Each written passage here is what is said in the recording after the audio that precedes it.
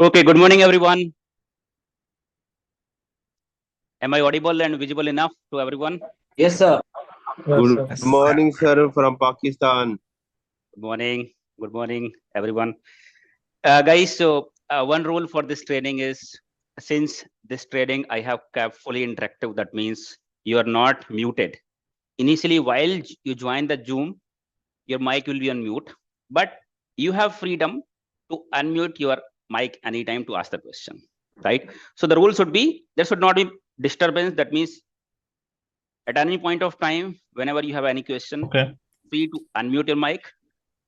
And once you're done with your questions, then keep your mic back unmuted, right? If multiple reminders, if you're not muting your mic, then you'll be dropped from the meeting. Okay, so make sure that you keep your mic on mute if you don't have any questions, right? Do not, keep your mic unmuted all the time without any question. Okay, so since it's the first day session, so let me introduce myself. So my name is Sulabh. I have around 12 years experience in cyber security, and I have trained more than 10,000 people so far. If you talk about my corporate experience, my last company was Ericsson. I used to work as a solution architect. And from certification perspective, I'm certified advanced administrator for 𝐓𝐽𝐧𝐢𝐧𝐤 SIEM. I'm certified architect for Splunk. I'm certified administrator for 𝐬𝐷𝐿. I'm certified administrator for McAfee. And there are so many other certifications I have from cybersecurity perspective. So in this training, you are not going to learn from someone who is just a trainer. You're going to learn from someone who has implemented the concept on the real time. I used to work as a solution architect. I was involved in setting up the SOC for various different companies, implementing the security solution end to end, designing, solutioning, sizing. I was involved in various activities. My last job was with Ericsson. I used to work as a solution architect with Ericsson till 2019. Then I started this company, SIEM XPERT, in a sense, full time. Since 2015, I'm delivering this training, but I used to work as part-time, that means Saturday and Sunday. And parallelly, I used to deliver the corporate training. My last corporate assignment was with Bahrain, Airport Authority of Bahrain, where I delivered Splunk training. So this training, especially we have scheduled for 10 days, 8 to 10 days, free training. It is just a helping hand after training more than 10,000 people. It is just a helping hand for the people who cannot afford the regular SOC training and their concept is not clear how to start their career in cybersecurity, especially on the SOC. So this training in next 8 to 10 days, your full foundation, full concept is going to clear here. Because, right, in cybersecurity, that means we are securing our data, we are securing, our network, especially data part. Now, in order to, secure our network, in order to secure our data, it's very important to understand the network, right? If we have the better understanding of network, then only we can plan to secure it. And by understanding that, we have people here from different background. Some people are engineers, that's good. Some people are working in cybersecurity, some people are networking. But along with that, there are many people who are from non-technical background. There are BA, there are BCom background, right? Who does not even have much hands-on the computer. You'll leave about networking, right? So this training we have designed in such a way so that people from different diverse background can also understand. And there. Sorry, Sulabh, your display is if you're you not visible. Any problem in between like audio and video, I think this cable is The camera gone out. just a moment, I'm fixing it. The cable is a little loose here. Okay, so I'll have to change the cable, it seems. But in case you have any problem with audio and video, just remind me once. So I was telling that after this training, your full foundation is going to. You understand that in 10 days, 8 days training, it's not possible to cover all the things within SOC. But I'm telling you, after this training, whenever you go, if anything you read outside on the internet, on the YouTube, right, with regard to cybersecurity and SOC, everything you're going to understand, because foundation base is very strong, right? Many of the people, even still working on the company in the cybersecurity, I'm telling you, their foundation is not clear for many of the people, because they directly get the opportunity in cybersecurity in the SOC. They started working on the tool, but their fundamentals are not very clear. Yes or no? If you make a building, right, with with a weak foundation, you understand, right? There's a possibility, right? The building will fall down. So it's very important to have, the foundation clear. In the cybersecurity, there are total 6 domains. Out of that, here we'll be talking about one of the domain that called as security operations center, which have the huge demand nowadays in the market. Security operations center, which is very hot field in the market within cybersecurity. Cybersecurity itself is very hot field, but within cybersecurity, especially security operations center, SOC. You understand, right? The growing demand in cybersecurity. Why? Because the digitalization is happening very fast. Everything is being digital, right? Either you have to order your food, you have to wash your clothes, whatever you have to do, right?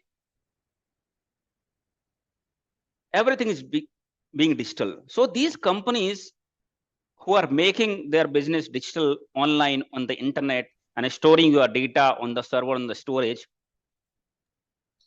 they have to ensure that there's a security concern, right? To keep your data secure. There's a security concern.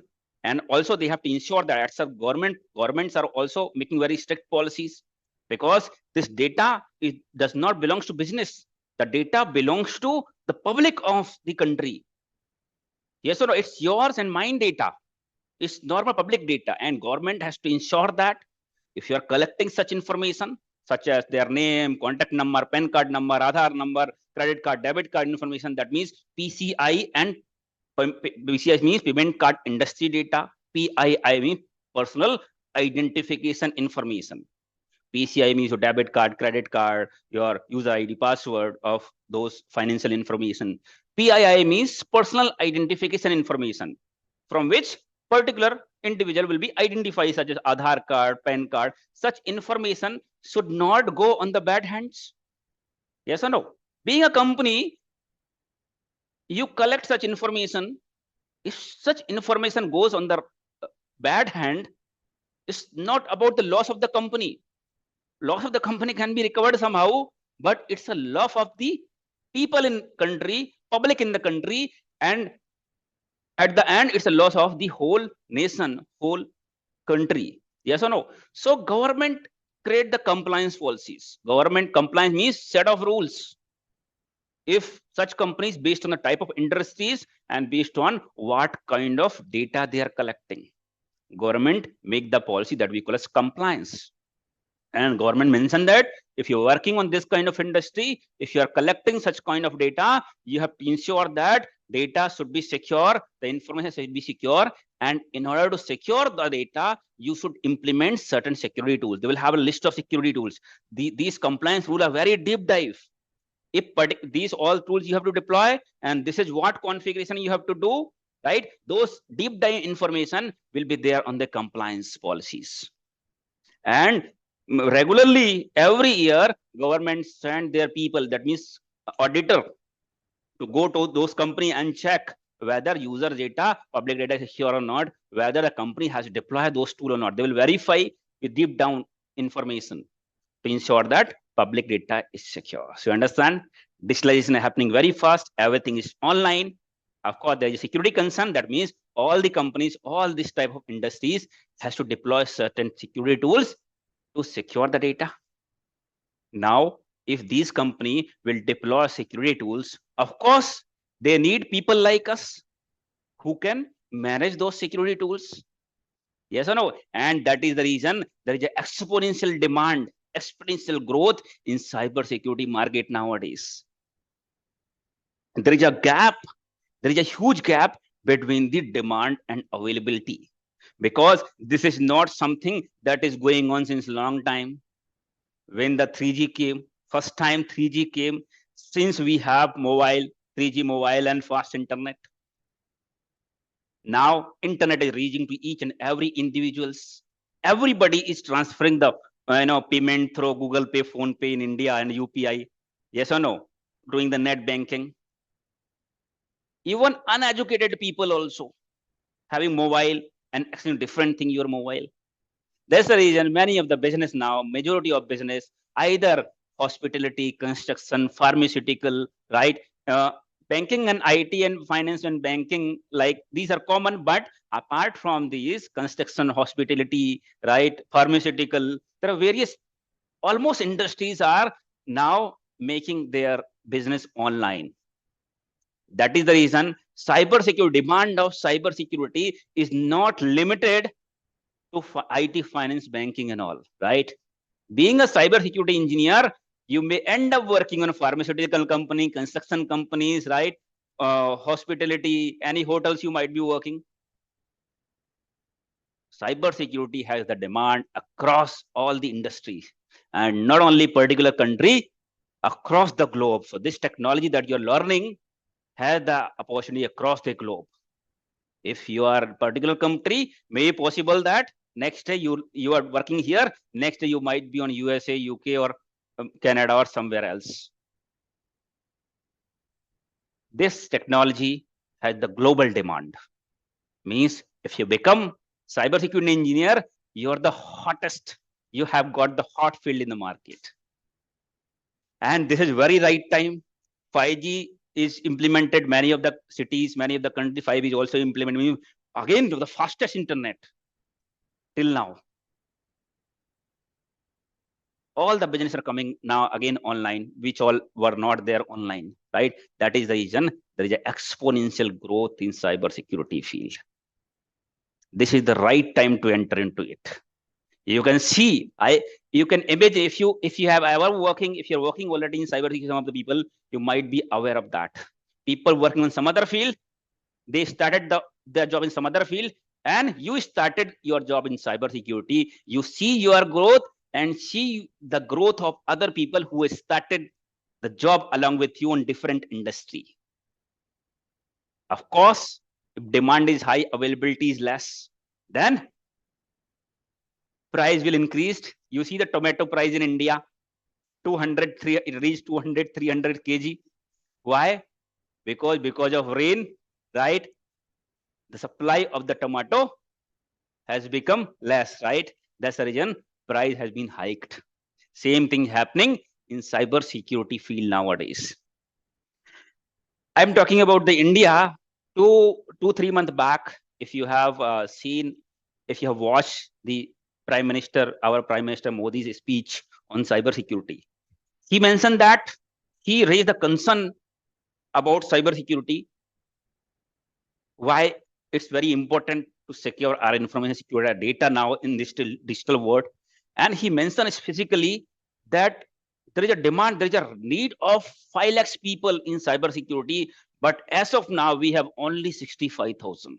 Or the actual need is 5 lakhs plus people. You understand how much is the gap? Yes or no? So if you have decided, if you are here, that means you heard about the opportunity of cybersecurity. That's the reason you guys are here. So in cybersecurity, there is one of the field that I mentioned, security operations center, which has the huge demand in the market. Why? Because in the cybersecurity, in the network security, there are various traditional tools such as firewall, proxy, IPS, IDS, antivirus, which are standard cybersecurity tools which work based on the predefined signature. That means pre-known information. We'll discuss about all this tool. Very important because these are standard tools which you will find in each and every companies. But mute your mic, please. If you don't have a question, let me finish it. Then I'll give you time to ask the question. Okay, but make sure your mic can mute for now. So what I'm saying is that these security tools work based on the predefined signature, predefined information. That means the security company already knows that this is a threat, this IP belongs to blacklisted IP, then these tools will have the signature. If any connection coming in from those IP, the tool will block. But what happens when this device does not have signature? means particular IP is not well known. In this case, successful compromise will happen. Yes or no? So in this case, there is a team we call as SOC. The team we call as SOC means Security Operations Center. What we call as? We call as SOC. SOC means Security Operations Center.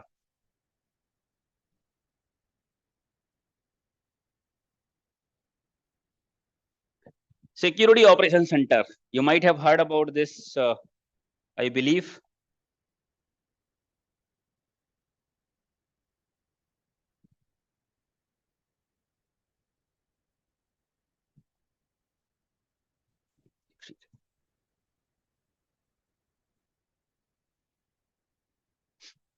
Security Operations Center is the centralized team in any of the companies. Centralized team. For example, if you have business in UK, US, Canada, India, right? So you have business in different countries, but company is same, right? You have network in all different countries, but all are connected with each other, right? That means the same company. Security Operations Center will be centralized team, means you will not have the team in all the countries, all the locations, right? It will be centralized, but maybe you have disaster, data center and disaster recovery. That means in case some physical issue happen, internet problem will happen, right? So if SOC team is particular location, SOC team is not able to work, so you might, company might set 2 security operations center just for disaster recovery, right? High availability. But security operations center, the name itself suggests security operations center. How many centers in the circle? One only, right? Yes or no? Only one security operations center. So that is the reason the name is Center, Security Operations Center, right?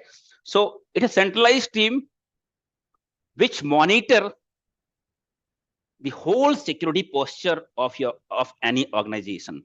That means they keep an eye what is going on, what connection is coming in, what connection is going out, and what our internal users are doing. Internal threat. Hindi में एक कहावत है, घर का बेदी लंका ढाए. So that means internal, that means we are not going to monitor, we should not monitor only inbound traffic. It's not certain the attacker will come from inside, outside to inside. There are many chances where the internal user can also be a threat.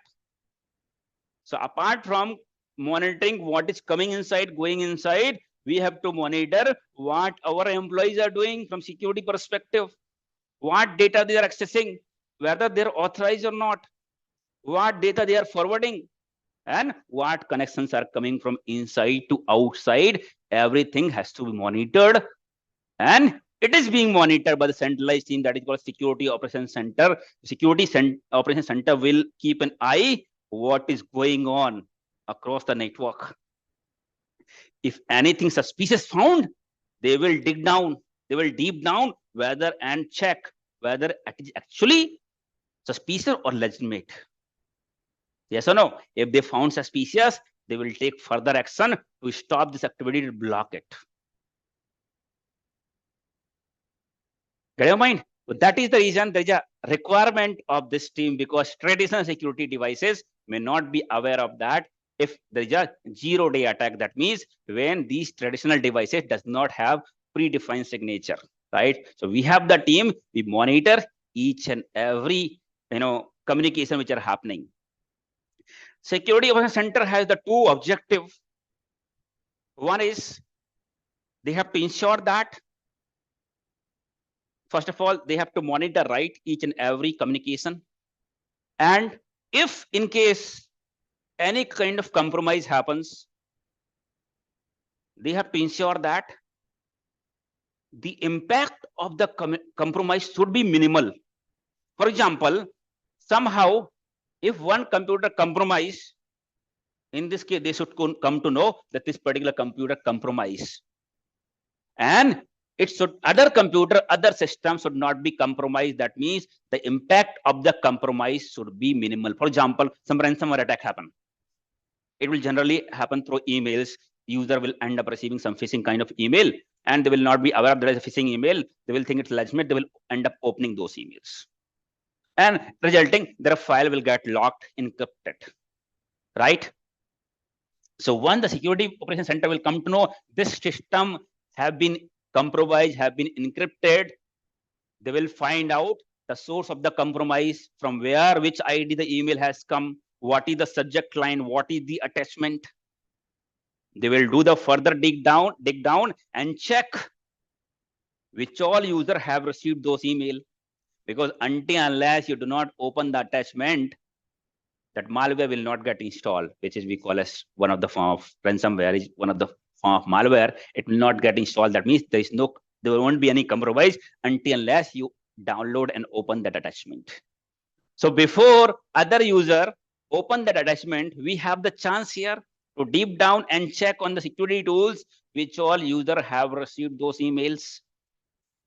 And if they have not yet opened, we can ask them, we can contact them to delete this email. Yes or no?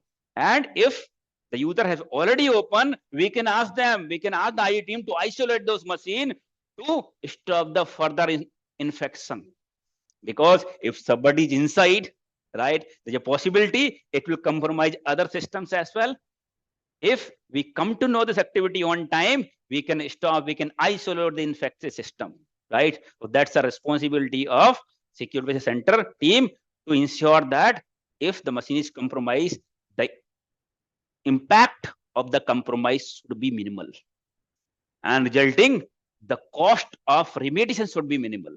Of course, if the impact of compromise is minimal, the cost of remediation would be also minimal. Cost means if less system get infected, because if any system infected, you may have to reimage the machine, you have to format the system, resulting you may lose your important data. That means the data will be in the form of cost. Yes or no?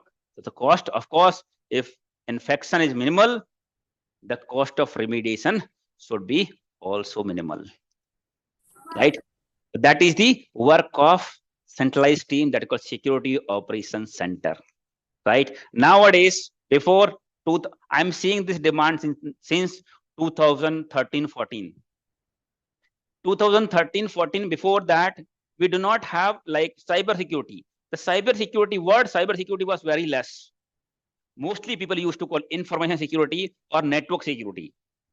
Information security is a broad word. Cyber security is the part of information security. Information security means securing your digital and physical assets. Cyber security also, as well as physical security, means your CCTV surveillance, right? Your all this stuff also used to come, asset securing, right? Also comes under the information security. So many of the companies were not having separate team for cyber security. And that time, people also were not aware. Since 2013-14 onwards, we are seeing the exponential growth. Even we were not aware. I was not aware what will be our future. Till 2014, we were not aware how, I mean, we had not expected this much of, nobody has expected this much of growth in cyber security. Then after that, many of the companies started, setting up separate team, separate revenue. Now every company has separate team, separate revenue. 2013-14, we heard the news that companies started keeping separate revenue for cyber security. Otherwise, the cyber security part is the part of other fields, means not separate department, not separate revenue. Now there is separate budget allocation for cyber security. Of course, it is one of the majority thing. Cyber security is very critical, because if any of the company compromise, it does not give only financial loss. The result of the compromise or cyber attack is not only the financial loss, but it's a reputation loss, it's an image loss. If any company compromise with cyber attack, you have business, you are the client of that company, Would the client give the project to that particular company where their own data is not secure? No, right? If they cannot secure themselves, that means they cannot keep our data also safe. That's the reason cyber security is the first priority. Even any of the company's CEO system also compromised. Being a cyber security team will isolate his system also, will reimage, format his system as well. Because nobody is above than cyber security, securing our digital assets. You have seen certain example in past. Sony Picture I had given in one of the video also. Sony Picture and Yahoo, one of the biggest search engine in that era, Yahoo, which even Google told that time, asked Yahoo to buy Google. They denied.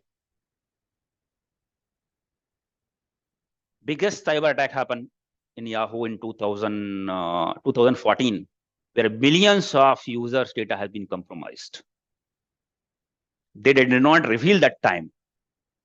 It's also important, as per the government compliance policy, it's important to reveal if any data leakage happen, is there any compromise happen where the user information has been infected, public information has been impacted. It's mandatory to inform to the government that this cyber attack happened and this data has been gone.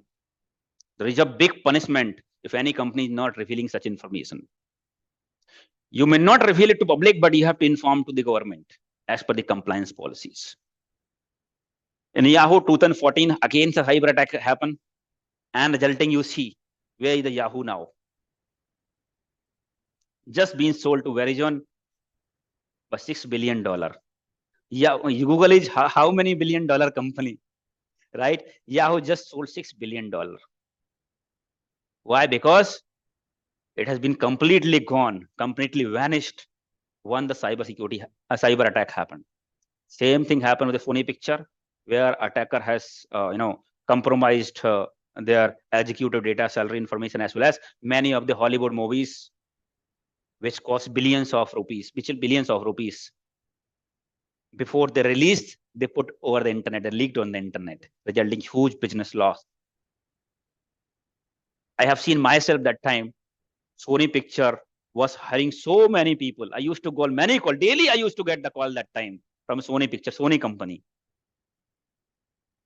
After this cyber attack, understand the criticality of cyber security. That's the reason.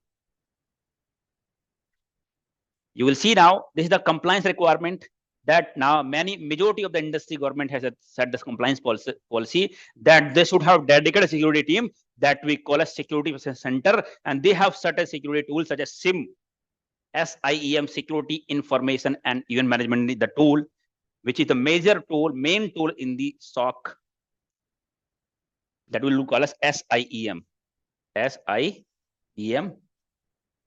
security information and event management, which is the main tool. There's some other tool also, but this is a main tool in the SOC, which we used to monitor whole security posture of an organization. So nowadays, government had the set policy, different, even pharmaceutical, every industry's government has created policy that they should have SOC team, and they should have a SIEM deployed to monitor the whole security posture. Nowadays, I'm getting a call. Our company, we are getting an inquiry from many companies based on the UK. Recently, UK has changed their policies, and they have included many different industry as well for this SOC. And this industry does not know the ABCD of SOC. They did not hear about the SIEM. But as per the compliance policies, they have to deploy it. They have to set up the SOC. They have to deploy the SIEM. Now they are reaching out to us for consultancy. They're actually not bothered about the user securing user data. They're actually bothered about to meet the compliance, government compliance, so that they can continue running this business. Otherwise, their license will be cancelled. So when we ask which SIEM tool you have to deploy, what they say, any SIEM tool which is a cheaper one. Because their objective is not all not actually currently to secure the user data. Their objective is to meet the compliance, right? Means governments of different nations are forcing their corporates to have the SOC setup to ensure the data security. You understand, right? The war, cyber war, right, is much bigger and has the bigger impact than the physical war. Digital war has the biggest impact than the physical war. Physical war, at least we can see who is our enemy and from where he is coming from, right? We can defend, right? But in digital war, we cannot see who is already inside the network. You're working and you do not know somebody already inside and digging down your data, manipulating your data. You're not aware because we cannot physically see them. Yes or no? And within short period of time, it can give the big impact. Physical war takes time. You see, between Ukraine and Russia, since how long? You are thinking maybe Russia will finish the war in 1 or 2 months. You see, it's been a year. Still, there is no decision who won and who lost. Yes or no? The war is not completed yet. But cyber war does not take this much of time. Within few minutes only can be the game over within few minutes. Yes or no? That's the reason cyber security is very critical than the physical security. Get in mind? So this is the right time. If you already aware that cyber security is good and you want to start your career, this is right time to start it. So in this 10 days class, we'll be starting from basics of networking security concept, which is very important. We'll understand the fundamentals, how computer communicates over the internet, what is internet, IP address, DSCP, DNS, various security devices. So we understand how to Mani Kumar.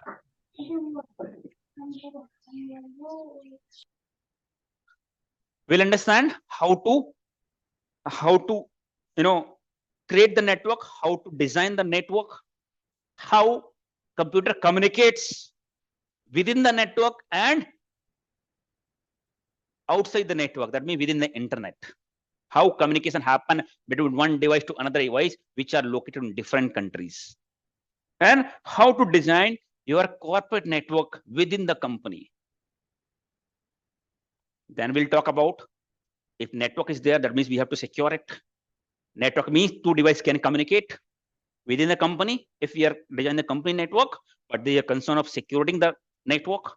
Then we'll talk about the various network security tools such as firewall, WAF, IPS, IDS, proxy, your endpoint, different devices we will be talking about. Then we'll talk about the SOC, SIEM, which is the main tool in the SOC, Security Center. SIEM, how we can tackle such situation when there is a zero-day attack, means these traditional security devices such as firewall, IPS, IDS, proxy, or email gateway, when this device does not have signature, that means the particular attack is not pre-known. With these tools, how we can monitor and how we can take an action. Then we'll talk about a SIEM, how we can monitor the whole security posture in a SOC. Right? So in 10 days, 8 to 10 days, we'll see how much we can cover. During this training, so this is the first 8 to 10 days session that I'm involving you in our regular SOC batch. We have the regular SOC training, which is going for 3 months, which is very deep down, 0 to hero, that is basics to advanced level, where we cover all the tool, lab access and everything. So initial 8 to 10 days, I'm allowing you on the same batch. And you'll feel like the regular batch people because you'll be joining through Zoom live, as well as you will have freedom to ask questions. After this 10 days of training, you'll get the certification credentials. That means you'll get the SOC analyst certificate as well, which will have the credential. That means which will be verified by us. You can write in a resume. SIEM expert is nowadays, if you search in Google also, it's one of the popular institution in cybersecurity. Many of the companies are already knows it, and they understand the quality of training with SIEM expert. If you go and write in the resume that you have joined the training or you've done the certification with SIEM expert, they will understand what kind of knowledge you will have. So it increase the value in your resume if you have done the training and certification with us. So it will increase the value in resume. You can add in your profile. So after this training, if you have completed, joined all the session, or if you have watched the recorded session also. So we'll have certain attendance that I will explain you in the next session. Daily attendance that you can do to which shows that you have attended or you have gone through all the session, right? So based on that, we'll be awarding you with the certification after finishing the session. Okay. So if you have any question, you are free to ask now. So now next session will happen on Monday. Ideally, our session will be Monday to Thursday for another 2 weeks, Monday to Thursday, 8 a.m. to 10 a.m. India time. So next session will be covering on Monday, 8 a.m. Now you can unmute if you have any question. You can unmute and you can ask. Good morning, sir. Good morning. Sir, my doubt is like, will you be teach like investigation and particular use case, like what can we do? Example, like I'm working as a SOC analyst. I have 1 year experience, but here in my present company, like I get some different kind of the use cases. Right. Based on that, I need to do some investigation. Like Correct. if I get the authentication failure, data exploration related to that, where I'm getting. Yeah, got it. In this short period of 8 days, 9 days, it is not possible. However, this is part of regular training. This is part of regular SOC training. Okay. This is very short period to cover it. See, this is not a kind of demo session. I am giving 8 days session, 8 to 9 days. That means around 16 to 18 hours. It's not something that 1 year one people what they are giving is 1 hour, 2 hours web kind of demo kind of session. So it's a in-depth training for 8 to 10 days, which is completely free for you, just a helping hand. But 8 days is very short period to cover everything. Okay, next. Hello, sir. Is this based on the industrial training? Industrial level training? Of course, this is completely the training that we will have. I mean, I'm commenting based on the total training because 8 days is very short to cover everything. But the training that we have in regular is it will be fully hands-on. We have world-class lab setup here, how to defend cyber attack in SOC, how to investigate, how to get an alert, and what everything has been done. Everything will be covered practically. And in the regular SEC training of SOC, because 8 days period is a very short period, but I can understand that 8 days, your full foundation is going to clear here. I'm telling you, after this training, 8 days of training, you'll be very confident in talking about the network and security concept because your foundation is going to be very strong. But if you talk about the regular setup that we have world-class lab setup here. You'll get the hands-on lab access for 3 months. We have dedicated lab access. Through VPN, how you access to the company, through VPN, you connect to the lab and practice anytime 24/7. Nobody will have this kind of setup that we have. Okay, sir. Almost 47 lakhs per year we are spending just for the licenses cost, so that we can give the real-time hands-on access. We have a Splunk enterprise license, including Splunk enterprise security. Rest of the other people are training on the free Splunk, which is just Splunk enterprise trial version, which does not have a Splunk enterprise security. That means Splunk enterprise security, there is no free trial, which is not a SIEM. Without Splunk enterprise security, Splunk is not a SIEM. Means Splunk cannot be used for security perspective. Splunk enterprise security. We have ArcSight license, which costs 23 lakhs per year, enterprise license. Recently, we are the partner also, Splunk learning partner. You can see in the Splunk website, SIEM expert is mentioned as authorized training partner. SIEM expert is one of the authorized training partner, only authorized training partner. Hello. One moment, let me continue. Whenever I am speaking, please do not stop in between. Let me continue, finish it, and then you are free to ask question. We have recently received the CrowdStrike also EDR, only training institution in India which have got license for training perspective from CrowdStrike EDR, which is one of the leader in the EDR market. Yes, go ahead now. So, sir, which security tool will be covered in these sessions? Splunk, ArcSight, or like only the basics would be covered of the security. See, basics, and we'll have a review on Splunk ArcSight board at the end. In depth, it cannot be covered. 8 days period is very short, right? But we'll show you where we can monitor the real-time incident and everything.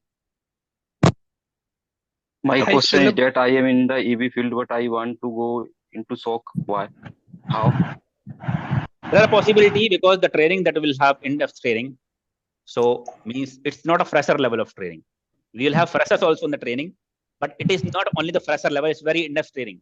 People are able to justify 3-year, 4-year, 5-year experience after the training. A lot of noise from your end. A lot of noise sir, from okay. Sir, as per our session, what is the sixth domain of cybersecurity? Sixth domain, that's a homework for you. Okay. If you don't get it, ask me in next class. Okay. Okay, That's I a have homework a for you. question, Hmm. sir. Yes. So since it is not, I'm not talking about 8 days training. I'm talking about the complaint 3-month training. So during that, are we going to get the idea of how to create use case, Of admin course. part, Of course, implementation? how to integrate devices, how to install connectors, forwarders, how to integrate firewall, Windows, Linux, any kind of device, how to integrate. If any device is not forwarding the logs, how to troubleshoot the issue, how to create the correlation rules, right? How to fine tune the correlation means use cases, how to fine tune the use cases. And normal For investigation optimizing of those use cases and all? investigation of alerts. Of course, alert investigation is mandatory part. Even L1 will be doing main part of the L1 is investigation analysis, checking whether true positive, false positive, right? That is the main thing. Apart from the L2 activities, and many of the L3 activities will be also covered here. So those 3-month training, are we going to cover Splunk and ArcSight, or like Right. CrowdStrike and other tool as well? Splunk ArcSight, as well as Nessus vulnerability management. We have separate for Nessus vulnerability management, but I'll be giving the self-paced training access from the main batch. So SOC, Nessus also added, apart from the threat intelligence, threat hunting, email analysis, that will be also part of the training. And also CrowdStrike, EDR, it was difficult for us to include on the SOC part, because otherwise SOC fees will get increased, because it's require a separate license. So for SOC part, we are giving the CrowdStrike training EDR also in the half cost, 50%, whoever are going for the SOC training. Because if I increase EDR, it's very important to have the EDR hands-on also being part of SOC. In next generation SOC, you will see the EDR as well. Okay, sorry. In next generation SOC, you will see the EDR also mandatory tool nowadays. Important tool, not mandatory, but important. Many of the companies are deploying. We thought to include in SOC, but if we include in SOC, the overall cost of the SOC batch will get increased, and not everybody can afford it. So EDR is not mandatory, but it's good to have. That is the reason. If anybody is interested from SOC batch, we're giving 50% discount. Means cost to cost basis. Whatever license and training cost, license cost only, that much we will be charging, not the training cost. Are you Hello, also considering Vajo or some other open source tools, SIEM tool? What? Come back. Sorry, I'm asking, are you also considering some open source SIEM tool like Vajo?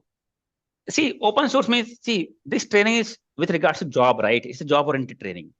If we consider some other tool, that means which does not have demand in the market, which does not, other companies are using, right? So that does not make any sense. It's not something that 1 year it is training, so we can include different things, right? The main motive of training is to get the job. Main motive. However, we'll have different people who are working on cybersecurity already, but they have just basic level knowledge. They want to enhance their knowledge in cybersecurity. Those people are also joining. So, but main thing is to get a good job.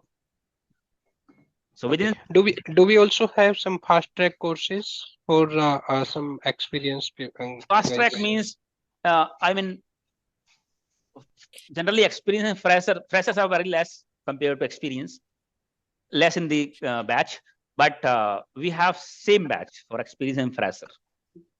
Okay. If you're experienced, then we have one more batch. If you want to, if you're experienced in cybersecurity, want to do the hands-on and want to become the part, especially in the Splunk and Sentinel, we have separate batch, mostly for experienced. Yeah. That is advanced level, means configuration, deployment, deployment configuration, troubleshooting, architecting, sizing, everything being covered practically. Clustering, backup, upgradation. That is the advanced level of training. Somebody who has the Linux knowledge, Linux experience, at least basic knowledge of Linux. Those are the only audience. How can we get the detail for that batch, and what is the duration of that batch?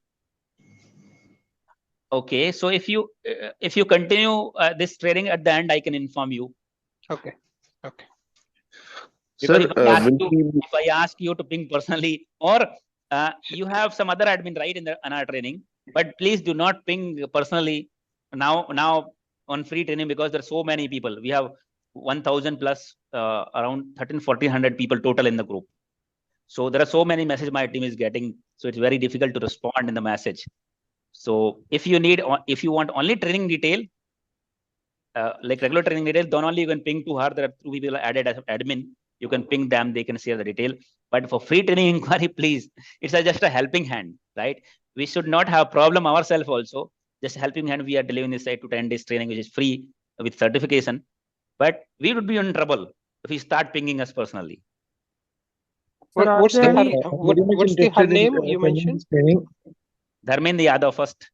Yes. What you guys start raising the hand. So I will call who can speak their question. Raise the hand. You have right click and there are 3 icons using which you can raise the hand. Right? Go ahead. Chris, Krill Nelson. Good morning. Yeah, good morning. Go ahead. Sir, how can I learn all this? Sir, how can I implement it? Like, how can I get experience? I'm a student basically. Sorry, how can you? Gain that experience or practice and all, how can I do, sir? Like, I'm just a student. Sir. Sorry, I'm not. You had some background noise. I could not hear. Sir, actually, I'm asking this, sir. I'm a student, no, sir. You are a student? Okay, so sir, yes, sir, I'm a student. So if I'm doing this workshop for 10 days and I can get a lot, I can learn a lot, sir. But sir, how can I practice and how can I get experience into this field, sir? How to approach this industry, sir? For this training, 10 days training is not practical training. Means I will show you practically at the end, but you can't do the hands-on. If you want to go with the practical training, then you will have to go with the regular training. 10 days is very short period to cover everything. So if you want to go with practical hands-on, then you will have to continue with the regular training only. Okay. Next, Archana Sukla. Next question.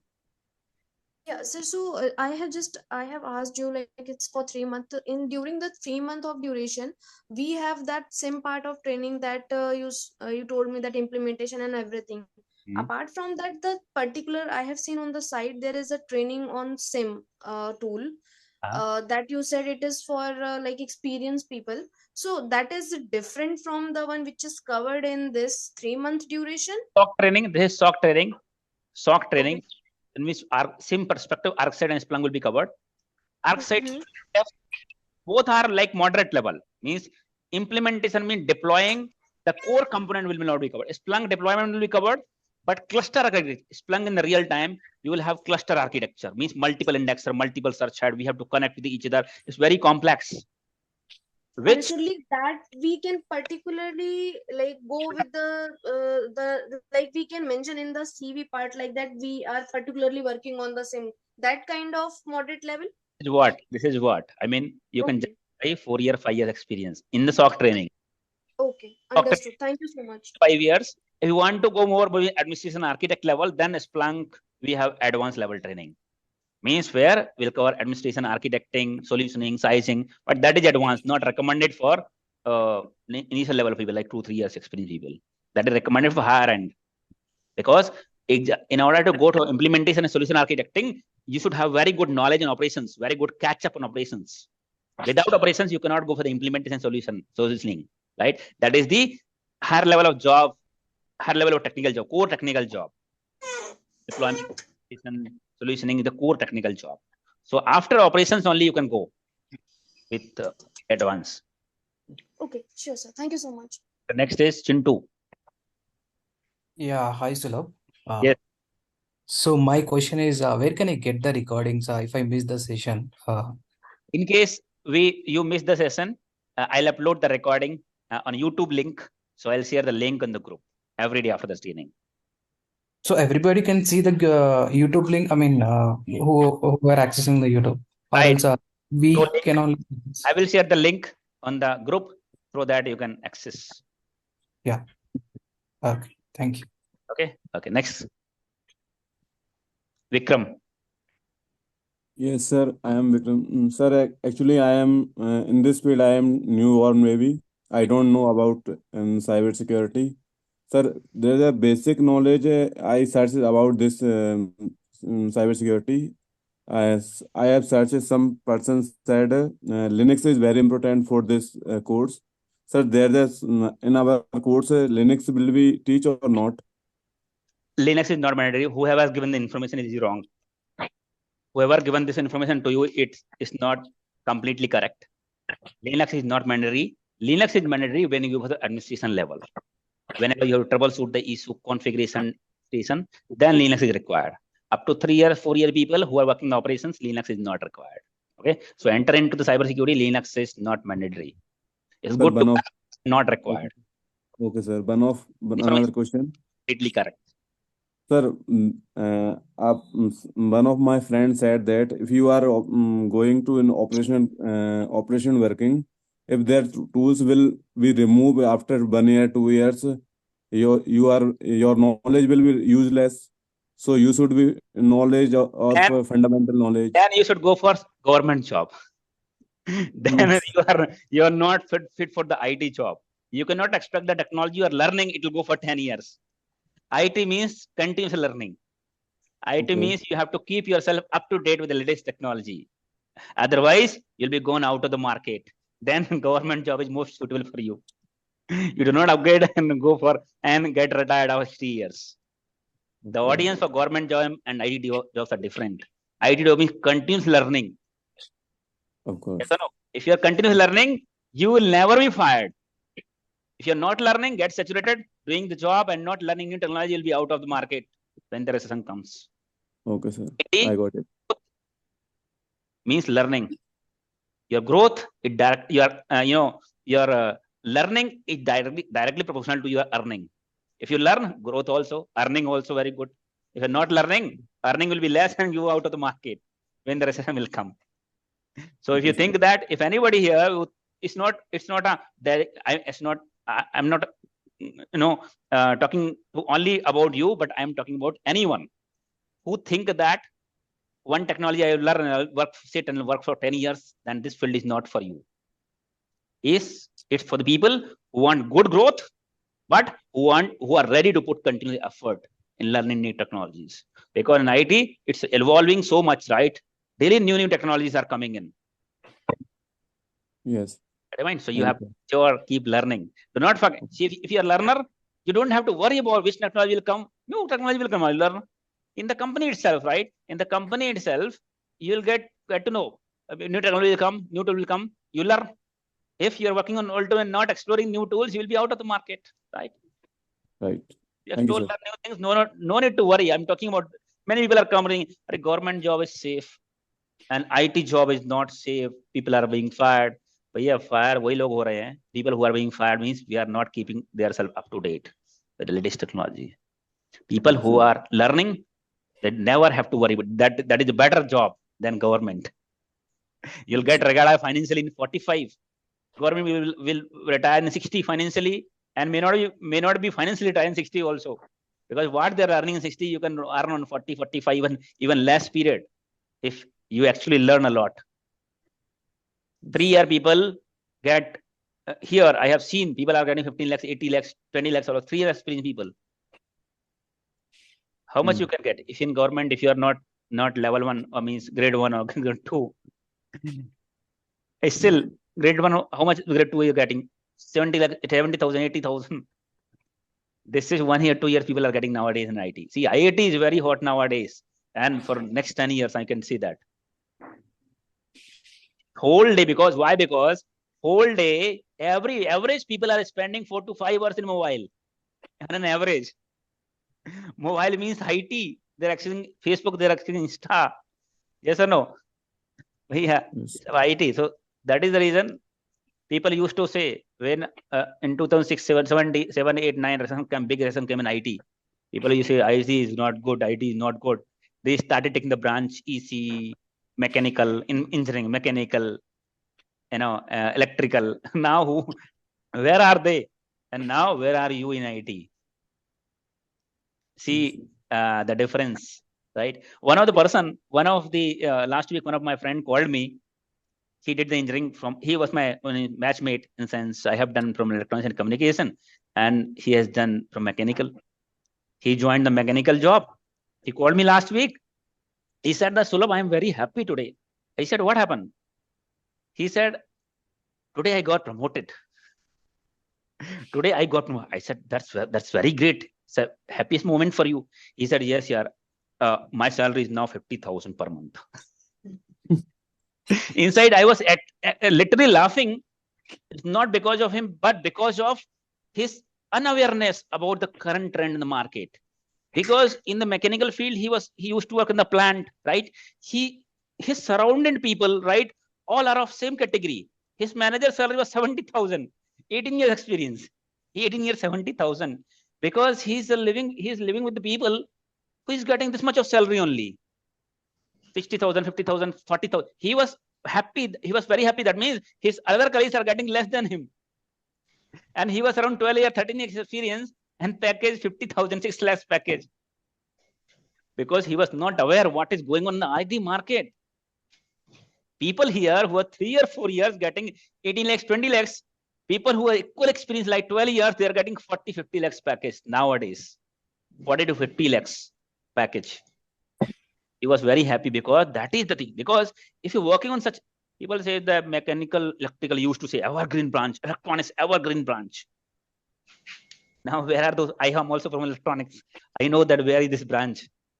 Especially for India, you see, there is no market for electronics. You used to core branch. Electronics is a very good branch. Now, where are the electronics? There is no market. Only 1%, 2% market in India. Rest of the electronics products are coming from China, Korea, Japan, and etc. There is no market. Similarly, for mechanical, electrical job, if you think that is core job, yes, it's core job. But where you can get this job? In these plants, in manufacturing companies, right, which are based out in India only. You cannot work on the USA company from India in mechanical, because in the mechanical, this kind of job, you have to be physically present. Yes or no? And why? The reason I'm telling you to have a good hike on the IT job. Why? Because being sit in one location, you can work from USA, for Canada, for South Africa, for Australia by sitting in India. That means the company which are offering you the job, they're earning on dollars, not the Indian rupees. Yes or no? They're hiring people here, and these people are doing the job for the company based on the USA, UK, Canada. These Indian companies are getting the project from these different countries. If these different, for example, USA,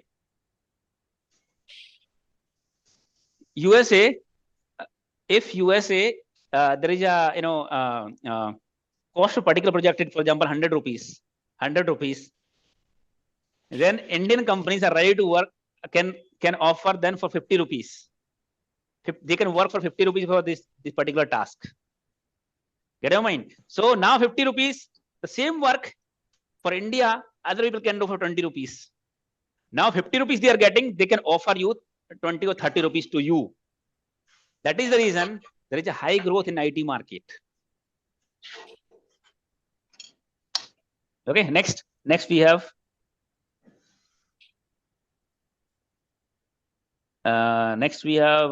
Farid. Yeah, thank you, sir. How much syllabus you will cover in this 10 days? Guys, if you have any problem, I can see one of the comment. If you have any problem with the session, you can leave. You have not paid for this training. It's a free training. So I'm not going to accept the comments. Yes, go ahead. Hello. Yes, go ahead. Yes, Farid, go ahead. How much syllabus you will cover in this 10 days? This is mostly will cover network part, security part, as well as introduction, how we can monitor real-time threat on the SIEM. because 8 to 10 days period is very short period to cover everything. Okay. Okay. Next we have Adnan. Sir, what is the difference in EDR and SIEM? What is the difference in EDR and SIEM? Both are different tool. We cannot compare because EDR is mostly for endpoint, such as your operating system, Linux, Windows, right? To detect any kind of malicious activities, right? And EDR has the capability to isolate the system. We can remediate it, right? That is for endpoint. While SIEM tool can receive the log from EDR also from different devices. You will understand it, the SIEM tool yourself once I explain you here in detail. Okay. Next, Vikrant. Thank you, Sulabh sir, for the service. First of all, thank you so much. And my question is regarding in this particular SIEM tool, what is the perspective on threat intelligence? Can you briefly explain how that will be covered here? Thank you. Threat intelligence will be covered in the regular training.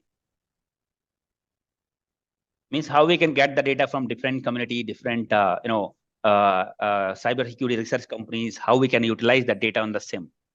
So we'll be getting those data, we'll writing the correlation rule, detect any malicious activities based on this threat intelligence data.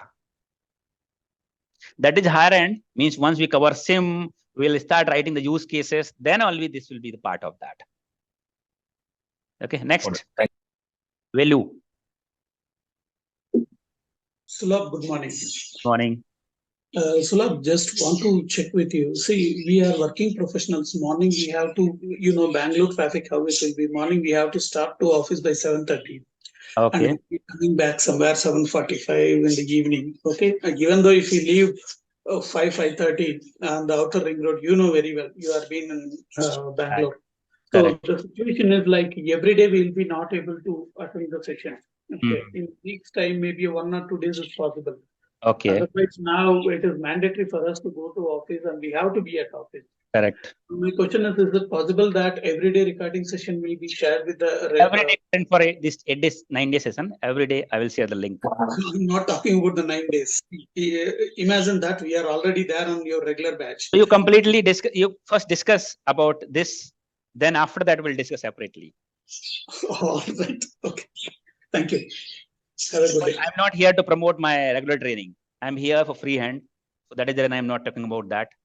It's a free hand. We help people with this training. No. This free help, whatever is appreciated. I'm not denying it. Now itself, if we cleared in the sense, we'll be very much good to invest our even this 10 days.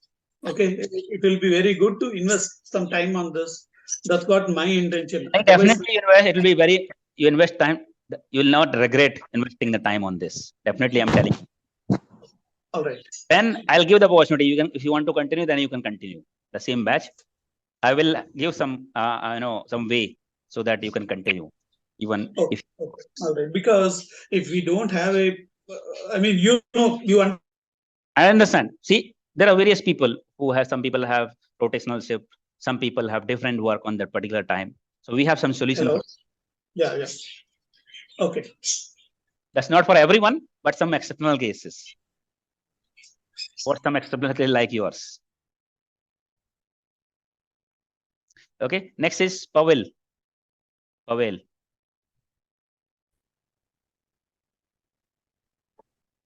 go ahead. Hey, Sulabh, thanks.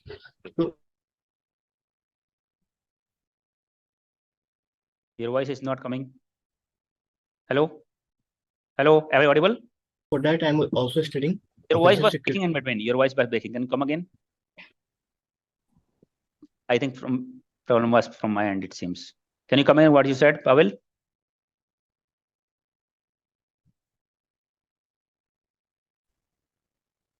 Hello? Is there any problem from my end or your end? Can you come again what you said? अरे मेरा network चला गया यार. Hello, am I audible? Hello. Sorry, yes, I lost my network. It seems in between. Okay. Can you hear me? I can hear you now. Okay. Hey, Sulabh. So currently I'm working in my organization as a network engineer, L1. and I am willing to start my career in cybersecurity.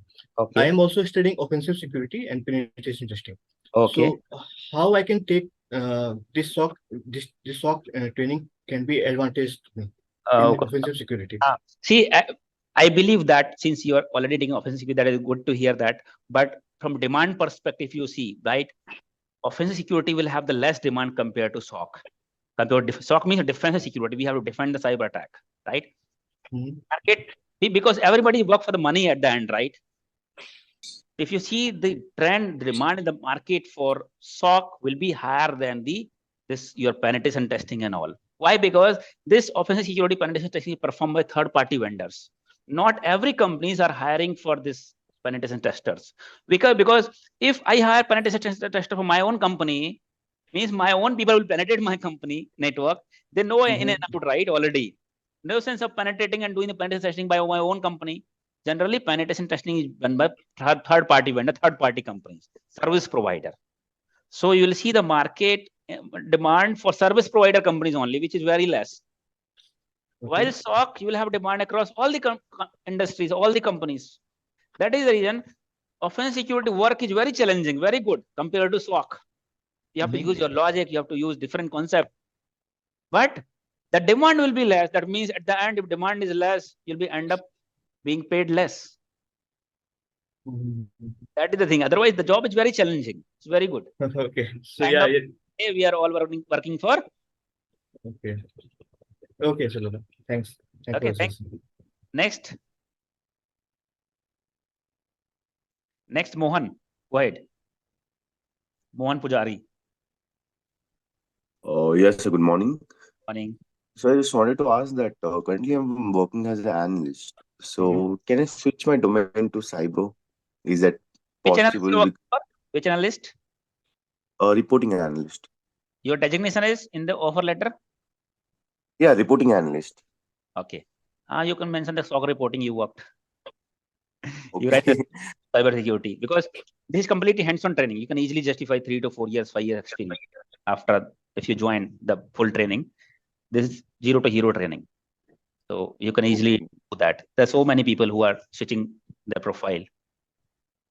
And this is mostly the training. This is mostly majority of people will be like you in this training who want to switch from some other profile to cyber, or who have the gap in between their career after passing out the graduation. They were doing some business or working on some other field.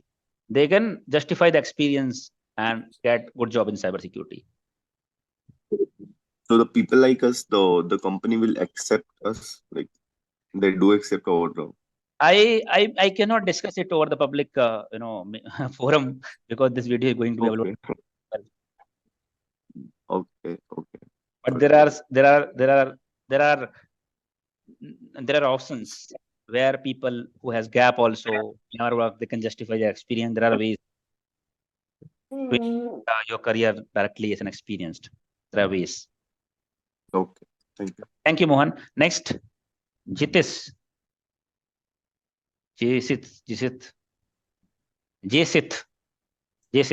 Go ahead. Hello. Yes. Hello, sir. Good morning, sir. Good morning. Sir, actually, I'm from non-IT background. Hmm? So, how is the market? Even if I go for SOC, is there any chance of getting as a fresher into the market? Which year pass out you are? So, I'm 2004 pass out, graduation. Okay. I'm currently working in finance field. So Okay. I just want to switch to this IT. I mean, I'm interested in SOC training.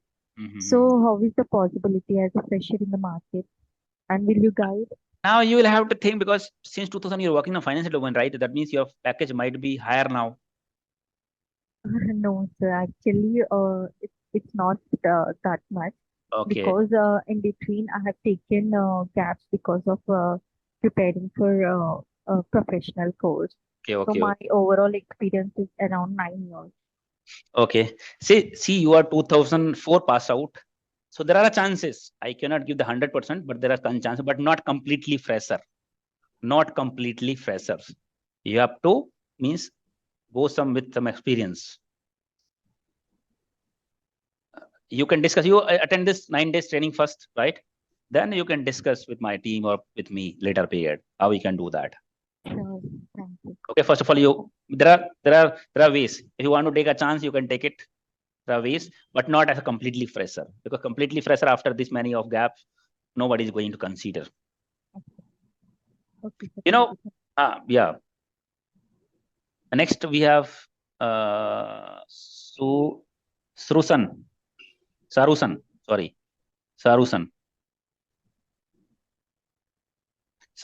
go ahead. You raised the hand, but I think okay. Next we have Manikandan. I have a question. So with the advent of ChatGPT and AI, how will that impact the SOC analyst and SOC analyst roles? So how are you? As of now, it is yet to be known. It is not yet been evaluated, right? Certain will be impact, but I don't think so. As per the various sources, they have not revealed anything about any impact. Okay, but in future, would you be like conducting, in case if there is any impact, would you be integrating? Of course, will be. Otherwise, we will also be going to be out of market. Okay, no. Would you be planning to integrate some of the AI related stuffs in your training? Say, that is what I'm saying. If it is implemented in the industry, we'll also implement. It is not yet implemented anything as of now in cybersecurity from AI perspective, right? Means separately, there are some tools which are coming with AI machine learning features, right? So they are tools only. But if there is a big change happen in the cybersecurity market, right? Change happen, of course, we have to do the changes in the trainings also. Otherwise, like other people, will also go out of the market. We also upgrade. You will not believe that I am giving 3 or 4 hours per day to study at this level as well. Because if you do not learn new technology, you do not get to new technology, you also go out of the market. So it's not about you, it's about me also, it's about everyone who are the part of IT.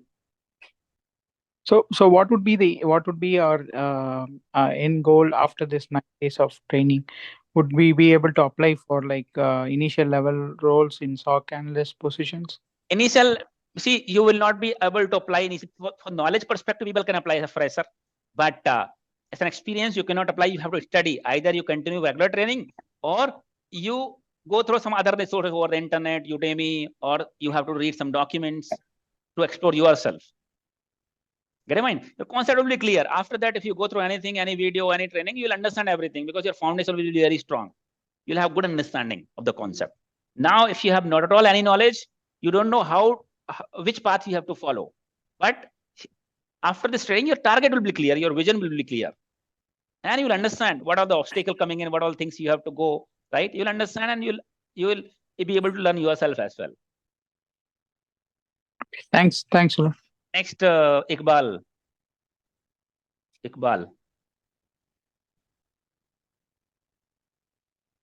Sir, can you tell me? Iqbal, first of all, Iqbal. Yes. Sir, can you tell me the basic knowledge of cyber security if for compulsory to start this course? No, start this course starting from basics only. So no need to have any basic knowledge because it will start from basics only. So you will understand even you're not bottle rakhi ho, pani le aao, even rakhi ho bottle. So no problem. Okay, next. Which tools? Sir, I have a question. Yes, go ahead. Which tools are used in cyber security SOC analyst? Sorry? Which tools are used in a SOC analyst? See, mostly the SOC SIEM is very common. Main tool is the SIEM, right? Apart from the other tool like SOAR, you may have some other tool like EDR, right? But these are some other tool, but SIEM is main. So our main focus on the training will be on SIEM. Okay.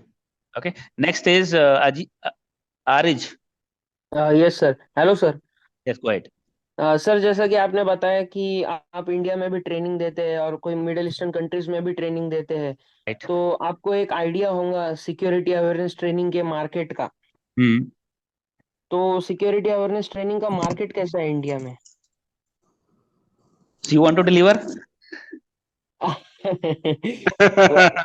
सोचा तो नहीं, बस थोड़ा सा ये कर रहा हूँ, प्रोबिंग कर रहा हूँ मैं। Market it depends. मार्केट तो बहुत है, लेकिन आपके पास चैनल होना चाहिए ना, कैसे मिलेगी? Market depends. Security awareness training means generally the company which does not have security teams, right? They may वैसे ये बॉटल नहीं थी मेरी, ब्लैक वाली थी, रेड वाली रखी मेरे केबिन पे, मेरे केबिन में रखी है वो। नहीं उस तरह मत करो, वो यूज करो, वो दूसरी है, उनकी है। हाँ, so it depends. Of course, awareness training means being a SOC team also, you may deliver security awareness training to your internal people, internal employee. और सर सीरियसनेस आता नहीं है बिजनेसेस को ये चीज को लेके? बहुत सारे business, of course that is the reason cyber होना चाहिए। जब उनका अटैक हो जाता है, कंप्रोमाइज होता है, तब सीरियस होते हैं। वही तो आपने कुछ टेक्निक यूज की है वो लोगों को, मतलब सीरियसनेस बताने के लिए या फिर कुछ? Actually, see, if you start working, you have a lot of work. So I did not find time to go and deliver this security awareness training. We used to deliver in the SOC. When I was the part of SOC, we used to send do's and don'ts, and sometimes we used to conduct the training or security awareness training or different teams, different business units. But I never delivered such training because I was a part of core technical. Whenever I deliver the training, I deliver core technical training. But of course, I can deliver, but that is a different time. I have to find it out. That's why I was not very interested in delivering such trainings. Okay, sir. Thank you. I have so many plans, but for that you should have time. The important is 24 hours and 8 hours sleep. That means you have only 16 hours. Thank you, sir. Thank you. Next, Adnan का तो हो गया था ना. Next we have Satya. Good morning, Sulabh. Sulabh, my question is, what is the demand for cybersecurity engineer and cybersecurity analyst? So, is it more for a cybersecurity analyst or for engineer? And extension to this question, say for example, if I learn one SIEM tool admin, so am I able to manage other SIEM tools as well, or shall I have to continue with the tool which I learn? It depends on the concept. If the concept is clear, right? It's same like you are right. For example, you are driving Honda City. You can drive Mercedes also. It's almost same, but some functions will be different because the core objective that we are achieving. For example, we have ArcSight, right? The SIM work is to collect the log from different devices. I will explain you here in detail. To collect the logs, normalize the logs for long time searching, reporting, the real-time alerting. These are the core objectives from the SIM tool. So this week, how we can achieve from ArcSight, how we can achieve from Splunk, and how we can achieve from QRadar. Same. This is the core objective. Every SIM will have this feature. Now the GUI will be different. So where is the option you have to find? Okay, device integration. If I have done from ArcSight, I'm now working on QRadar. In QRadar, where is that option? You have to find it out, right? That means your concept is clear. You need some document, right? And then you'll understand it, right? There are some people who learn multiple tools because their concept clear. But people who work in the tool, but their foundation is not clear, their concept is not much clear, they may not be able to work on another tool, right? It depends on how much time you put and how concept is your clear. If your concept is clear, you definitely you can work. Get your mind? That is a company also. Company also, when they have requirement for example, QRadar, right? You mention either QRadar or ArcSight or Splunk or Sentinel. Any tool is fine because most of all the tools will have same features. Mostly features are common. Got it, Sulabh. My first question was cybersecurity engineer and cybersecurity analyst. So which one is demand? Generally it depends. In some companies, for engineer also means will have same analyst, senior analyst, or team lead like this. But analyst refers operations. Operations were like monitoring, real-time monitoring, correlation alerting, investigation. That refers the analyst job. While engineer means which are mainly technical role. like doing the administration, doing some new use case development, right? This comes under engineer job. Some company will differentiate this designation. They will give analyst different designation for analyst for monitoring people investigation, and for people who are writing the correlation role, administration, they will give the engineer content development engineer role. It depends on company. Some company will give the analyst only, maybe administrator or analyst like that. So that engineer role is after the analyst. If you are already part of monitoring investigation, or if you have knowledge, if you have experience, then only you can become the engineer. The second level. Of course, engineer is more technical job. Get your mind? Yeah, thanks a lot. Thanks for the clarification. Thank you. Next is Adnan is already done, right? Avinash. Avinash, go ahead.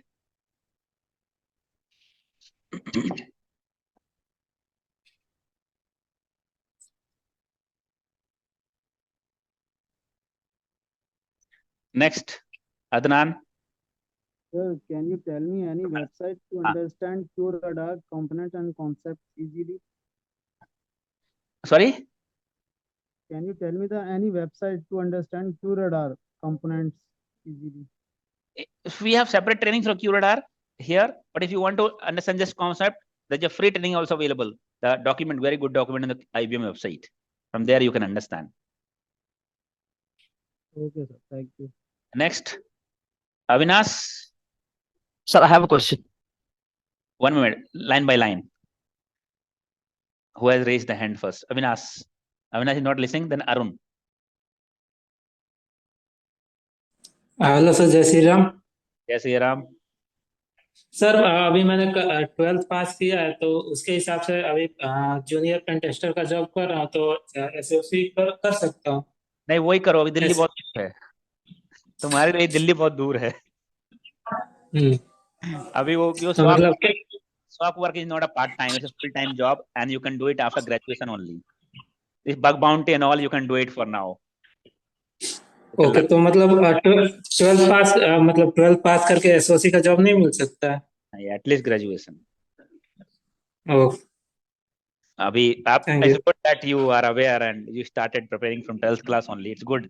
Definitely you'll become very good cyber security engineer till then. Okay sir. But अभी दिल्ली दूर है, तो 3 करना है। Okay okay, thank you. Next क्या है? किरण। Hi sir, good morning. Good morning.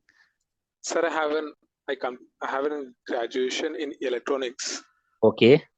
And I have 3 years of work experience in non-IT sector as associate and senior associate.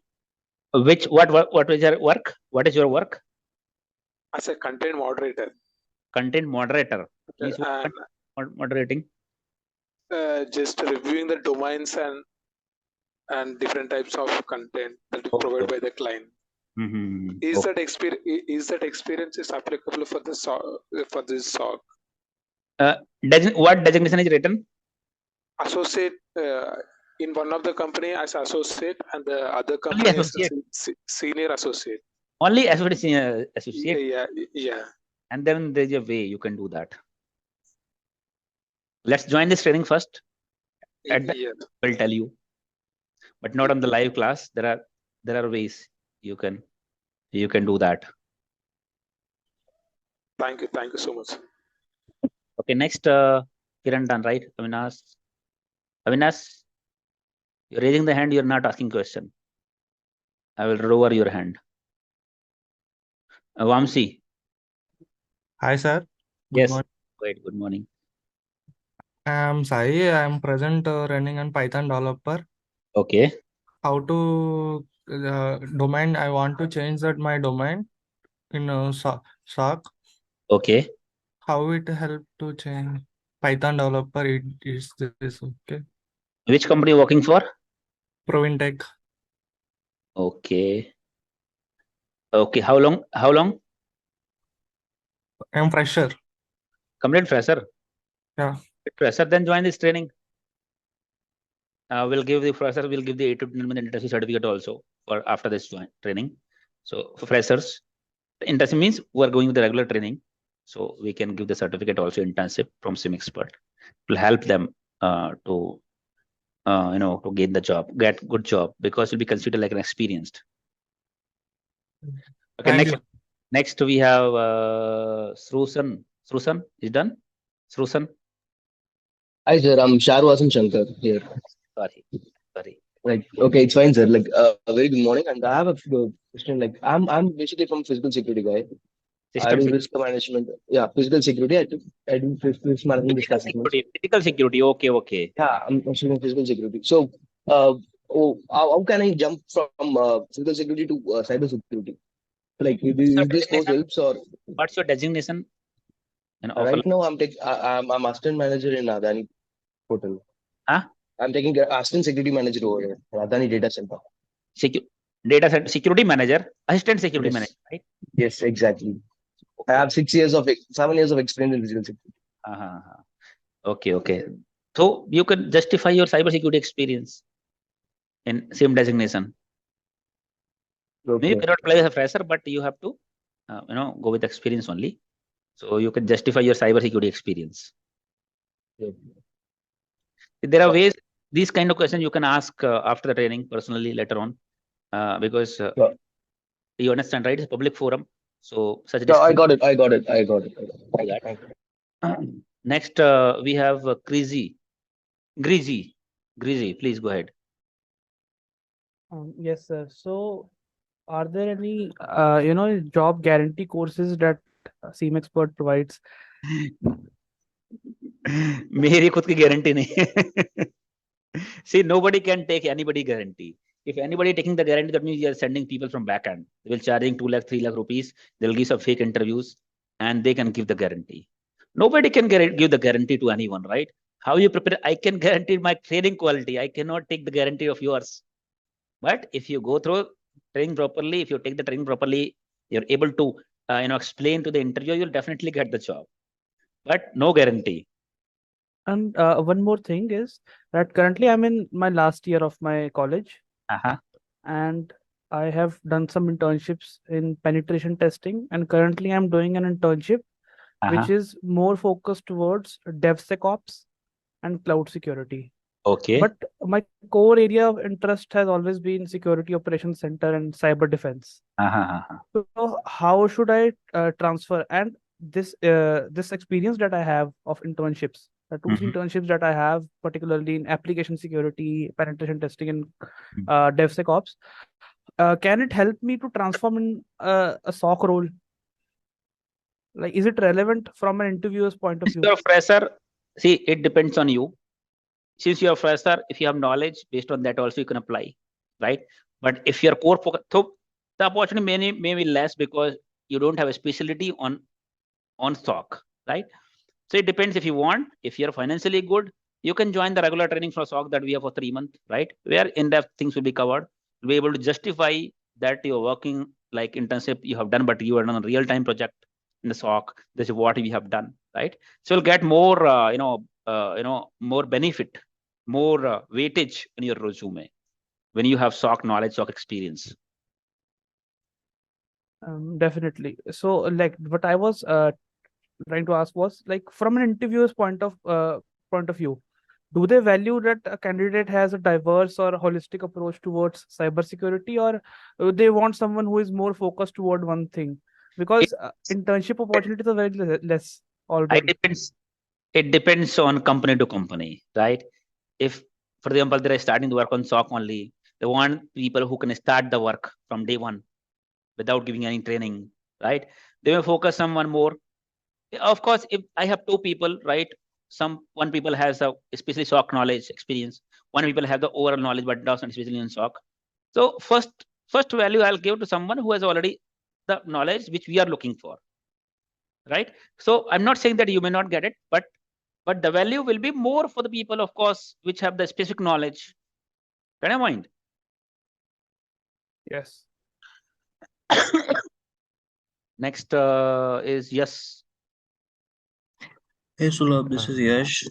I've been working in Accenture for past 2 years in a security analyst. I'm a security analyst and working in a as a SOC also in a client service. So I have a doubt, like, can you please tell me the roadmap for excelling in this domain? In the SOC, what are you working? What your day-to-day activities? Which tool you're working? Basically, we are working in a SIEM, Splunk, sorry. Splunk. You're part of Yeah. MSSP? MSSP? Slightly. Means you're working on one client only or multiple client? One client. One client. A dedicated client. Dedicated client. Okay. So you're part of MSS in Accenture? Managed security? Yes. Okay. So roadmap in the sense, work on the same only, right? You can learn. If you want to grow financially, career-wise, professionally, you want to learn EDR, you want to learn SOAR, you can learn EDR, you can learn SOAR as well. If you want to grow technically, right? Yes. You can get, if you're working some 2 years, that means you must be having monitoring level of role. Then you can learn in depth or the SIEM itself. First of all, you have to learn SIEM itself in depth, right? Integration of devices, writing the use cases, right? Report, dashboard. These all things you can learn. And also parallelly or later you can learn EDR tool as well as SOAR, some latest technology which are coming in, right? Which are being added in the SOC. You can learn more. So means you have to sort of grow. So you have two paths, right? It's not seems that everybody has to learn or everybody has to be more technical. It depends. If you want to grow technically, because after, for example, after L1, then L2, L3. L3 does not mean the technical only, like people who are creating the use cases. Maybe L2 is also doing the monitoring, taking some escalation cases. L3 is also handling the team, taking some escalation cases and not working like engineering part. So you have to decide whether you want to follow same path like monitoring, investigation, or you want to go the engineering part, technical part, right? Technical part, then you should start doing deep down on these tools and technologies. Okay, so basically I was currently working in Splunk, and a few tools have been introduced to ourselves, like Azure Sentinel and Chronicle also. Okay. And the basic role is like for incident response management, managing incident response, and finding the true positive or false positive case and escalating it to higher level. You can deep down one tool, at least learn one tool, either Sentinel or Splunk. Splunk, if you run Splunk, will have a better demand compared to the other tool, because Splunk is not easy, also it's very complex. If you have end-to-end idea, end-to-end experience in Splunk, then sky is the limit. Splunk is very good in USA market. Splunk in USA, Splunk is the only tool which is leading. So if you have end-to-end experience in the Splunk, then demand is very good. Sky is the limit from your financial growth perspective. So at least take the expertise in one SIEM tool. So do I need to have any a particular Splunk expertise or a whole Splunk expertise? Like for example, like Splunk admin or Splunk power user certified, or of whole Splunk? Not power user is nothing but just searching and reporting. See, Splunk has divided this training in multiple parts because Splunk is very big tool. They have divided in multiple parts: user, power user, and admin, consultant, enterprise security, different part, because Splunk is very complex. But overall, you have to gain the overall knowledge. Expert means overall knowledge, overall experience. One last question. So do you provide that Splunk overall training? Means admin level of training. Admin, this power user will give the brief knowledge of searching and reporting different commands, because you have to practice yourself on that. So we are the partner of Splunk Enterprise, Splunk training. So we'll give the free access for the Splunk power user directly from the Splunk. You'll create the account and directly you'll get the free access to the power user training that you can do directly from the Splunk. The power user is more about the practice that you do. It's a command, right? Different commands, see the result, then manipulate the query, then see the result, right? It requires practice. Splunk is having more than 150 commands that you have to do practice. For that, we'll give this Splunk power user training access directly from the Splunk. Okay. Got it. Okay. Thanks. We have Yasir. Good morning, sir. Yes, good morning. My name is Yasir, and I have experience like 13 years in technical services, but I want to move in now cybersecurity. Okay. So I have a little bit experience with the IT audit as well, because I just certified CISA. Good. So regarding that previous question from my brother Yash, okay, if we have a Splunk, if I learn Splunk, so it will help me to, because other SOC tool as well. Let me tell you that. See, definitely if you learn Splunk, it's very good tool, but Splunk, you have to learn overall SOC first, not directly the SIEM tool. You should have the operations knowledge. So if at this point of time, if you want to go for, first of all, you can join SOC training where you'll get the operations knowledge, because Splunk means Splunk is very big, right? Apart from that, you should have a day-to-day knowledge, day-to-day activities, what day-to-day people are doing, right? How they're investigating, what a different tool they have. In detail, you have operation knowledge, operation experience. Then only you can go with the core Splunk knowledge, Splunk level. That's why I'm asking, what is the roadmap for, like, as you said, here is some is expert guy and some having beginners. Correct. So where we are, should be started. So if you are new in this field, first of all, since you are 13 experience, right? Maybe you can go for SOC first. SOC first. If possible, in SOC training only you may get the job. But if you go on the advanced level on the Splunk, SOC training also Splunk being covered, but in the moderate level, not on the advanced. But if you want to become the end-to-end expert in the Splunk, then you go with this advanced training, which is admin and architect enterprise security. So first, I need to understand what is the SOC concept and how it would work. Then I have to use the tools according to the environment of the organization. But here only tools in SOC also will be covered, but moderate level, not advanced level. If you want to go to advanced level, then you can go with the Splunk training. Otherwise, if you just want to change the job, it is possible that you can go, you can get it from SOC training itself. Just want to know what is the day-to-day activities for them as a SOC engineer. Should I come on system login and what do I do and how to avoid the the many activities will be covered here only. That is the reason I'm telling. First of all, go for SOC so that you have in-depth knowledge of SOC. Okay, then I can decide which tool I have to use. Correct. Okay. Tools will also be covered here. Using tools only will be covered. But Splunk that we have, it is mostly administration level. Operations level will cover on the SOC.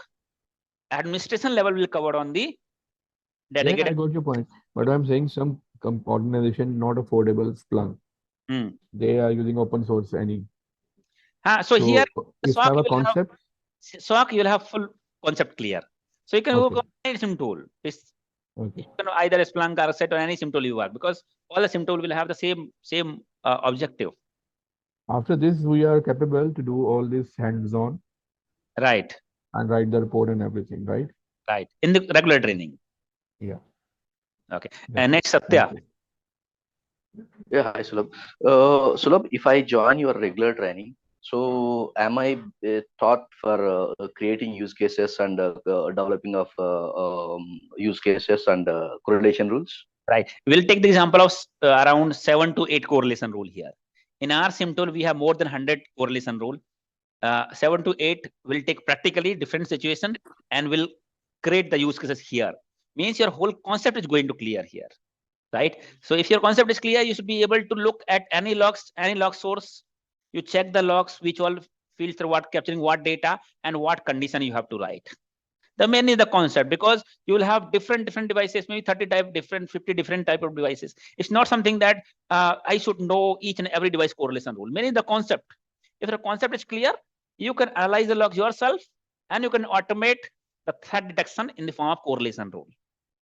7 to 8. So if I learn for Splunk, so currently I'm working with 𝐬𝐴. So am I able to do that in 𝐬𝐴 as well? Means your concept will be same. Concept remains same for all the SIEM tool, but different SIEM tool, use a different search query language. Like a Splunk uses SPL, 𝐬𝐧𝐥𝐢𝐧𝐢 uses classic field commands, field-based search.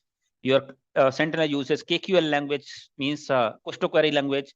QRadar uses area query language, right? Means concept will remain same, but this language little you have to learn. But concept is remain tool. Okay, so does it require any Splunk admin require any scripting knowledge or any Linux command knowledge? Because I'm from non-technical background. That means, see, understand, most of the security tools, almost all security tools are being deployed on the Linux, right? If you go on the advanced level, you want to become administrator, architect, right? Of course, Linux knowledge is mandatory. Not very higher level, but at least basic knowledge you should have. Working on the Linux different commands. Remembering command is not required because internet you have, right? Even I forget the command. Yeah. Whatever you do, I search on Google what is the command for this particular use. I use the command and check on the internet, right? So main is the concept. If Linux also, if you have basic knowledge how to deploy, how to configure IP addressing, how to edit any file, how to remove any file, copy, paste. This basic knowledge, if you have command, everything you can get on the internet. So scripting knowledge not required, right? Scripting is not required, means it's not mandatory. In the Splunk, you can have the script knowledge also. It is added an advantage because Splunk is being used for data analytics also, apart from SIEM.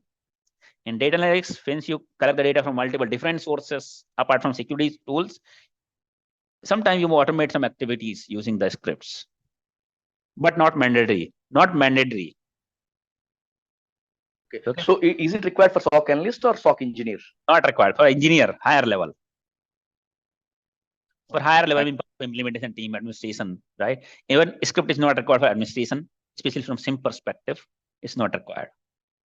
Okay. Another funny question. Say, for example, I want to continue as a SOC analyst only. I don't want to become an engineer. So how long I can survive as a SOC analyst without having technical knowledge? It depends. Now, how long you cannot say that. After L1, L2, L3, you'll become team lead, you'll become manager, senior manager without any this engineer knowledge. You'll handling a team, then you will go on the team manager and project manager. So managers are not required admin knowledge. No, not required. That's what the main concept clear. However, majority of the administration also will be covered on the SOC training itself. So knowledge is required. However, you don't have to do it manually yourself. But you should know have knowledge. So what is the duration, sir? People will make you fool. See, nowadays SOC managers are not a project manager; they are technical managers, right? That means you should have technical knowledge as well. Even though you have not done a hands-on, but you should know how to do it. Otherwise, people will make you fool. Successful manager means technical manager. Because our man right now, my reporting manager is not aware of. That is the reason. In security, now managers are not a project manager anymore. They are technical manager. Otherwise, आपको फिर दूसरे पे depend रहना पड़ेगा. I am doing this job and you are not aware how much time it takes because you have never done it, right? Yeah, due to false commitments, we are facing problems. And you will lose your respect also. Once people will come to know that you're not technically sound, you don't know technically, you can't speak technically also in front of client, right? Then you will lose your respect. People who are technical, they are getting more respect, right? So, what is the duration, Sulabh, your regular classes? 3 to 3.5 months. 3 to maximum 3.5 months, but 3 months generally it goes for. 2 hours daily? 2 hours, Monday to Thursday. Next, okay, because I'm already working, so I need to adjust the time. Timings would be? After that, we will have weekend batch also. Saturday, Sunday, 8 to 12. Weekend days, it is generally 8 to 10. Next, we have Avinash. Avinash Srivastav.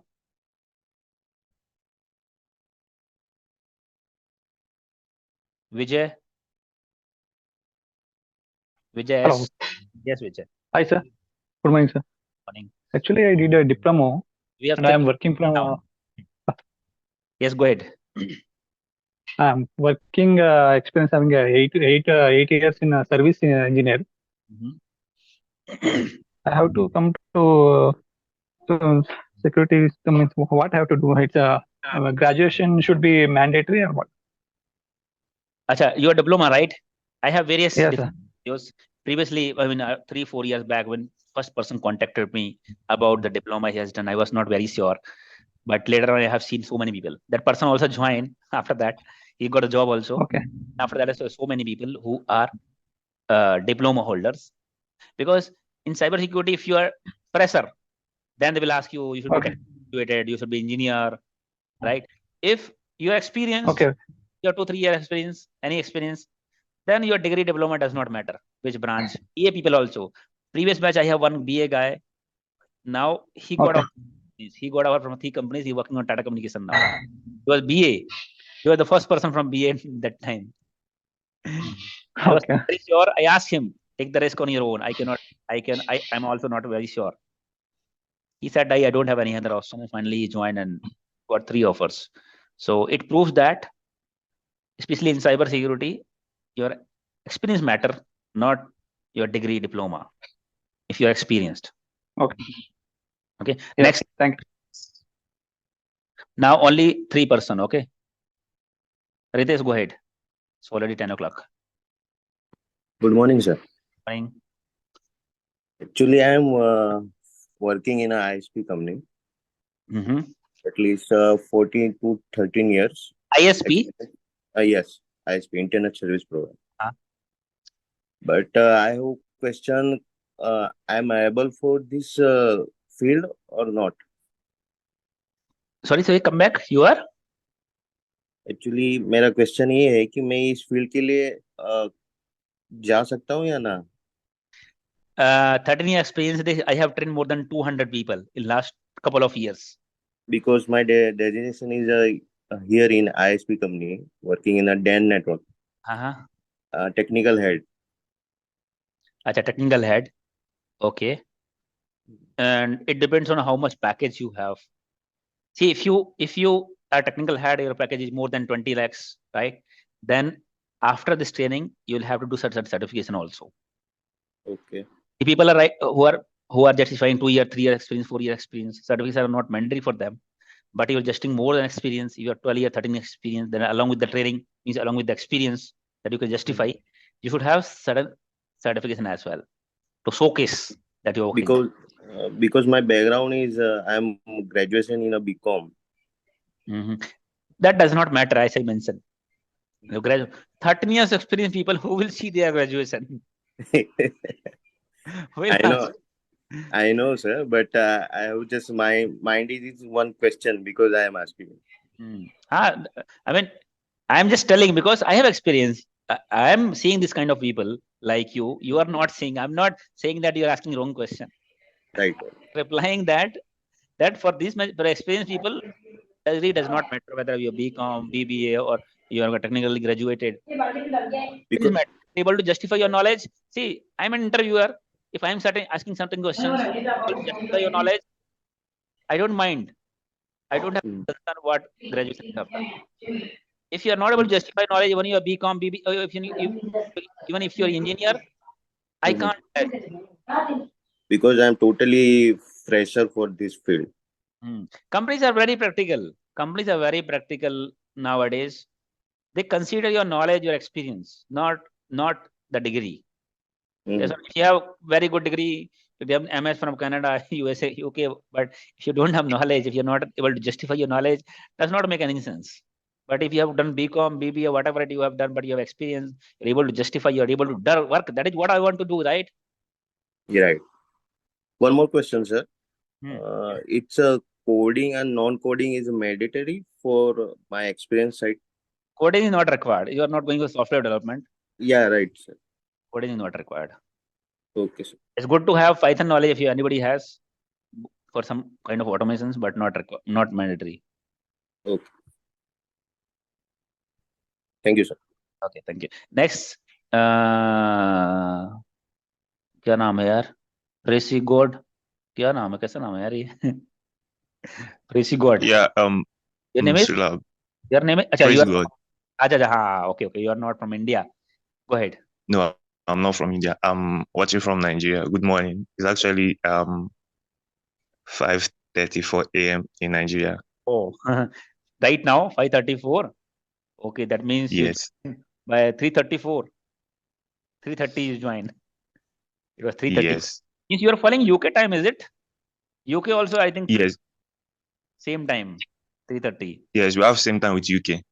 Same time zone. Yeah, I had 7 GMT plus. For UK people only, it's very difficult for our training to join live because it's midnight. Yeah. Go ahead. So my question is, I want to know if there will be a link provided because I think the meeting is being recorded, so there will be a link for us that are not in the same time zone with you guys, so that we can. As I mentioned, for next 8 days, I will share the link after this training. In fact, I will make it live also in YouTube. Today I missed the link, So I'll upload the recording on the link. I will share with you. But next class onward, I'll make it live on YouTube as well. So I will share the link to you after the training on the WhatsApp. Okay. Okay. Thank you very much. Next we have Charanjit. You finish karna session up, na? Good morning, sir. Morning. Sir, actually, I'm just thinking to change my career. I'm from non-technical background. Okay. Basically. So, sir, I have done my BBA in 2014. Okay. So, sir, after that, I had career gap. It's almost, sir, I had only 1 year, 6 month experience. Basically, that was in sales and marketing field. So, basically, sir, when I completed my graduation, I preparing government exams. So that's why I had career gap. Okay, that's good for you actually. Especially okay. You have advantage of career gap. You can take the advantage. Yes, sir. Actually, so sir, as I told you, I am from non-technical background. No problem. After this training, everybody will technical. You'll forget saying that you are from technical. Okay. So, sir, I'm just thinking to change to come in. You understand this training, you'll feel like technical. You'll start thinking like technical. In next Okay. So, sir, can I take full-time training from you? Definitely, but you will join 8 days training first. You get the confidence. Then, if you want to continue, you can continue. Okay. Sir, because I'm new, very new in this field and fresher as well. No problem. We'll have so many people. Sure, You sir. don't know. You do not know that there are so many people like you. Okay. But it's very common for me. I'm interviewing so many people on a daily basis like you. So okay, sir. I imagine that it was too easy. It was very technical, even without having single knowledge, without having Sure. Okay. Thank you, sir. Thank you. Okay, thank you. Last Kumar Rohit. Yeah, good morning, sir. Good morning. Go ahead. Last question. Yeah, actually, my question is totally different because since I have 14 years of experience in IT security and administration plus project implementation. Okay. I am working with a PSU organization, and I am now going for a PhD on SOC. So I just need an expert advice since you are a SOC expert. So just an expert advice regarding this SOC that. See, I'm just relating SOC optimization to the cyber threat hunting, since it's a very new topic. Just give me 2 or 3 your opinion that how SOC can be optimized with the use of cyber threat hunting. That is the worst question. Unless first of all you have to get SOC knowledge, SOC experience, then only you can talk about that optimization. That is next level. First of all, you have to understand the detail. See, fine tuning means. That is optimization means for better performance, right? Better performance. If I don't know how particular things perform, right, I cannot tune it, right? First of all, I have to understand. I have to go the deep down, get the knowledge. Then only I can plan it out how to make it perfect. How can I make it better? That we call as optimization, right? First of all, you should have very good knowledge in SOC. Then you can plan it out how we can, optimize it. Get in mind. First of all, get the better knowledge in SOC. SOC knowledge, SOC optimization means I want to say that in my organization there are a lot of false positives and are there. So that is basically waste end user times because we are actually the end user and we are end user administrator and we got SOC alerts from the SOC team. We have also the cyber threat hunting teams working in parallel with the SOC. But in my organization, they are right now in that phase where SOC needs to be optimized. So I am very much interested in this topic. So that's why I asked. They are not fine tuning this correlation rule that says you're getting false positive alert. So they have to do the modification on the correlation rule that they have. Certain condition has to be changed. Widely certain things which are firing because of that the rule is firing as a part of alert. So first of all, you should know how to create the correlation rule, the use cases which are firing, right? Then you should know how to, then only you can learn how to modify. We cover in this training, in the SOC training, how to optimize, how to find in this correlation rule so that it not trigger false positive, right? We have to minimize the number of alerts. Otherwise, if you are coming so many alerts on a daily basis, 100 of alerts, right? You may miss some important alerts. And also your SOC table is too much of flooded with false positive alert. So it's very important to fine tune. Yeah. Okay. Thank you. Okay. Hey guys, so thank you for joining. We'll see you on Monday now, 8 o'clock Indian time. I'll club you along with the regular batch which is going on. We have around 95 people on the regular batch. I'll club you all also on the same batch for another 10 days. And same way, interactive training. You'll have minimum question because I'm going to explain in such a way so that your concept itself will be clear without asking question. But you have freedom to ask the question interactively, but only make sure that like how you have done today, that means you have not unmuted your mic unnecessarily. Just you keep your mic and mute. Once you have question, unmute and ask the question. And also do not interrupt me while I'm continuing in flow. Do not try to stop me in between, right? I take a pause after explaining something. Into next 1 to 2 minutes, I take a pause. Then you are free to ask question. Okay, so just one request, like if we want to continue that course for a 3 month, like we want to join it, we need to connect someone. Please share that number so we So can I am recommending you to join this 8 days training first. You'll have time. You will have time to continue. Okay. Because you have seen just introduction session, right? Let's continue 8 days. What happened actually, I tried to go through with the site like for the courses detail, and then somebody pinged me like there is a very limited seat, so either you join it immediately. So it was, but for especially for this batch, we are planning to add some more licenses, some more user licenses. Okay. If you're confident, you have contacted one of the number, right? My colleague consultant Uma, I think she might have pinged you. If you have inquired through website, you can contact to her if you want to go with the direct regular batch. 4 or 5 more sessions and then I'll join it. And that is what I'm recommending you. You continue this, then you can. Okay, sure. Sure. Okay. Thank you. Thank you for joining. We'll see you tomorrow, Monday, 8 a.m. Okay, thank you. Bye.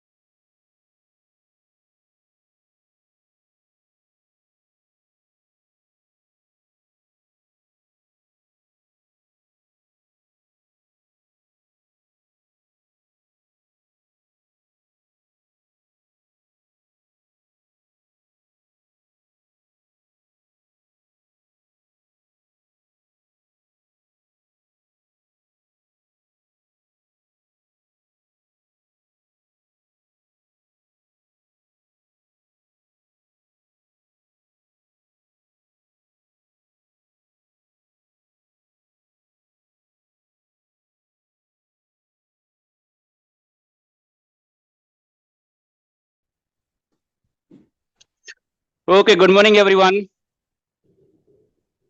Good Hope morning. I'm audible, visible enough. Good morning. Good morning. Morning. Yeah, you are audible. Yes. Good morning. Good morning. Yes, you're audible and visible. Good morning. Great. Good morning. Good morning. So, you know, the rule of this meeting, right? So you have freedom to ask the question, but once you ask the question, you should mute your mic back, right? Unmute your mic, ask your question. And once you're done with your query, then keep your mic back in muted. So Yes, sir. some Yes, people are sir. still on mute, not in mute. Please mute your mic. If you have not any question, mute your mic. Unnecessary background noise is coming and disturbing the whole session. Who is not on mute? Guys, who is not keeping the mute will be deleted, will be removed from the meeting. So that then you can't join. Gautam, Desmukh. Still not listening, I'll make him in waiting room. So in this session, what we have done is we have allowed few people from outside also for 8 to 10 days workshop.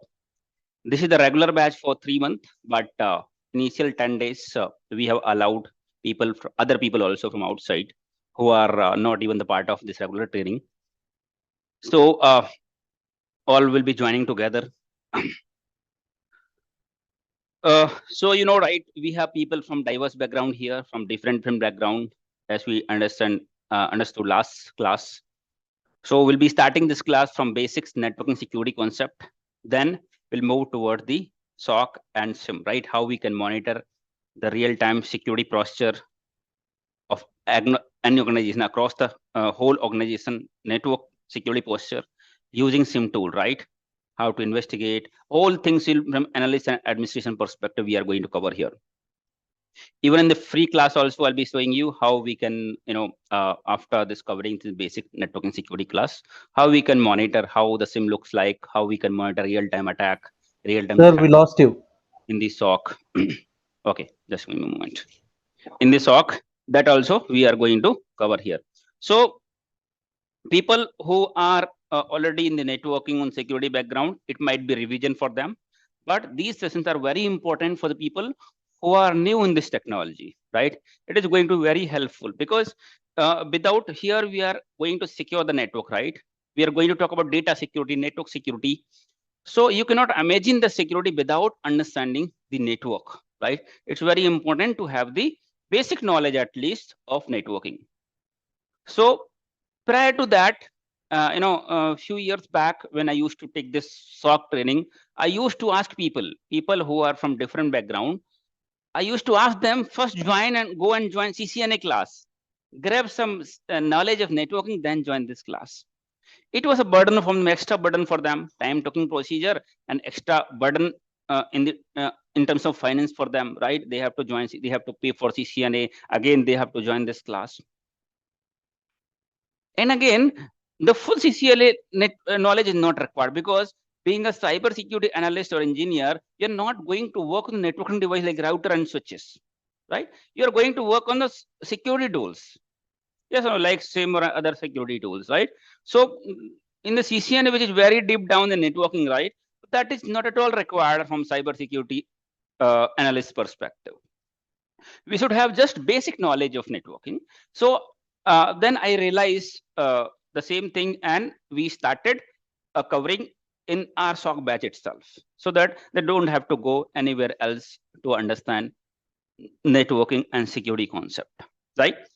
So this is not only important from your understanding perspective to understand cyber security, but also it is expected from you from interview perspective also. Many times when interviewer asks the basic question regarding switching, regarding networking, regarding security concept, regarding various security devices, right? So, and regarding like various concepts that we are going to cover here, those also are the part of interview questions. Basic question, but very important. But this is expected from you being a cyber security that you should have all this basic clear. If you have good knowledge of SIEM security, but you don't have basic knowledge of networking, right?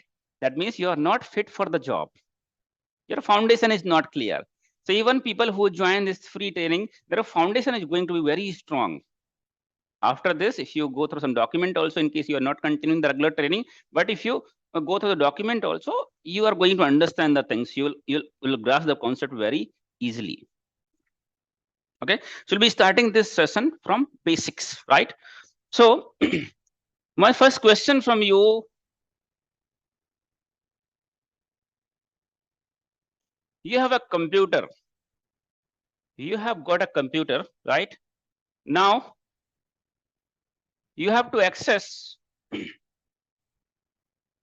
you have to access a website.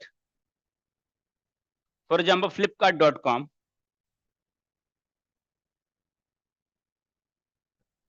Flipkart.com,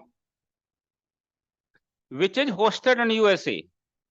For example, flipkart.com is hosted on USA, right? So you have to access, you have got one desktop, right? Desktop, laptop, whatever it is. So you have got a desktop laptop. You have to access flipkart.com, which is hosted in the USA, right? So what is the first thing that you will do? You have got the computer, right? You have to access the flipkart.com. So what is the first thing that you will do now? We'll connect to the internet connection. We'll connect. First of all, you have to take the Internet connection. internet connection. From whom you will take the internet connection? Internet service provider. From ISP. ISP means internet service provider, right? ISP means internet service provider. Like in India, you have Airtel, you have Jio, you have Tata Communication, ECT FiberNet, right? There are many companies which are providing internet services. Get it, mind? So, you know what? Similarly, you have, for example, you have taken this internet connection from Airtel, right? Airtel is your service provider. You have taken this internet connection from Airtel.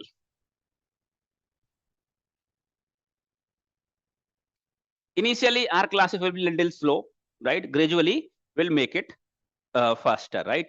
First time we are joining, so we'll take it slowly.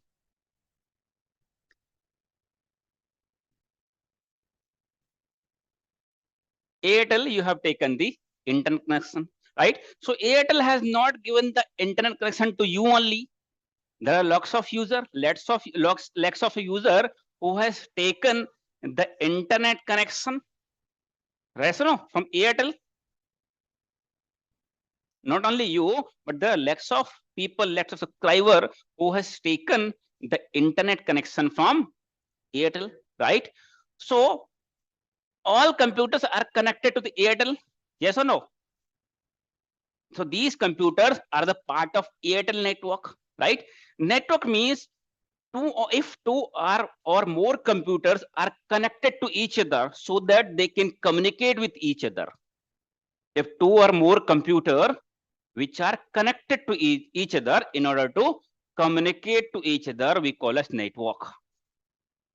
Get it, mind? Network, group of computers which are connected to each other, yes or no? We call as network. So since these all computers are connected with Airtel network, Airtel we call as Airtel network. This whole network is Airtel network. Yes or no? So do you think that if you have taken the internet connection from Airtel, you can access the flipkart.com, right? Yes, Airtel. Similarly, for example, this is another computer, right, which are connected to the Airtel network only, and you are also connected to Airtel. So both are connected to the same network, means the part of network, means this computer can communicate with this computer. Of course, they are connected to each other. Yes or no? They are communicate. यहाँ पर आओ, पीछे को बैठो, यहाँ पर आओ, सामने. Because they are connected to each other, right? That means they can communicate. So, for example, you have another computer or other set of computer which are connected to Jio FiberNet. If any other computer connected to Jio FiberNet, get what I'm saying, right? You have another computer connected to Jio FiberNet, right? So if you have any application hosted here, so you are part of Airtel network, but this is the part of Jio FiberNet, right? If any application or any communication you want to communicate, would you able to communicate with the computer which is connected to the Jio network? Yes or no? Yes, sir. You will be able to communicate, right? Why? Because in the internet, that is the meaning of internet. Internet means communication from one network to another network. Means communication from your Airtel network to Jio network, right? This is called as internet, right? So all the service provider, See, internet is not a property of any service provider, or is not a property of any individual.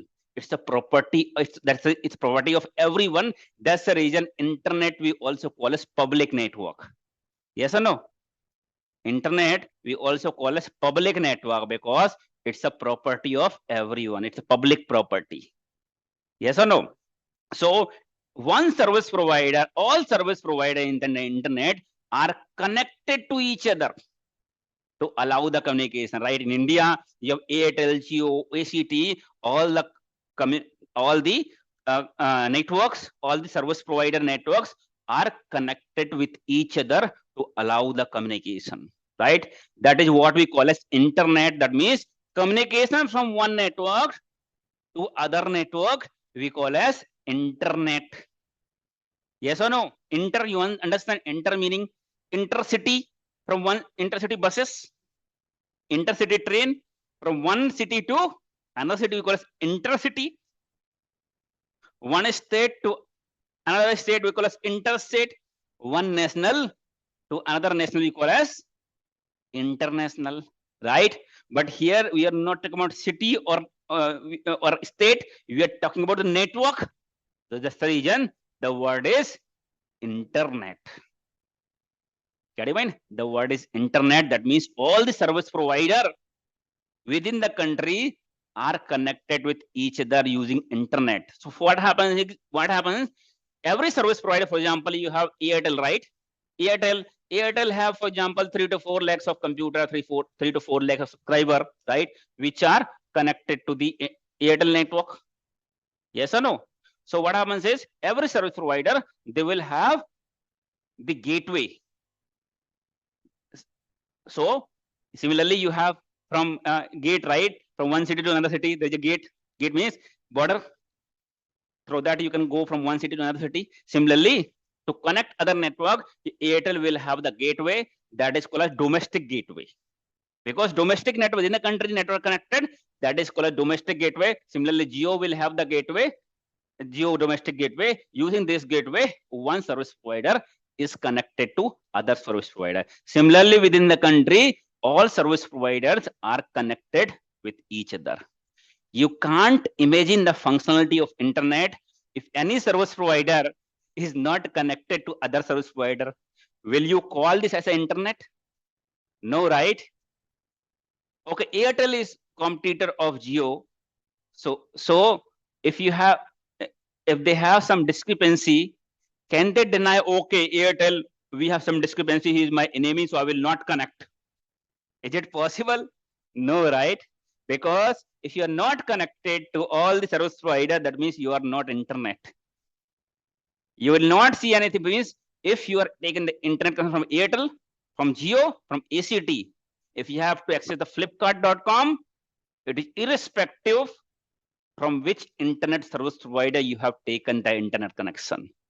Everybody, whichever service provider you have taken the internet connection, you would be able to access any website. Yes or no? Because all the service provider are connected with each other. That is why we call as internet, right? So now this connectivity, to enable this connectivity, we have, we have domestic gateway. All the service provider will have the domestic gateway to connect from within the country, right? Within the country, right? But now, for example, this is USA country network and this is India country network, right? Now, how two countries will connect with each other? You know, right? After India, we have ocean. Yes or no?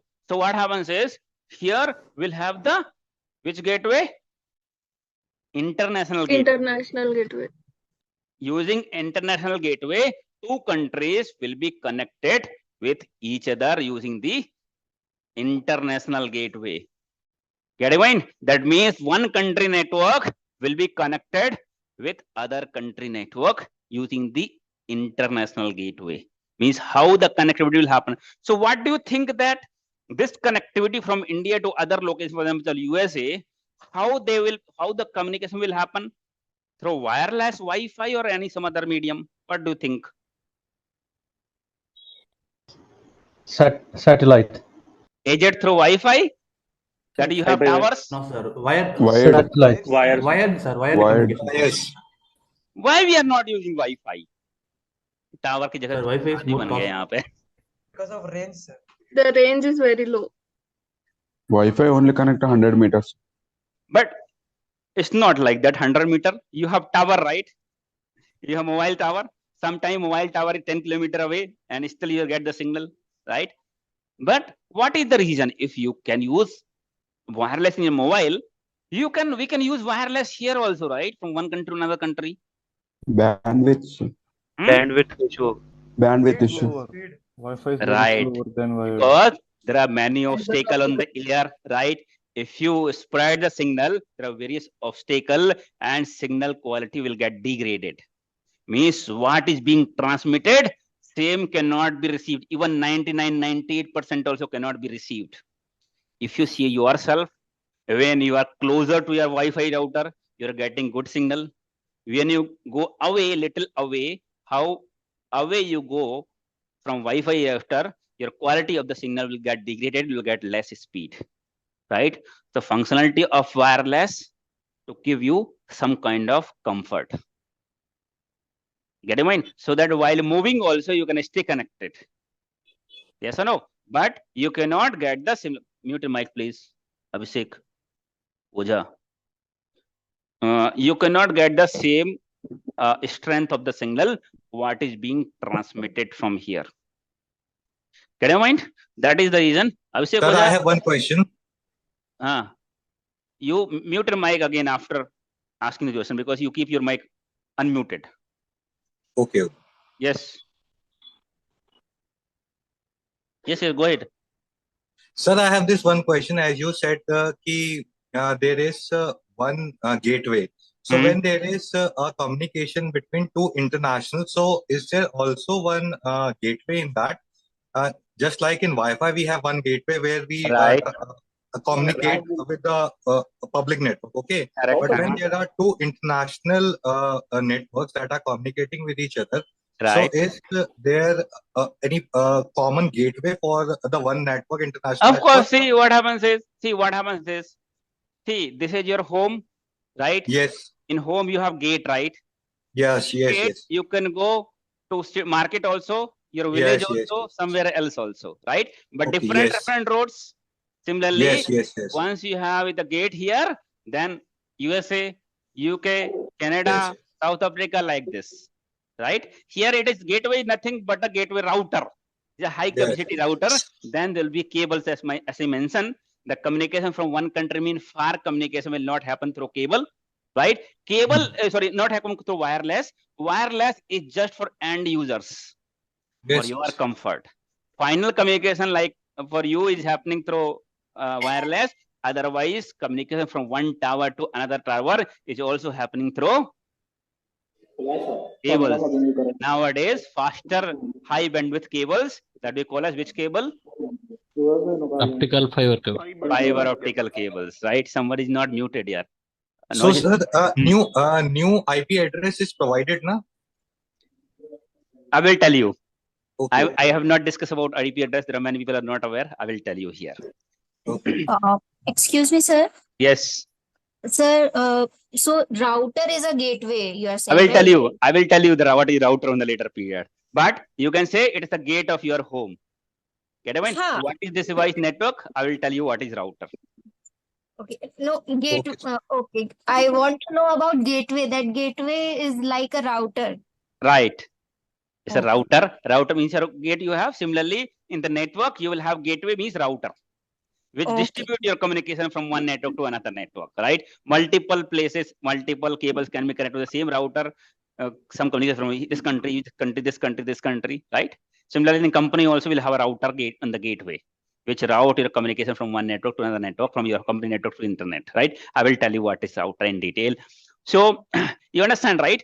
So means from one country to another country, communication will happen through cables only, right? Fiber optical cables that we call as submarine cables, because in surrounded India we have what we have.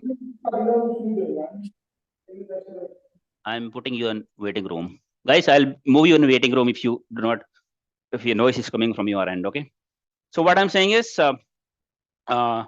is surrounded through ocean, right? So we have high bandwidth cables. You have high bandwidth cables deploy inside the ocean. अच्छा चलो ठीक है, नहीं आ रहा है. You have high bandwidth cables deploy in the ocean, inside the ocean. High bandwidth cables, right? High bandwidth cables. You might not have seen physically them. High bandwidth cables are deployed inside the ocean, which enable the communication from one country to another country. Initially, VSNL was the only company in India. If you talk about VSNL, was the only company. VSNL stand for, anybody knows VSNL? विदेश संचार निगम limited. Bharat संचार निगम limited. Videsh Sanchar Nigam Limited. In India, Videsh Sanchar Nigam Limited was the only company initially who has the international gateway. That means this cables deployed within the ocean. Every company's international provider used to take this bandwidth on lease from VSNL.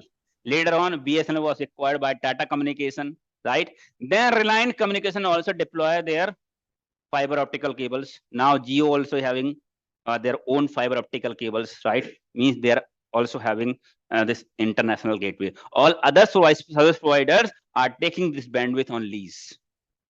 They don't have this bandwidth international gateway. They are taking on lease from other service provider. Similarly, not only in this gateway, many of the service providers are taking the internal bandwidth. In India network also they are taking, like ACT fiber net. They don't have their own internet. They are taking from RailTel and other service provider. Somewhere when we have the RailTel network, they are taking from them. Somewhere we don't have RailTel, they are taking from other service provider. They are taking bandwidth on lease, and they are providing the internet connection to you. SSV internet, they don't have their own network within India. They are taking the internet bandwidth from other service provider on lease. Get a point? Get a point? So that is how the communication. That's the reason, as you understand now, the the overall communication happen in the form of cable, using cables only, right? That's the reason in India, especially, usually you will see roads are being dig down, right? Roads, right? Usually you will see, because they are deploying the cables, right? Otherwise, you will not see this kind of scenario everywhere.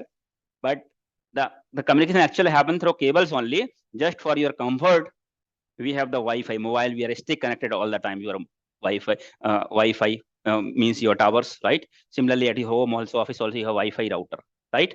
So Wi-Fi router, you will not get similar strength, right? If you connect to the cable, you'll get a stable speed. In Wi-Fi, sometimes signal the quality will get degraded. Any obstacle will come, right? Airflow will happen and quality will get degraded. Get your mind? So this is what we call as internet communication from one network to another network. We call as internet, right? So if you talk about network also, there are two types of network. ये क्या हो रहा है? There are, I think that's a problem.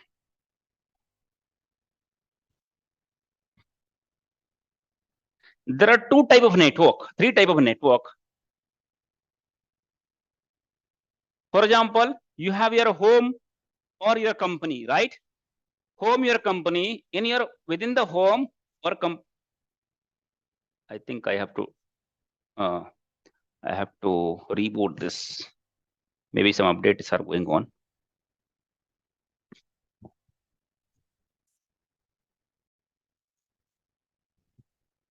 Just give me a moment.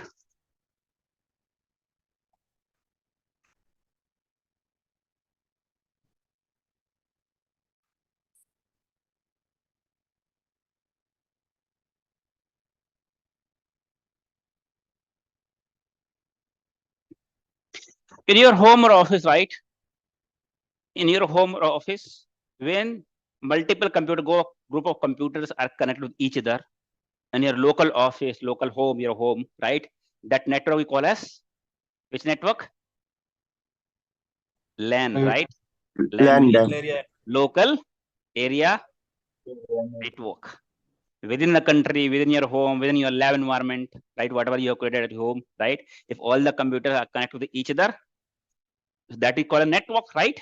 But it is local network. That's the reason we call as local area network. Local area network, right? That we call as local area network. Within, if multiple network or multiple group of computers are connected with each other within the country, that we call as WAN. Wide area network. Metropolitan area network. Or WAN. WAN. We call as MAN, right? Metropolitan area network, right? And from one country to another country, we call as WAN. WAN, right? But generally, MAN word is kind of end of life. We are generally not using MAN word. Even within the country, because when you take the internet connection, you are not connected within the country, right? Internet means in country also, outside also. That's the reason MAN word is gone. Nobody using MAN word. We are using WAN. Even your router also, when you take the internet and connect to Wi-Fi router, it is written WAN port.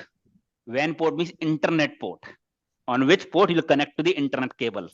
And rest ports are LAN port, means a local port which will be connected to the local area network, local computer, right? That's the reason you will not see anywhere MAN port. You will see WAN or LAN port. You will see LAN port, WAN or LAN, right? So that we call as local area network, MAN and WAN, wide area network, right? So internet means, when you talk about internet, it's a LAN, MAN or WAN? WAN. It's a WAN. It's a WAN, right? WAN. When I'm talking about WAN, I'm talking WAN network. There's a problem in the WAN network. That means there's a problem on the internet. Get it mind? When I talk about public network, that means we talk about internet. Public network means internet. So you have Facebook, right? Sorry, Flipkart.com. Flipkart.com deploy in US. And you have taken the internet connection here from Airtel. Right? Now you understand through internet, this all service provider are connected to each other, right? That means when I ask you, you have to access the Flipkart.com. When I ask you what is the first thing you do, you said that you will take the internet connection. Yes or no? So now you have taken the internet connection, right? So now after that, once you take the internet connection, your system will get the IP address. IP address are the unique address of any computer in the network. Like here, your name is Yaswant, your name is Saurabh. Your name is Sachin, right? Yaswant, Saurabh, Sachin, right? I want to speak, I want to talk to him. I can call him Yaswant, right? I can call him Sachin, right? So you are being identified with your name. Yes or no? If I call Sachin, then Sachin only speak. Yes or no? Similarly, in the internet, we have billions of computers. Yes or no? Billions of computers. So this computer want to communicate with this computer. This computer should know the name of this computer, address of this computer. Then only communication will happen. As well as this computer should know which computer is communicating with me. Mean they should know each other. Yes or no? So in the internet world, on the network, computers are being identified by unique address that we call as IP address. IP address, full form of IP address? Internet protocol. Internet protocol, right? IP address full form is internet protocol address, right? So IP addresses are unique address. IP address are the unique address. Get it? I mean, the IP address that your computer is having right now, if you are connected with the internet, right, or any local area network also, LAN, WAN, MAN, all communication from one computer to another computer will happen through IP address only.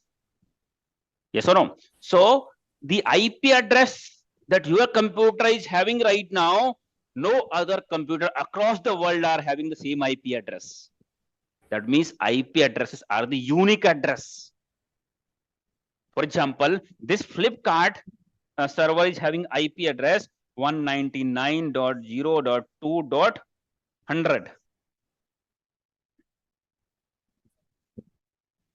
2.100, right? So this IP address, this Flipkart is having right now, the server is having right now, no other computer across the world are having the same IP address. That's the reason we call it IP address are unique address belongs to particular computer. Get your mind, right? So what happens is, not only computer, any digital device, any smart device, you have phone, also connect to the network, internet, your smart devices, any smart devices right nowadays, there's so many things are connected to the internet. Your IP camera, right, will use the IP address. Get your mind? Any digital device which are connected to the internet, means which can communicate to another device, will use the IP address. Get your mind? But the IP addresses are not free. IP addresses are not free. Get your mind? There is an international authority we call as, its name is international authority, name is INA. INA is an international organization, right, which manage the IP addressing. Like in India, for mobile communication, like mobile numbers managed by TRI, all policies with related to mobile communication is being designed by or developed by the TRI, right? Similarly, INA is the international authority which assign the IP addresses. Get your mind? So if your computer wants to connect to the internet, this computer should have IP address, unique IP address. Yes or no? But so INA is the one which assign the IP address. Means we have to buy the IP address from INA. But you are not going to buy directly from INA. You take the mobile connection. Are you going to go to the TRI? Okay, you want mobile number? No, right? The mobile number series will be bought by the service provider, telecom service provider from the TRI. Similarly, IP address will be bought by the internet service provider from INA. They will get the series of IP address that is called subnet. I will tell you, subnet to network of IP address, and they will give the IP address, assign the IP address to each and every subscriber. So as I mentioned that IP addresses are not free. This internet service provider has to pay some amount to the INA to get the series subnet of IP addresses.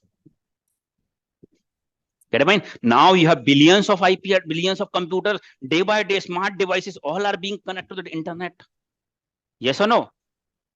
Similarly, when I had a first mobile, my phone number was 5683, 6 digit. Almost 20 years back. Only 6 digit.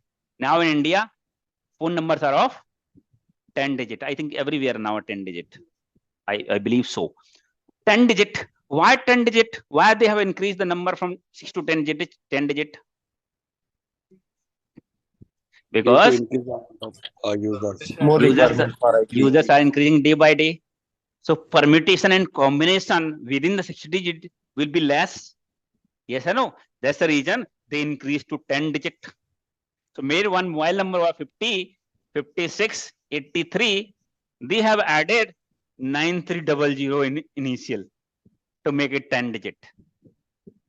Get it mind? So now 10 digit, you have more permutation and combinations, right? Similarly, initially the IP version also, it was IPv4. IP version 4. Now we have IP version IP version 6. right? So IP version 4, this kind of 4-octet address, 4-octet, it goes 255.255.255.255 till 255, right? But since day by day, smart devices, users of internet are being increasing day by day, right? Then INA has introduced the IP version 6 as well, which is the combination of IP version 6. IP version 6 is a combination of alphanumeric. Yes or no? That means you have numericals also and characters also in the. So more communication, more combination of IPs can be created. As of now, majority of communication will happen using IPv version 4 only. But if you are generally the digital routers are coming at your home, right? They are giving you the IP version 6 IP address, right? Slowly, the whole deployment will be IP version 6. But initial all communication, most of the communication is happening on IP version 4. So in organization, you will see this kind of IP address, right? The whole communication, the training that we are going to have further will be using this version of IP. That means IP version 4. Get your mind? So, Sajan, not in mood. So now you understand Actually, importance. Sir, I have one question here. Yes. Is there any logic behind to not use IP version 5? Like why they directly jump to IP version 6? Maybe possibility. I did not actually go through it. What is the reason? But what I know is directly from IP. I mean, you mean to say there is a IP version because as per my knowledge, direct IP version 4, then IP version 6. It is same as Windows 8 than Windows 10. We should ask Microsoft why they have not released Windows version 9. Why direct 10? Yes or no? Yeah, same logic here also. Not IP version 5, directly IP version 6, right? Thank you. I just want to understand because no problem. It's a good question. अरे क्या हो गया? ये कैसे हो गया? Map चालू हो गया. I think ये सब कुछ अपडेट चल रहा है बैकग्राउंड में. So it's making some issues. So now understand the final communication. I mean, the communication on the internet will happen within the using the IP address only. Very important. Without IP address, communication will not happen. If you are connected to the internet, but the system is not having IP address, communication will not happen. That means you are not connected to the internet. Yes or no? So when, for example, Airtel is having around 4 lakhs of users, 4 lakhs of subscribers, which are using Airtel internet. Then Airtel has to assign 4 lakhs of IP address to each and every user, each and every computer. But you understand, IP addresses are not free. Airtel has to buy then 4 lakhs of IP address from INA. Then you understand, if for example, one IP address cost it 1,000, it is not 1,000, it is much more than that. For example, 1,000, right? Then you understand for 4 lakhs of user, how much is the cost of IP address? Yes or no? Huge cost. Then generally you will see the internet service provider are giving the internet connection to you starting from 500 Indian rupees, 500, 600. They're not costing you 1,000 always until unless you are taking the high bandwidth plan, right? So when you buy internet, take the subscribe to the internet, IP, little cost of IP address is also involved on that. They're not charging extra. That plan is included. But 4 lakhs of user, 4 lakhs of IP address is a huge amount. But you understand, in order to enable the communication, IP addresses are important. Every computer should have IP address. Then Airtel has done some kind of trend analysis and came to know not all users are accessing the internet at the same time. They have given 4 lakhs to 4 lakhs of user, but not all users are accessing the internet at the same time. They have done the analysis and they found that maximum 2 lakhs of users are connecting on during the daytime between around 12 to 8. 1.5 lakhs in the morning time, 1.5 lakhs in the night time, means maximum 2 lakhs of users are connecting at the same time. Yes or no? But so means we need 2 lakhs IP at the same time, means 2 lakhs of computers are connecting at the same time, concurrent user. Then Airtel came to know the concept of DHCP. DHCP in the sense, full form DHCP. Dynamic host configuration protocol. DHCP. DHCP stands for Dynamic Host Configuration Protocol, Dynamic Host Control Protocol. Somewhere you will see control protocol, somewhere you will see configuration protocol. Right? Ideal word is configuration, because dynamically that it will configure the configuration on the computers. So in this case, Airtel has to deploy one DHCP server on this network, which we call a dynamic host configuration protocol. So instead of, guys, noise from your end.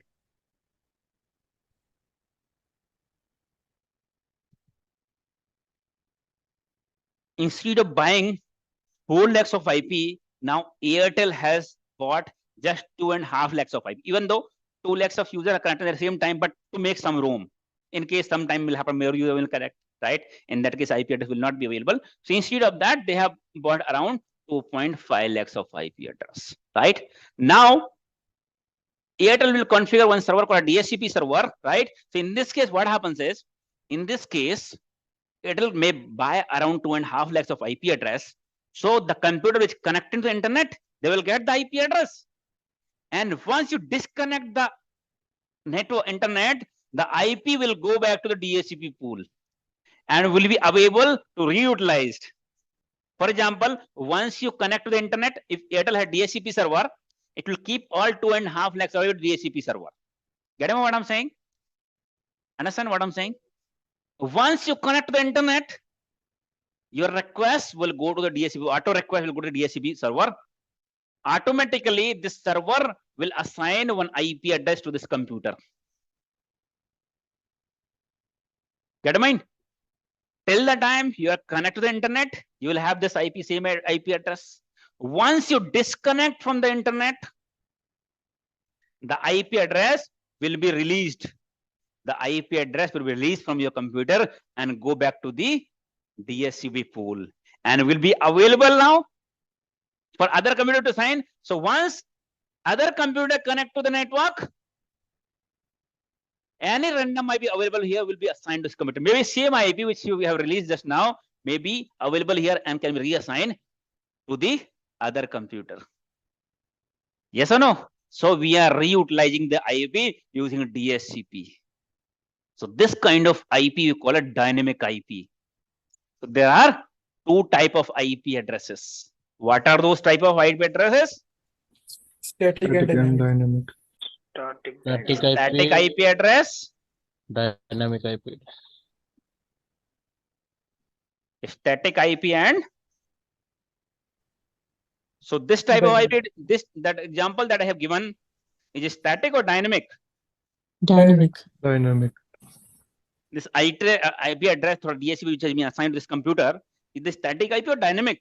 Dynamic. The dynamic, right? Dynamic. Because it's dynamic means changing, right? Changing, movable, right? The word itself suggests dynamic in nature. Yes or no? He's having very dynamic behavior. So dynamic means movable, can change, right? That kind of IP we call it dynamic IP. So the IP address which will remain configured all the time to your computer we call a static IP address.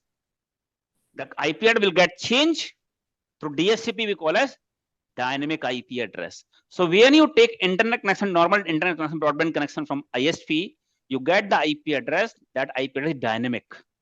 Means till the time you are connected, the IP address will come here. Once you disconnect, the IP address will be go back to the DHCP server and can be reassigned, available to reassign to other computer. Get it, mind? Understand what I'm saying? So it does not matter when you connect to the internet. It does not matter to you what is my IP address? In order to access the internet, for example, you want to access facebook.com, flipkart.com, normal internet subscriber, broadband subscriber, you actually do not bother what IP address your system is having right now. If change next day also, you do not bother about it. It does not matter to you. Do you ever check when you connect to the internet? Do you ever check what my system is getting IP address? Then next day you complain by calling to the customer care. Yesterday I had this IP address. Now I got another IP. Why is this so? Means your preference, your work is to access the site, access any website. It does not matter, right? What is your IP address? Means you have Pizza Hut. You have Pizza Hut, right? Either you are coming from, for example, you are in Bangalore, either you are coming from HSR layout or from Marathalli or from BTM layout. Means your address do not matter, does not matter. The address of this Pizza Hut matters. Yes or no? Means when you access any website, you should have the address of particular website. This particular destination application IP address should be fixed. Your IP address can be dynamic, can be anything. Yes or no? You think previously you used to stay in BTM layout. Next day, you started staying in Marathalli. One Pizza Hut was then HSR layout. When you were in BTM, you used to buy the pizza from HSR layout. When you moved to Marathalli, still you found you came to HSR and buy the pizza, right? Means your address got changed, but still you can buy the pizza. That means your IP address got changed, no problem. Yes or no? But what if Pizza Hut address got changed? It's a problem, right? It's difficult for people to find out the address. Yes or no? Otherwise, they have to announce, okay, our address has been changed. Now we have moved to this address. Certain times, again, that will be a discomfort for the people. But still, if rarely sometimes something happens, they change it, that's fine. But every month, every day will change. It is not going to work, right? Yes or no? Similarly, I have just given an example in what cases we use static IP address. Get in mind, normal internet, you can use dynamic, but any application, facebook.com, flipkart.com, SIEM right? They will have IP address. This website is deployed on the server and server will have the IP address. Final communication will happen based on the IP address only. Means this Flipkart will have the IP address. 𝐬𝐴𝐧𝐥𝐢𝐧𝐿 will have the IP address. So this computer should know the IP address of Flipkart, Facebook, or 𝐬𝐴𝐧𝐥𝐢𝐧𝐿, then only request will go to the this website. If their website address getting changed frequently, you will not be able to access those websites. Get it? So in case you want to deploy certain application, you want to give some service to outside people, in that case, your address should be fixed. Yes or no? In that case, your IP address should be dynamic or static? Static should not be changed. Yes or no? Static. So IP address, it may change with time, dynamic in nature. We call it dynamic IP address, right? And the IP address, which will not be changed, which will remain configured on your computer, we call as static IP address, right? So there, you can write in your notebook, there are two types of IP address. There are two types of IP address. Yes.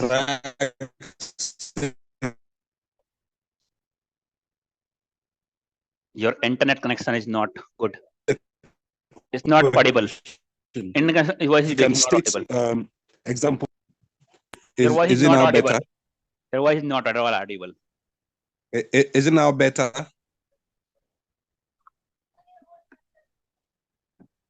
Go ahead again. Let's try to understand. Go ahead. Please, is it now better? Better. Go ahead. All right. I was going to ask if you can state examples of static IP and then examples of dynamic IP. So thank you. You want me to give the example of these two? Your normal home user, once you connect to the internet, you'll get dynamic IP address. Yes, I lost that part. So you lost that part. I think you have internet connection problem. That is why you lost it. Okay, I'll share the so IP address. Yes, please. This dynamic means I think you have internet problem. Your voice is also not coming; it's breaking. So one moment, just hold down. I will ask you to write, but let me explain him again. But make sure that you work on your internet. So dynamic IP address, which you usually get at home or whenever you connect to the internet, automatically IP address will be configured to your system, and once you disconnect, it will release. Right? It's dynamic in nature. That's the reason this IP address is dynamic IP address. Right? Normal internet user will get the dynamic IP address, not required static. Right? While any application, Facebook.com, SIEM XPERT, any website, any application you want to host, which you want to give the access to other people, right? You should have fixed address. That's the reason. In that case, you have to go with the static IP address.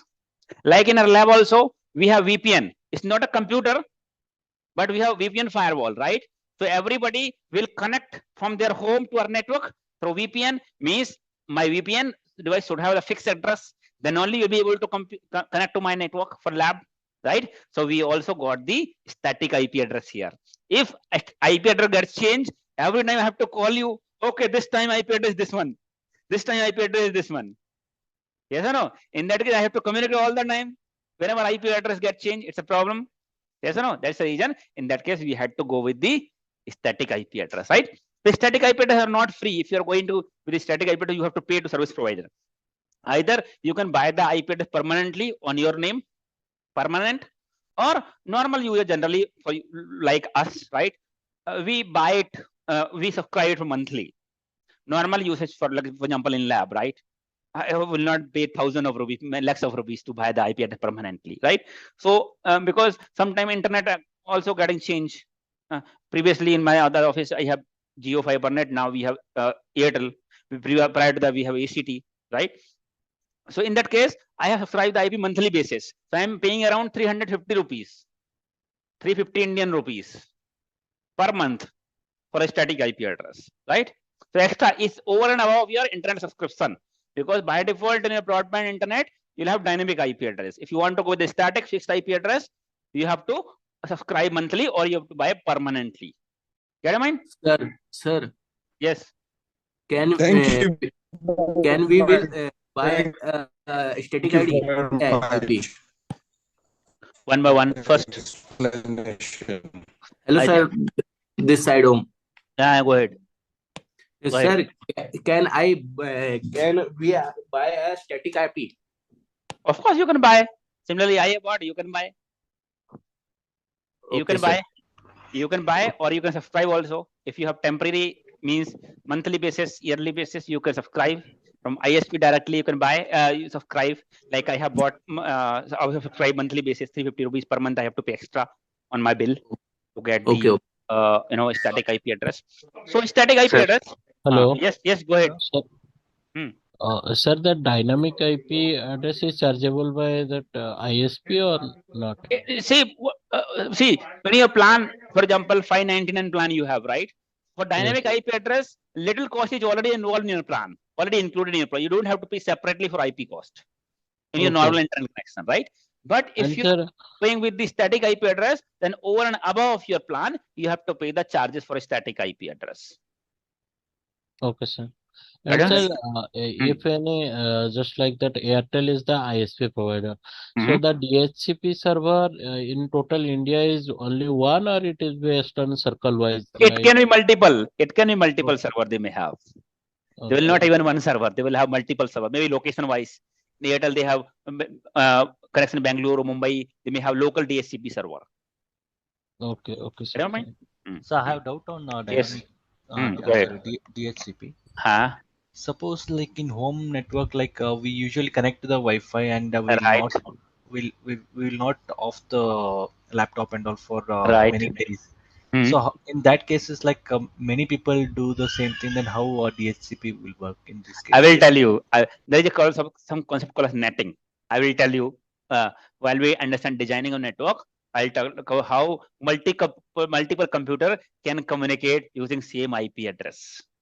I will tell you. I have a doubt. So I have a question. Yes. Hello. Hello. Yes. Go ahead. First of all, Neelam, go ahead. Yeah. I'll take second question. Thank you, sir. Sir, how will we track end users which are having this dynamic IP address if any kind of hacking or sort of thing is happening? Yeah, I have a doubt. If they are DHCP having server. dynamic, See, IP address is being assigned to DHCP server, right? DHCP but it is dynamic now. You said that it gets on dynamic. changed. See, Yeah. what happens when you buy anything, right, in big shop, right? Who has bought, they will take your record to whom they have sold particular product, right? Similarly, when the DHCP server will assign the IP address to a particular user, it knows, right, what is the host name or what is the MAC ID, right? It knows which user has connected and particular time that particular IP has been assigned to which user. You have your internet server provider will have your user ID, you have your customer ID, everything, right? So through DHCP log, you will come to know particular time which computer was connected, which subscriber has used that particular IP address. Okay, thank you, sir. Get a point? Next. Somebody was asking, right? Go ahead. Nelson. Sir, static dynamic versus public private, sir. I will tell you public private. As of now, I explain you static and dynamic. Sir, can I ask you a question? Yes. Sir, as you said, static IP, user have to bought for ISP. static or fixed. Right. So, user have to bought from ISP or INA? Yes, ISP. Like I give an example, that mobile number you don't want to buy from TRI, right? Similarly, ISP will buy from INA. You will buy it from ISP, Internet Service Provider. Okay. Thank you. Okay, great. So static IP. Yes. Last question for this topic. Yeah, which one is better? So, static IP address is better or dynamic not IP better or not. It's not about better or not better, right? They will have own advantage, disadvantage. For example, if something you are getting free, you would not like to pay for that, right? Your usage to access the internet only, not bother about what IP address you are getting. In that case, you are not going to buy the static IP address, right? Other cases, you have to give some services to other people, some application. In that case, you must have to have a static IP address. Yes or no? It is not like what is better, what is not better. It is based on the usage, based on the importance, what is your use, right? Based on that, you have to go with the this kind of scenario. But whenever you take the static IP address, right, you have to assign the static IP configure yourself. For example, if you have bought IP address, means manually it has to be configured. Either you configure yourself. For example, I have bought the IP address from Airtel, right? Airtel static IP address. So either I will configure myself on the server or application, whatever device for which I want to assign, or Airtel has to send some technicians, some engineers to come and configure manually. Get mind? But when you take the internal dynamic IP address, are you going to call service provider, customer, okay, I got the internet, how to configure the IP address, please take the remote access and configure IP address, or please tell me how to configure it. You don't do that, right? Even internet service technician will come, he's not going to configure IP address on your system. Get in mind? Because it is happening automatically. Once you connect the cable to your system, that computer will send a DHCP request. Here in the computer, you have setting. In setting, you have option select dynamic IP configuration or static. If you have clicked on dynamic, once your computer detects a communication cable in network, its LAN port on the network card, it will send the DHCP request to the DHCP server. Once the server get the DHCP request, it will send the IP address, and automatically IP address, subnet mask, gateway, other things will be configured to your computer automatically. It's give the freedom, right? You don't have to configure IP address network detail manually. automatically will get configured. But in case you are going with the static IP address, you have to configure manually, or someone has to configure. Either you or some engineer, some technician will configure. What? कहाँ सोच रहे थे तुम?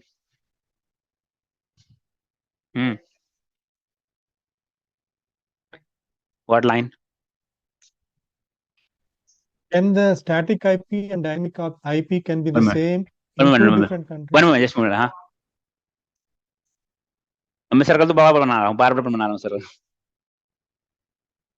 What I was talking about? I said that if you are configuring on your computer, right, you have two options: dynamic configuration of IP address and static configuration. Get it, mind? Dynamic and static. If you click by default in communication computer, dynamic option is selected.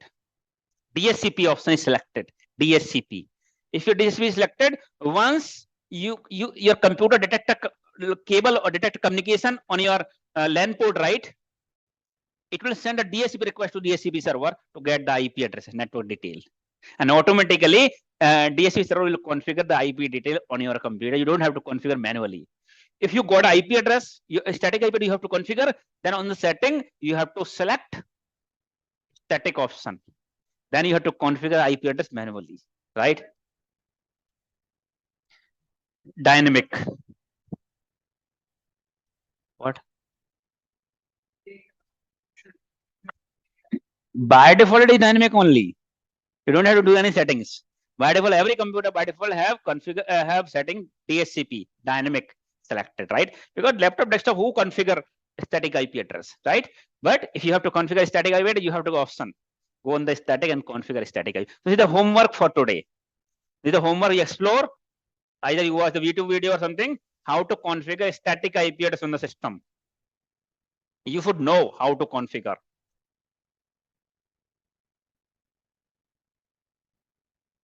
These are छोटी-छोटी मगर मोटी बातें. Small things but very important. Configure static IP. How to configure static IP on your system.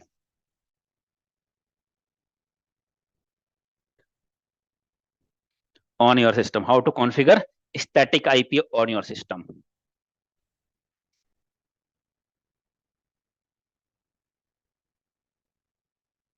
How to configure static IP on your system. This is homework. You explore it. How to configure, right? But make sure that you take it back to dynamic only.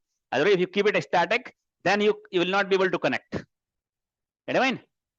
So there are multiple network card on your laptop. For Wi-Fi, different network card, and for Ethernet, different network card, right? You select the Ethernet one. Ethernet one, you select network card Ethernet. Ethernet means cable, right? Cable. If you come to cable, network card.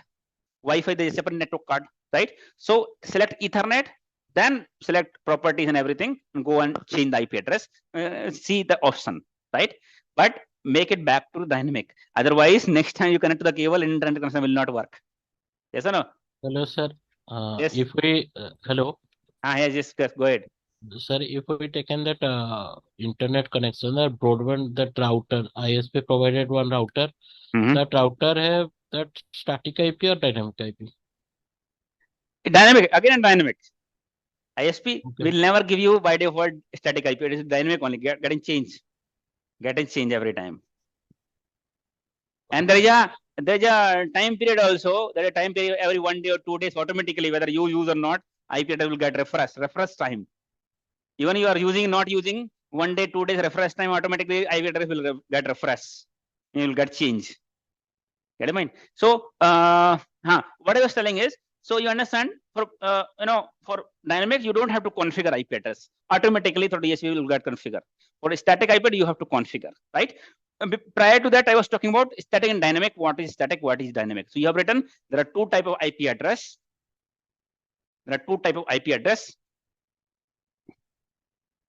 Static IP address and dynamic IP address. First of all, you write static IP address. First of all, you write static IP address. Static IP, then hyphen. Static IP, then hyphen.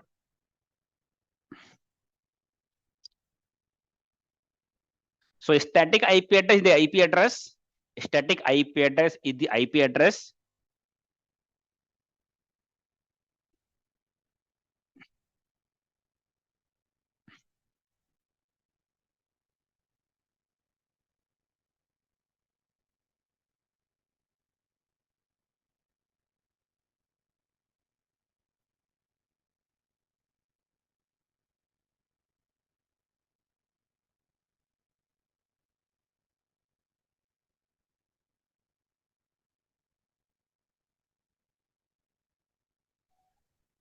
which will remain configured on your computer.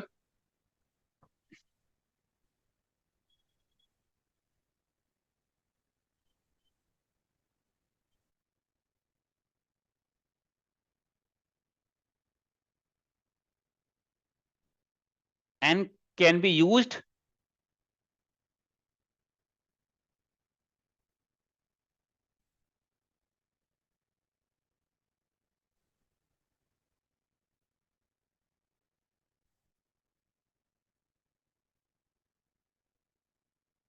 till the time you have paid for.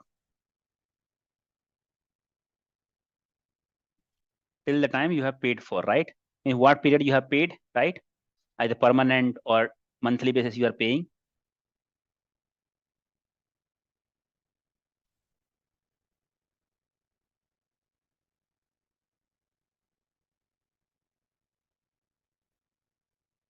Get it, mind?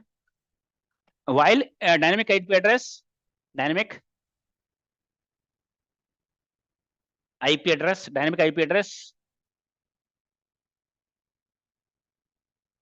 dynamic address, dynamic IP address is the IP address. Dynamic IP address is the IP address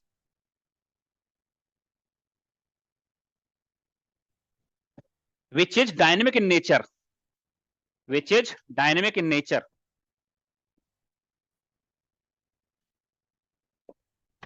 Which is dynamic in nature. Discharge हो खत्म हो गया charging इसका. Good morning. भूल गया था charge करना है इसको. Which will be dynamic in nature. That means can be changed, right? Which will be assigned by the DHCP server and can be changed once you disconnect the network. It will dynamic in nature, right? Right? And it will go back to the DHCP. It will go back to the DHCP pool once you disconnect from the network. It will go back to the DHCP pool once you disconnect from the network. It will go back to the DHCP pool once you disconnect from the network.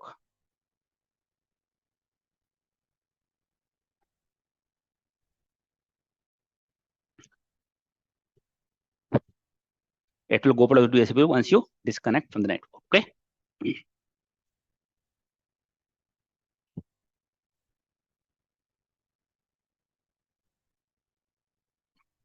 So understand, right? Your enter server provider gives the dynamic IP, not a static by default.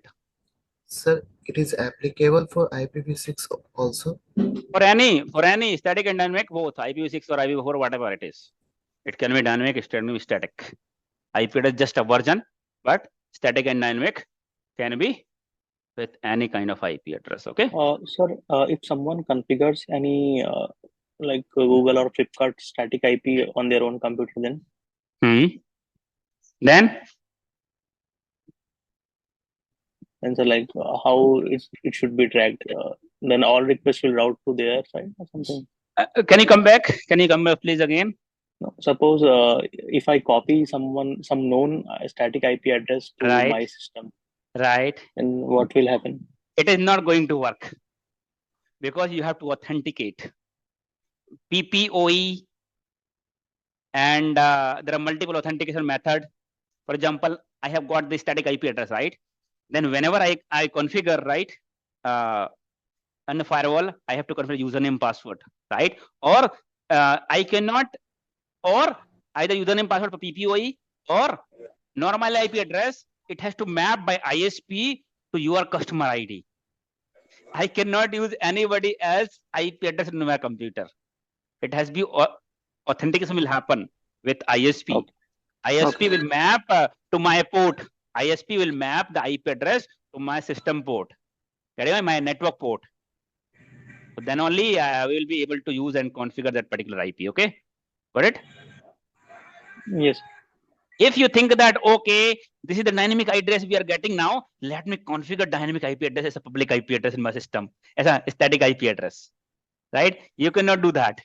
If you do that, you will not get internet connection, because that is separate mechanism for dynamic and static. They do the port mapping. Okay, my mic may get down anytime because it's showing us 10%. Hello, sir. One more question. Got down. Hello. Go ahead. Actually, I want to know, sir, the static IP is where is assigned static IP? Is it in a DHCP server or anywhere? Sorry, sir. You not being kept anywhere. The free IP address is can be assigned. It can bind with any. Sir, you are not clear, sir. One minute. Just hold on.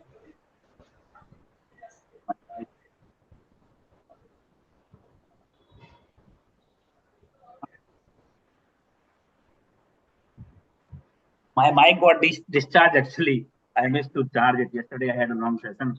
I missed to charge the mic. Now come back. Yeah. Now audible, sir. Yeah. Go ahead. Sir, yeah. Actually, I want to know the static IP where is assigned. It is in a DHCP or the where it is. DHCP, not DHCP. You have free IP address, right? You bought INA, right? Whenever you want to assign to your system, you can assign. Just you have to bind on the network, right? On network router, you have to bind and create the route. I'll tell you what is router and all, everything. But that is free IP address. Get it? So only dynamic IP address you keep on the DHCP server, so that it can be automatically assigned to any computer which connect to the internet. And how to track, sir, a duplicate IP? If how to know that one system using that IP and another system using that IP, so that not clash? You need not to know that. If you will assign, you will not be able to assign because that IP will be on use already. Actually, we have the multiple users, right? Airtel and Jio. Right. That type, yeah, both have the DHCP server, right? First of all, let me tell you that. First of all, if INA has given this range of IP address to Jio, it will not give same range of IP address to Airtel. Get a mind? Yes. So every service provider will get different range, right? Yeah. It cannot do the okay. It's something that you have sold the property to this person also, and you have sold the property, same property to this person also. Now clash will happen and go to the court. Yes. You know, it is not going to happen here. If INA has sold some sort of IP series of IP to this ISP, then ISP, right? If you if you buy two IP address, one IP address have configured on two system, what IP address you have configured on one system, first system only, it will work. Second system, it will not work. If you configure, you may not get any error, but it will not work. In a lab environment also, when you talk about the internal IP, I'll tell you in a later part. In lab environment also, if you configure any IP address, maybe configure two IP address, same IP address to do the system. Second system will not work. Only first system will connect. Get your mind? Okay, sir. You will get IP conflict error. You may not get an error. You may not get even an error also sometime, but because of conflict, IP conflict. you will not. Second system will not be connected to network. That means the dynamic IP cannot be the same in two different countries, correct? Of course. Yeah. Because how can it be same? Because dynamic IP address also we have bought, right, from INA only, right? So some series of IP address which have been assigned to Airtel cannot be used by Telenor in Myanmar or Digi in Malaysia, right? Yes or no? Every country, every service provider got the different range of IP address. Got it right? Now it's good. Sometimes we inquire that IP address belongs to Microsoft or Amazon. Yeah, so then how because do they have bought it permanently. They have bought a permanent IP address, and that IP address has been assigned, has been sold to Amazon or Microsoft, right? So that IP belongs to Microsoft. For me, for my IP address, if you check static IP address, it belongs to Airtel network. Why? Because I have subscribed. I have not bought it permanently. I have subscribed. That particular IP belongs to Airtel. If you check Airtel. 10 दिन ਦਾ ਹੈ security ਦਾ ਹੀ ਹੈ noise ਚੱਲ ਕਿਉਂ ਨਹੀਂ ਰਿਹਾ ਯਾਰ ਲੱਗ ਕੇ ਕਿੱਥੇ ਗਈ ਫੋਟੋ भाई ये noise क्या है भैया Xiaomi I will remove you again he has unmuted my mic भैया anybody not keeping the mic on mute I will have to drop you from the meeting okay so let me come on the board now my mic is got charge enough hello yes hello yes go ahead hello sir yes go my ahead. name is Shoaib Khan sir very good sir I am just asking for you I am working I am just joined for 10 days your training is there you at the end of session everybody will get the certificate at the end of the this 8 to 10 day session everybody will get the certificate but you have to mark the attendance just to ensure that you join right otherwise getting the certificate does not does not make any sense if you did not get the knowledge. Yeah, last class I missed actually. That's why I'm asking. So what happens to you is just attendance. You watch the video. So this 10 days video will be uploaded on YouTube also, right? I will share the link in the group. So you have to mark attendance after the watching video. You have to comment what you have learned in this session, right? Because if you have not watched, you cannot mention. You will not know what you have learned. Yes or no? If you watch complete the session, then only you will come to know what you have learned, right? So that is the reason we are taking this kind of attendance. Right? Because certificate you will get, you have to fill the form after the session, then certificate you will get. But it does not make any sense if you have not learned anything. Just for the evidence that you have learned, you have to comment on that video that what you have learned in today's session. Get it? So let's move after static and dynamic. Now your system got an IP address, either dynamic or static. You got IP address. Of course, this time it is dynamic, right? Now, my question was you have to access the flipkart.com, right? You have, first of all, you tell that you have to take the internet connection. Then you talk about what is internet and everything. Then you talk about IP address should be having the system. Then now you got the IP address using DHCP from service provider. Now what is the next thing you will do? You got the internet connection, IP address. Now in order to access the facebook.com, what is the next thing you do? What will you do? You open the domain name. You will open the what you will open? Browser. Google Chrome, Firefox, right? Opera, right? You will open the browser, right? In the browser you open, and what will you type in the browser? Flipkart.com. But just now, few moments back, I said you each and every computer in the internet are being identified by their unique address. What is unique address? IP address. IP address. But now, when I talk about you have to access the Flipkart website, you are saying that open the browser and type flipkart.com. But you should actually type IP address, right? Not the Flipkart. IP address is Flipkart is registered the IP addresses as name. So why you are entering flipkart.com? Why not IP address? Because we will search through domain names. Difficult to remember. Right. Because numbers are difficult to remember. Some people do not remember their own alternate number. Their wife or sister number they do not remember, right? Because numbers are difficult to remember, right? In which era Aurangzeb came, what year in India, right? We have to claim that those kind of years, right? Years and date. Because numbers are very difficult to remember, right? That is the reason we use characters, we use name, right? His name is Sachin, his name is Yaswant, his name is Salesh, right? Now, if I talk about, okay, Salesh number is 10567 instead of name, will you remember? No, right? That's the reason numbers are difficult to remember. That's the reason internet world also we use name. That we generally call a domain name, flipkart.com. Domain, website address or domain name, flipkart.com. But you understand, computers understand only IP address. They do not understand Flipkart or whatever, Facebook or XPERT.com. So when you write flipkart.com in the browser will get confused where to send the packet for communication. Yes or no? It will get confused because it understands IP address only. But you are Flipkart.com. The communication will not happen, will not start until unless we tell the browser that Flipkart.com IP address is 199.0.2.100. Yes or no? We have to tell the IP address to the browser. We have Flipkart IP address name I have entered, but this is the IP address of Flipkart. Then only communication will go to the Flipkart.com. So somebody has to tell. So who will tell the browser? Who will tell the browser what is the IP address of Flipkart.com? DNS. Sir. Who will tell? DNS. DNS, right? So what is the full form of DNS? Domain. Domain name server. Domain name server or domain name system. Somewhere you will find domain name server. Some places you will find domain name system. Domain name system, right?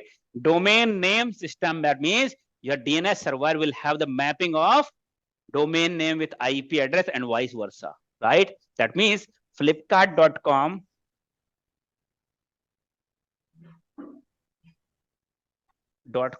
has the IP address 199.0.2.100, for example, right? This kind of mapping will be there on the DNS because we call as table, right? And there will be a table on the DNS, right? Where you will see this kind of mapping. The Flipkart.com belong to having this IP address, this one. This is called a record. This kind of record will be there in the DNS, and this is called a DNS record. This is a DNS record. DNS will keep the record of each and every website domain with IP address and vice versa, right?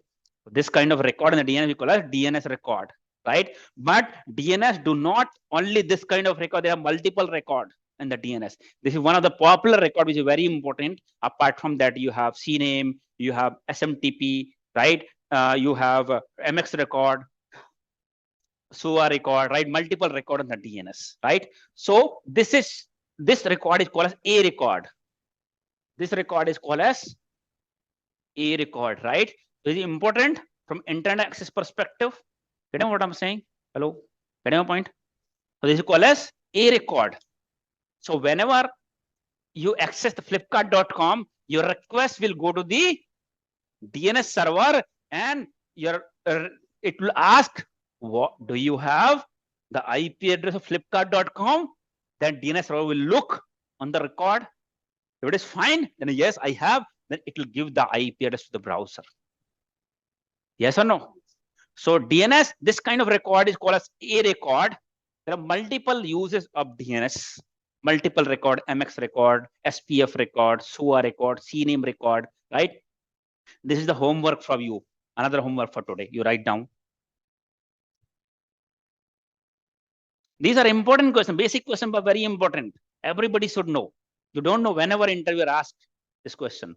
What is DNS record? What is DNS? हाँ एक बार बताता हूँ हाँ. What is DNS?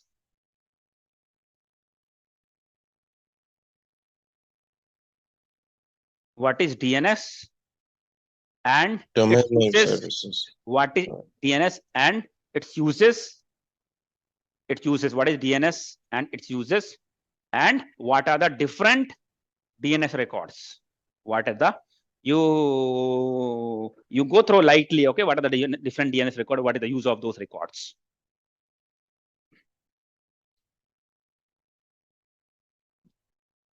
What is the use of those different records?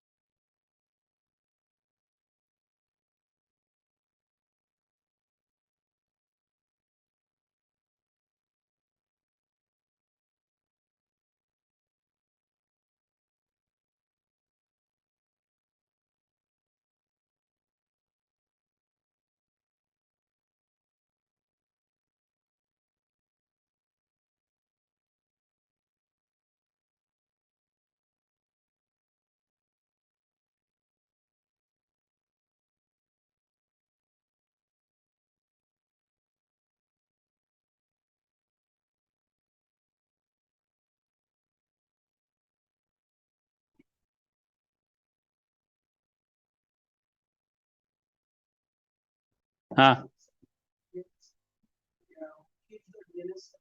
will tell you. You had a question?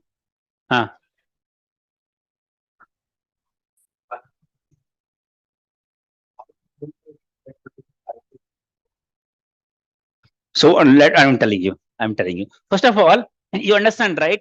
That once you access the website, request will go to the DNS server, right? And DNS server, you'll have mapping of domain name with IP address. So once you access facebook.com, your computer will initially request that is called a DNS query. DNS query. Your DNS query means to take the DNS record, right? This is called a DNS query. It will send the DNS record to get the record, to get the IP. They call it DNS request or DNS query. So now, how your browser, how your system will come to know which DNS server I have to send the request? Yes or no? Which DNS server this system has to send the request to get the IP address?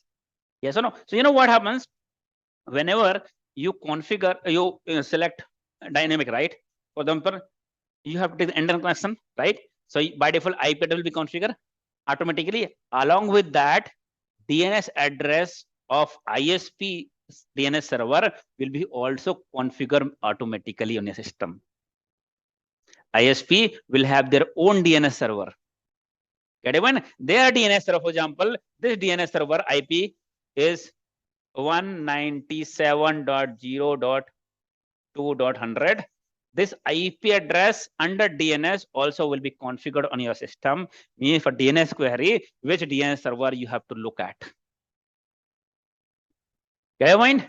So you understand, right? If your system got the IP address but did not get the DNS address, what will happen? In that case, website will not be accessible. Your system will show you have internal connection, but since you don't have DNS server, you will not be able to access any website because website will not get resolved to IP address. Without IP address, you will not be able to access. Get your mind? Understand? How to check whether the system is having IP address or what is the IP address the system is having, or what is the, do you have a DNS address or not? How will you check? Do you know how to check IP address? Do you know how to check IP address? SIEM. Windows run config. Go on the IP config. Nowadays, you don't have to go in run. Just go in the search and type CMD. Command prompt. Search, type CMD. CMD means command prompt. Command prompt. One black color window will get open. On which you type IP config. IP config.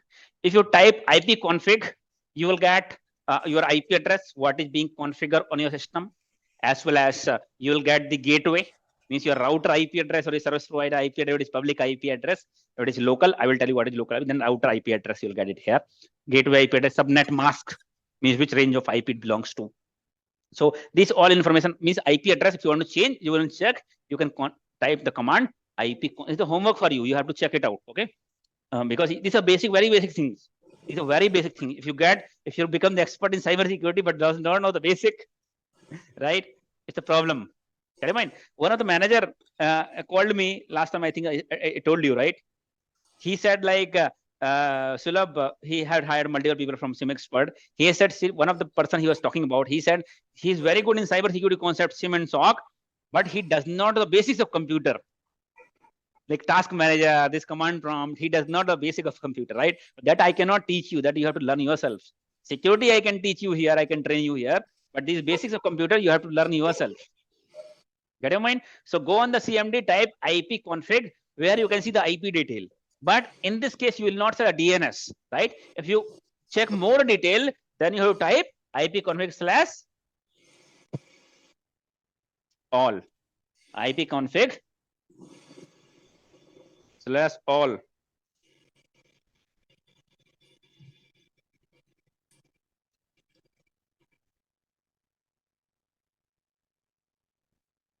What is the command? IP config / all to check the IP address and DNS. Okay, what DNS? These detail What? Can we hide these details of IP? Can we? Can we hide from command prompt? Can we hide from command prompt? What do you want to hide? I want to hide my IP config detail. I'm not sure about it. I never thought about it actually, that I want to hide it. I'm not sure. This is the first time use cases. I don't know whether it is realistic or not, but I did not explore. I did not find any use cases where you have to, you have to hide that people should not be able to check what is IP address. If there is a way, I'm not aware because I did not find any use case. Okay, you understand how you'll check the IP address? Now you understand DNS. So it's a homework for you to check the DNS record. So along with the IP address, you will get DNS server IP address also. If you configure manually static IP address, then ISP will give you the IP address plus DNS IP address plus gateway also, the router gateway address, right? So now how does DNS server come to know? How does the DNS server come to know, right? Which particular website means domain has which IP address? How this ISP DNS will come to know? Yes or no? Even the companies also, will they have their own internal DNS server? Get it? Man? Company will have their internal DNS server, right? So you know what happens is, for example, this is the SIEM XPERT, this is Accenture website, Accenture company. So for example, Accenture company is new. They want to host their website Accenture.com and make it live so that people can access Accenture.com. Get your point? Someone is not in mute. Abhishek Ojha, yaar. Abhishek Ojha, who has joined the name Abhishek Ojha? I'm seeing again and again you're not keeping your mic on mute. I'll have to remove you from the meeting. Multiple reminders. What I'm saying is, if you have to host your website, first of all, you have to have a server, either Windows, Linux, right? Right? Means server means hardware, then operating system inside that, either Windows or Linux, right? For example, you have one server, Dell server, HP server, and his server, right? Hardware. Then you deploy a Windows operating system on that, right? You want to host Accenture.com. Then you configure whatever RAM, CPU required, you configure it already. Then you create an application and deploy web application, Accenture.com, Accenture application, right? After, so during the configuration, you have to deploy an IP address also. So that, see, the IP address do not belongs to application, the IP address belongs to server. The server IP only will be called as application IP address. Means the Accenture.com IP address will be the server IP address on which application is hosted. Get what I'm saying? Right? For example, this is 193.0.5.100. This IP address you have to assign the server on which you have deployed the website Accenture.com. So Accenture.com IP address will be this IP address now. Got it? Mind? Now, if anybody accesses Accenture website using this IP address, it will be accessible, reachable, this website. But now we understand people are not going to access through IP address. They are going to access through domain name Accenture.com. But how we will tell people, okay, that I have configured Accenture.com on this particular, you cannot announce like this. You have to announce to the internet world what is IP address, and people should access this IP address with which name, right? Then Accenture has to create the DNS record. In the DNS, right, Accenture should have DNS server, or they can take the service from other service providers, for example, Hostinger, GoDaddy, Symantec, or other service provider which are providing these hosting services. Right? So either big company will have their own DNS server because they continue developing such application. Multiple. Accenture will not have any Accenture.com. They have so many hundred of applications, different applications, which hosted and which are available to access publicly. So they have to keep creating such records. So they cannot call every time GoDaddy or other services. They will have their own service. They will have own DNS server.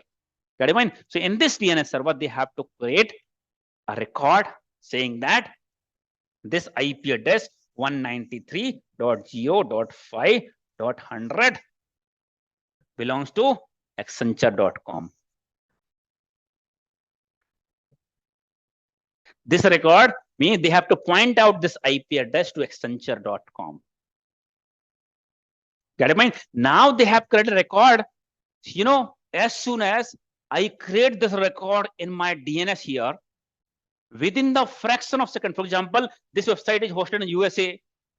As soon as we create the record in the USA DNS server, Accenture DNS server, within a fraction of second, I can open the browser in India and type Accenture.com, and I'll be able to access Accenture website within the fraction of second. So the question is, Accenture has created a record on their own DNS. How this ISP DNS come to know what is the IP address of Accenture.com? You create a record here, right? Within the fraction of second, the record has been synchronized across all the DNS across the world. Means all the DNS across the world are synchronized with each other. The universal DNS server that we call as Google DNS server, and IP address is 8.8.8.8. So all the DNS servers are synchronized with universal DNS server. Means as soon as we create the record in your own DNS, it will synchronize and send the update to the Google universal DNS server, and Google server will send that record to the all the servers connected. DNS server will connect with each other. It means in a fraction of second, you will have DNS record across all the DNS servers. Get a point? Understand? So if you have their own DNS server, it will be easy for you to create such records, and automatically it will be synchronized with other DNS server. Website will be live within a fraction of seconds. Second thing, that's not the only reason why companies deploy their own DNS. Another reason is, for example, your company is in Bengaluru. So this Google DNS server is free. Anybody can configure. On the, for example, in my system, I get the ISP DNS, right? Instead of ISP DNS, I can configure Google DNS also, 8.8.8.8. Still, you can access the internet. This Google DNS server is free. Anybody can use it. But why company deploy their own DNS? That is not the only reason, just to create the record. Another reason, for example, Google DNS server is in Mumbai. Your company is Bengaluru, right? Once you access Facebook.com, first of all, request will go to the DNS server which is there in Mumbai. Then get the DNS IP address. Then it will go to the internet. Means slight delay in the response, slight delay in the communication, right? What if you have DNS server here only within your network? Immediately it will resolve the query and go to the internet, right? That is the reason company will have, most of the company will see, big companies will have their own DNS server. Get in mind?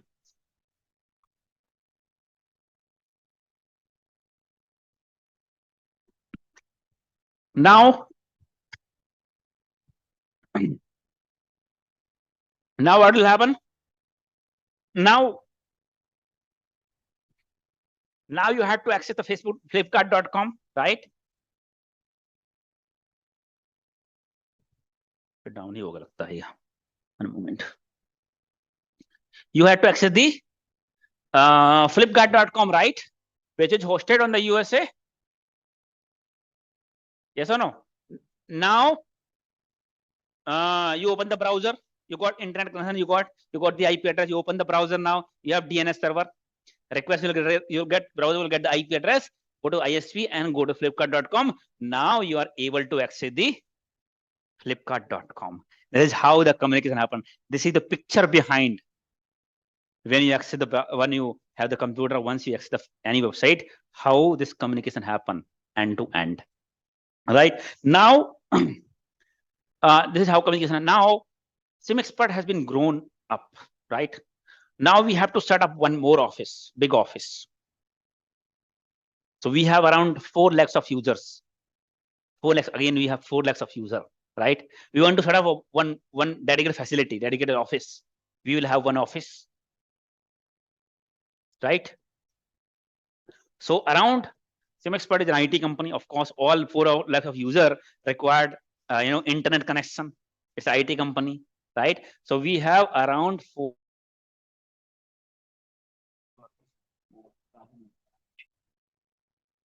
So I think let me Just give the scenario. Tomorrow I will discuss on this. So what I'm saying is, now SIEM has been grown up, and we have 4 lakhs of users. Now SIEM is an IT company, right?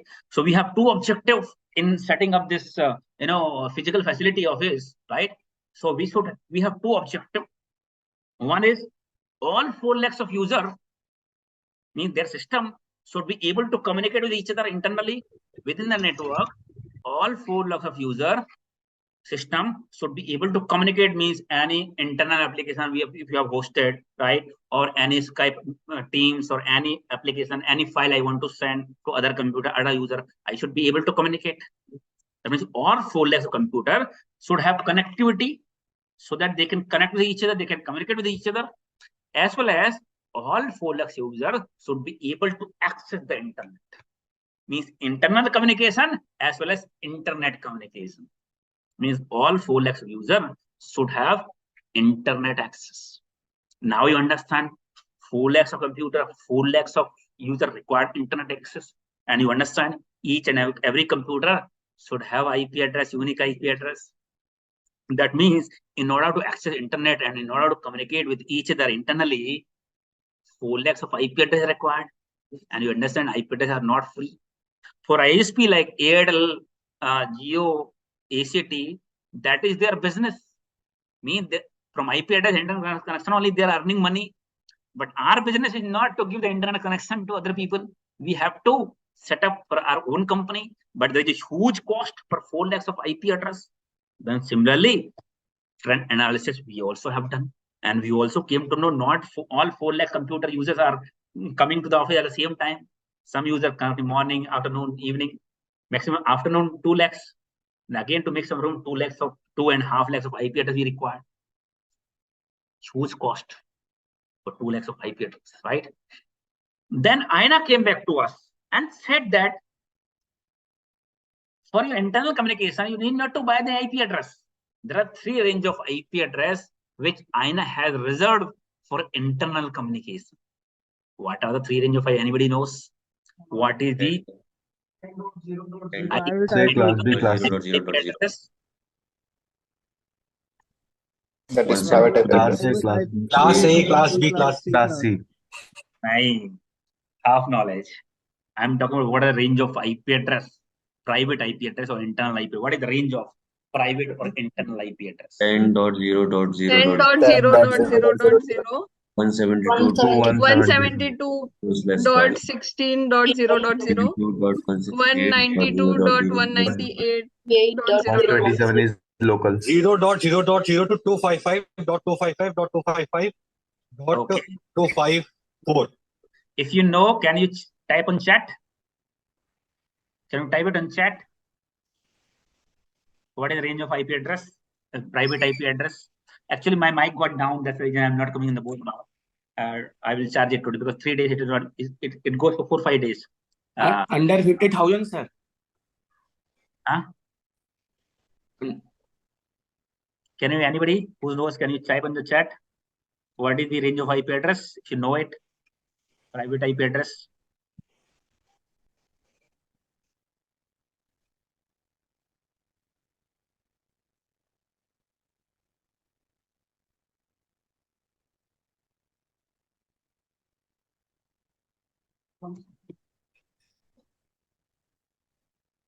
No, that is not correct. 172. See, first is 0.0.0.02255.255.255.255. Right, that's correct. But I want in subnet mask. It is 10.0.0.0/ I will write tomorrow in the board. 10.0.0.0/8. And second one is 172.16.0.0/12. And another one is 192.168.0.0/16. Right? That is the current range. Some people and some resources will get /24. That is not correct. 8, 12, and 16. Right? So these are the subnet masks. 10 range, 8, right? And 172.168.16. 12 is the range subnet mask, and 192.168.0.0/16. Right? So that is the range of private IP address. Range of private IP address. I will tell you what is private IP address, right? Aina said me that why don't you use this range of IP address, which is completely free? Anybody can use it, right? So we'll understand how we can use it on next session tomorrow, because anyways it is still going to 10 o'clock now, and my mic is also down. So we'll be discussing tomorrow, right? So after 8 to 10 days of the training, everybody will get the certificate, including regular also. Regular people will get 2 certificates. One is SOC expert certificate after completing the 3-month training.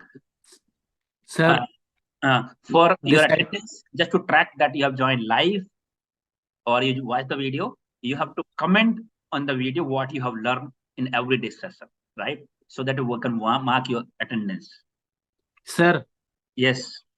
This side home, sir, will you provide any kind of PDF related cybersecurity? Of course, networking also I will share with the document, but this for SOC session once we start, it is exact what I'm going to explain, exactly same. And for networking, I will share the document as well. But okay. Not exactly how I'm explaining. Every definition will get, but this is not exactly what I'm explaining here. Okay, but every concept you will get it. I will share in the group. Okay, guys, thank you for joining. We'll see you tomorrow at the same time, 8 o'clock. Thank you. No, sorry, I have a question. Yes, go ahead. So you said we need to comment. We need to make a comment every day. You're in class or what? Just to mark the attendance, what you have learned. Okay, so we need to do that every time before we every day session.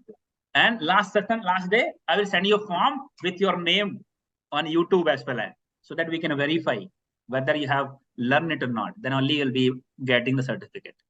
Once you verify that you have learned. Sir, will you upload today's videos on the YouTube? I will share the link. Sir, we have 2 certifications for a year. One is the networking, one is the SOC analysis. For regular people, we will have 2 certificates. One is SOC analyst, another is SOC expert. Yeah. So become the expert after 3 months. Does this certificate contains date? Sir, how much time it will take to upload this video on? Around 1 to 2 hours. 1 to 2 hours. And same PDF document is also shared on the group, or only this video? On the group. Yeah, okay. Hello. I want to ask, sir, what is the exact work of SOC analyst, sir? I explained you, right? Yesterday I explained introduction class. Introduction class I explained you yesterday. Career scope in cybersecurity video for regular batch. I have shared that video, which I have taken with the free batch. What is the work of SOC, right? As well as in YouTube channel also I have one video. What is SOC and what they do on a daily basis. In a regular class, we are going to perform everything, right? Practically, what is the exact work of SOC, day-to-day activities, everything practically we are going to talk about here. So these certificates that you provide, that they contain date? Yes, of course, date. Of course, certification date means with date you got a certificate complete. It's not a kind of complete, it's kind of certificate number also, credential also will have, and that too will verify in case we receive any verification, right? So what day you got? Hello. Sir, how much time you will get the certification, right? 2-3 months, or how much time? Because this certification is not a training completion certification. So it is not like 3-month training you have attended or 5-month training you attended. It shows like you have given exam, even though you are not giving the exam, but this is exam kind of certification, right? So it is not showing. If you want mention, you can mention training attended, then you got the certificate, right? Yeah, right. But this is exam kind of certification. अगर कोई experience के साथ जा रहा है तो वो दिखा सकता है कि पहले उसने ट्रेनिंग की है फिर right in that इशू नहीं आएगा सर डेट का there is a way. I will yes sir, okay. You can show. Hello. That is all right. Yes. Hello. What is the fee? Hello, sir. Sir, I want to ask, due to some reason, I am joining the late. Hello, sir. But how do I... I'm speaking from Ghana. I will say the link. Sir, where are we gonna share the last link? session I was not able to paste the attendance, so like how will it I'll be able to in the day 1 session? Day 1 you have the link, right? On the day 1 I have shared the link. On that you can comment and the attendance. Okay, thank you, sir. You joined to watch the video, that you can comment. 10 days session helping hand for the people. Okay, so we are not charging anything. Certification is also completely free. Sir, what are the fees? Look at the website because I'm not proposing it at the end of the class because this is completely free. It's not something that I'm proposing my regular training. Since it's a free hand, if you want to get into it, you can you can raise a query, so somebody from my team can call you, or let's wait for this 8 to 10 days session, right? After that, you can continue the regular session as well if you're interested. Hello, Sulabh sir. Good morning. Yes, go ahead. I just want to ask you, with this training of 3.5 months, how many years of we will be getting real-time lab and everything? How many years of experience we can show it? It's a live session being uploaded on YouTube, so I cannot comment publicly here. Oh, okay. Sorry. You watch it for you join this training for 10 days, then further we can talk. Okay, sir. Thank you so much. This session is being uploaded in YouTube, right? Public forum. So commenting on this is not a right platform. Sir, which topic we will discuss tomorrow? Let's see. Tomorrow is a surprise. Anyways, I tell you, right? Tomorrow we'll discuss if I have to design my network for 𝐶Mexpert.com, 𝐶Mexpert company, right? We have more than 4 lakhs of users. How we'll design? We'll talk about networking device, router, switches, netting, subnetting, right? That will discuss how we can enable the communication over the internet as well as internal communication to the computers. There are various things, technology will come in between that we'll discuss in the networking. So we have to comment on YouTube channel, on YouTube video. The link that I have shared with you, right? We'll be sharing today's link. So what to you mark have the attendance. you have to what you have learned in today's session, every day session, what you learn that day you comment. So at the end of the session, we'll share you one Google form. You mention your name as well as your name on the YouTube from which, so that we can verify that you actually learn. Get in mind? So then only you'll be awarded with the certification. Thank you everyone for joining. See you tomorrow. Okay, thank you, sir.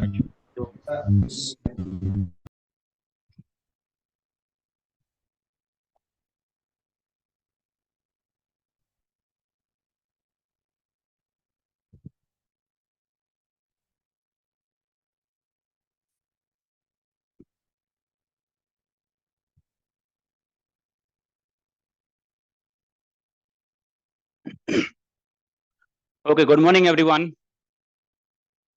Good morning, Sulabh. Good morning, sir. Good morning. Morning. Good morning, sir. Good morning. Good morning. Hope everyone is good. Yes or no? Yes, thank you. Yes, sir. Yes, sir. Okay, great. So last class we started with basic, right?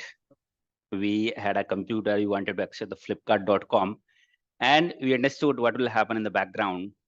So you understand that first thing you will take is, you will take the internet connection, right?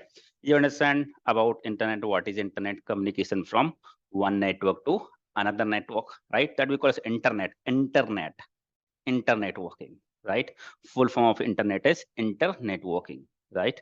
So we understand that in internet world, each and every computer will be identified by its unique address that we call as IP address, right? You understand static IP and dynamic IP. You understand the IP addresses are unique address. The IP address that is assigned to your computer, no computer across the world is using the same IP address, right? IP addresses are always unique IP address. Get I mean? We're taking the example of Airtel. They have a lot of users, how they can manage the IP addressing, because IP addresses are not free. So Airtel uses the concept of DHCP. They have done some kind of trend analysis and came to know not all the computers, all the users are accessing the internet at the same time, and they plan to reutilize the IP address using DHCP server, right? Dynamic host configuration protocol. Dynamically, DHCP server can assign the IP address to your computer, right? As well as your computer will release the IP address once you disconnect from the network. Get it? And can be reassigned to some other computer. Get it? That is DHCP, and that is the concept of, we understand there are two types of IP address, dynamic and static. Static IP address you have to buy, you have to pay extra money for that, right? And it will remain configure, or you can use that particular IP address till the time you have paid for. Either you have bought it permanently or you have subscribed monthly, yearly, whatever it is, right? So we understand the use of static IP also, right? If any application you want to host, application, any website you want to host, right? Or any application, any device access you want to give to someone, right? So its address should be fixed, means IP address should be fixed, IP address should be static. While normal internet user, right? Any website you access, it does not matter whether IP address is dynamic or static. In that case, dynamic IP address is good option, so that anytime you can connect and you'll be able to access the internet. Through DHCP, automatically IP address will be assigned to your computer. Yes, and after that you open the browser and you access the flipkart.com. They understand that your computer understand and communicate using the IP address only. It does not understand domain name. We talk about the concept of DNS, right? In the DNS server, you will have mapping of IP address with a domain name. Yes or no? The homework which have been given to you is you have to read about, or you have to learn about DNS. What are the various record on the DNS server, right? Mapping of IP address with domain name is called as a record, right? Several other record that you have to go through on the DNS, right? So whenever you make any website live, you have to create the DNS record so that your website will be accessible with its domain name. SIEMexpert.com, Facebook.com, Flipkart.com are the domain name, right? So you have to create a record, so that your website will be accessible using your domain name. Yes or no? So after creating the domain name, once we open the browser, access the Facebook.com or Flipkart.com, connection will go to the Facebook and you'll get the Facebook page. Right at the end of the session, we plan it out. Now SIEMexpert has been grown up, right? We have more than 4 lakhs of around 4 lakhs of users, right? We are setting up a new facility. That means we have to design a new network, new physical facility, as well as since SIEMexpert is an IT company, so we have to ensure that all the user, means all the computers should be able to communicate each other. In 4 lakhs of user, 4 lakhs of computer that we have, all the users, all the computers should be able to communicate with each other. That is the first requirement. Second requirement is all the users should be able to access the internet, right? For example, let me draw a quick simple architecture.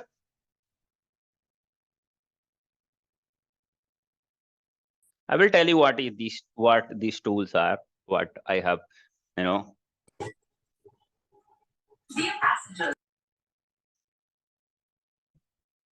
okay. So you'll have several computers here.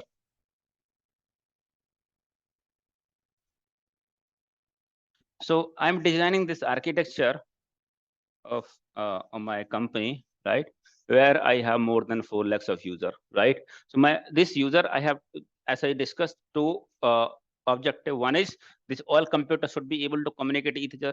If any computer want to send file, any user want to send file to other computer, want to have some chat application or any communication, right? Should be able to communicate each other, right? And second thing, all the users should be able to access the internet, should be able to connect to the internet. Two objectives we have, and you understand that if one computer want to communicate with other computer, they should have unique address, IP address, right? So we have 4 lakhs of user, then 4 lakhs of IP. Then same trend analysis we also done, and we understand that not all the users are going to work at the same time, right? Maximum 2 lakhs of users are connecting to the internet at the same time to make some room, but around 2.5 lakhs of IP address. Like Airtel bought 2.5 lakhs of IP address, but that is their business. They're earning money from IP address, right? By giving the internet connection to the user. But in case of us, we are not going to earn. That is our business. Our users are going to do some other business work, right? So buying 2 lakh and 50 lakhs of 2 lakhs and 50,000 of IP is a huge amount, huge money. Yes or no? Then Aina came back to the picture. Aina said that these 3 range of IPs are free. These 3 range of IP 10.0, 10.0.0.0 slash what? 8, 172.16.0.0 slash 12, right? 192.168.0.0 slash 16, right? Aina said that why don't you use this range of IP address, right? This range of IP address is free. See, when you see a thing, for example, when you see like this, for example, 10.0.0.2, for example, this is called as IP address, a single IP address. This is the single IP address, right? When you see like that 192.168.0.5, something like that, it's a single IP address. But when you see the slash, right, that means it's not a single IP address, it's a range of IP address we call a subnet.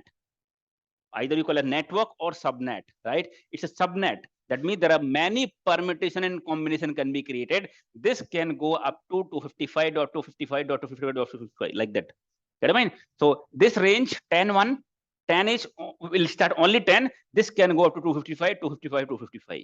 Right? 10.0.0.1, 10.0.0.2, 3, 4, 5, 6, 7, up to 255. Then this can be changed, right? So you can see huge number of combinations can be created. Get I mean? So this is a subnet, means it's a range of IP address. So whenever you see this slash, that means it's a range of IP. Get my point? So what I'm saying is this is a complete range of IP address, right? Not a single IP address. This is a range of IP address, right? Lower the value, higher the permutation and combination. Higher the value, lower the, means more IP can be created. Highest number of IP can be created using 10 network, right? This we call as 10 network, 172 network, 192 network, right? First octet we go through, we call a 10 network because it's starting from 10. This is 172 network. This is 192 network. That is how we read, right? If you go on the IP addressing class A, class B, class C, right? So then you will understand how to divide this subnet. If you want to learn, you can learn it. But understanding is enough. But if you have time, you can learn what is the different classes of IP address and how to subdivide, how to calculate the IP address in any subnet. There is mathematical calculation in networking, right? So, but if you have knowledge, that's enough. But still, if you want to learn it, you can learn it. Sorry Yes. to interrupt. Is it kind of CIDR, classless interdomain? You can call it, but we call as subnet. This we call as subnet. Okay, thank you. Huh? Means no, this can be changed any network, but since INA says that this set of IP address is free, maybe within this range, whatever IP address you use, those IP address are free for everyone. Get I mean? And this set of, these three set of IP address, subnet of IP address, we call as private IPs or internal IPs, right? That means INA says that these three range of IPs we call as private IP address or internal IP address. What we call as?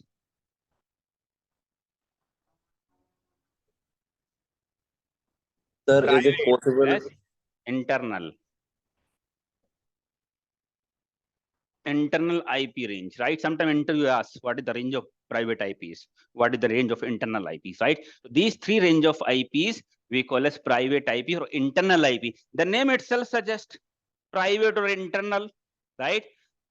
Get I mean? So this INA says that this set of IP are free, anyone can use it. But we learn initially that IP addresses are unique addresses. INA is not your friend only, right? INA is a friend of everyone. That means INA will not give this three range of free IP to you only, right? INA says that anyone can use. But if anyone can use it, right, that means there will be a conflict. Yes or no? If you are using this IP address to go to the internet, other company may also use, other company may also use. INA says that anyone can use. There will be conflict in the internet, right? That's the reason this range of IP we call as private or internal. That means internal to your computer, internal to your network, maybe your lab environment, your company environment, within your company network. You can use this IP address to communicate from one computer to another computer. But you cannot access the internet using these range of IP address. That means if any of the computer having this range of IP address, you cannot, your computer cannot access the internet directly. These IP address will not be identified over the internet. Get what I'm saying? If you have assigned this, for example, internet range 10.0.0.2, 10.0.0.3, 10.0.0.4. If you assign this kind of IP address here, what will happen now? Now this computer can talk to this computer can talk to this computer, right? But all this computer cannot go to the internet because like you have assigned Some other companies also assign, right? If you also go to the internet, these also will go to the internet, conflict will happen. Means address will no more will be the unique address. That is the reason INA says that these set of IP are free reserved for private use only. Internal use only, means within the company, within your private network, internal network, you can use this set of IP address, but you can't access the internet. Get my point? Hello, sir. One question, sir. Yes. Actually, sir, private IP is used by the other organization also. Means everyone is using. Every company is using this IP, this set of IP address. Get my point? So this is not clash for the other organization IP, private IP. How will that is what I'm saying, right? You can't access the internet. That is the word. If you access the internet using same IP address, conflict will happen. Yes or no? That is the reason INA says that within your company network only you have to use this IP. You can't go to the internet, conflict will happen. And that is the reason internet do not identify. Internet will not identify any system with this range of IP address. That means you will not be able to connect to the internet. If your system is having this private address, directly you cannot connect to the internet, because this set of IP will not be identified over the internet. The name itself says private IP or internal IP. Okay, sir. Thank you, sir. So, sir, these IDs are like IV4 or IV6? You have to tell. You have IB4 to tell. itself. IB4. IPv4, right? So now my first motive got fulfilled now. Yes or no? What was my first objective? What was my first objective? To connect. My first objective is to enable the communication between all this computer, internal communication, right? My first objective got fulfilled, right? So that these computers should be able to talk to each other. So I have assigned this range of IPs. Now this computer able to talk to this computer able to talk to this computer. Now second objective, all this user, all this computer should be able to communicate to the internet, access the internet, right? Now you understand this private IP address will not be identified over the internet. Yes or no?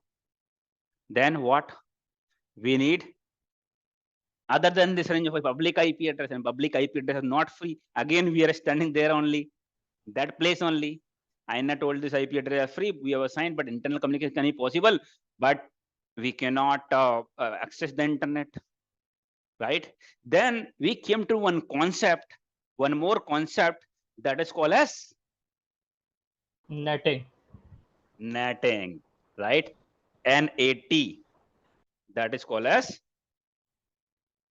NAT, NAT, and the process of not doing the NAT we call as netting, right? NAT means network address translation. You can write it. That is called as network address translation. Network address means, what do you mean by network? The meaning suggests network address translation, right? So what do you mean by network address? What we call as network address? IP address. Private address to public address. Network address translation. Network address means IP address. What is network address? IP address, right? So IP address translation you can see. Yes or no? Network address means, if you meaning you go IP address translation, because network address means IP address, right? So network address and translation, what will happen is it can map one address with another address. That means it can map one IP address with other IP address, right? That we call as netting. And when we map IP address, we call it network address translation. Translate one IP address with other IP. Hindi to English, English to Hindi, right? Yes or no? Means you have translated, right? Hindi to Chinese, Hindi to Japan, Japanese to English, right? That is what translation, similar word. Here network, that is language translation. Here it is network address translation, means IP address translation, right? That means it can map, using this netting, we can map one IP address to another IP address. That is called as network address translation, right? So here now all the system is having private IP address. Yes or no? Now this netting can be configured on the router. I will tell you and just few moment later what is router, but you just understand in my gateway. So whenever you take the internet connection, right? Internet connection will be terminated on the gateway router. Right at your home you have gate, right? Yes or no? Similarly, in the company network or any digital network, you will have a gate that we call as router. And since this router is on gate, we call as gateway router. Get it, mind? This router is on gate. This is a network device. I will tell you, explain you after few minutes. This router is on gate, so we call as gateway router, right? So whenever you take the internet connection, it will terminate it ideally on the router. Get it, mind? So what we can do is now, as you understand, we have to give the internet connection to all the user, 4 lakhs of user. So at least 2.5 lakhs of IP we have to buy, right? But thanks to the netting concept, right? I need not to buy now 2.5 lakhs, 2 lakhs, or even 1000 IP also, 100 IP also we don't have to buy. Even we can buy a single IP address. Single IP address, and we can configure on the router. Get it? Single IP address we can configure. For example, you buy the IP address 199.0.2.100. This IP address you buy, right? This IP address we call as public IP address. While other range of IP address we call as private IP address, right? So there are again 2 type of IP address: private IPs and public IP address. Private IP is the range of IP address which will be used only for internal use on an internal network, cannot be identified over the internet. While public IP is the IP address using which we can access the internet, which can be identified over the public network. That's the reason called public IP. Public IP, right? Public internet protocol, and public network is internet only. That's the reason those IP you call public IP. Yes or no? Sir, this IP is under that static IP or dynamic IP? Here you have to configure in this case either static or dynamic, anything. Okay. At your home, so let me tell you that, one moment. At your home router, right? You have home router, right? Home router is getting public IP address. And now you have 10 devices connected using private IP address. Somebody asked initially how we can access at home. 10 people are accessing using the same internet. What IP they are getting, right? So all these 10 computer having getting private IP address through router is having a DHCP. Who is not mute? Avinash. Your router is having net enabled netting, and also it is having DHCP server inbuilt. What happens is by default, once you connect to Wi-Fi, you'll get private IP address. Get it? Fine? Automatically using DHCP server. Right? In the router will get public IP address, and once you access the internet, your private IP address will be mapped with the public IP address. And in this case, the public IP address is dynamic, right? Yes or no? So you have the option either go on the login in the router and configure a static IP address. If you buy the static IP address, you can configure a static IP address on the router. Then same IP address have to use, right? Otherwise, time to time, it will release the IP address and get new IP address. There is a release time, 1 day, 2 days, like that we can configure. The internet service provider can configure it, right? So this IP address can be private, can be static, or can be dynamic, anything. Understand? Okay, so you can buy even a single IP address and configure on the router. Right now, you can create a rule here in the router that all the connection coming from this range of IP address, this range of IP address, this range of IP address, when they access the internet, go to the router. Router should map their private IP address with public IP address. Get it? Mind? That is called as netting. Mapping of one IP address with another IP address is called as netting. Right? So right now, one moment, I will ask you to write. Right now, the mapping of private IP address is happening with public IP address.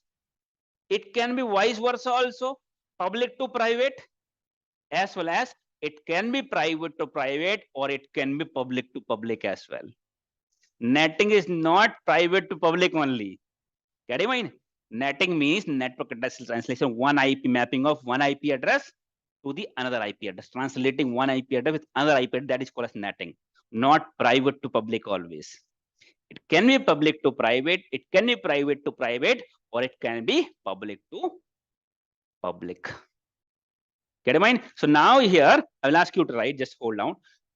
Now here you can see people are accessing private IP address. When they access the internet, right?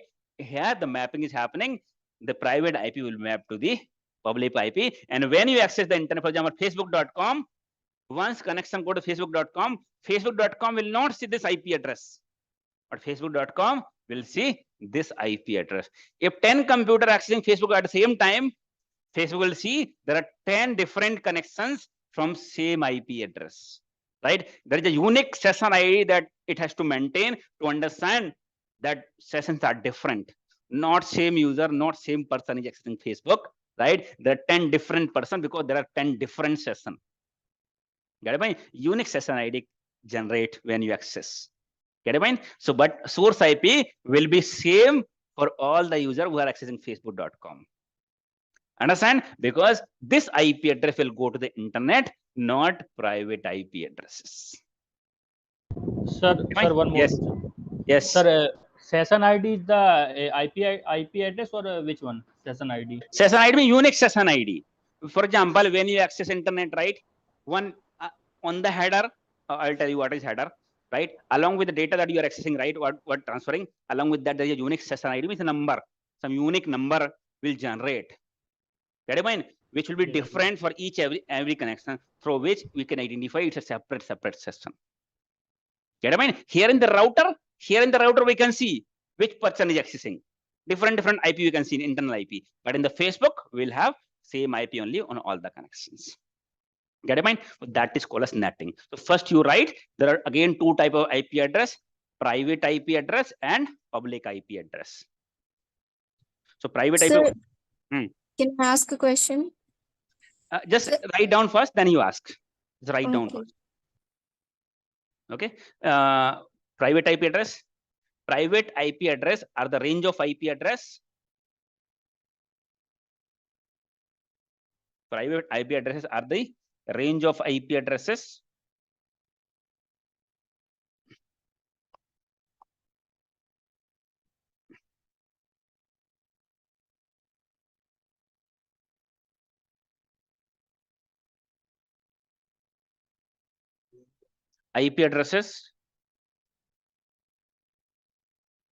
which can be configured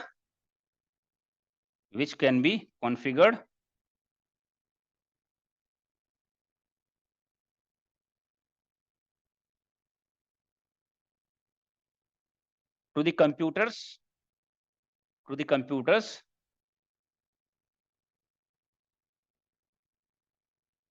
the computer belongs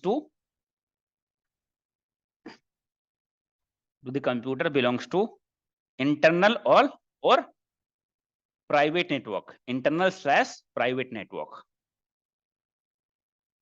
To enable the communication which are computer belongs to internal/private network.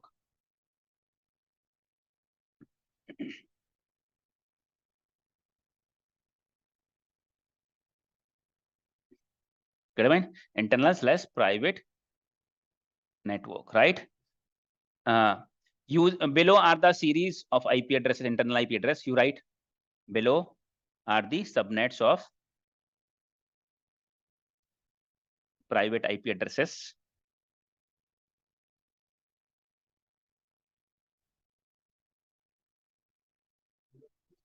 Below are the subnets of private IP addresses, private/internal IP addresses.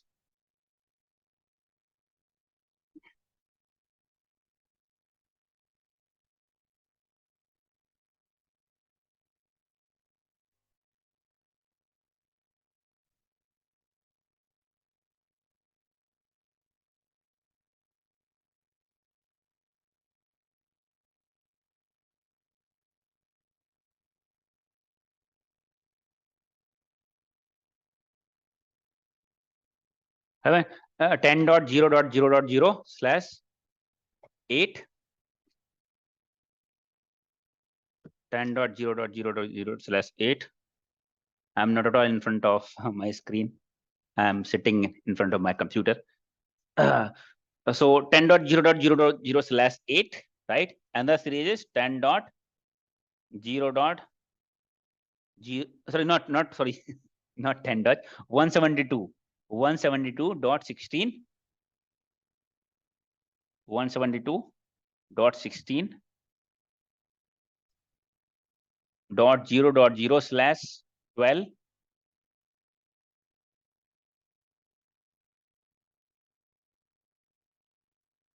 172.16.0.0/12 and 192.168.0.0/16. Right, Likan? So you So write below that repeat again. 192.168.0.0/16. Below that you write, using private IP address, we cannot access in the internet. Using private IP addresses, we cannot access the internet.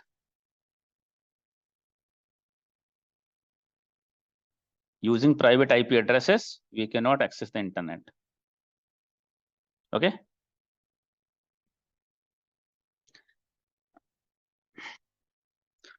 The next is public IP address.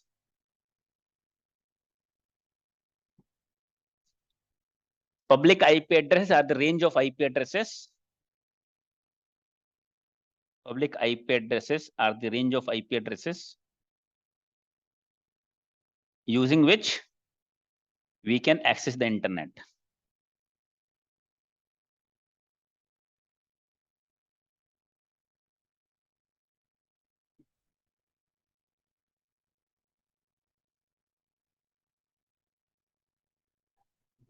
Which we can access the internet.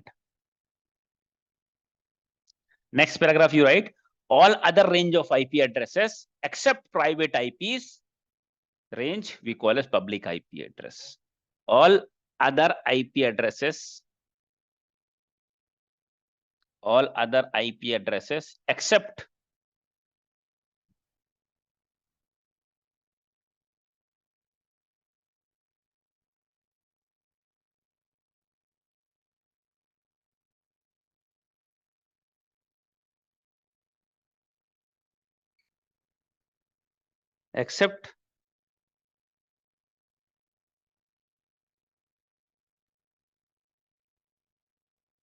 all other IP addresses except private range of IP address we call as public IPs.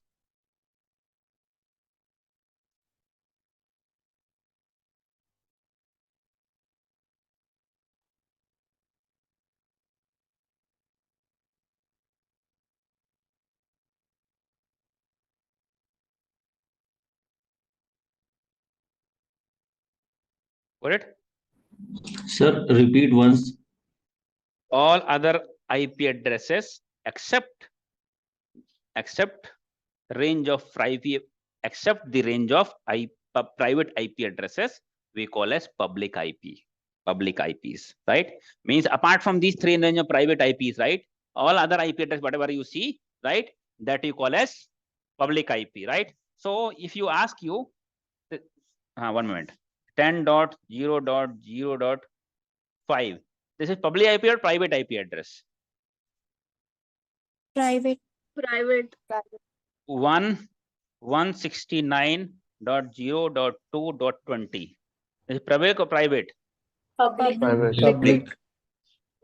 192.168.0.5. Is it private or public? Private. Right? 172.16.0.2. It is private or public? Private. Right? So it is very important to understand why, because in the company same thing will happen. In the company also will have netting, and all other computers will have the private IP address only. Get it? And they will have few IP or 2-3 IP address using which they will connect the internet. Get it? So when you see source IP, Source IP means from where the connection be originated. That computer IP is called a source IP address, right? So if you see the connection between 10.0.0.2, source IP is 10.0.0.2, right? And destination IP address is 197.0.2.100. If source IP is 10.0.0.2 and destination IP is this one, then the communication is inbound, coming from outside to inside or inside to outside. If you see source IP is this one, Inside to outside. to outside. So inside to outside. inside to outside, because your internal computer is having internal IP, outside internet IP, right? If you see this communication,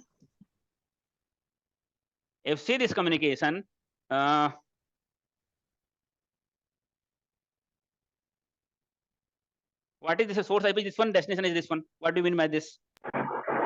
Inside to inside. Internal communication.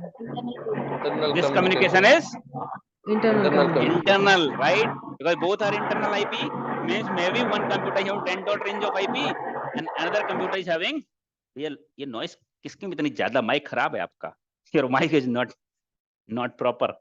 So this range of IP is also internal. This range of IP is also internal, right? That means it's an internal communication. Maybe one system is communicated with the other computer, but both are having different range of private IP address, right? But both are private. That means it's a internal communication. Understand? If you see this kind of communication, source IP address is 199.0.2.100, and this kind of this is source IP, this is destination IP. What do you understand? External to internal. Outside to Inside. If you see this IP address, another is 200.0.2.120, then Public communication. what do you mean by this? Public IP to public IP communication. So, but External to external. But you are seeing this communication on your network, right? So how it is possible? Because any of this IP belongs to your company public IP address, right? Maybe this is your router IP address, or behind that you have firewall which have the public IP address, right? And connection coming from outside to inside only, right? If your company public IP is this one, and outside IP is doing as a source, then the connection is from outside to the company network. Yes or no? Because this IP belongs to a company public IP address. Understand? So when we work on cyber security in SOC, we have the list of company public IP address, so that we can identify if this kind of connection we see on the logs, we can understand, okay, this is company public IP address. If it is just destination IP address, this is source IP address, means connection coming from outside from this IP address and hitting to the company IP address. It can be our web server IP address, for example, SIEMexpert.com, hosted in the company itself, but it will have public IP address, right? Otherwise, user will not be able to direct communicate to the private IP address. SIEMexpert.com, I cannot assign private IP address because private IP address cannot be identified over the internet. You know what I'm saying? Private IP address, you can go to the internet, but other people cannot directly connect to your device because netting is happening here, right? But if direct netting is not happening from here to here, they cannot. I think Abhishek Ojha, you have a lot of. You do not unmute your mic. Otherwise, fix your mic or do not unmute. Since yesterday, I'm seeing a lot of noise from your end. Okay, either you do not unmute or fix your mic problem. A lot of noise is coming. So what are you saying? Sir, I have question. Yeah, आपका mic ना बहुत खराब है.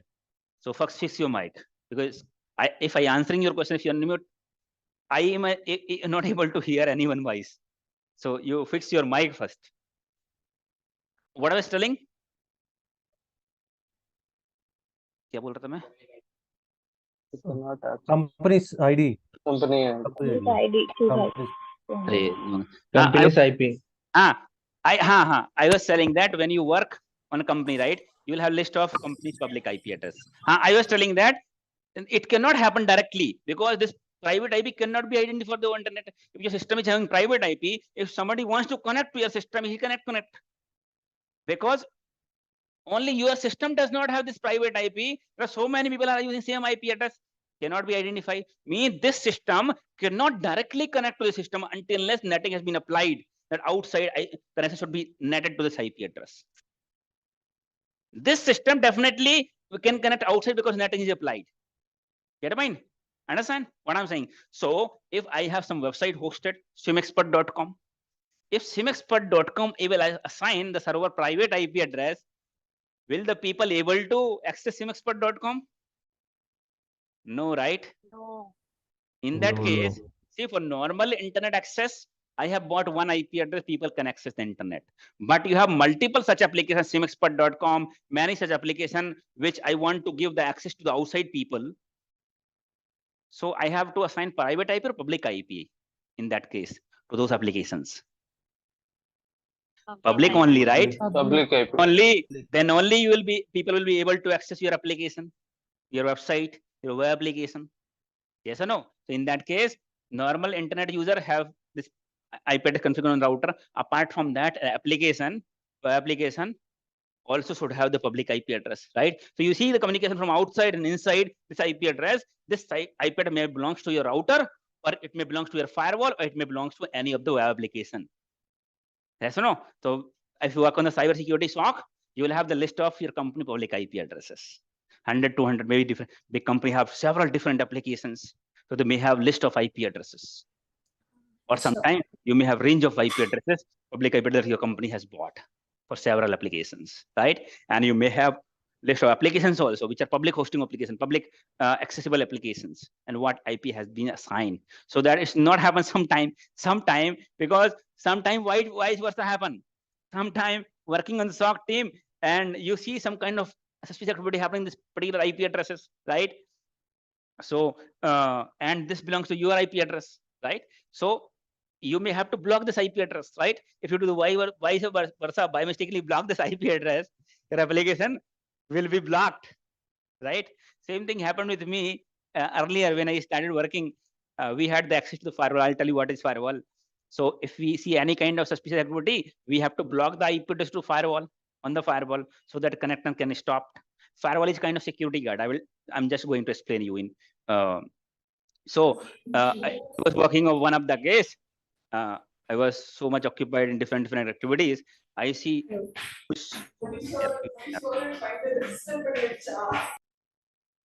Kalyani, I'll put you in waiting room. What I was telling is, I was investigating one of the case, right? I was seeing there are a lot of connections coming from 2-3 IP addresses and hitting to our company IP address, public IP addresses, right? It was web public. Those are our company web applications, right? So as an incident response, as an action, we had to block those IP addresses on the firewall. So because we used to get so many incident, and that company was product-based company, so we have got the access to the firewall. So whenever we see an incident, we used to block the IP address to the firewall, right? So when we see, I see multiple source IPs and towards multiple destination IPs. So I created on the notepad, right? So what happened is, instead of blocking the outside IP address, by mistakenly it happened, I have blocked the company public IP addresses. It was around 10 o'clock. My shift was 2 to 10. A lot of work that day, and I was in the handover call also. A shift handover call. We have to give the shift handover to next shift guys. So I was working also. I joined a shift handover call also. In the call also, I was answering. At the same time, I blocked the IP address. I got a call around 3 o'clock in the midnight. I got a call. I see my phone is ringing and I missed the call. I see there are around more than 20 calls missed. My manager called me several times. Call from firewall team, call from incident management team. I realized I might have blocked the public IP really, because I was not sure what I have done, but I realized firewall team called me some incident definitely happened with regard to firewall. Then I realized when I was leaving, I blocked some IP address. I recall, I think I have blocked the public IP address. Same thing happened. I called, he said that you have blocked company public IP address application. Since the last 4 hours, the application was completely down. It was one of the big application, public hosting application, which has to be accessible by all people from USA. The application was down for 4 hours. It's a high severity incident. Incident management here is a bridge call. Every application team, firewall team, network team, everybody was on the call. It's a high severity, huge business impact. I thought my manager is definitely going to scold me or definitely going to take some action. Next day I went, they explained what was the scenario, and they did not say anything in higher management also. See, that is a human error. It's not intentionally someone has blocked. It's a human error. And you'll not believe that same mistake has been repeated after 15 to one more guy. He has also blocked the public IP address. Same thing happened. Again, repeated task. Again, repeatedly, he has also blocked one of the public IP address. Right? So we have to be very careful. We have to be very careful in such scenarios. Right? That is the reason not everybody is getting. I was in my initial time actually. I just started my career on that company. It was 1.5 years. I was not very experienced, but since it was a product-based company, so we got access to multiple tools.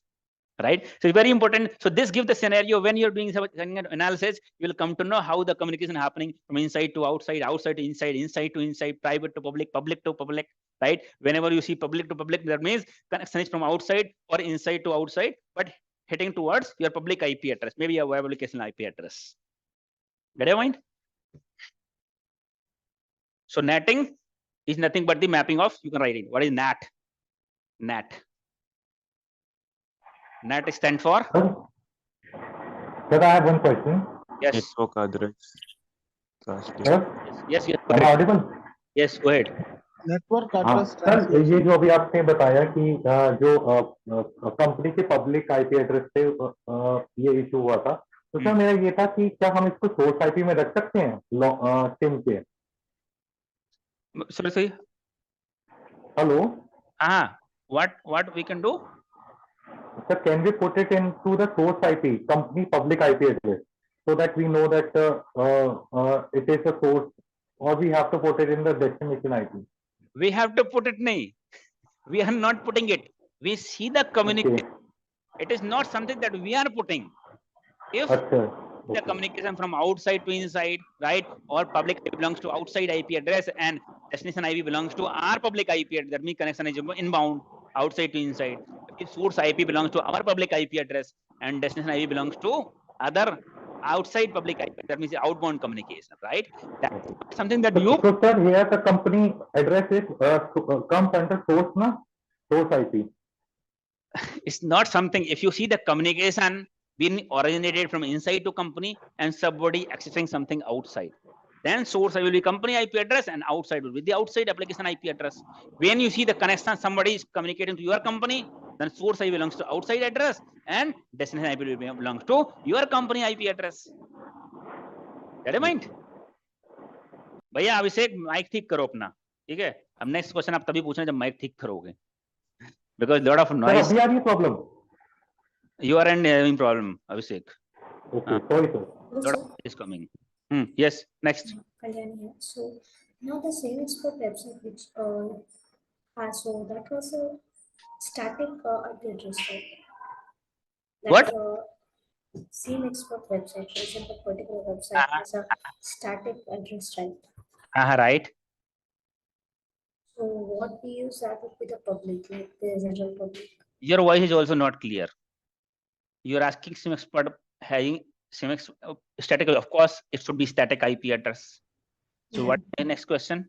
So whatever the public has, I mean, what we are using, so that would be the public, right? Any application which are hosted in the publicly, SIEMexpert.com, Accenture.com, Facebook.com, Insta, Facebook है क्या? Insta है क्या? Web में? Insta.com, Instagram.com, Instagram.com. क्या Insta हम ज़्यादा use नहीं करते ना? Instagram.com, right?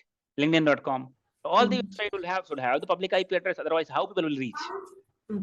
So for they will be paying for static, but not for public, right? Static, of course, right? Pizza Hut address cannot be changed.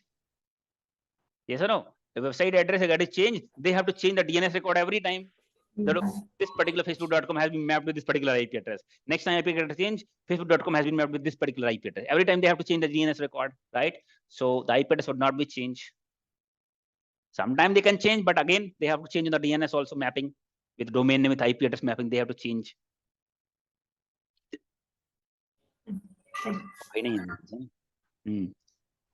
Hi, sir. This is Pavan. Can you hear me? Yes. Yeah. Sir, in the scenario which you have just explained, where you blocked your IP address, is there any possibility someone else can unblock it, or only you have to unblock it? No, it's the access. It's access. I had the access to block it, so I blocked it.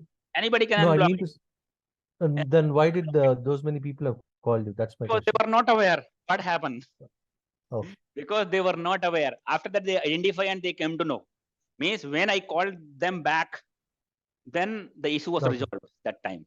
They identified, they have done the tracing, trace route and everything, where the blocking is actually happening, application level, network level. They were not aware suddenly because firewall team has not done any changes. So they said, we have not done any changes, but changes actually happen on the firewall, right? So that is the reason it took time for them to identify. Okay. So Sir, I have a question. Myself, Ashish. Yes. So how can we go about investigation a situation where someone committed a crime on Facebook or any other? This is not a related question for now. This is the higher level question that we covered in the talk. Once we move further, this is not the question at this level. Okay, because you are not mature enough. Just basic concept we are going as of now. I just give an example, a small example. Okay, so now you're written net. Net stand for, later on we'll get the question now. Let's move ahead first. Net for network address translation.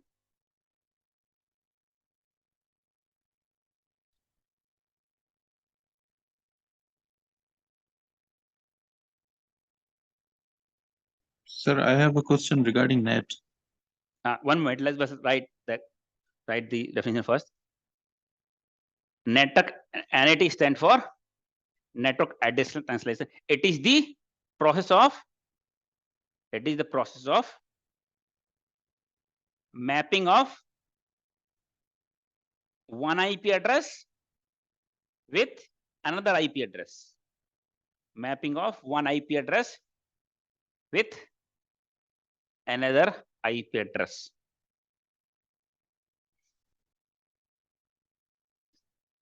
It can be private to private. It can be the translation of private to private.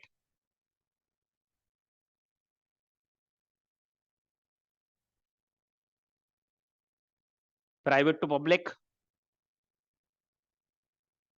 Private to public.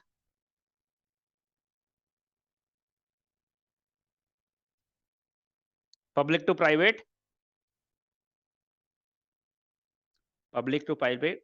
Private.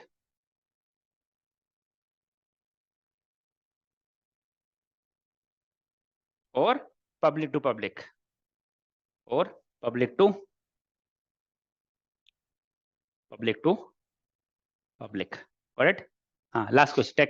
Tell. Yes, sir. Sir, I want to know that you said that net could be used from public to public. Right. I'm just wondering what's the purpose of public to public? I mean, private to public is understandable, but I don't get the public to public. I mean that is possibility. I'm telling you, it can be possible if there are some scenarios I have to think about when it has been used, but it is possible. It is just translating one IP address can be translated to the IP address, right? That there should be some use case, but it is possible. I mean to say it is possible. You can translate one IP address with other IP address as well. Get in mind? Either private to private, private to public, public to private, or private to private. Get in mind? Specific use case. Yes.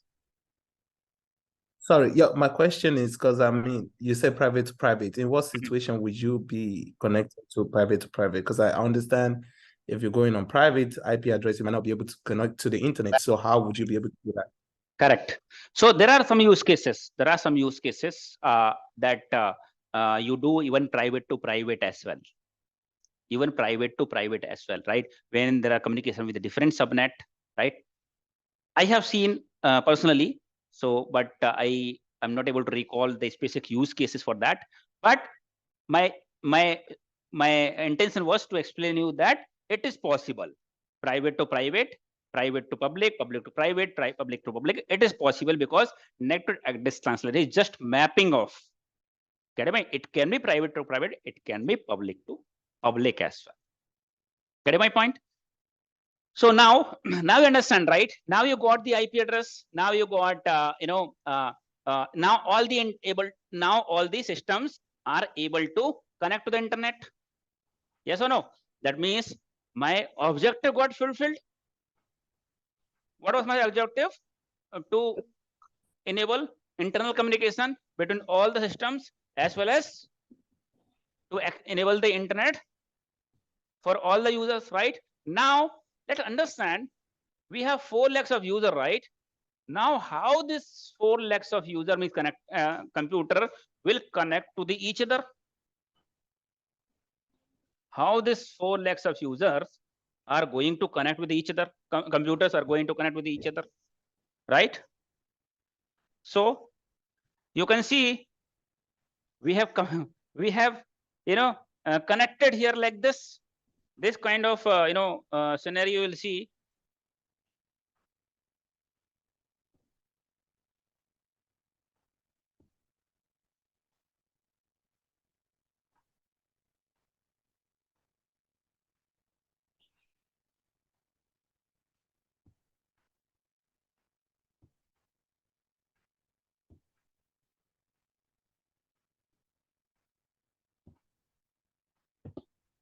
I'm just drawing the small architecture, simple architecture, where you have 3 computer here, 3 computer here. For example, this computer is having my IP address 10.0.0.2, 10.0.0.3, 4, 172.16.0.3, 172.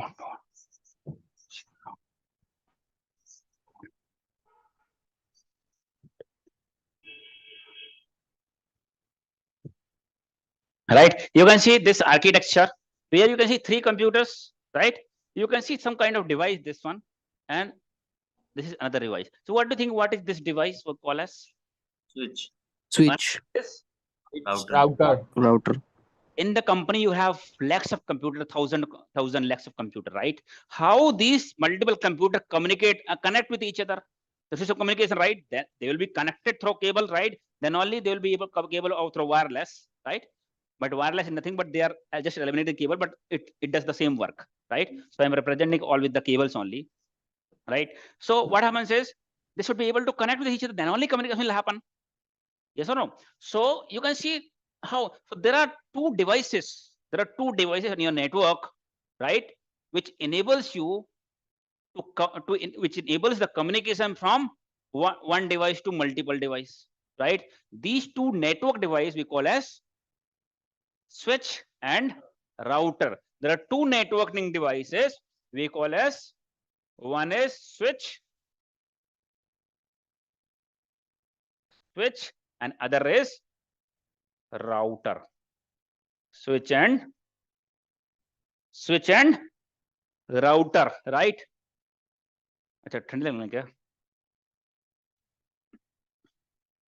Switch and router. So in what cases we have to switch? So when we have to connect multiple computers, right? When one computer wants to communicate with other computer, right? So all the computers, all other computers will be connected with each other, right? So in some case we have to deploy a switch to connect to multiple computer. In some cases we have to deploy the router. So the question is, in what case we deploy the switch and on what case we have to deploy the router, right? The concept is, if 2 or more computers wants to communicate with each other, if they are the part of same subnet or same network, if 2 or more computer wants to communicate with each other, if they are the part of same subnet or same network, we call as network or subnet also, same range of IP address, you can say, right? Same network or same subnet, in that case we can deploy the switch. You can see this is 10 network, starting from 10 network, same range. 10 network, 10 network. If 2 or more computers are the part of same network or same subnet, in order to allow the communication or enable the communication, we can deploy the switch. You can see switch, all are connected to the switch, right? So in switch, you will have multiple ports. In switch, you will have multiple port right here. Multiple ports, right? All the switch port, if for example, if you have connected 10 dot range of IP to one switch port, right? All the switch port, you can only connect the same range of IP address, same range of IP address computer. You cannot connect computer with having different range, different subnet. Yes or no? All the ports of your switch will belongs to same network. Get your point? If 2 or more computers are the part of same network, we can deploy the switch to allow the communication. That means switches within the subnet. Switch means from here to here, here to here, here to here, here to here, plus switching. Yes or no? So switches within the network or within the subnet means same network. It will switch from here to here, here to here, here to here, same network. Yes or no? Understand? If you have 2 or more computer wants to communicate with each other, if those computers are part of same network, same subnet, we can deploy the switch and connect this computer to allow the communication, to enable the communication. Yes or no? That particular device we call as switch. Another device is called as router. Router is a network device, right? So in what cases we deploy the router? If 2 or more devices are the part of different network or different subnet. One is, for example, 10 range, another is 172 range or some other range, to different range, to different network. If 2 or more computer, I'm not saying only 2, more computers are the part of different network, different subnet. Now, in order to allow the communication, we have to deploy the router. You can see this network, multiple computer, 10 range. This is again a network, multiple computer with a different range. Now, communication cannot happen directly switch to switch, because this switch is part of 172 network, this switch is part of 10 network. Communication cannot happen directly. In this case, what we have to deploy?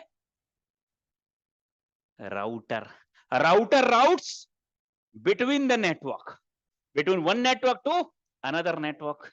The router routes between the network, while switch switches within the subnet or within the network. Within the subnet. Yes or no? Within the subnet or within the network, while router routes between the network. Yes or no? You understand the functional use of router?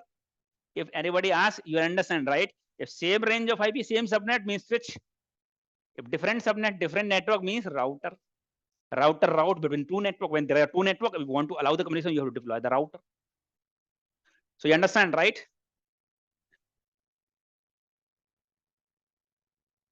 Yes, sir. Of course, netting, because router only we enable the netting, right? We can deploy, configure the netting on the router. This switch port can be private and it can be public between one. So all the power port of router will be part of different range. Means from this range, communication to this range of IP. This range to this range. This range to means all the port. If router, if you have, for example, if this is the router we denote like this, right? But it won't be like this. It is like this kind of device.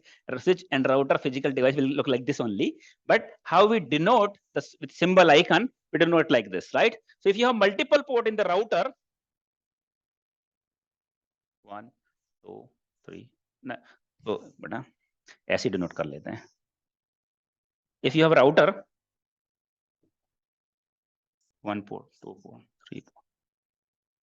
In multiple port of router, all will be a part of different IP address, different range of IP. For example, at 199, 992, or 199, for example, public IP 199, this range of IP address. This is 196 dot different.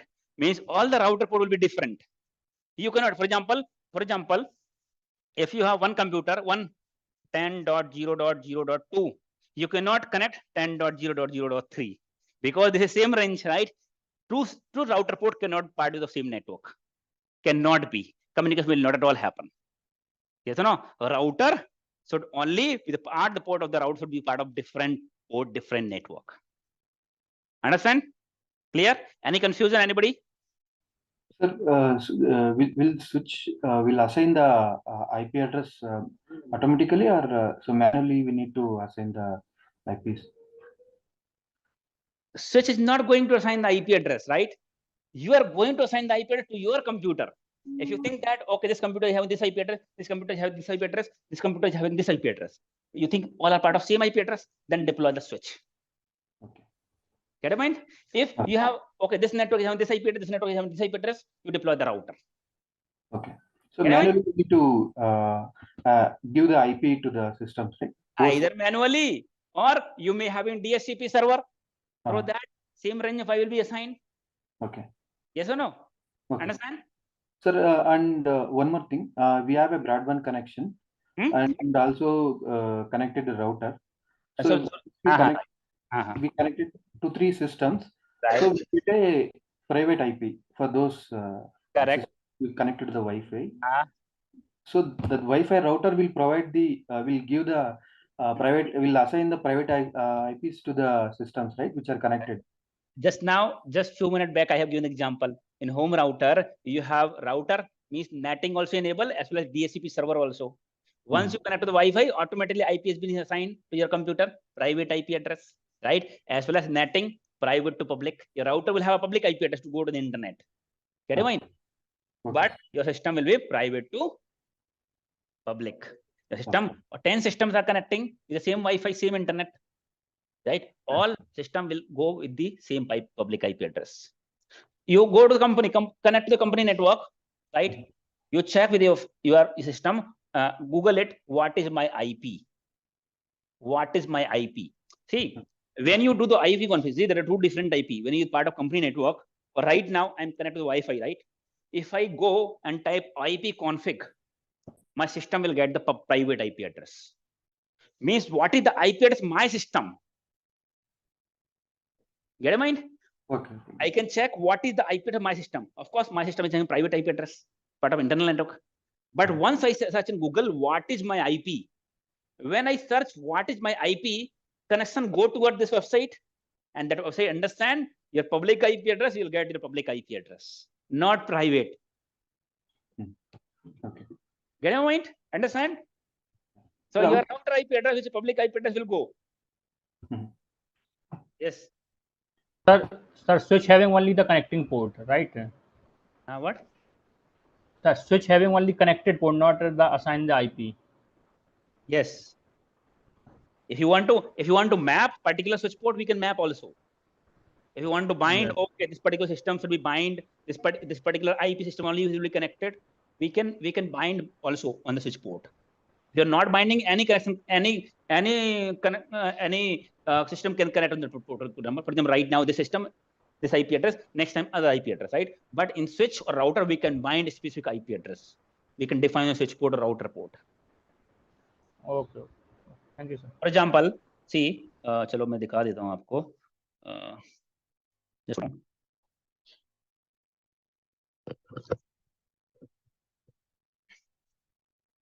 I will show you. अभी यहाँ का सोने का आता नहीं है. एक cable रखी थी क्या? केबल है क्या यहाँ पर? देखना आगे पीछे कहीं केबल रखी थी क्या? एक कनेक्ट नहीं होता है. देखो है कैसे में केबल? नहीं है. वहां देख के आओ जरा. वो रूम में, वो वाले रूम में, वो जो रूम है ना, बाहर वाले रूम में केबल रखी होगी. कनेक्ट नहीं हो रहा है.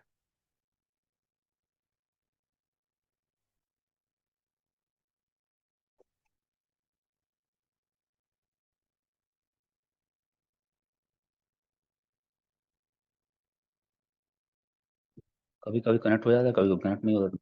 पहले से चालू कर दो तो कनेक्ट होता है. मिली? हाँ लेके आओ.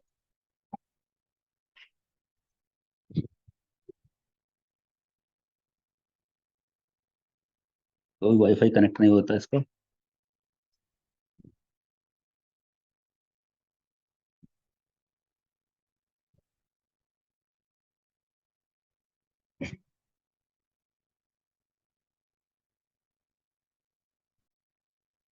Okay. See, let's see. I'm sharing my screen.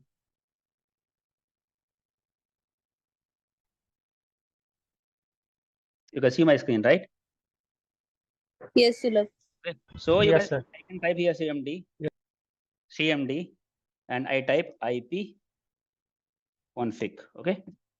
You can see my Wi-Fi. I'm connected to Wi-Fi, right? Wireless network, and this is my IP right now. 192.168.1.101. This is my system IP right now, right? After netting, I'm getting from router. Router doesn't give the private IP address.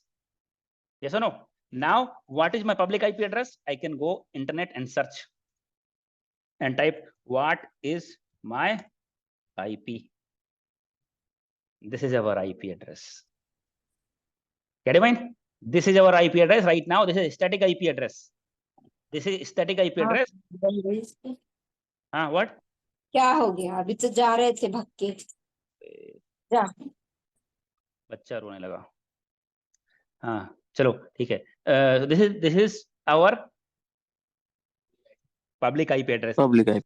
I have assigned this IP address. It's a static IP. I mean, I cannot see here it is static IP or there is no symptoms whether it's static or dynamic. You cannot check, because if you are using specifically, if I have put my DHCP server, it will be dynamic. If I have assigned to some people, it will be static, right? So if I put in dynamic pool, means DHCP pool, it will become dynamic. So I cannot check whether it's dynamically using or it is static, right? But if you'd see, I type who is domain, who is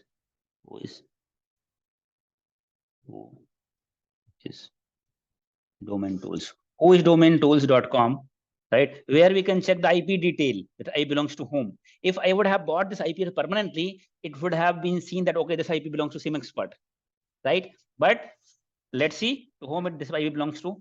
I actually bought it from, we have got it from Airtel. Let's see, Airtel has their own name or some different name it is showing. So you can check the IP detail on this website, where ois.domaintools.com, right? Just type the enter. You can get the IP detail to whom it belongs to, which company, which country it belongs to. You can check the IP detail here. It asking you are not a robot, because they are not allowing to check multiple entries through a script. That is the reason they are only allowing manually. So you are not robot. You are not using any script.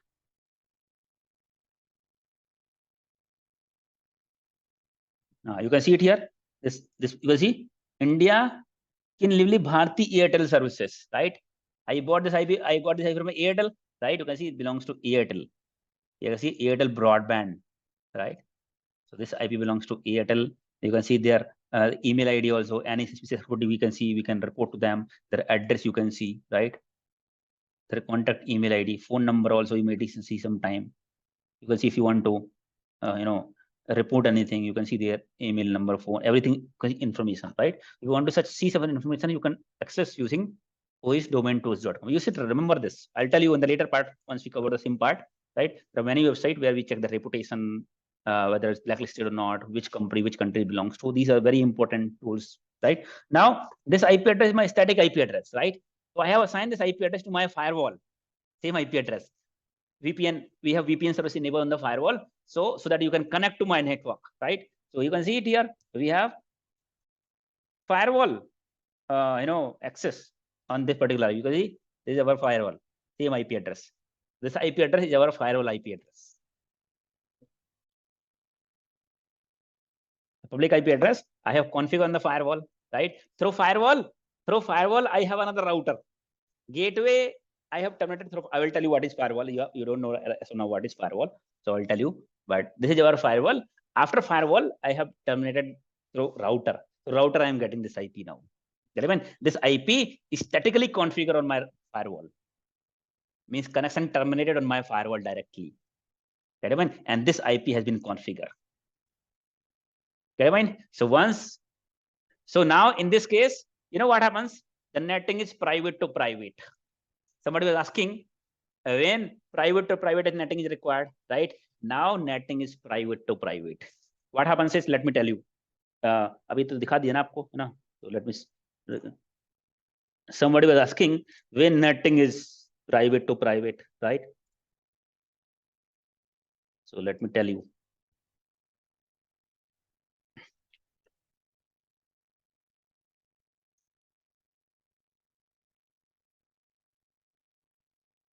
Yes, Sulabh, I have one question. Yes. If I move to from Airtel to Jio, Jio network, the public IP will be changed or it will be same?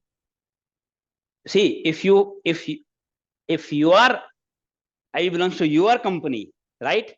Then Jio network also you can use, Airtel network also you can use. If public I belongs to your network, means it's in your own name. Get it? Mind? You have bought it permanently, then you move it also you can use anywhere in any internet service provider, right? But if you have, for example, I have subscribed my IP address. This IP address is not permanent, belongs to me, right? If I move from my Airtel to another, either I have to buy the IP address from Airtel, bhaiya aisa karo IP address de do, I can use it somewhere else, right? Or if I have subscribed, I cannot use that IP address. I have to change the IP address with बंद करो ना उसको, बंद कर दो, AC का थोड़ा बाहर जा रहा है फिर. So in that case, IP address will get changed. Understand? Got it? Yeah, thank you. Okay, let's move ahead. So you understand, right? Router and switch, right? So router and switch are the network device, right? Which enable us to design this network. Router and switch. Understand? So now, using router and switch, we have designed our network. So now let's see what is the scenario now.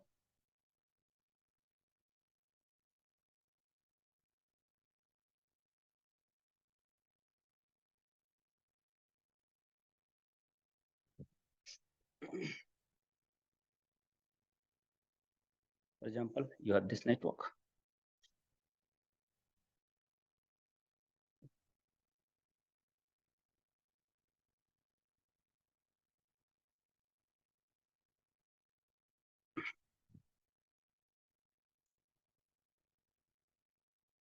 Right now you can see here, using the router and switches, we have designed the network router. We have designed the network, right? Now, are all the motive got fulfilled, right? That means our internal users are able to go outside. They are able to communicate with each other, this computer, as well as they're able to go outside. We have designed our whole network. Get in mind? The router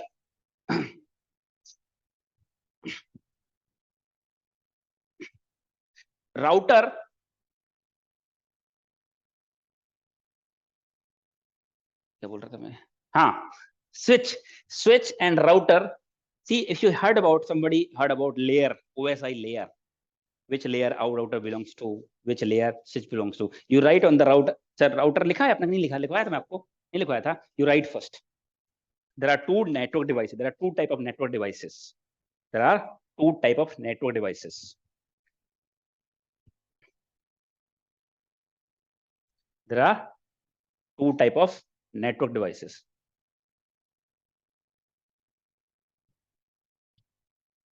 There are two type of network devices. One is router, one is switch, another is router. One is switch, another is router. Right? So light on switch.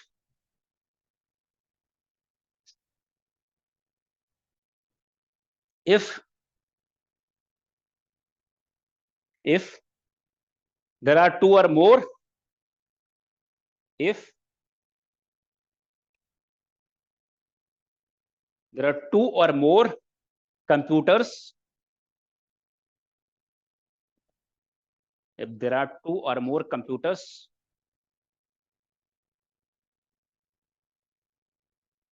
which are the part of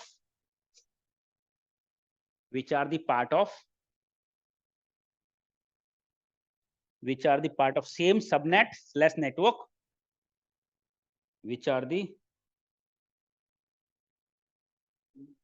same subnet / network,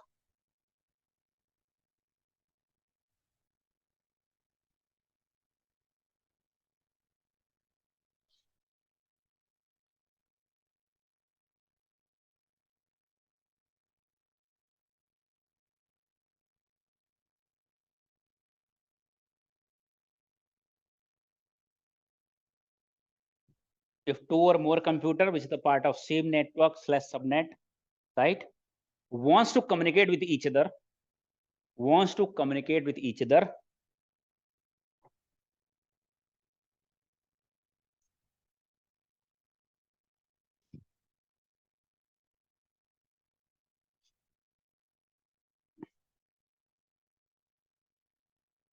then we can deploy the switch to enable the communication.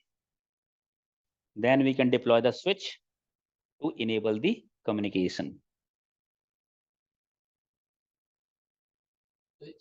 We can deploy the switch to enable the communication.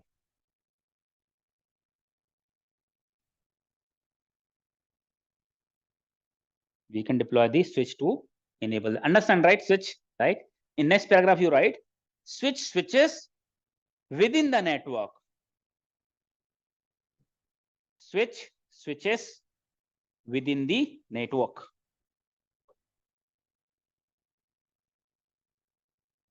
Switch switches within the network, right? Written switch switches within the network / subnet. Switch switches within the network / subnet.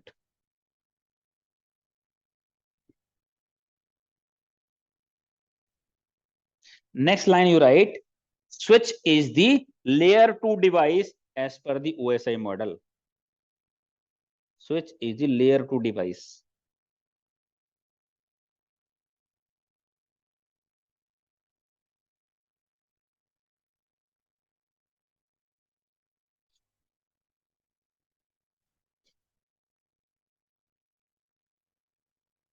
Sir, it's layer 3 device. Layer 2. Switch is the layer 2 device as per the OSI model. Get it mind? Now let's write about the router. As the what, sorry? Say Yes. switch is layer 2 device, as to what? As per the OSI model. OSI. Okay. OSI. Sir, it belongs to network layer, sir. OSI. It not data link layer. I will tell you. Switch is the layer 2 device as per the OSI model. OSI stand for Open system. Open system Connection. interconnection. Open system. हाँ, वो तो TCP तो आपको पता चलेगा, वो तो protocol है. Open system interconnection, OSI model, right?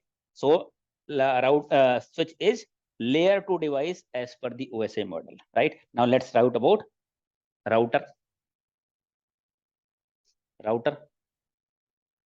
If two or more computers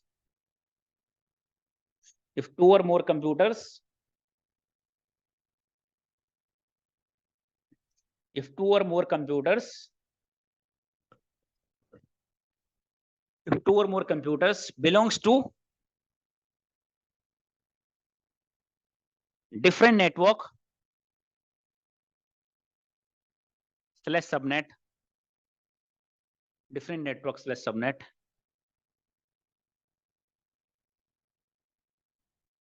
wants to communicate with each other. If two or more, so repeat again once. If two or more computers, sorry, one moment. If two or more computers are the part of different network. If two or more computers are the part of different network and wants to communicate with each other. Two or more computers are the part of different network and wants to communicate with each other.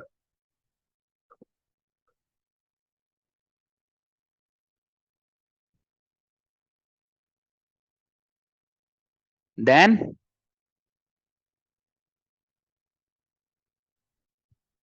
we can deploy the router to enable the communication.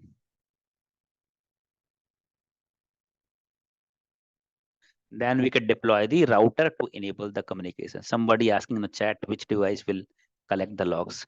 all the digital device, network device, security device, servers, application, databases, all the devices, whatever activities are happening, they generate the logs, they record the logs, either switch, router, whatever activity happens. Enable to, sir? Enable to allow the communication. Then in that, then we have to deploy the router in order to enable the communication. Right? If there are two or more computers wants to communicate with each other, right? And the part of different network, sorry, if two or more devices part of different network wants to communicate with each other, in that case, we'll deploy the router to enable the communication. Next paragraph, you write router routes between the network.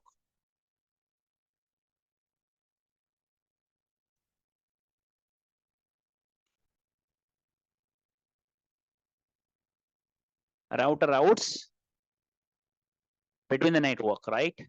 And as per the OSI model, router is layer 3. Devices, right? Layer 3 device. As per the OSI model, router is layer 3 device. Sometime interviewer asks,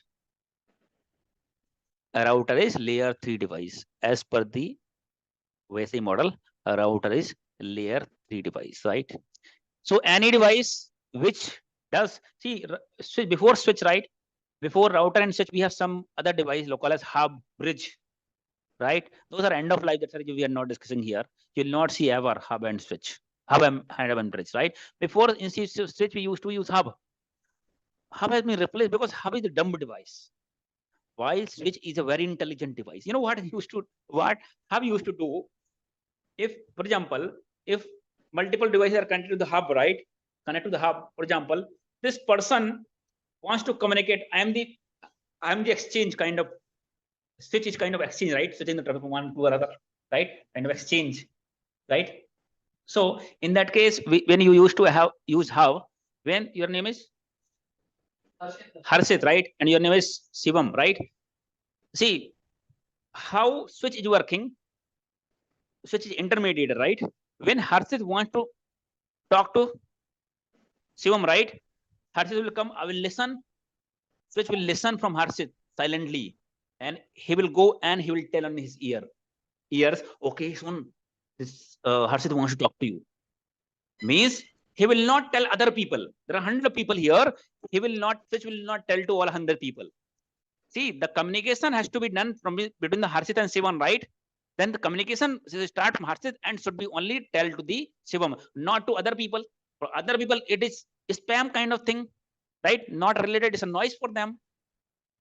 Switch intelligent device which understand from where the connection is coming and where it has to go. It only forward the communication to particular port only.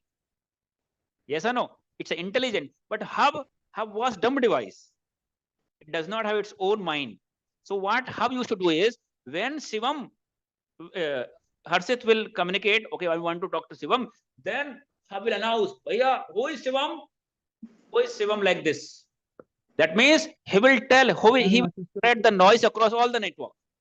Means when the particular hub receive the communication packet on particular port, it will forward to all its port. Who is Shivam? Who is Shivam? Who is Shivam? And packet will go to all the port. Right? Get it? Point? And all the port, again, bandwidth will choke. If such communication happen, multiple communication, forwarding the traffic on all the port number, every computer will receive it and they will discard. Okay, I'm not Shivam. I'm not Shivam. I'm not Shivam. Unnecessarily noise across the whole network, unnecessarily bandwidth utilization. Multiple times. Right? Means hub used to broadcast. When hub received the traffic on particular its port, it used to broadcast on all its port, which unnecessarily create the noise. Every computer check the packet and check it does not belong to me, and they used to discard it. Get a point? That is the reason hub has been replaced. Hub and bridge has been replaced now, and we have the intelligent devices such as switch and routers.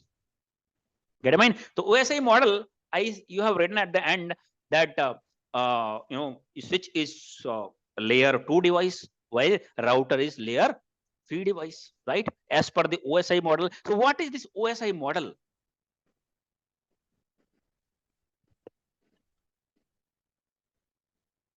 See why I'm telling switch is layer 2 device, because switch do the switching, right? Final switching happens based on the MAC ID, MAC address. Means switch, once you connect your I'm not going deep down the networking, right? Because that this knowledge itself is enough. But once you connect your device to your switch, right? Switch will learn your MAC address. Okay, this IP and this term is having this particular MAC ID. It will send the ARP request. Call it ARP. It will send the ARP request to learn your MAC address. Means in switch table, right? Switch table will have the MAC address. Okay, this particular port, this is having IP, this MAC address. Final communication is happening based on the MAC address. Get it mind? Understand? While on the router, the final communication are happening based on the IP address. Final communication is happening based on IP. But now there are digital switches and digital routers are coming. That is the reason the standard router, classic switches which are standard switches are layer 2. Means because communication, any device which understand MAC address, we call as layer 2 device. Any device understand IP address or communicate using IP address, we call as layer 3 device.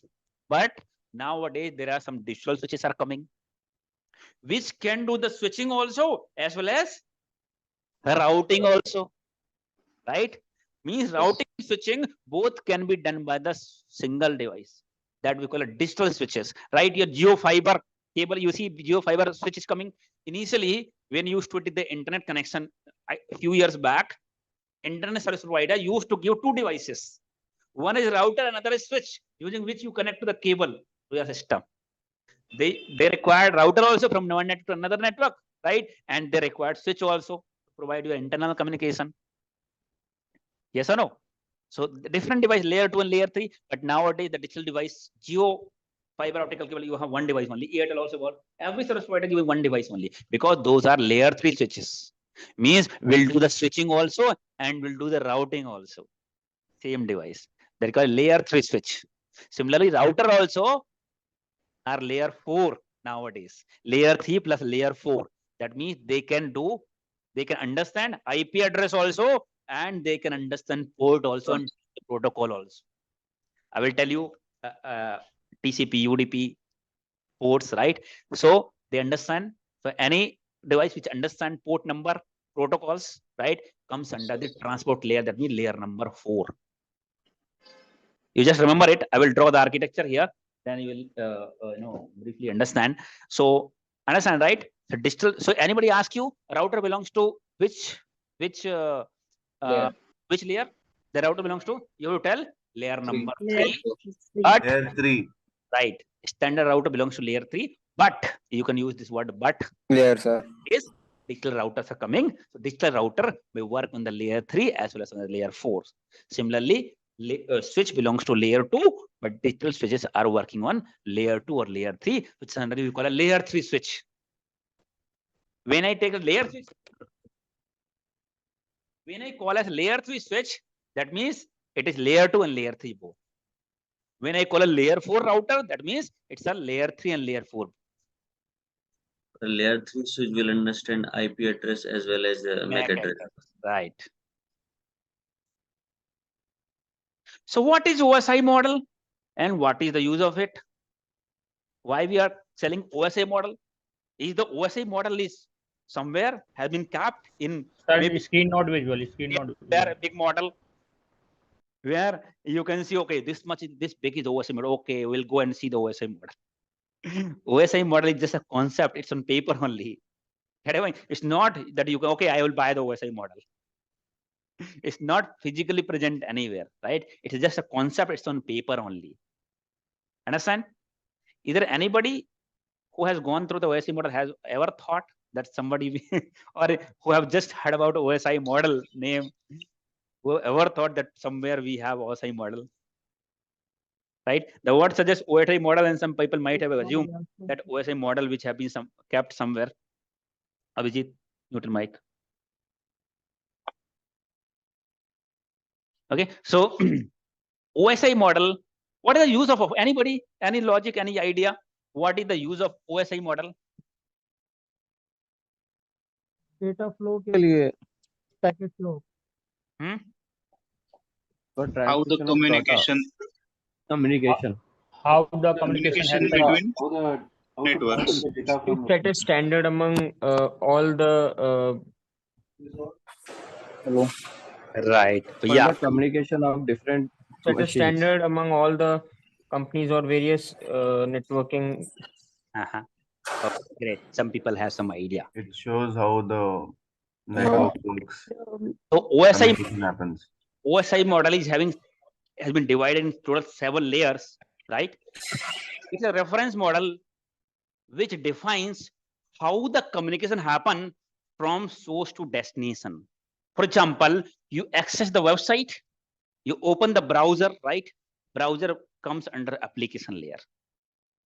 Browser, then browser to cable. Then here, cable to application. For example, you access the facebook.com, right? Yes or no? When you access the facebook.com, right, you correctly insert from browser. Then after that, final, it will come towards cable. Then IP address, MAC address, all come in the picture, right? Then final in the cable. Then cable connected to your server, facebook.com server. Then from here, it will connect to the application again, Facebook application. Get in mind? So how communication happens from source to destination, it has been divided in several layers. Generally, it is being used to troubleshoot the problem. In case some problem happen, we can troubleshoot on which layer there is a problem, right? It has been divided in multiple layers, right? So we can understand, problem in network layer. Network layer means IP address, means communication problem. Problem in physical layer means some repeaters, some cables having some problems. Yes or no? Problem in data link layer means some problem, some net device might be switch has the problem.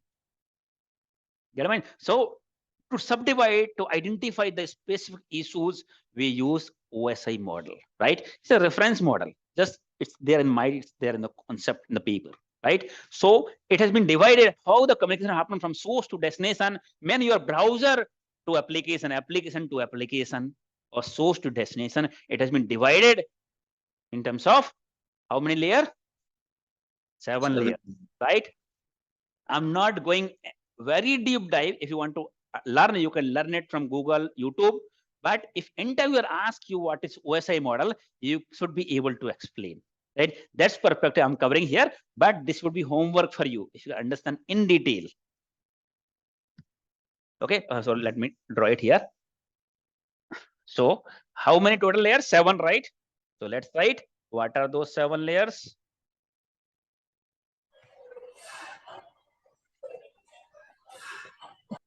One, 2, 3, 4, 5.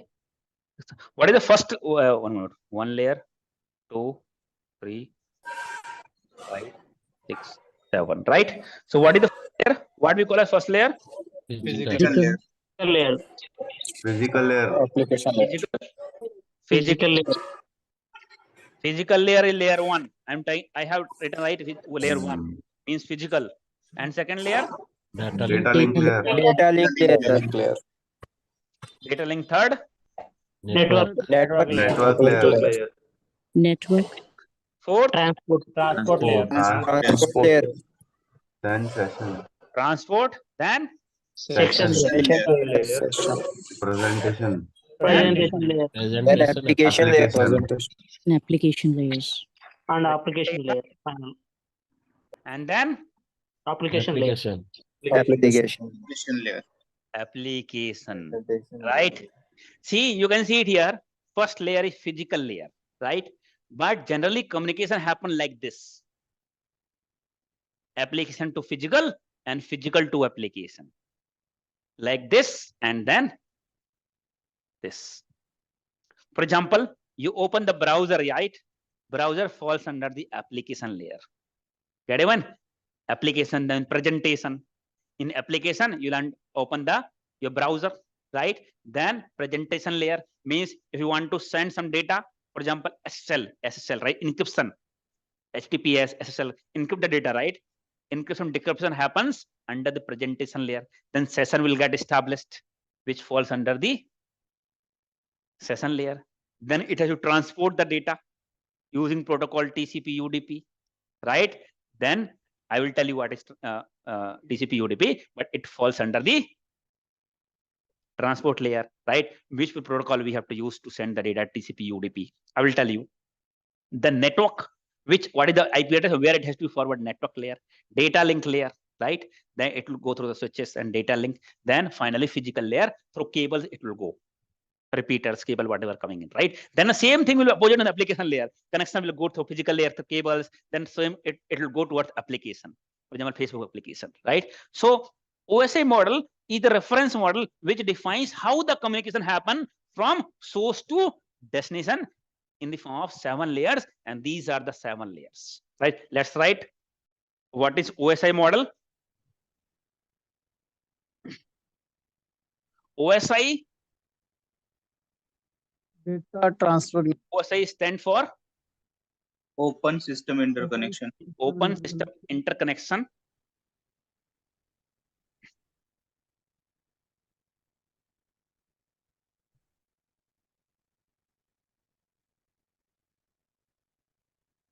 Open System Interconnection, which is the reference model. So it is the reference model. It is the reference model. It is the reference model. It is the reference model.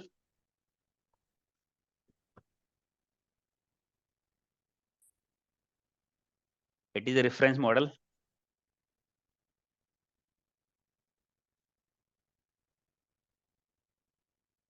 It is the reference model which defines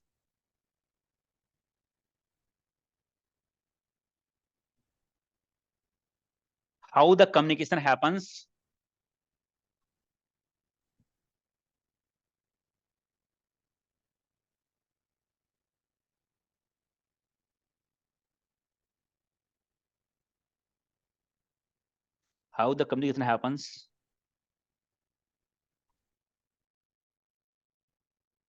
from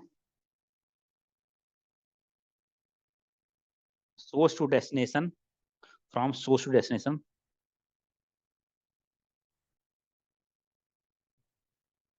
Source to destination in the form of 7 layers. How the communication happens from source to destination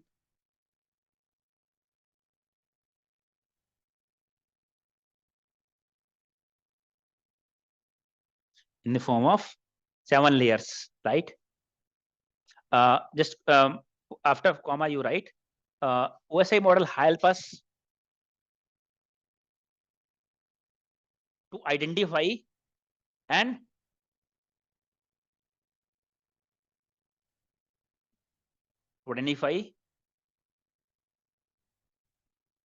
troubleshoot. Just winding up in 2 minutes. Just to identify and troubleshoot digital communication related issues. Digital communication related issues. Identify and troubleshoot digital communication related issues.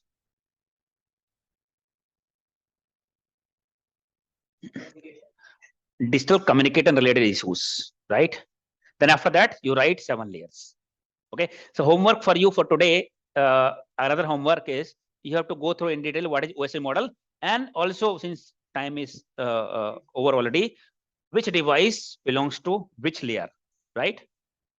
For example, router belongs to layer 3, switch belongs to layer 2, firewall belongs to layer 4, right? Similarly, which device or which process, which application belongs to which layer, that you go through. This is an interview question. Okay, which device comes under which layer, right? So you write all 7 layers. You write all 7 layers, which is written on the board. Then we'll wind up.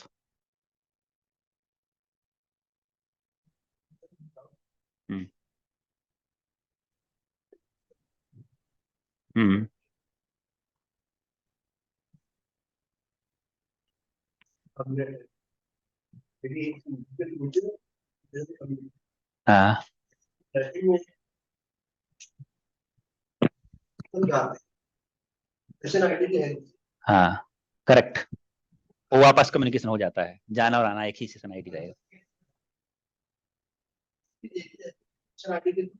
Session ID एक ही रहती है, IP different हो जाती है ना, private to public हो जाता है, पब्लिक टू प्राइवेट हो रहा है, सेशन आईडी सेम रहेगा। Okay, return 7 layers, Sir, right? Remember this.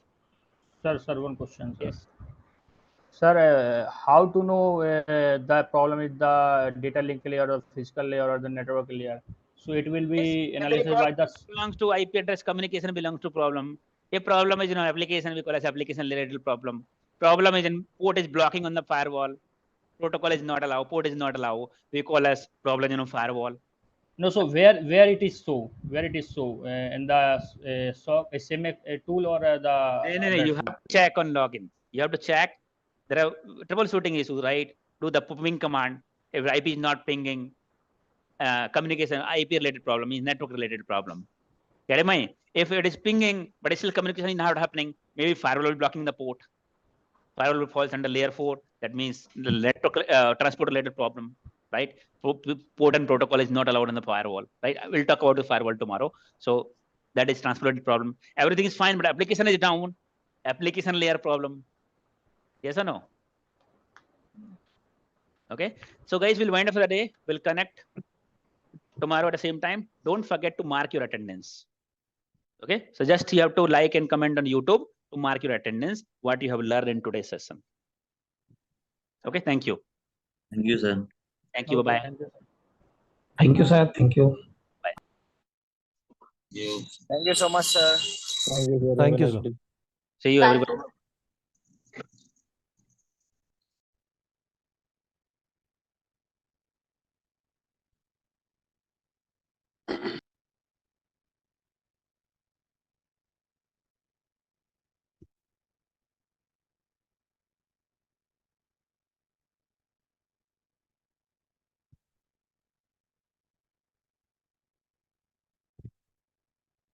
Okay, good morning, everyone. Good morning. Good morning. Good morning, sir. morning, sir. Morning, sir. Morning. Hope everyone is good. Yes, sir. Yes, sir. Good. That's great. So last class, we understand till last class how to design the corporate network, right? And on the last topic, we were talking about the OSI model, right? So you understand OSI model is just a reference model, right? Which defines how the communication happens, from source to destination in the form of 7 layers, right? Starting from, first layer is actually physical layer, but communication starts from application to application, application to physical, then physical to application, right? So how this is important topic from interview perspective. So what is OSI model? What are the 7 layers? What are the device work on which device works on which layer? Which protocol works on which layer? That is important, right? So now we design the network, right? So let me draw a quick architecture.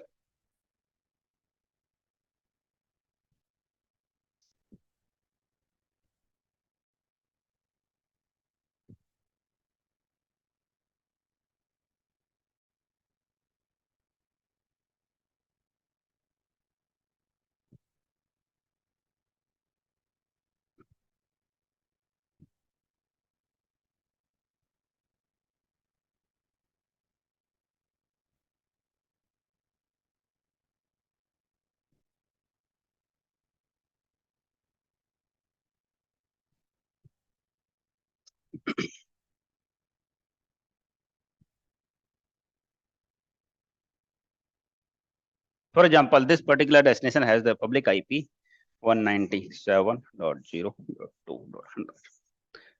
So for example, this particular computer wants to communicate with this computer, right? So in digital communication, how the communication happens?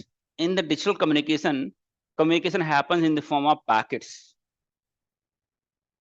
Get it mind? For example, you want to send some data to some other computer, to someone else, some other computer, right? So your data, for example, you have 5 GB of data that you want to transfer. Get it mind? So data transfer happens. That means communication on the digital communication happens on the digital communication happens in the form of packets, small packets, right? That means your 5 GB of data which will be divided in the small packets, and the size of packet will depend on the end-to-end bandwidth. If your bandwidth, you have taken the internet connection from some ISP, and this system also has taken the internet connection from some ISP. Get what I mean? If bandwidth is big, for example, you understand, right? The speed of the communication means your internet. You have seen, right? Sometime from some website you're downloading something, it is very fast, but some other website, some other places you're downloading, sometime it is very slow compared to the previous one. You might be thinking, hey, why it is slow? My internet is fast enough, but still downloading speed is slow. So why it is slow? Because your downloading speed or uploading speed, bandwidth is not depend on always on definitely it is depend on your internet as well, but not completely depend on your internet. It is end-to-end. If this destination also application also has taken the high bandwidth connection and your connection is high bandwidth, then only your downloading, uploading speed will be high. If anyone has the low speed, low bandwidth, right, the speed will be slow. Get in mind? For example, you have a tank, right? Water tank. From water tank,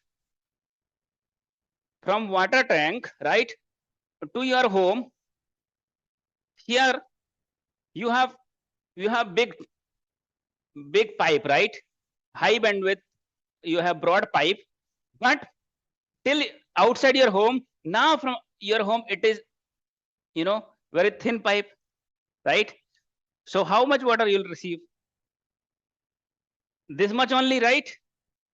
If your pipe is thin, but here you have put broader pipe, how much water you'll receive? This much only.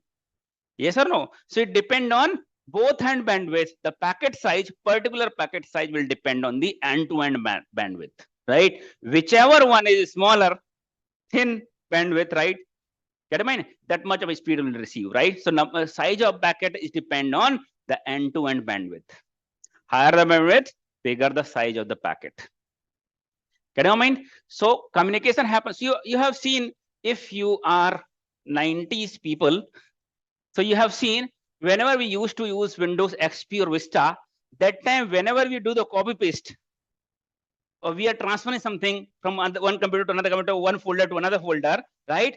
So it was showing like packet, like email envelope is being sent 1, 2, 3, 4, like this, being sent like this, right? It was exactly showing the actual communication, how it is happening. Means your total data has been divided with multiple packets, and one packet, second packet, third packet transmitting, right? So if your speed is good, the packet will be bigger and transfer will happen fast. If your speed is slow, slowly, because smaller packet, right? That is how the actual communication happen. So when you communicate with this system to this system, right, your communication will happen in the form of packet.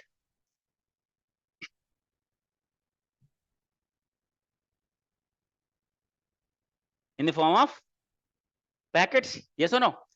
So this communication, this digital communication, we can also compare with physical communication. For example, suppose you are staying in Bangalore, you have to send a letter to Mumbai. You are staying in Bangalore, you have to send a letter, means communication letter is also communication, right? You have to send it to Mumbai. Then letter means actual data, what exactly you want to send. But letter you keep inside the envelope. In the envelope, you have the address. Yes or no? What address you write in envelope? Destination, where you are, right? Destination information. Destination address. That means destination address. That means what is the person name and what is his address. What is the person name and what is the, for example, your house number is 506, Kanchan Vihar, Mumbai, right? You have sent the house number, right? But house number of same house, there are multiple people. Yes or no? Now multiple people, to whom specific people name you have to write, a specific person name in that particular house number, which person is you are entitled to send. So you write the name of the person as well as address. Yes or no? Because multiple people on the same house. Then you write your own address also, right? In this case, you might write your own name also and address also. Get it? Your own name, that means your name and your address. Means source address and destination address. Source address contain your name, your address, and destination address contain destination address as well as person name. You put in the envelope. Within the envelope, you have the actual data, that means your letter. Get mind? Now you got the letter, you written, right? Now you will send to Mumbai. Now, how will you send from Bangalore to Mumbai? Through some transport medium, either rail transport, road transport, or air transport. Road transport is buses, trucks, and all, right? Railway, or through flight. So these are transport medium which are actually carrying your data from source to destination. Get your mind? Same to same communication happen on the digital communication as well, right? You want to communicate, right? So what happens is your data will be, communication will happen in the form of packet, right? The packet is having two parts again. Same, one part we call as header. Other part we call as data, or some people call as payload, right? Either we call as data or payload, right? So packet has been divided in header and data. Header contains the control information. Header is kind of envelope. It contains the control information, that means source information and destination information from where, so that if any device comes in between, right, to route this packet towards this destination, right? For example, you have postman, right? Postman, you see the letter, okay, he will come to know. Postman cannot see what is there inside in the envelope. He can see the header information, might be source and destination information. Similarly, there are many devices, for example, router route the packet from one to another. Yes or no? Whatever packet is coming, it will route to the correct destination. So router does not have information to the data. It cannot see, but it has that header information, because without information from where, what is the source IP, what is the destination IP, router will not be able to route. Your postman is kind of router. Yes or no? Which actually router, but postman does not have access to the data inside. Get in mind? The header is very important. That means above the envelope that you're writing, the address is very important to ensure that your letter letter is going to the right person. Yes or no? One moment, just hold on.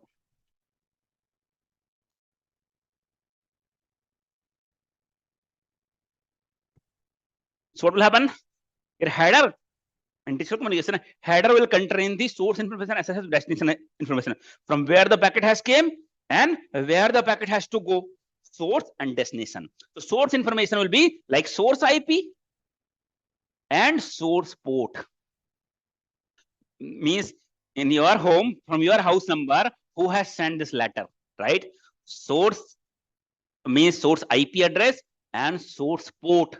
Similarly, in destination information, destination IP means what is the address of the system, right? And destination port. Why destination? Why ports are important? Same house, you have multiple people living, multiple people. So we should know exactly to whom you want to send. Similarly, in the system servers, right? For example, you have one server or system. Generally, to host any application like Facebook, SIEM XPERT, we use server. I will tell you in the later part what is the difference between the typical server and your desktop laptop operating system. Like in Windows, for home purpose operating system, you use Windows 7, Windows 8, Windows 10, Windows 11 now. These are desktop laptop workstation operating system, right? Those are having only functionality to do the normal job. While we have other system we call servers. Servers are high capacity, high resources, as well as they will look like your operating system only, but they will have some extra feature. So any application like your Facebook or any application you want to host and you want to give access to outside people or any people, those applications we deploy on the server. Some servers are similar as desktop laptop only, but high resources with some extra features. Understand? For now, you can compare when I'm talking about server, you understand it is kind of workstation, but servers run 24/7.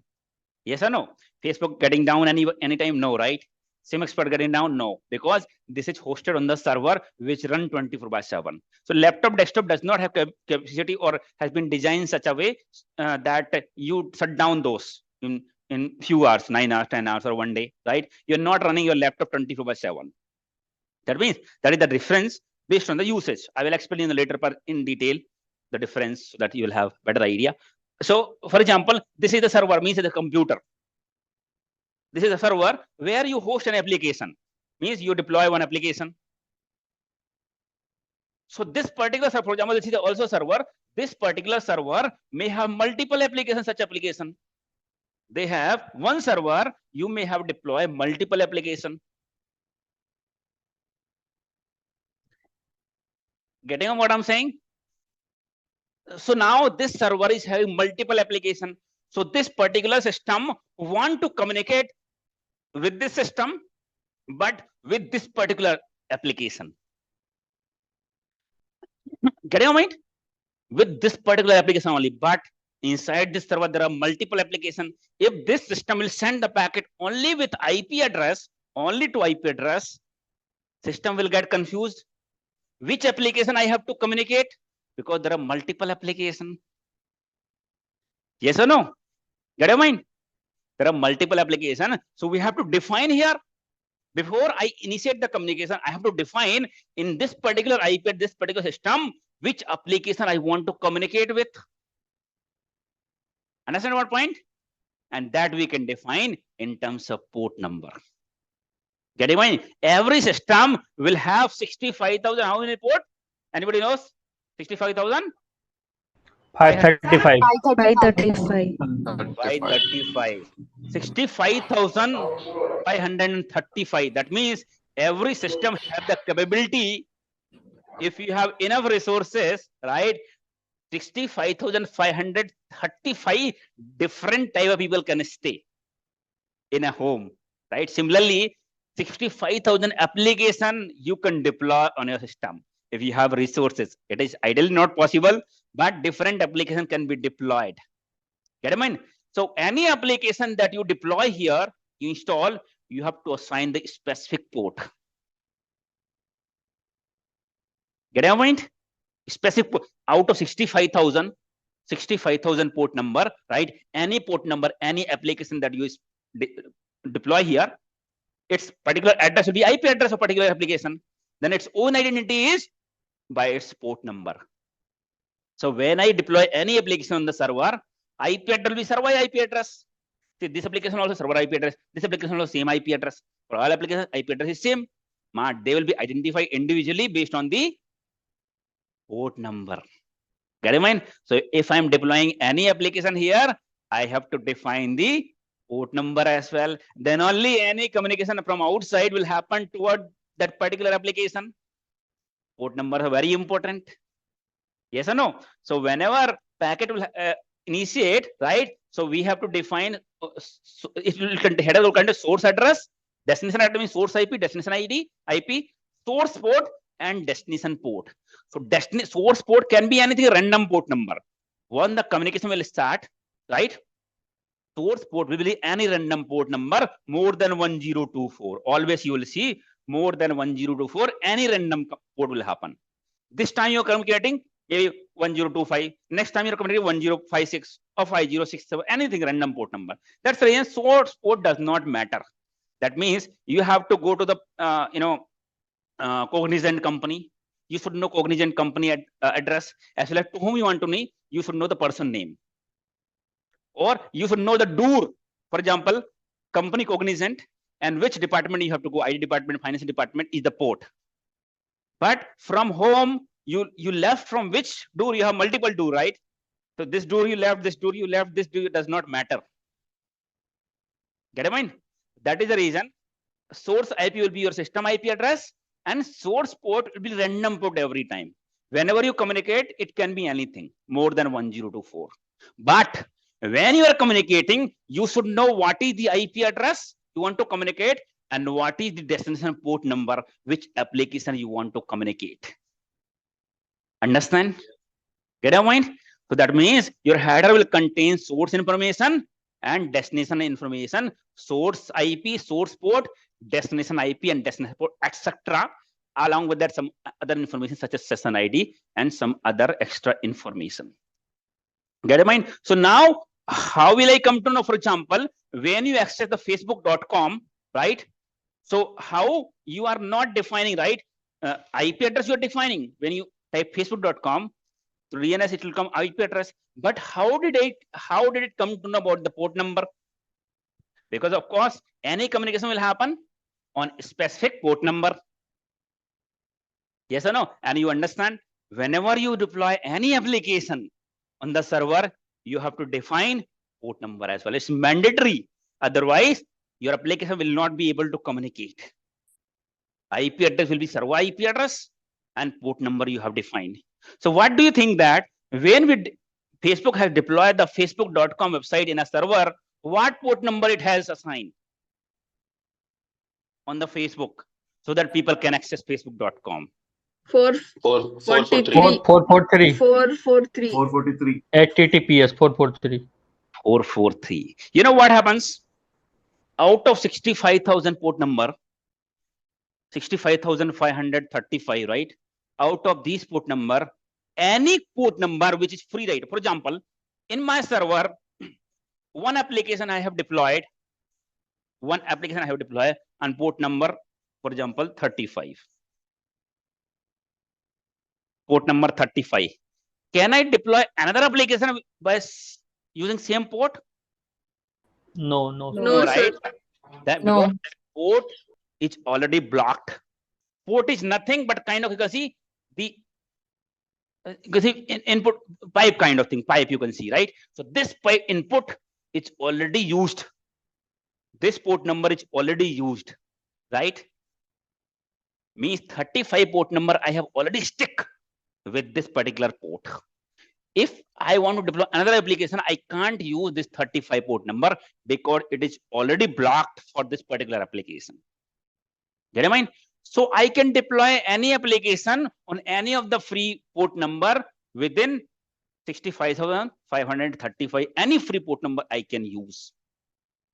For example, I have to deploy some application here so that my internal user of the company can access.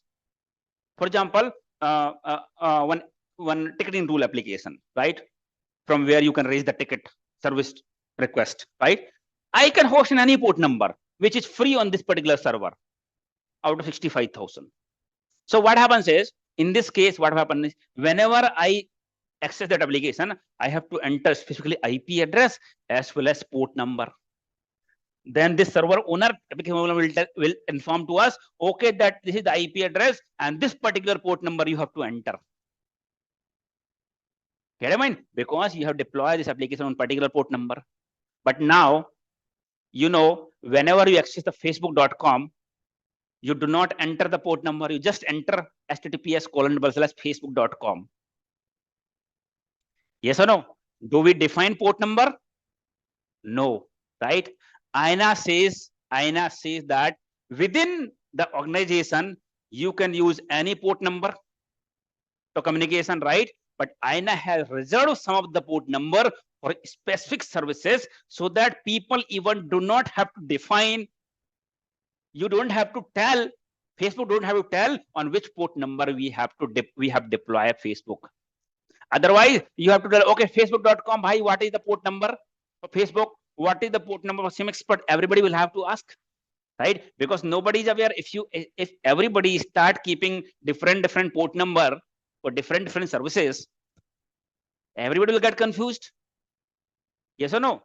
What is the port number for SIEM expert? What is the port number for facebook.com? What is the port number for orkut.com, right? So different port numbers, right? So INA has reserved some of the port number specific on the public internet, on the public network. For example, HTTPS means web access. On HTTPS, port number is 443. 443.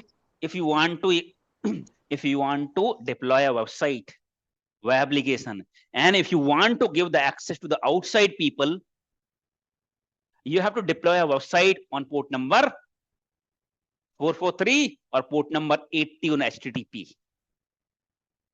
When you type on the browser For example, browser also understand automatically when you type on the browser https://simexpert.com, simexpert.com. By typing https, browser will understand I have to send this packet in the communication port number 443. 443. Right? You need not to define the port number here. You need not to define because HTTPS itself port number is 443. Get it mind? So do you think, see, you have option. For example, if you have deployed a website other than 443, for example, 8443, you have option. You can deploy facebook.com 8443 also any port number. But if you just enter https://simexpert.com, browser will only send the packet on port number 443 because default port number for web access for HTTPS is 443. In that case, if you have deployed some other port number, then you have to write colon and port number. Yes or no? But people may not be aware of that, what port number you are using, right? So INA has reserved those port number, means HTTPS means port number 443. If any communication happening on HTTP, then port 80. number 80. 80. If you type HTTP, browser will by default send the packet on port number 80. Right? In the public communication, on the internet communication, right? Some ports are reserved well-known port number for specific services. If I see the packet, there are devices like router and all, firewall, they will come to know connection coming from which IP, going to which IP, which port number, right? So by checking the port number, especially destination port number, because this particular port number is defined to destination, right? Source port number can be anything. So importantly, destination port number on which application traffic is going and on which particular IP address and port number. Source port number and anything, source port number does not matter. When you do the analysis also for cyber security, when you start working, right, you see the logs to understand. Logs means the evidence. I will tell you in the later part. So you will see, okay, this is the source IP, this is the destination IP, this is the destination port, right? So by seeing the source IP, you'll understand, okay, this particular source IP connection is coming to this particular destination IP connection is going, and on particular port, for example, port number is 443. By seeing the port number 443, what will you understand? You will understand somebody is accessing the website hosted on this particular destination. HTTPS website, HTTP 443. Yes or no? If port number is 80, then somebody accessing the website and which protocol? HTTP.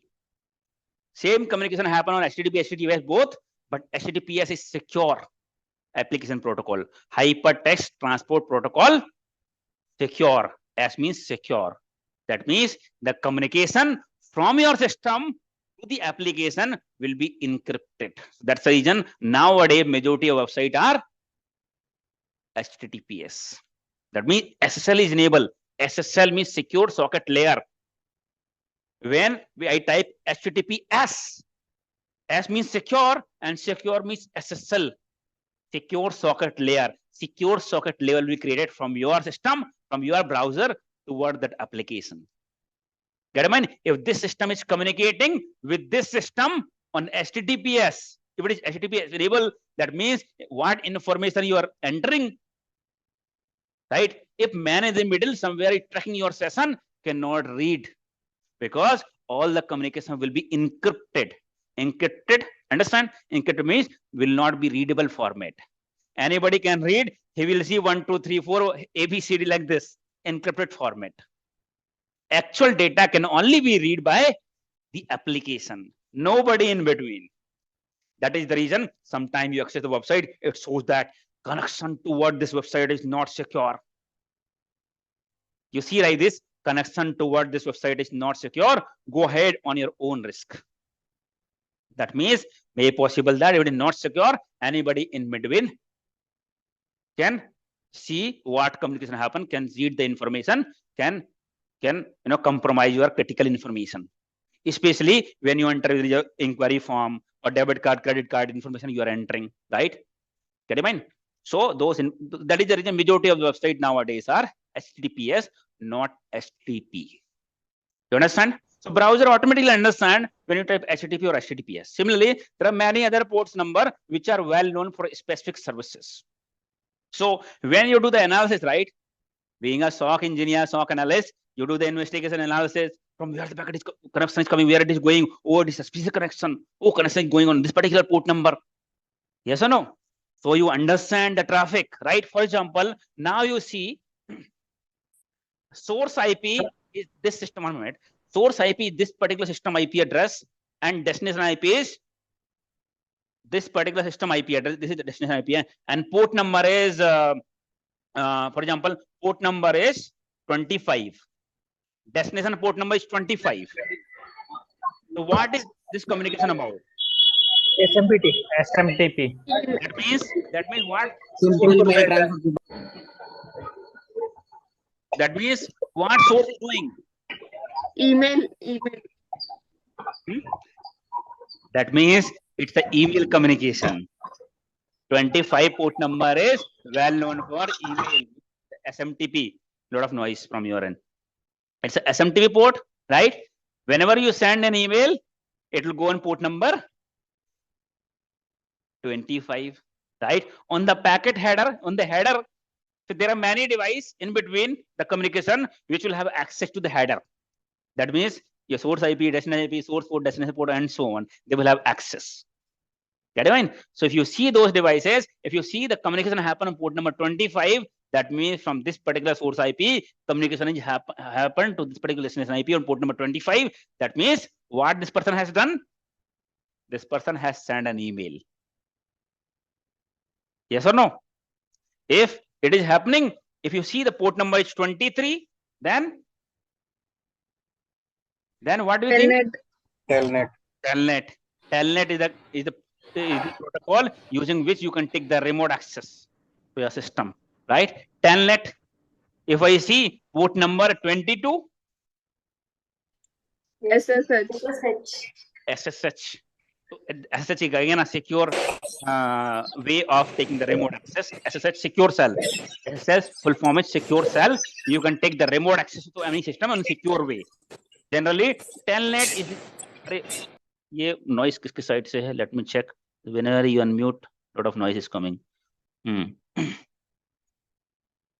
So Telnet also for remote access and SSH also for remote access.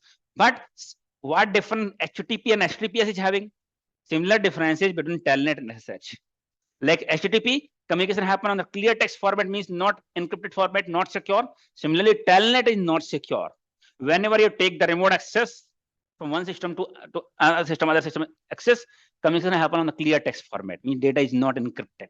While if you do the SSH, communication is encrypted, right? So it is recommended to use SSH instead of Telnet. So any communication you see a port number 22, that means SSH, or 24 number is for what purpose? Other purpose. One more purpose for 22. Secure. For encrypted.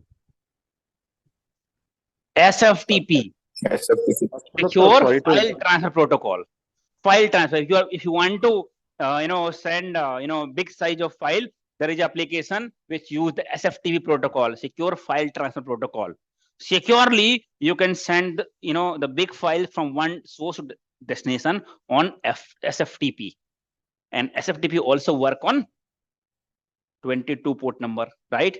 Another protocol is FTP. FTP means file transfer protocol, right? Which work on 2 port number 20 and 21.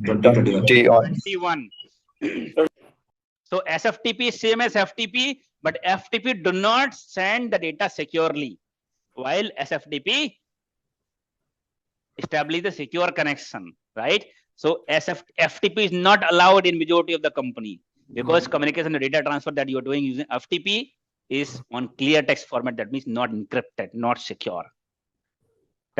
So whenever I see what is the destination port number, based on that I understand what kind of service being requested. If somebody going on access means taking the remote access. 25 sending the email, it's email services. 24 is 443 means HTTP somebody accessing the website, right? If connection is port number 53, then DNS.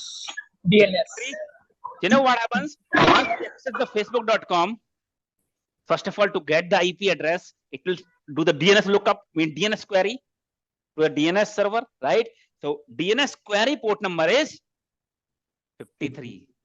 We call it DNS port number. Whenever system queries the DNS, right, or DNS lookup, right, it communicates on port number 53. So these are the reserved port number, standard port number for specific services, right? So if I see the communication, if I see the logs, means whatever communication happens, right, there are many devices which record the activities in the form of log that we call as logs. For example, if I'm going here, right, I can see my what we call as steps, and I can see the evidence, right? My shoes footprint, right? Shoes footprint. Footprint, you can see shoes, right? I can see it here. That's the evidence, right? Forensic team will come and see, okay, so this was the sign, this was the shoes 8 number, and all this stuff, right? That means on the earth, on the land, right? Similarly, when the communication happen, right, these all devices that I will be talking about slowly will record the activities in the form of logs. Logs are we call as event, right? So if you want to see what communication happened before, 1 hour back, 1 day before, 1 hour, 1 years back, what device communicated, what device on which port number, what communication happened, what data transfer happened, who has access what website, right? There are devices which record those activities. Get it right? So what communication happened from which source IP, what destination IP, which port number, till how much time, at what time, these all activities will be recorded in the form of logs. Yes or no? So different devices will have different kind of access. Some device will have only header access like source IP, destination IP. Some devices will have the data packet access also. Get it right? So it depends what level of devices, what kind of devices are they, right? That means end to end, what communication happened, what data transfer happened, who has access what, who has transferred what, who have communicated what, which system, we can check it based on the logs. In the SOC, in cyber security, when you specific work on the SOC, it's the full game of logs only. Means what happened, what is happening right now, everything will be recorded in the form of logs. Full game that you may be working all the time in the SOC is based on the logs. Forensics, cyber forensics, forensic team will go, right? Some murder happened, after some, okay, we have to call forensic team to check if any evidence has left, right? Some fraud happened, some crime happened. Cyber forensics team, okay, cyber forensics will not go anywhere. Remotely will log in on the system or devices, they will check the logs. For them, for physical forensics, they will go physically on the and check the fingerprint and everything, right? Here, fingerprint and those evidence are logs. What communication happened, we will log in on that device and check the logs. What communication happened and check it out, which user has done, what time has done, what kind of data transfer happened, what malware has come, from which email it has come, or from which site you have downloaded. This all information can be collected. Full game of logs only, right? It's very important then to know the headers and know the port numbers, right? That is the reason it is very important and most frequently asked question in interview.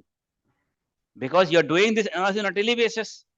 Various incidents are coming, you're investigating, you're reporting, you're taking the action, right? So you should know the well-known port numbers. Yes or no? The interviewer asks, what is the port number for Kerberos? What is the port number for POP3? What is the port number for SFTP? Right? You should have in mind all the time because working on the SOC. The homework for you is you search in Google well-known port numbers. Well-known port numbers. So these all are there some many port numbers which are well known, right? Well known port numbers.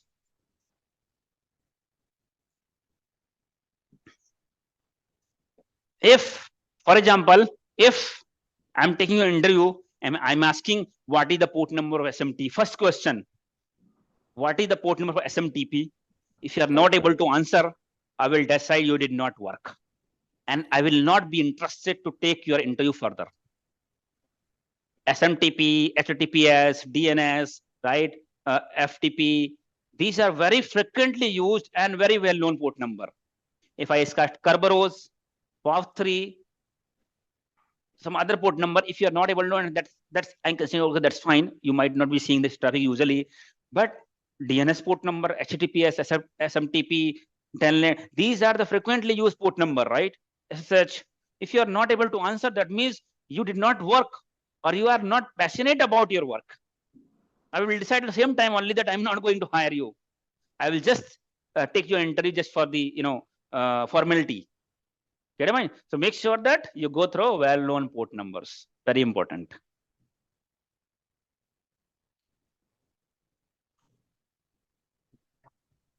कम कर दें, हाँ बढ़ा दें. Sir, can I ask question? Yes. Sir, actually, source port and the destination port, it is possible to SIEM or not? I said destination port number is source port number is always more than 1024. If random communication have a randomly, but there are 0.001% chances. Whenever you are sending, for example, actually you are not sending, you are sending, for example, 1560 communication on. This is not very well known port number, but any application is hosted on this port number, you are accessing, right? But we understand source will be more than 1024, but it is random port number. We do not define source port number. Automatically, once you communicate, automatically source port will take anything. That's the reason from investigation perspective also, we are not bothered about what is source port. Because source port can be any random port number. We do not define source port number. Right? So maybe which is 0.001% chances that you are sending this packet, this port number, and source is also this port number. It's very, I have never seen this combination. Get your point? Okay. So yes, sir. 1024 means 1025 greater than beyond this. More than 1024, anything. 65,535. So now you understand the importance of port number, right? So yes. Now, yes. Sir, I have a question, sir. Myself, Dushan.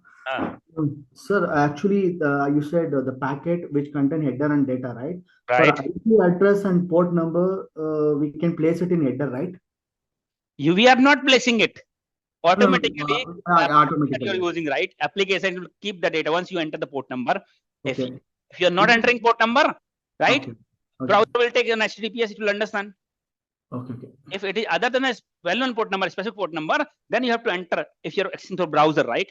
For example, whenever you send an email, are you ever entering port number 25? No, right? Automatically, Outlook or any email application knows that you're sending email and email port number is 25. Automatically, it will send the packet on 25 only. Get in mind? Yes, sir. Sir, IP address and port, we can found it in header, right? Header, yes. Header means you can't open the packet. It's not an envelope that you physically can open and check. Yes, sir. There are devices which can open those packets. Data and physical. Being a human being, I can't, okay, let me check this packet and let me open it. It's not a physical, right? It's a digital. Okay. Once it is received, then it will be segregated. Right. Once sir, I have one question. See the information. You can't see the header and data while it is traveling, right? Once it is delivered, then you can open the information. Yes. Okay. Sulabh sir, Gautam this side. I have one question here. Yes. Yeah, 3389 is also for remote desktop, right? That is for Windows remote desktop. Windows RDP. Okay, so that's specific for Windows. This telnet you can do through command line. This gives command line access. Telnet. SSH. For Linux we use 22. For SSH we do. Remotely we take the command through command line, right? The port number that you set through, that is for RDP connection. Yeah, thank you. So now you understand, right? You wanted to send a letter, right? Then you have envelope, and inside that you have an actual letter, right? And then you have source and destination information. Then transport, like rail transport, road and flight transport, air transport you have. Through that you will send the letter. Similarly, for packet also you need someone who needs some transport medium who can carry the information bring this information from source to destination. Yes or no? So who carries the data packet in digital communication? What do we call them? What do we call that? TCP UDP. We call TCP that UDP. transport Control protocol. Transport protocol. Protocol, but we have two. That's why I'm writing protocols. So any of the transport protocol will bring the data from source to destination. So what are those protocol, transport protocol? TCP UDP. TCP and UDP. TCP and UDP. TCP and UDP. TCP stand for Transport control. Transmission control Protocol.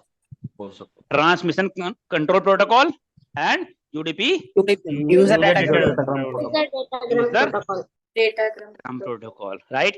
Like your truck versus like road transport, air transport, right? Air transport, rail transport. Similarly, we have transport protocol, which are actually responsible for bringing this data from source to destination. So either you can use rail transport or you can use air transport, right? Similarly, either you can use UDP, TCP, or UDP, any of the protocol you can use for communication, right? Now, why do this protocol? There must be a difference, right? There must be some criteria. Which protocol we should use when? I should use TCP or UDP? Yes or no? Get in mind? So, you know, this TCP and UDP, which brings this protocol, this packet from source to destination, there are difference. I have explained you in the video in depth in my YouTube video is TCP and UDP. What is the difference between the TCP and UDP, and what is the three-way handshake mechanism in TCP, which is very important and frequently asked question. I'll give a brief understanding here, but in depth you have to go through on my video, which in YouTube channel, you know, right? SIEM expert, right? So on that you can type or go on the videos and type TCP and UDP, right? On which I explain what is TCP and what is transport protocol, what is TCP and UDP, what is the difference between those, and when we use TCP, when we use UDP, and what is the three-way handshake mechanism of establishing a connection on TCP.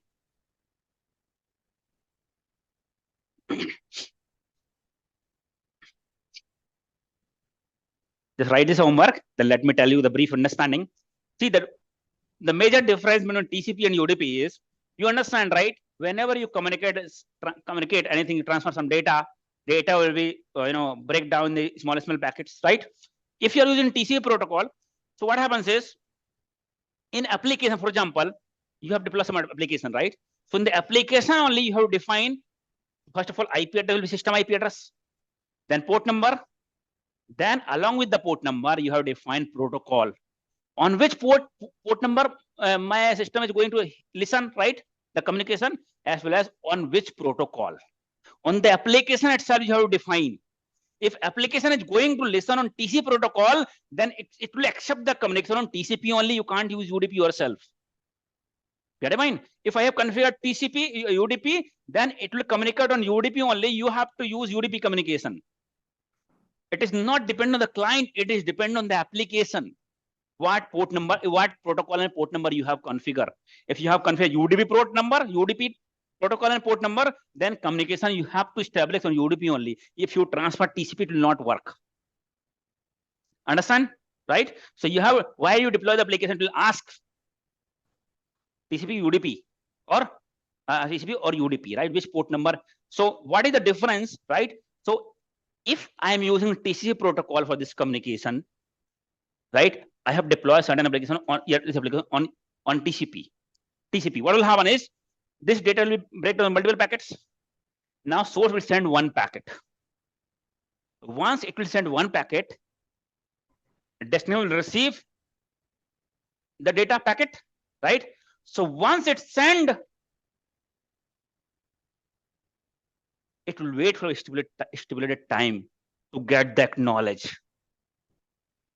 Get I mean? It is not going to send the second packet again at the same time. It will just send one packet and wait for acknowledge. Once this destination receive one packet, it will acknowledge. It will send the ACK packet. ACK. That means that I have received this particular packet. Then once destination received the acknowledge, then destination, okay, what I have delivered has been received. Get I mean? And then it sends the second packet. Then it will wait for a stipulated time to get the acknowledge. Acknowledge comes, then send the third packet. Let's say third packet has been dropped somewhere. The destination will not receive. It will wait for a stipulated time to get the acknowledge. If acknowledge is not coming, it will send the same packet again. Because the source will understand that acknowledge did not come, that means packet might have been dropped somewhere. Then it will send the same packet again.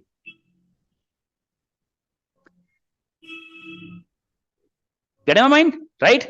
So same packet again. Now, for example, same packet sent. Now it is received. It will wait for send the acknowledge. Third time, fourth packet has been sent. Acknowledge did not come again. Maybe packet has been dropped, or maybe acknowledge has been dropped somewhere. Packet received, acknowledge has been dropped this time. Again, it will not receive the acknowledge. Again, it will send the same packet. Now, same packet is already received by this one. It should do double packet now. It will remove the duplicate by cyclic redundancy check. Some feature it is having, so that it will remove it will not create duplicate packet. It will discard the duplicate, and then now it will acknowledge. So in this way, you can see the TCP is guaranteed delivery of protocol. Yes or no? Means whatever data you are forwarding, sending to destination is being guaranteed delivered to the destination. Yes or no? By using the acknowledge mechanism. Because every packet acknowledge is not coming, it will send the same packet again. So this way, TCP ensure that the guaranteed delivery of data. Whenever it will receive by destination, it will receive with full integrity. Full integrity means no manipulation, no modification. Yes or no? Full integrity. Understand? Understand what I'm saying? With full integrity means actual data will be received. And also in TCP, before this kind of communication start, it also established the session, established the connection. That is what we call a three-way handshake process in TCP. Before TCP starts sending the data, it ensures that means it establishes the connection to check.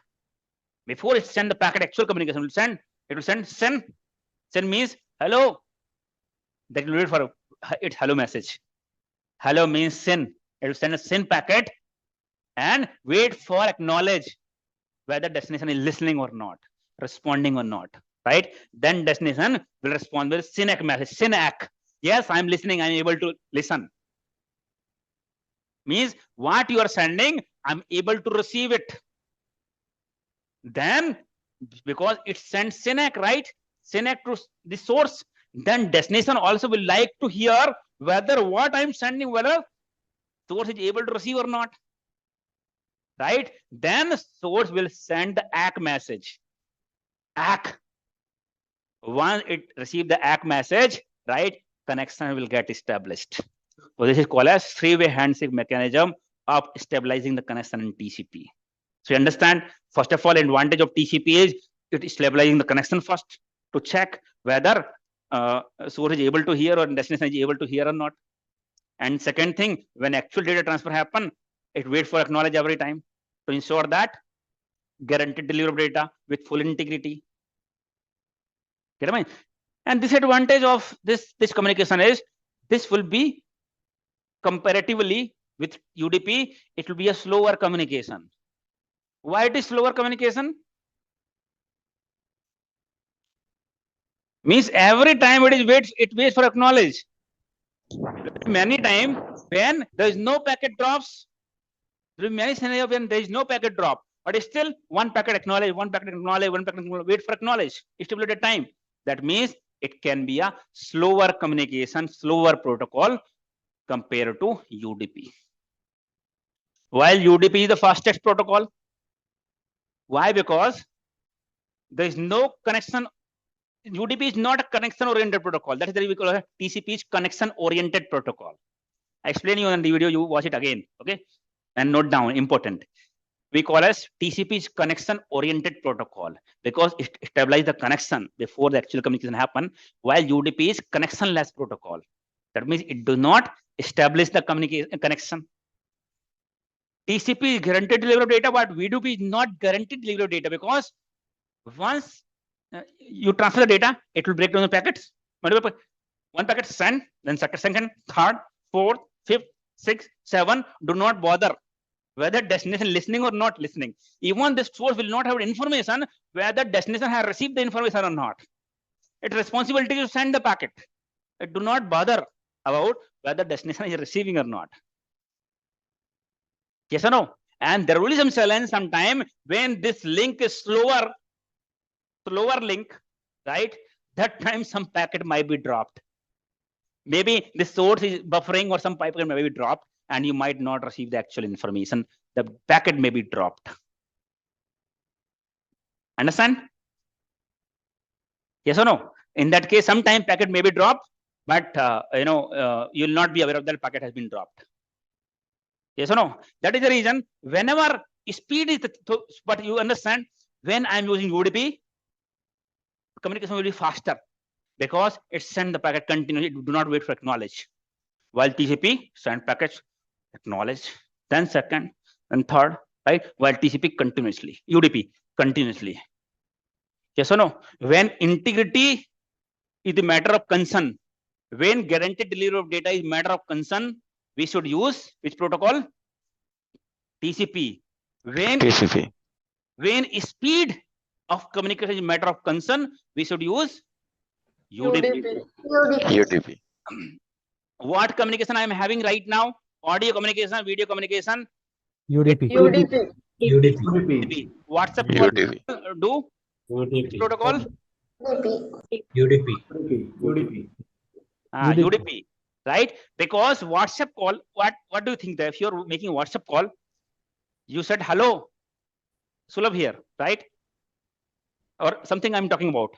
What? So I'm saying that, okay, yesterday I was going, I went to movie, I watched this movie and all. I was explaining this story. In between the story, something has been missed. That is not a big problem, right? But if I'm telling you the story, something I said to you, but you did not respond. I'm waiting for a response. I'm saying, hello, are you able to listen me? Are you able to hear me? Then first question response come late.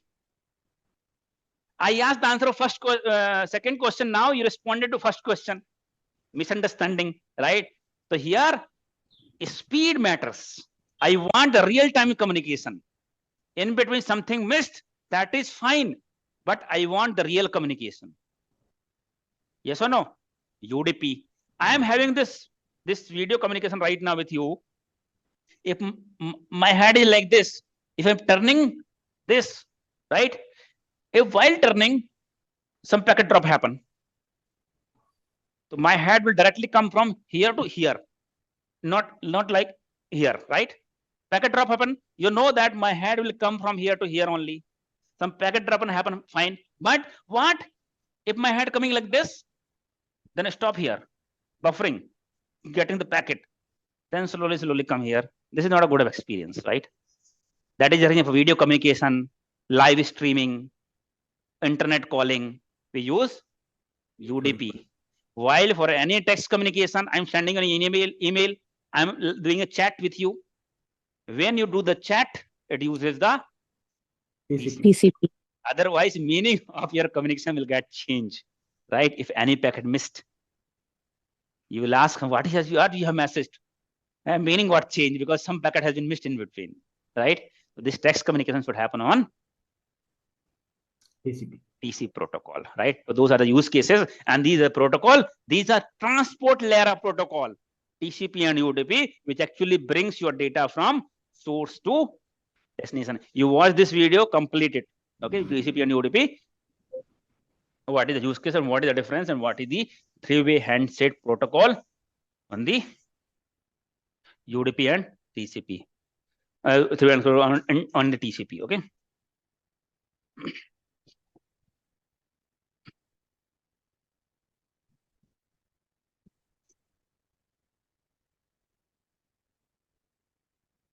Now,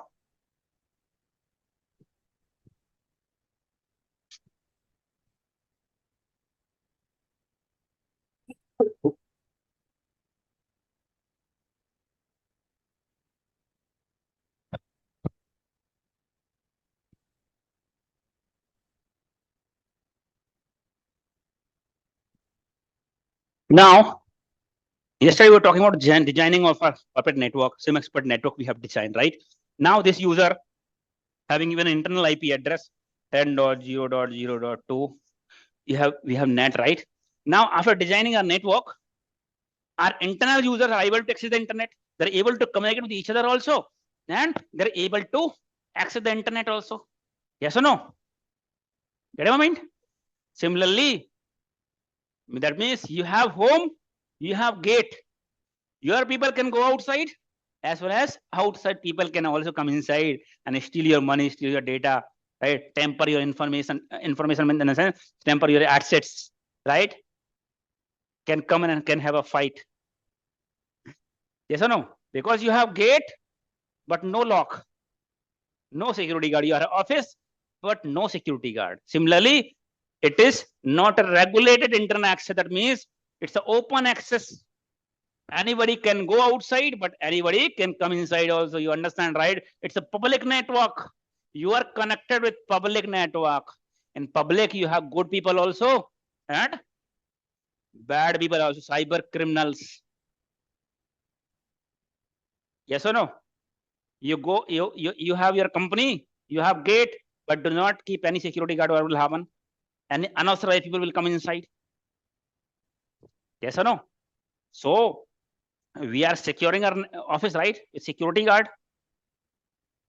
To secure your physical office, you have gate, and behind the gate, you have security guard. So whenever anybody comes to your company on the gate, security guard will ask, from where you have come, where you have to go, which department, and to whom you want to meet. Yes or no? It checks, it asks, and then it will check some backend information on backend database, whether the person is authorized to go inside or not. Yes or no? So where it will check some backend database, so backend database will be maybe the person has some pass, person is going for the interview, maybe HR has sent some call letter, email call letter, or maybe internal person who has invited that person, he might have sent an email to security guard. Now security guards are also digital now, they're using computer, especially in IT companies. Yes or no? He will check on email, okay, this person is there on the invite list. Okay. So you have to meet to the person Ravi, right? Okay, he will, okay, fine, then we'll take your photos and we'll write a register. Means he will do the entry. Some company will take the photos. Why we are taking photos? Entries, evidence, logs. In digital devices, these are actually the logs. Yes or no? So that at the end, somebody asks who has come, what time he has come, you have timing. When you're writing, security guard will be there, they are writing the correct information or not. Yes or no? Security guard can make the mistake, but this device cannot make the mistake. Because they have configured in such a way, they will record the information. From which IP connection has come, where, on which destination IP, which port number, what communication happen, right? Allow, disallow. Security guard will write, right? That's evidence that we can check forensic perspective. Some incident happened. Who all came yesterday? We can check on the register on his computer, or we can check the photos also, which all people has came. Then he will allow this. He will allow majority of many of the critical company. You will see security guard also will check, go along with you. Many of the company you will see security guard will not take you inside and give you the freedom to go anywhere, because you had to go with the HR department. You came to the sector, but you have to go to the HR department, right? But you might go in the IT department, finance department. Yes or no? Similarly, the connection toward this particular IP, right? But which port number you want to go? Maybe you are allowed to access the website, but you are not allowed to take the remote access on SH or Telnet. That has to be restricted, right? Means you can go inside the company, but go to the HR department only for the interview, not the finance department. So we can tell the security guard, allow him for HR only, not other department. Means we can create the rule policies and tell the security guards. Similarly, the security guard records, right? And filter out what has to be allowed and record also, right? But what happens is, security guard is human being. right? Some information which we have not even communicated. For example, one person is coming with the call letter for the interview and has the gun or coming with the gun. We have not even communicated security guard. Anybody come with the gun, then no, not allowed. Yes or no? If even it is a pass, but coming with the gun, he will call to the police without even instructions, because security guard is human being. Yes or no?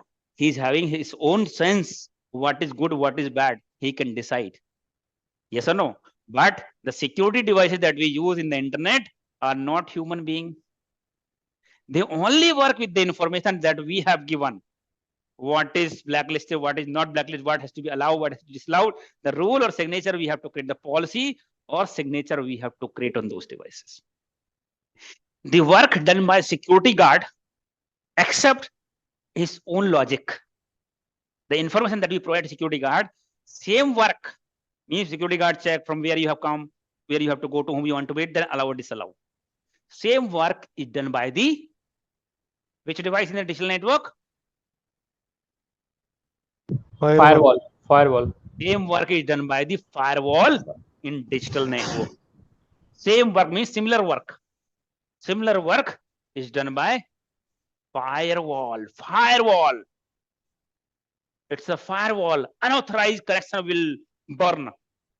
Right? It's a firewall. Means it's a gate of your network. It's a firewall. If any unauthorized will come, it will burn. The meaning of that actually. The meaning actually why we have given a firewall. It's a wall of fire. Right? Unauthorized people will get war, means it will disallow. Get it? That's the reason we call this device name is firewall.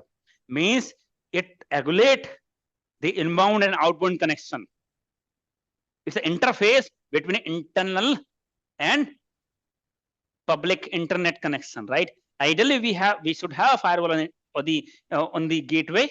Apart from that, there will be some other firewall inside the company. But firewall, if you talk about, it's a gate. It's a gateway security between two networks, and generally call as between your external network and internal network, between the internet and your internal. It will safeguard your internal network from outside threat. Get it? So it can regulate inside traffic as well as inbound traffic, means outside to inside, as well as inside to outside also. Ghar ka bhedi lankad hai. There might be possible that you have your user, your security guard check, right? When you many of the company when you outside, check bag check karwao bag. Yes or no? They will check your bags to check if you're carrying something important things, physical theft, right? Get it? Similarly, firewall also check what your internal people are accessing outside, where they are going, what application they are accessing, what they are downloading, right? We can also restrict using the firewall. Firewall can also restrict.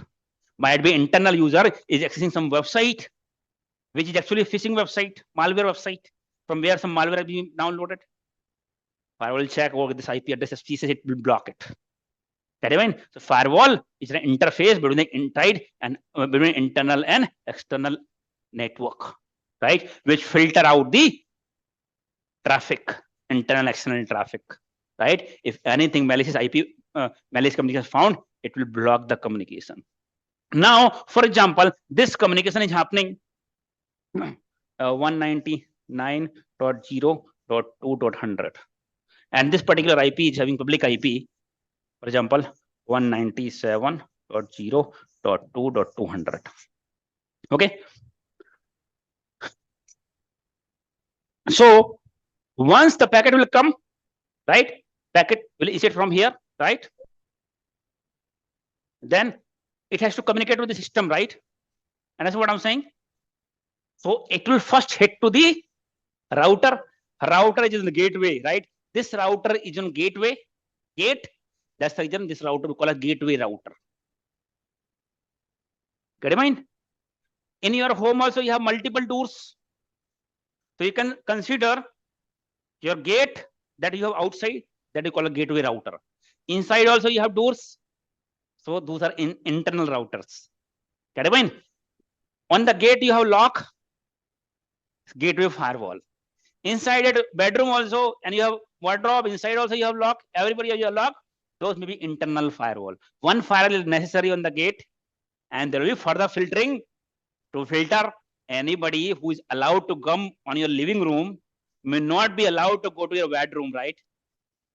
So bedroom also you have door, maybe lock also. Similarly, this is gateway firewall or perimeter firewall. Perimeter, either gate or perimeter, you understand, right? What is this? Border, we call as perimeter, right? Yes or no? If you have someone on the perimeter security, right? Perimeter only somebody will come inside. Yes or no? Means from here only somebody will come inside. That's the reason this firewall, perimeter firewall or gateway firewall, and this router is gateway router or perimeter router. Understand? Which is securing our network from outside threat. Yes or no? So once the packet hit to the router, packet is having two parts. What are those parts? Header and network and host. So header and data, right? IP address information is the which layer information? IP address comes under which layer? Any device which have the understanding of IP address falls under which layer of OSI? Transport. Layer 3. Transport layer. Transport. Layer number? Network. 3. Network layer. Any device layer. which has the understanding of IP address will work. The final communication happen based on the IP address. Work on the layer number 3. That means network layer. Network layer. Get mine? Router route the traffic based on the IP address. That's the reason router. अरे यार किसका video और audio दोनों चालू है? One minute just बोल रहा हूँ. टर्न ऑन करना, ठंड लग रही है.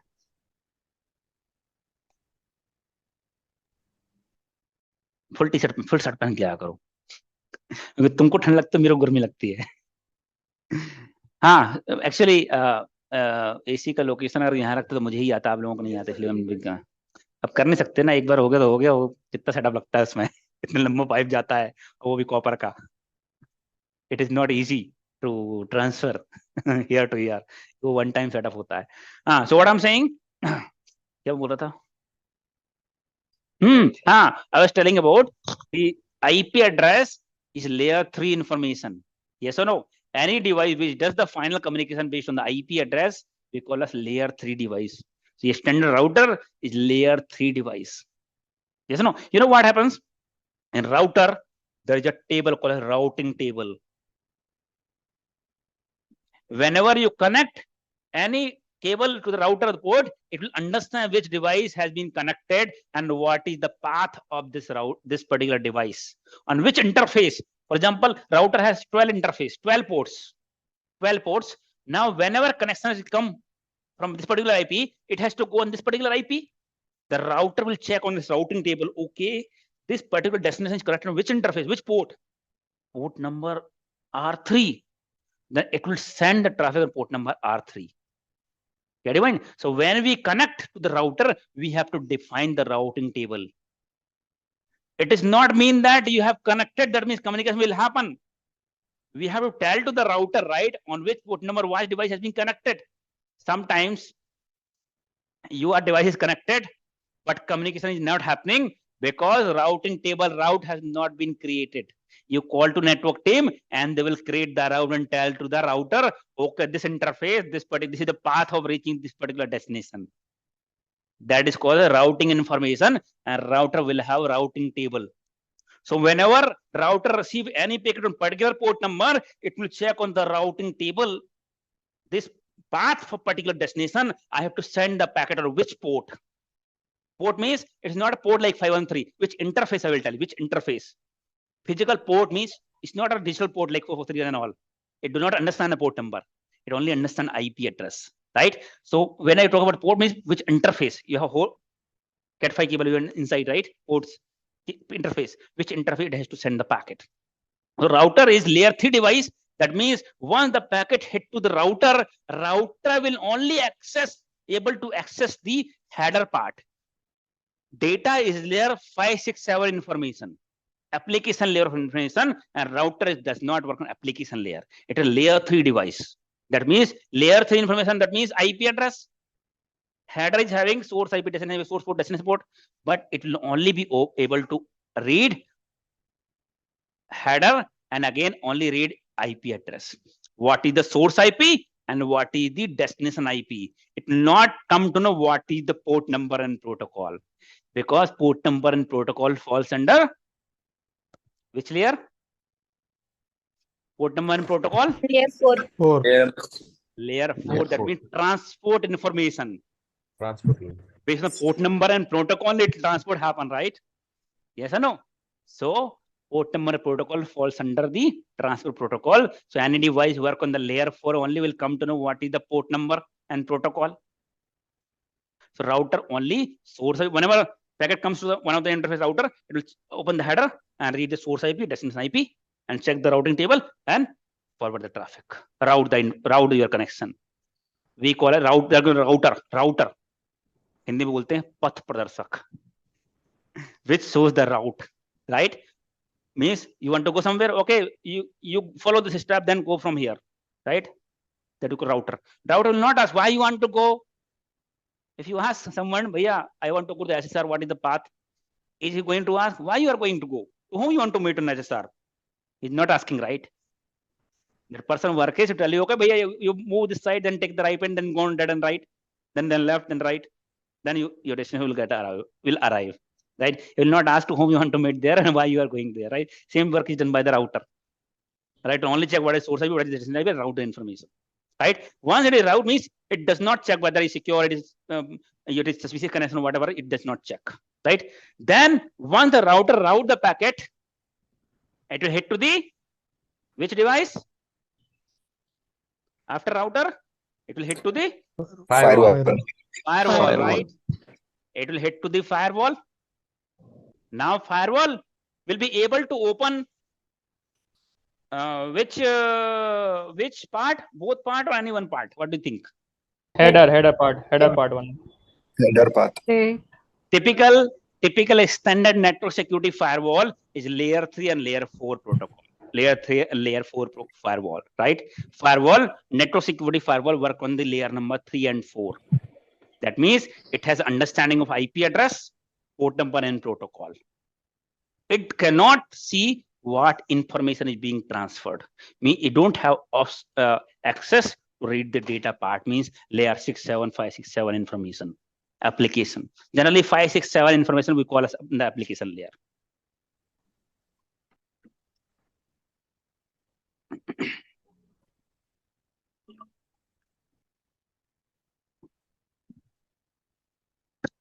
Got your mind? What happened in this case? Firewall is layer 3, layer 4 protocol. It will open a header of data. What part it will open? Header part. I am telling you, firewall is network security layer 3 and layer 4. Data falls under which layer? Layer number 7, right? The final data will be opened by the application. When you access the website, you can see the website on browser only, right? And browser comes on which layer? Layer number 7. Application layer. 7. Application. Encryption, description, and presentation, encryption, description, session establishment. Generally, 5, 6, 7 we refer as a application layer. But 7 generally application your browser or web application that you have deployed comes under the application layer, right? But generally, application itself having 5, 6, 7 information. For example, your browser is application. It encrypts the data itself, right? Mean presentation happens on the application itself. That's the reason. And connection also established using browser only. That's the reason. Application having 5, 6, 7 layer access. Yes or no? Understand? That's the reason. Application layer is application only, application, but means after seeing the data, you can see application has seen the data. But encryption, decryption, encrypting the traffic, right? As well as session establishment also done by the browser only. Yes or no? So browser have the access of 5, 6, 7. 6 presentation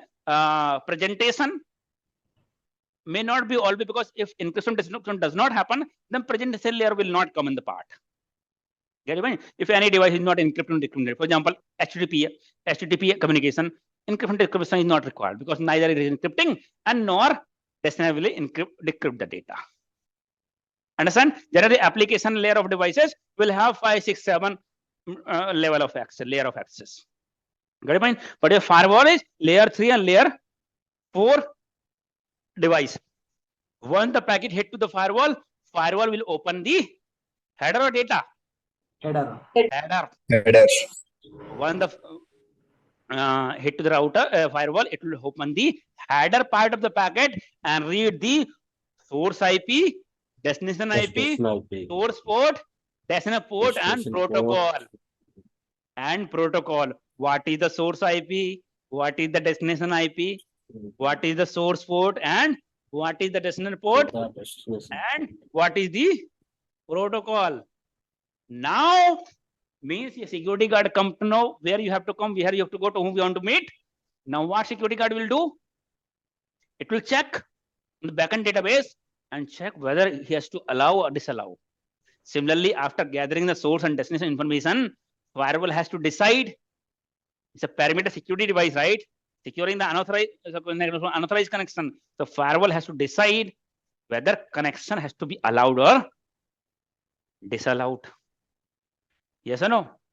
You can check from access list or no? So based on what information, firewall will be deciding whether connection has to be allowed or disallowed, whether connection is suspicious or I should disallow, connection is legitimate, I should allow, right? Based on what information?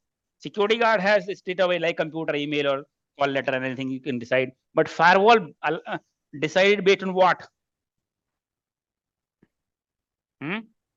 Based on what information? Depending on some set of rules, he will decide. Inside the firewall, ACL table. There is a list, there is a table, there is a list. We call as ACL table. Access control list. Access Control list. control list. Access control list. The name itself suggests access control. There is a list which control the access. Yes or no? Access means allow communication has to be allowed or disallowed. Which control access, we call it access control list. Get I mean? Which has the data. Based on that, our firewall decide whether connection has to be allowed or disallowed. This ACL is inside the firewall. Get your mind? ACL is, guys, kindly mute your mic once you speak.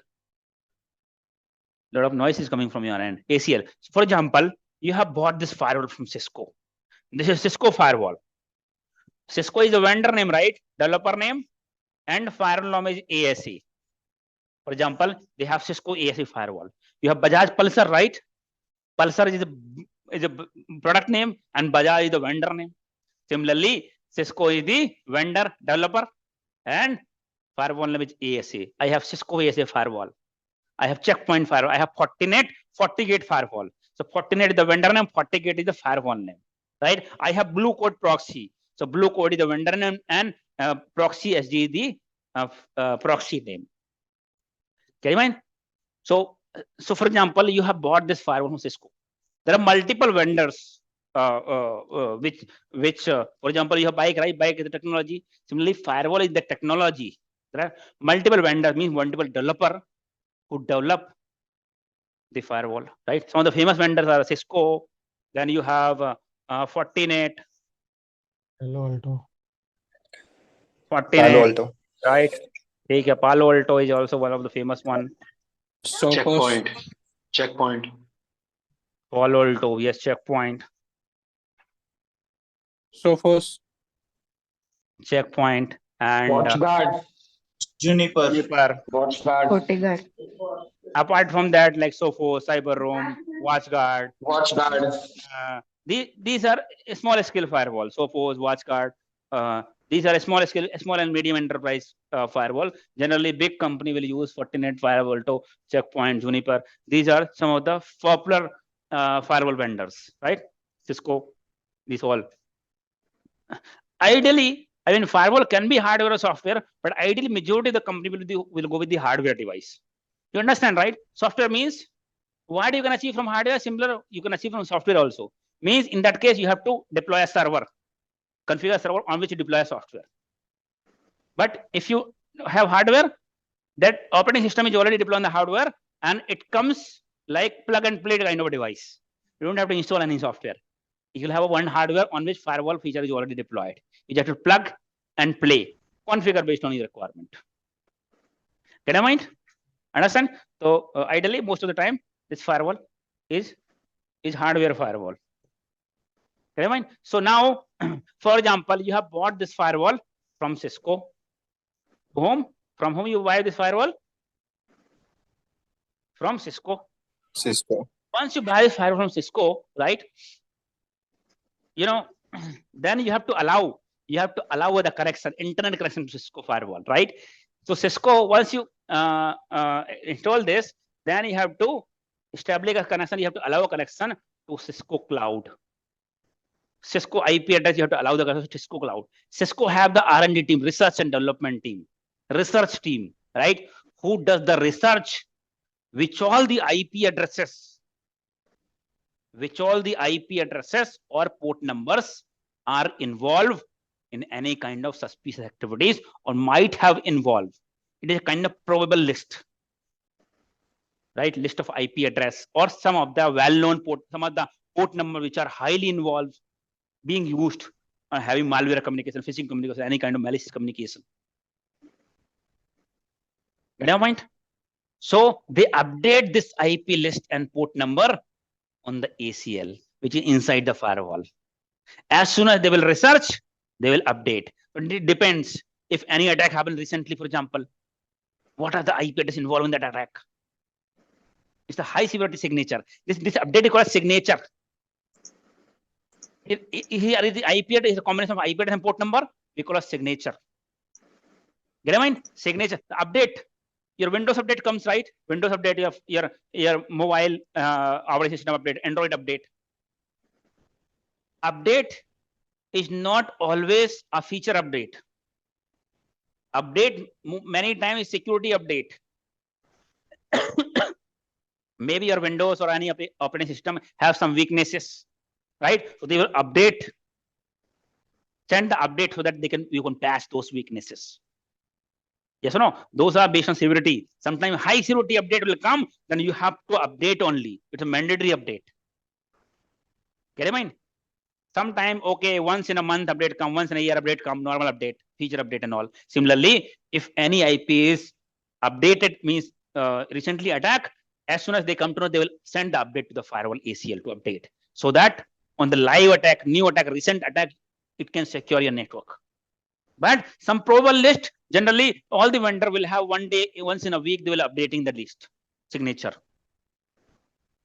See, almost all the devices on security working on based on signatures. Signature is nothing but the predefined information. Based on that, device will decide what is valid, what is invalid. That means what is authorized, what is unauthorized. The information can be different based on type of devices. For example, for firewall, signature is IP address and port number. For proxy, signature is domain name URL. For email gateway, signature is email ID, message is email ID. Yes or no? We'll talk about those devices. But firewall work on port number and port number and IP address protocol, right? Protocol can be UDP, but port and IP address matters. So now this R&D team, research team will send the update this ACL regularly, right? This ACL may have 30,000, 40,000, 1 lakh, 2 lakh, 5 lakhs of IPs here. Sometimes combination of port numbers. Get in mind? So now list is being updated. Now, as soon as packet hit to the route firewall will open a source IP destination and port number, and it will check whether particular IP address or port number is a part of ACL or not.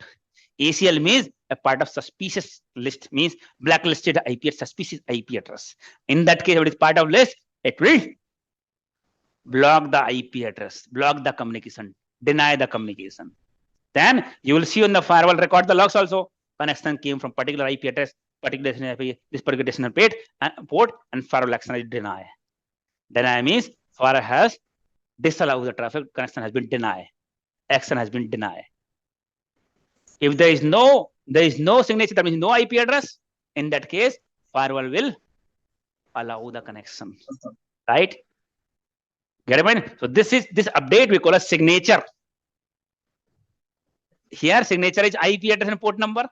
So this address, this list, we call a signature.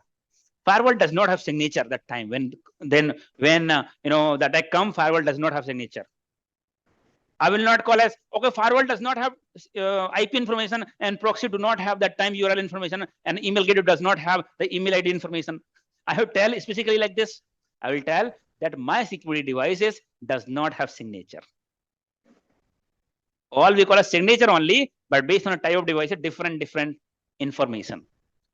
Signature is nothing but the predefined information which vendor define or you define. Based on that, security device will check whether connection is legitimate or not, authorized or unauthorized. Get mind? So there will be scenario where connection comes, firewall has allowed the connection, but connection was actually a malicious connection. But firewall vendor was not aware, and resulting vendor has not updated the information on the ACL, and firewall did not come to know the connection is malicious, resulting firewall has allowed a connection. That is the reason we'll have so many other devices, and we have the same. We are here to monitor network 24/7 because we cannot trust these all security devices work on predefined information signature. If no signature, successful compromise, we call a zero-day attack. Zero-day attack means none of your security devices are having signature to detect particular communication as a malicious, right? And resulting successful compromise, successful communication will happen and successful compromise will happen. It's a kind of, you have security guards, but still you have CCTV or surveillance. And some people are sitting on central location and monitoring, CCTV monitoring. Oh, this is then they will call security guard to catch him. Similarly, in the SOC, we'll use some tool that are called SIEM tool, SIEM. SIEM tool, Security Information and Event Management. So all the security guard, whatever communication happening, allow, disallow, all will send the logs to your SIEM. And using a SIEM, will monitor 24/7 what communication will be happening. CCTV you monitor 24/7, right? Acha, this is jumping the boundary. Let me call to security guard. Security guard is there on the ground, right? CCTV engineer, CCTV, you cannot catch anyone because CCTV or CCTV is not a part, is not actively involved in communication. Yes or no? People are coming from outside, coming inside. CCTV team is sitting here. They are not interrupting anyone. But if anything found, they will call someone who has actually interrupted me, security guard. Similarly, your SIEM work same as CCTV surveillance. SIEM, see this CCTV, this security device will send the information to the SIEM. SIEM will correlate, and you will have full visibility of your network. Who is coming? What connection is coming? What connection is going? Right? If high number of connections coming in, unusual activities, how many connections are going out? So many email has came. Email comes from suspicious IP address, but none of the security devices capture it. So it will give the visibility across all security postures. And this security posture will come through logs. Router will route the traffic, generate the logs. Firewall will generate the log. Your antivirus will generate the logs. Or so many other devices that we'll be talking about. All will generate the logs, and you will have a on mute. I'll remove you from the meeting. Abhijit, why you are not meeting yourself? I'm not going to tolerate this. If anybody is keeping my unmute and some noise is coming. So what I'm saying is, what I was saying? So using SIEM tools, you'll have visibility of all security posture. You can see, oh, this is coming. How I can see this high number of traffic coming on this particular port number. Even it is legitimate port number, traffic is coming on port number 443, but this is unusual because daily at this many hour of trend, you are saying around 50 lakhs connection, but today there are 3 crores connection. Unusual, abnormal. Yes or no? I have whole security posture, as well as we can create some alerts also. If I see from one particular email ID, there are more than 100 email came towards our organization, towards multiple email ID, it can be a phishing campaign. Even email gateway has allowed that connection. But within short period of time, 100 of email coming, maybe somebody is targeting your company and running the phishing campaign.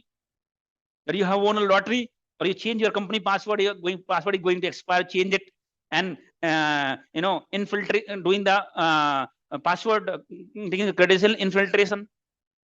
Yes or no? So we can see it all security posture using SIEM tool. This is what the work of SOC team, like CCTV server monitor. Okay, this is suspicious. Once the suspicious activity found, security guard, CCTV will call security guard to catch him. Similarly, if you see based on IP address, we'll ask firewall team to block the IP address, because this is devices are actively involved in the communication, intercepting the packet. CCTV guy cannot catch the person. He has to call security guard. Similarly, being a SIEM team, SOC team, we may not have access to firewall team. Firewall, these are active devices on the network. We'll have to raise the incident to the firewall team, ask them to block it. Some malware found, we have to ask desktop team to scan the system from network. We have to ask desktop team to isolate the system from the network. Right? Means we'll create the incident and we will assign to respective team for further action. Sometimes, I mean, small company, you might have access to take some action yourself. But in big company, maybe SOC team will be incident response team. Incident came, you find out all the information, attach the information, assign to respective team for further action. Get in mind? Understand? So this ACL will have the IP information, port information. Sometimes, for example, one connection came here. It has been allowed by the firewall, but it was a successful compromise. But firewall was not having signature.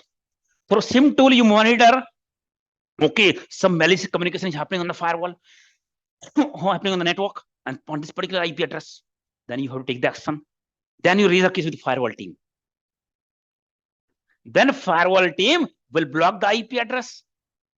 Yes or no? That means this list, ACL, there are two types of list, dynamic and static. We call it dynamic policy or a static policy. This static policy means static rule. You can create yourself what has to be allowed, what has to be disallowed. One is based on the dynamic list, which is being updated by the firewall vendor. I'm calling it dynamic list because list is not fixed. Some IP addresses which are involved today, since last 6 months on some suspicious activity, maybe now it has been gone with the good hand, legitimate people, good company. Then firewall will identify and remove those IP address. That's the reason this list is dynamic. Some IP might not be involved, in suspicious activity today, but not tomorrow.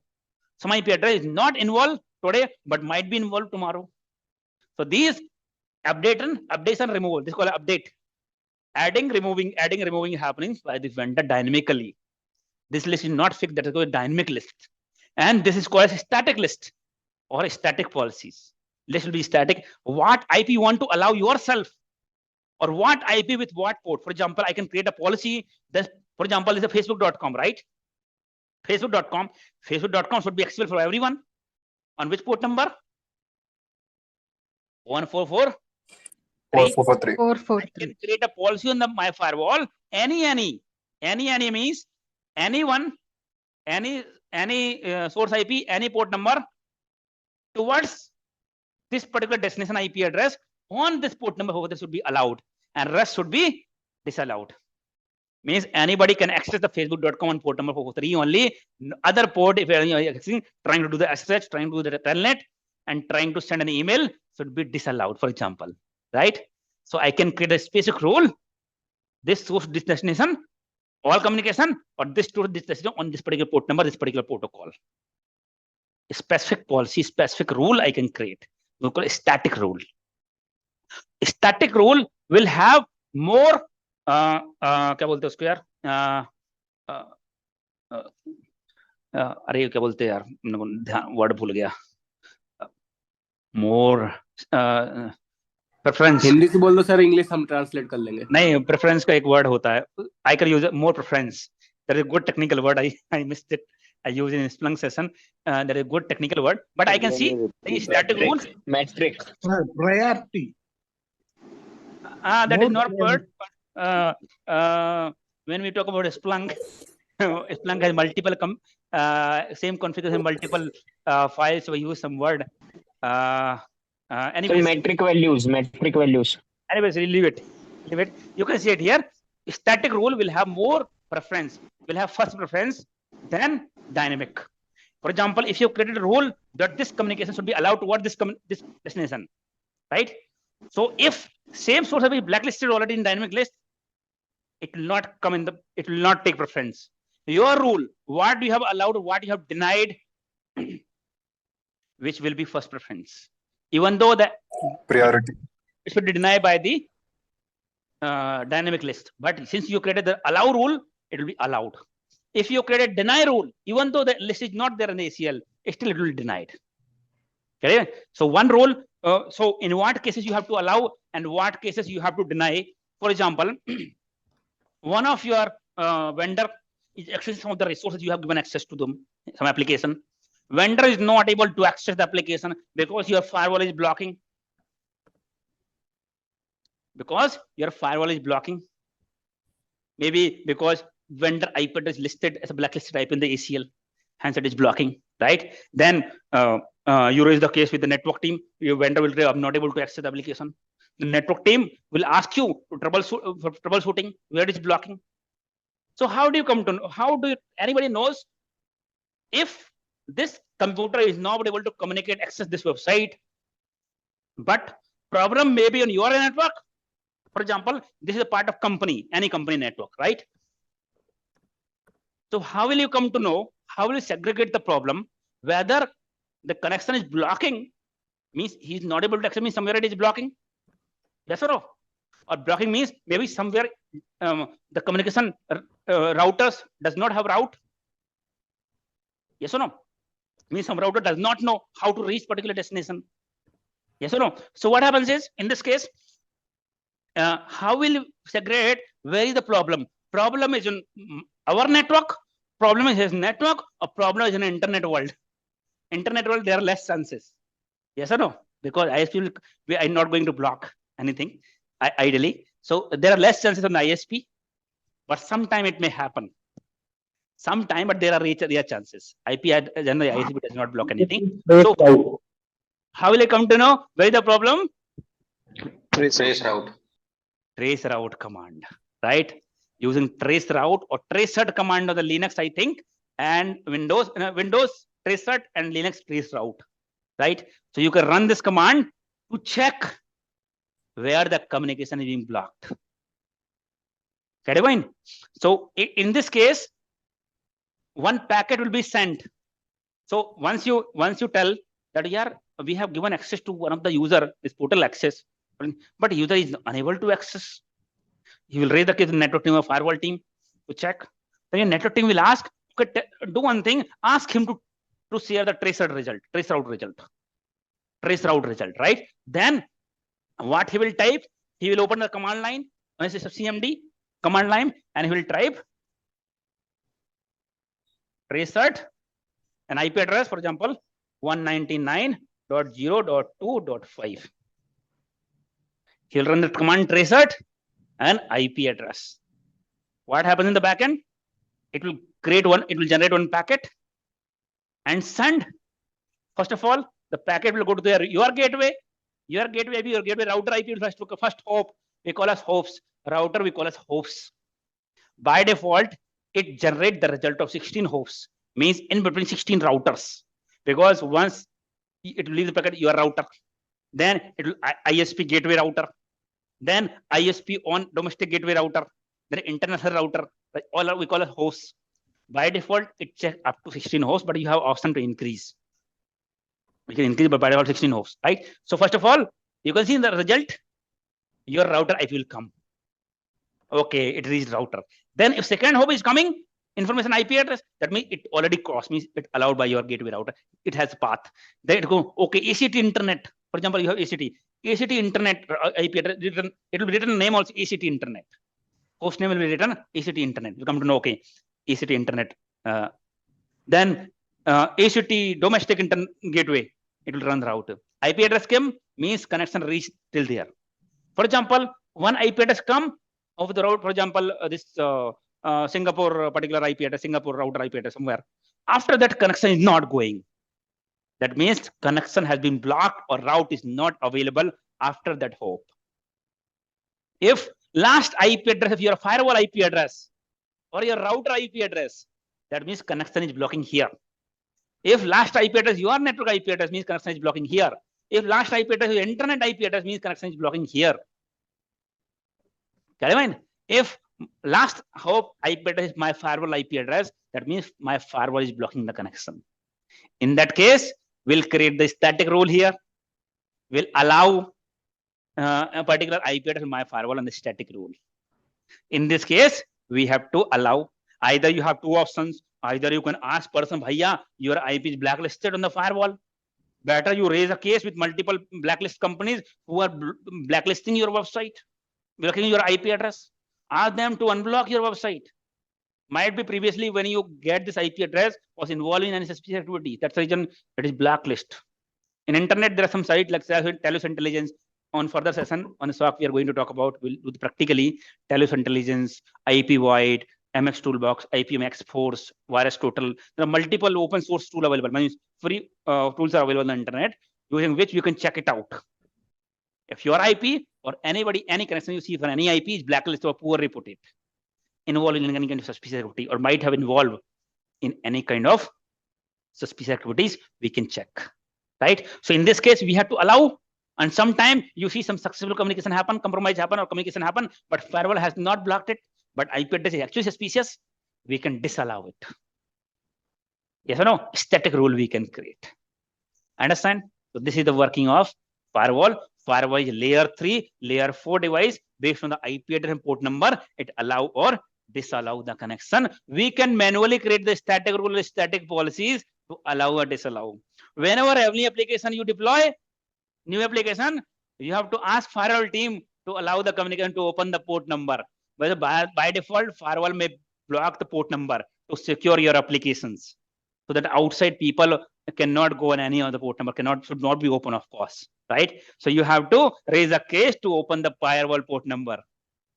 Change request to open the firewall port number so that firewall can communicate outside, or so the particular device can communicate outside, or outside people should be able to access your application. Understand? But if there is no IP, there is no signature, resulting successful compromise. Zero-day attack, port number is not blocked, IP address is not blocked there on the ACL, resulting successfully compromise will happen. That is called a zero-day attack for the firewall. If firewall, so we'll take an example of other device. In case firewall fails, in what situation firewall can fail, right? We'll discuss on the next session tomorrow.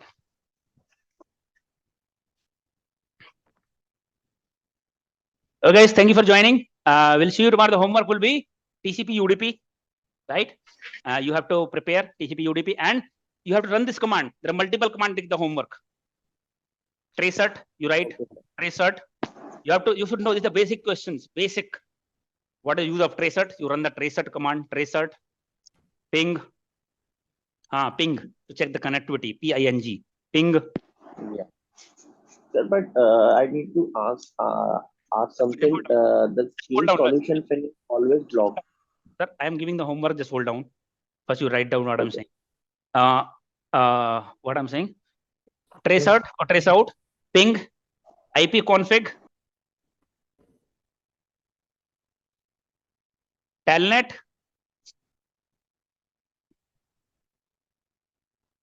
SSH. And netstat. Anybody knows what is the use of netstat command? Netstats. Network traffic. Netstat command. Anybody knows? To check the running time. All the connections. It show the ports open or closed from other sites. Not other side. You can't check other side. Locally listening port. In this particular system, you can check what port numbers are being used already. For example, if you want to deploy, for example, I want to deploy my Splunk, I want to deploy. Splunk will listen port number, for example, connection lost. 997, right? So whenever I deploy Splunk, I have to assign port number 997. But there might be possible that 997 is being used by some other application. You are installing, but it is not getting successful because my port number 777 is blocked by other application. So you can run netstat command on your system and check what port number are open already, unused, and what port number are used. You can run netstat command. This is the homework. Run this command on your system, right? Netstat. You check the Google IP address and then try to ping IP address. Run the traceat command on a particular IP address, right? And check the result. UDP TCP is also a homework that you have to go through. So make sure that you mark the attendance as well.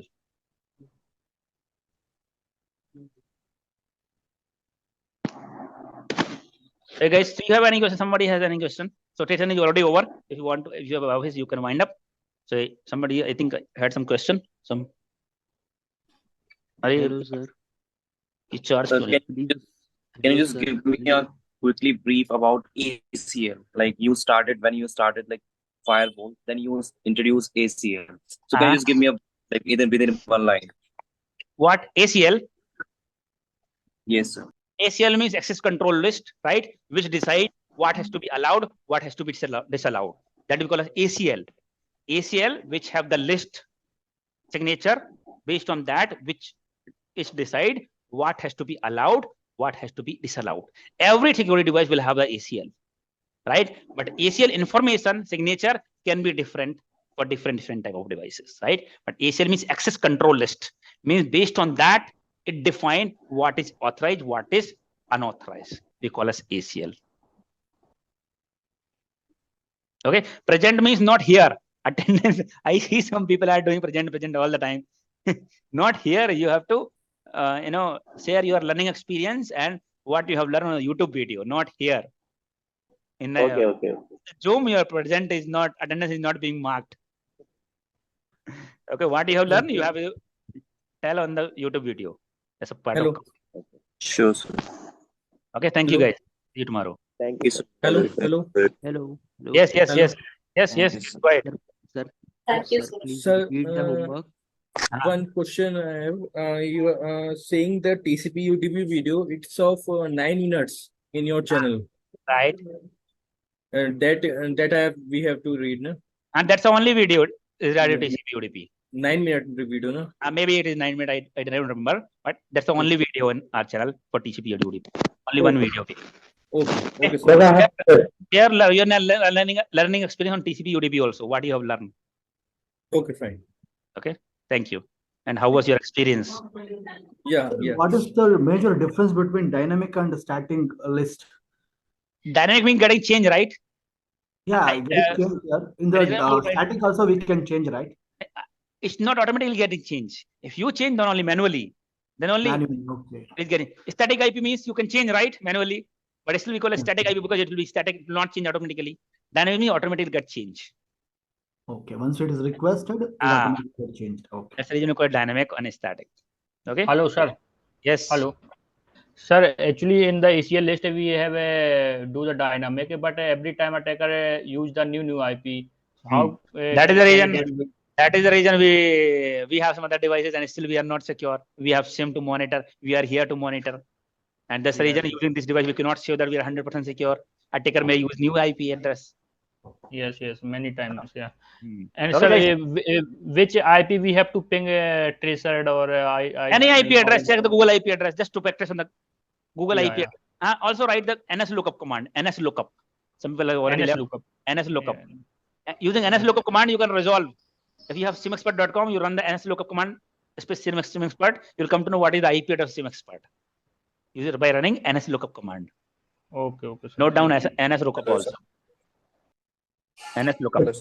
Yes. So can we do it on office laptop? No problem. This is not like any malicious command, right? These are connectivity related issues. Anybody, office laptop, personal laptop, anywhere you can run. So do you uploaded any videos on OSI model? OSI, I have planned to create a video on YouTube, but myself I don't have as of now. I have planned. I will create once I get time. Okay, thank you. Hello, sir. Yes. Sir, can I use SIM tool in my office laptop or not? What? SIM tool. SIM tool I am able to use in my company laptop or not? See, I mean, for our lab perspective you're talking about. Yes. I think you have to install VPN client, and company laptop you might not have admin access, right? So in that case, you have to use personal laptop. You will not be authorized to install any software You should have Yes, your yes. personal laptop. Yes, yes. Hello. Yes. Yeah, yesterday we saw about NAT, right? Network address translation. So it's the same thing. There's a PAT, which is the port address translation. Right. Can you Port explain address what can is be the difference? port order also can translate it. One port to another port can be translated. There are Okay. sometimes port number 443, but actually destination will go on some other port number. Sometimes if any port number is not open, right? But inside you have allowed port number 553, but outside people you have to go on 443 only. Then they will send the packet on 443, but inside your network it will go on now 553, right? That you can also map one port number another port number. Okay. Okay. Thank you. Okay. Hello, sir. Yes. In ACL, we have to set the rules like only IP addresses or port number. Combination of port number. Block Only IP address also. If you want to block or allow, if you want to see, if you want to block only IP address, just for Cisco for if you talk about, just run SHU and sun and IP address. It will sun that port, block that particular IP address. If you want to disallow only, means it will block for all port, total block. If you run the sun command and IP address, it will total block. All communication inside, outside, all will block. But if you want to allow certain port number, particular IP address, or to the certain destination, you can create rule. This particular port IP address toward this particular destination block, or this particular IP toward this particular destination on this particular port number allow, and rest will be deny. This kind of combination of application based on application. Okay, TCP traffic should be allowed, not ICMP or not other applications, not HTTPS, right? HTTPS means port number 443, right? So you can allow or disallow based on IP address and port number as well. Thank you. Okay, thank you, sir. Thank you. Bye. See you tomorrow. क्या काम कचरे का है?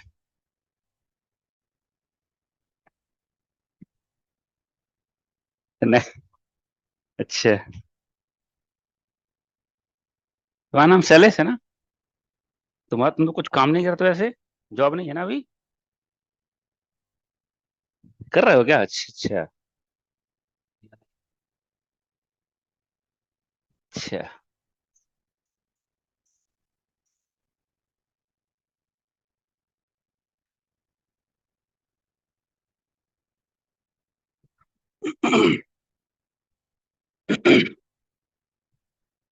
Okay, good morning everyone.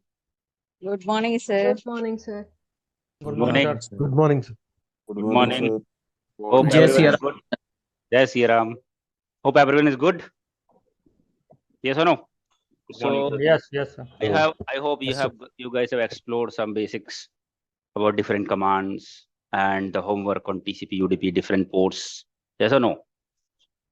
Very frequently asked question. Okay. Slowly we are actually preparing for the interview, as well as knowledge is also important, right? From real-time work perspective.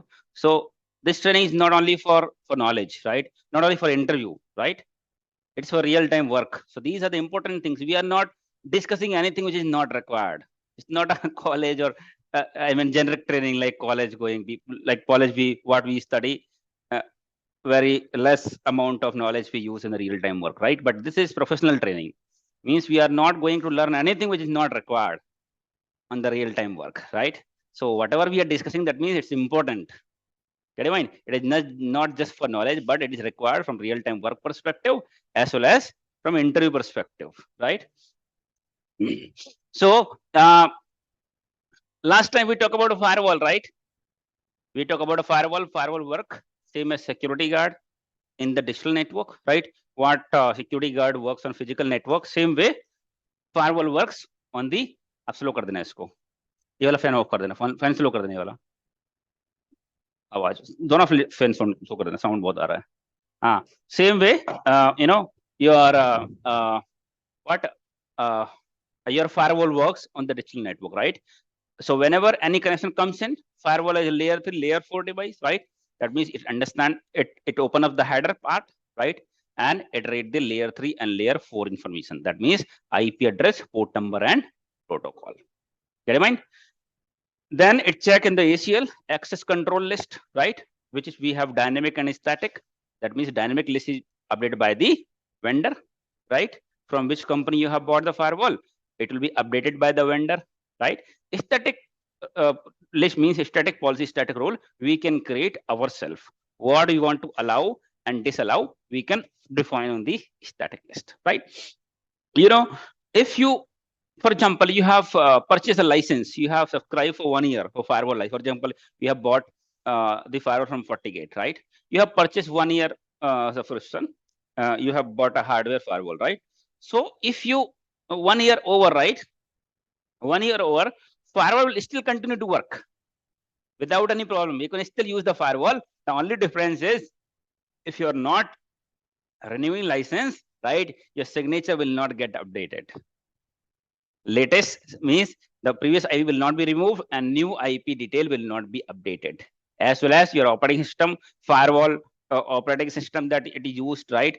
It may have different vulnerability, different weaknesses with time, right? So those patches means updates will not be released by the vendor. That means your firewall is prone to be compromised in that case.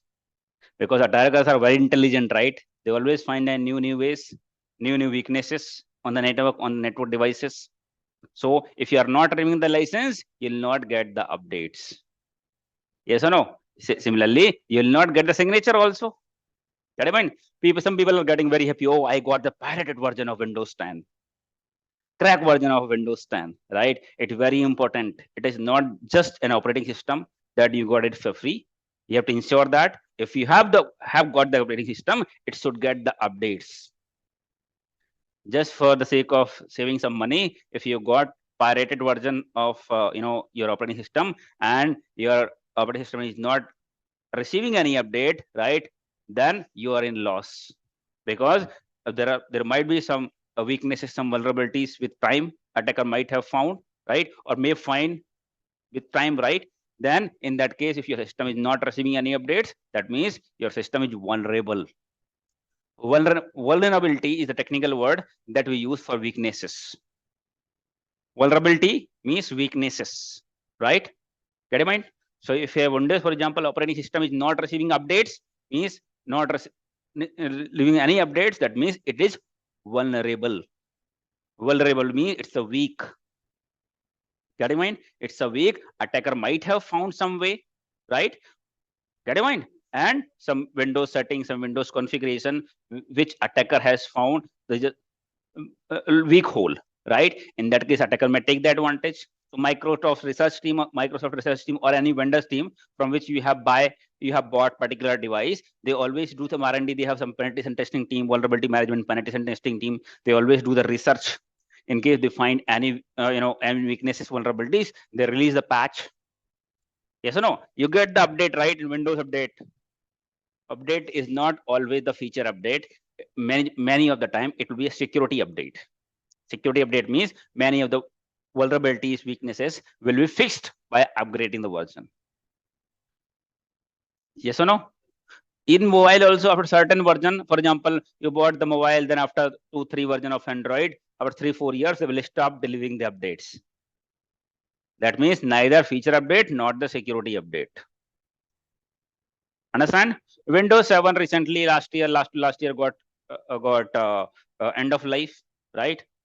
Yes or no? End of life means Microsoft will no more release updates for Windows 7. Yes or no? If you are still using Windows 7, that means your operating system, your Windows is vulnerable. Vulnerable, right? Out of 100 people, 200 people, some people might be still using Windows 7. That means your system is vulnerable. There are a lot of known vulnerabilities are there. Microsoft is no more releasing update. So when I'm using the word end of life for any digital device or any operating system, when we use this device has been end of life, that means the vendor will not release any update. Get your mind? Understand? Clear? Right? So why we require to update, right? Similarly, in the companies also, you will have some tools we call vulnerability management tool or vulnerability assessment. VA, vulnerability assessment. What we call as VA, vulnerability. You might have heard this word, vulnerability assessment and penetration testing. Many of the people, some of the people might have heard this word, vulnerability assessment and penetration testing. right? Your vendor, however, your vendor have their own vulnerability management team, which does the research and they release in the form of patches, right? But along with the vendor, there might be possible that in your devices you have installed some software, some tools. They may have certain kind of vulnerabilities. Apart from that, these vendor, for example, firewall you are using, right? Maybe vendor has not yet identified any vulnerability, but it is still having, right? So it's a compliance requirement even. It's a compliance requirement. Government says that on the regular interval, you have to scan your network. You have to scan whole your network. That means all the devices which are connected to your network, you have to scan those devices like Windows devices, Linux devices, any operating system servers, application databases, network device, security devices. All the devices which are connected to your digital network should be scanned periodically. Means on the regular interval, monthly, quarterly, half-yearly, yearly, should be scanned. Scanned means to find out any vulnerability. Yes or no? That means you have home, you are home, but you should see regular interval. If there are any weak hole or something, you have to patch. Get a mind? That process is called vulnerability scanning, vulnerability assessment, or vulnerability management. Get a mind? Vulnerability scanning. Scanning means we have to scan the network, all the network device, security device, servers, application databases. We have to scan on the regular interval to find out if any of the devices or any application which have been installed on the device having any known vulnerability. Now, using which tool we will install, we'll scan this. How we can scan this? I cannot log in and see, okay, is it vulnerable? As a manual, we cannot do that. There are tools we call as vulnerability assessment tool, VA tool. Either you call as VA or VM or vulnerability scanning tool. There are tools such as Nessus. You have Nessus.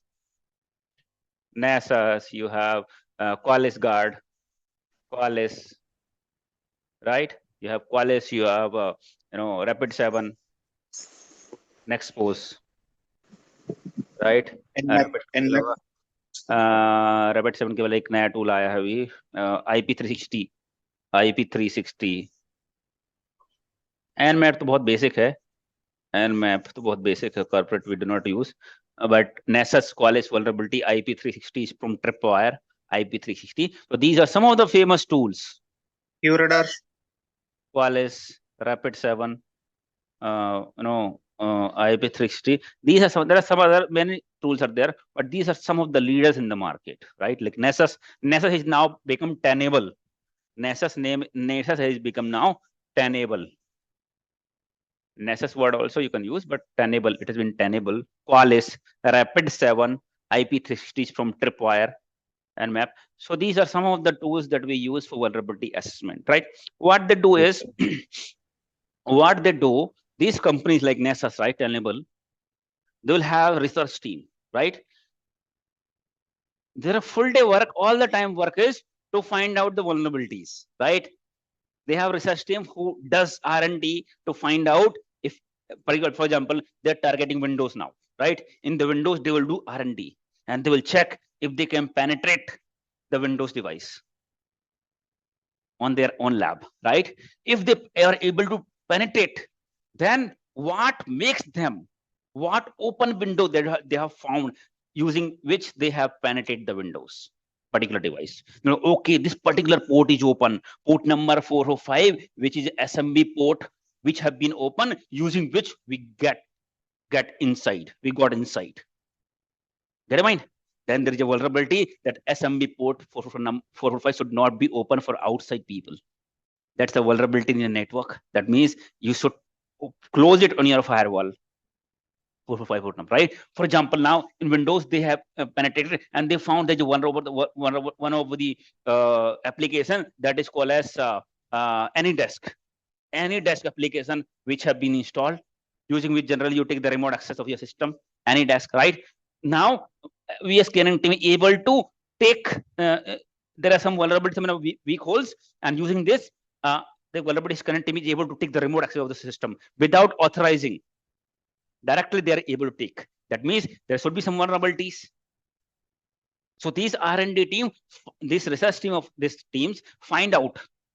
They have the penetration tester who find out, who always do the R&D 24/7 and check it out from which device, which application, what vulnerability they are having. You know what I mean? Then they will release. So they have tools, Nessus, this Qualys and all. They will put those weaknesses on their table. They have library of weaknesses, vulnerabilities. They will have library of vulnerability for different devices. For Windows devices, there are these 100 vulnerabilities. For Linux devices, this 200 vulnerability. For Cisco firewall, this vulnerability. For Fortinet firewall, for this vulnerability. For this particular application, this vulnerabilities. Get in mind? They will have a table of vulnerabilities, means weaknesses. Get in mind? So now this Nessus tool, if you have bought, right, a real time, whenever they have vulnerabilities, they will release it, and your Nessus will get update recent vulnerabilities. You know what I'm saying, right? So they will categorize the vulnerabilities also. They will categorize it. Okay, this is high severity, critical vulnerability. This is critical vulnerability, means using which attacker can take the remote access or attacker can get the backdoor. Get in mind? These kind of vulnerabilities they will categorize as critical. So based on how severe it, they will categorize critical, high severity, medium severity, low severity. Higher the impact, higher the severity, critical. Get in mind? So in this tool, they will update the vulnerability. Right? Now you have this tool. Now against this table of vulnerabilities, you can scan. For example, Windows, you scan. Now using tool, you enter the Windows IP address or host name, and now the tool will scan whole system against these vulnerabilities. Right? If any vulnerability, for example, particular port number 445 is vulnerable, then it will send the traffic on port number 445. And if it is working, that means it's open. It will check. Okay, this vulnerability is there on the system. If it is not able to enter, that means this port is full. This is not a vulnerability in the system, right? Similarly, again, this all vulnerabilities, it will throw one by one. It will check. Whatever pass, it will show it has the vulnerability. Whatever do not pass means that vulnerability is not there. Get in mind? So it will give you the list of vulnerability present on your all the systems. Get in mind? You come to these are vulnerability present. Yes or no? In Windows system. So step by step. For example, now we are scanning Windows, then we'll do the Linux, then we'll do the network device and security devices. Yes or no? 100 of devices, 200, 300 devices, it can scan on the same sort. One sort only it can scan. One sort also it can scan. It depends. You know what I mean? You upload all your devices list, right? Because it is not a one-time activity regularly, once in a month or quarterly, half yearly, yearly, we are doing this scanning activities, right? We'll onboard all the devices in our scanner. So that one click only, you can select okay, network device, checkbox, right? And click on scan. We get the report. Vulnerability. For example, Windows scanning you have done. You got the Windows report. Okay, these all vulnerabilities having. Your tool will give the Excel sheet on which it will categorize the priority also, severity also, critical, low severity, with medium severity. Then there is a SLA. Now, once you get the report, those vulnerability has to be patched, means fixed. For example, this particular Windows TLS version 2.0 is enabled. But vulnerability management tool has found 2.0 has vulnerability. Attacker can trick the remote or something that it can do. And the patch for this is to upgrade is to TLS version 3.0. This is the upgrade. Okay, this is the upgrade that you have to update it to 2.0 or 3.0. Then on the vulnerability is written, okay, this particular device IP address, this vulnerability is there, and this is high severity, and resolution is you have to update 2.0 to 3.0. Solution will be also written. Get in mind? Or if Microsoft may have already released the update to update it. See, sometimes you don't have to do the manual activities. If you download Microsoft update on which Microsoft itself has upgraded to 3.0. Means manual setting you don't have to do many times. Once you update, install the update, automatically as a part of update, it will upgrade. So if Microsoft, there are many chances, right? Microsoft has already released the update, but you have not updated. That is the your system is vulnerable. Yes or no? So in this, it will suggest either you upgrade to this version from Microsoft update only, or you do the manual patching. This activity is called as patching activities. Patch. Your wall is weak, right? Your cement is coming out, the material is coming out. So you have to take the material, like mixer, and you have to patch it. Otherwise, it will be weak, right? Same we call as patch word here. Vulnerability scanning. After that, we have to do the patching activities. Understand? So you will share this list. For example, Windows vulnerability you have. You will share the list of vulnerabilities to the Windows team by categorizing the severity: critical, high severity, low severity. So critical vulnerability will have the high severity, and they have to patch as soon as possible. So there is a SLA for that. Once security team will assign critical vulnerabilities, right? Then within 1 day, within 2 days, the respective team has to patch it. So many for high severity, medium severity, low severity have the least priority. Means not critical, like least priority. So the vulnerability management team will use the tool to scan the devices. They will get the Excel report. They will review manually, and they may recategorize also. After that, they will send the list to the respective owner, administrator. Firewall related firewall team, for network related network team, router switches related, for server related server team, for Linux related Linux team. Yes or no? For database related database team. So now they will send the list of. So they will send the SLA also. Everybody knows what is the SLA based on the criticality of the vulnerabilities, severity of the vulnerabilities. Then after that, they will send the list, and solution is also written on that. Get I mean? Solution is also written on that. So what happens is, in the Microsoft, especially on the servers, Microsoft, they have a tool called a patch management tool, SCCM. Means, for example, there are multiple servers are having same vulnerability Windows server. Get what I'm saying? SCCM. This tool is called a Microsoft Patch Management Tool. SCCM. This is called as Microsoft Patch Management Tool. Using this tool, because you have 100, 200 of servers, right? How come they will do this manually? Yes or no? So this is centralized tool patch management tool. So whatever device have the vulnerabilities, they can get the list of devices, and whatever they want to upgrade, they can push the upgrade using a SCCM tool. This tool we call as patch management tool, or this tool we can install any application, we can upgrade any application using this tool.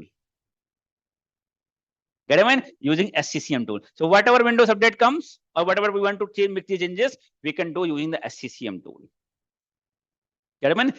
It is not only Windows, but if, for example, any server, you have any application, third-party application installed, like Adobe Reader, Google Chrome, Event Viewer, बोलते हैं क्या बोलते हैं viewer करके qualification था यार. Anyways, any desk or any application that you have, right? So those applications may also have some vulnerabilities, right? So those applications you may have to upgrade manually also. Maybe particular application is lower version you are using that have some vulnerabilities, and recommended is higher version to patch those vulnerabilities. So they may have to do this manual activity as well. That I mean, however, for installation and upgradation of any of the, this can be done by the SCCM tool as well. This upgradation can be done by the SCCM tool also. That I mean, either you do manually or you do it through SCCM tool. That tool called as Microsoft Patch Management Tool, right? Similarly, Linux, you can do some shell script, some scripting you can do, right? But for a critical device such as firewall, your SIEM also that will be using, right? It might also have vulnerabilities. So respective team has to fix the vulnerabilities. Security team is scanning VM team, vulnerability management team will send the list of devices, solution also, how to fix this vulnerability, then they have to patch. Understand? So vulnerability assessment team has this is the only work. If anybody working on the vulnerability management team here, they will have the better understanding what is the daily work they are doing, right? Salary you'll get good, but this is the only work that you do. You'll have vulnerability management tool, NSS, Qualys and all, right? So you will onboard the devices, add the list of devices. You will do the scanning periodically. Once you do the scanning, you'll get the list of Excel sheet of the list where you are defining severity by tool only. Then you will see the respective team. Ask them to patch it. When they will patch it, they will say, okay, these all devices have been patched. Then again, you have to do the retesting. Retesting to find, again run the scan. But yeah, we cannot trust. We cannot trust blindly, right? We have to retest again whether those vulnerability has been patched or not, or is still existing. But is still existing? Team, we have found that these devices having these vulnerability. Maybe some have been patched, some has been not been patched. Still having this vulnerability. Again, we'll send the list of. Again, they'll patch. Again, we'll do the retest. If they're not responding, we'll escalate to the higher management, to a manager, then higher management, because this is related security, right? Security is very critical. Cyber security is very critical things, right? So everybody should give the priority. So in case they are not responding, we can escalate to the manager. If manager not responding, to director, right? In higher level. That's the only work of vulnerability management tool. Playing with the tool, running, scanning, rescanning, again rescanning, taking the follow-up, right? That's the only work. So I have given the whole idea about vulnerability management, right? So in this training, you'll get the access. We have separated for vulnerability management from NSS, but in this class, we have introduced a self-paced. Means in the previous batch, on the regular batch, regular SOC people who are the part of regular SOC training, they will get the access to the NSS vulnerability management training, right? So that on which we have covered how to install this tool, how to configure it, right? How to scan, how to get the report, right? How to take the follow-up, everything real-time work we have configured so that you can write in the 𝐬𝐬𝐚. Because many of the time, once you go work on the SOC team, right? Apart from the SIEM and other tool, you might have vulnerability scanning tool also, management tool also. So it will add value in the 𝐬𝐬𝐚 that you have experience on vulnerability management tool as well, right? That's the whole work I'm giving you. Now your funda is clear, right? Now the training you will easily understand. If you go through any other videos on YouTube or somewhere, you can easily understand, because what I have described in last 10 minutes, right? You will not get it anywhere. Like just a brief summary, right? Many training will start installing, start describing, but everything what you do, right? If we describe in 5-10 minutes, everything we can summarize, right? Then you have the whole idea, you'll understand everything further. What is remaining? Now you got an idea, okay. First of all, you have to download the tool, then you have to install the tool, right? Then you have to get the list of devices, you have to add those devices, then you have to do the scanning, then you'll get the report, right? The whole work. So I was telling, I came on this step by explaining you that a firewall also, if you are not renewing license, that means you'll not get the updates. Update means you'll not get the patches. Update means patches, security patches, right? Maybe there will be vulnerabilities, but you'll not get the patch. As well as new ACL update, list update also will not be released. In that case, there might be new IPs which are blacklisted, which are suspicious, but firewall IP list will not get update. Get your mind? Clear, everybody?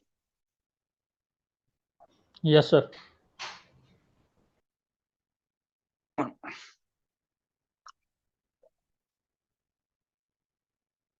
Sir, penetration testing is like the vulnerability, right? चलो penetration testing बता देता हूँ.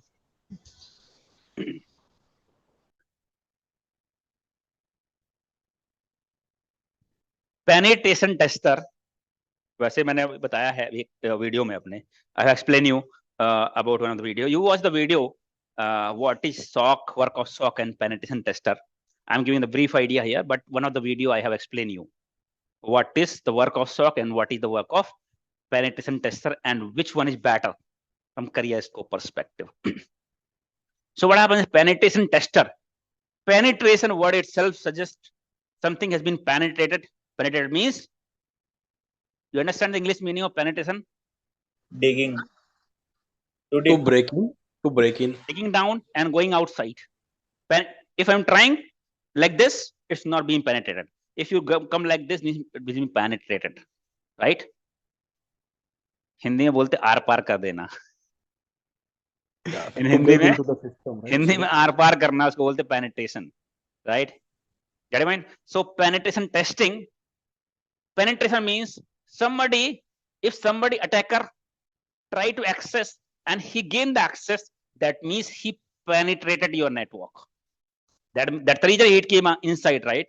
So it means attacker is able to penetrate your network. Yes or no?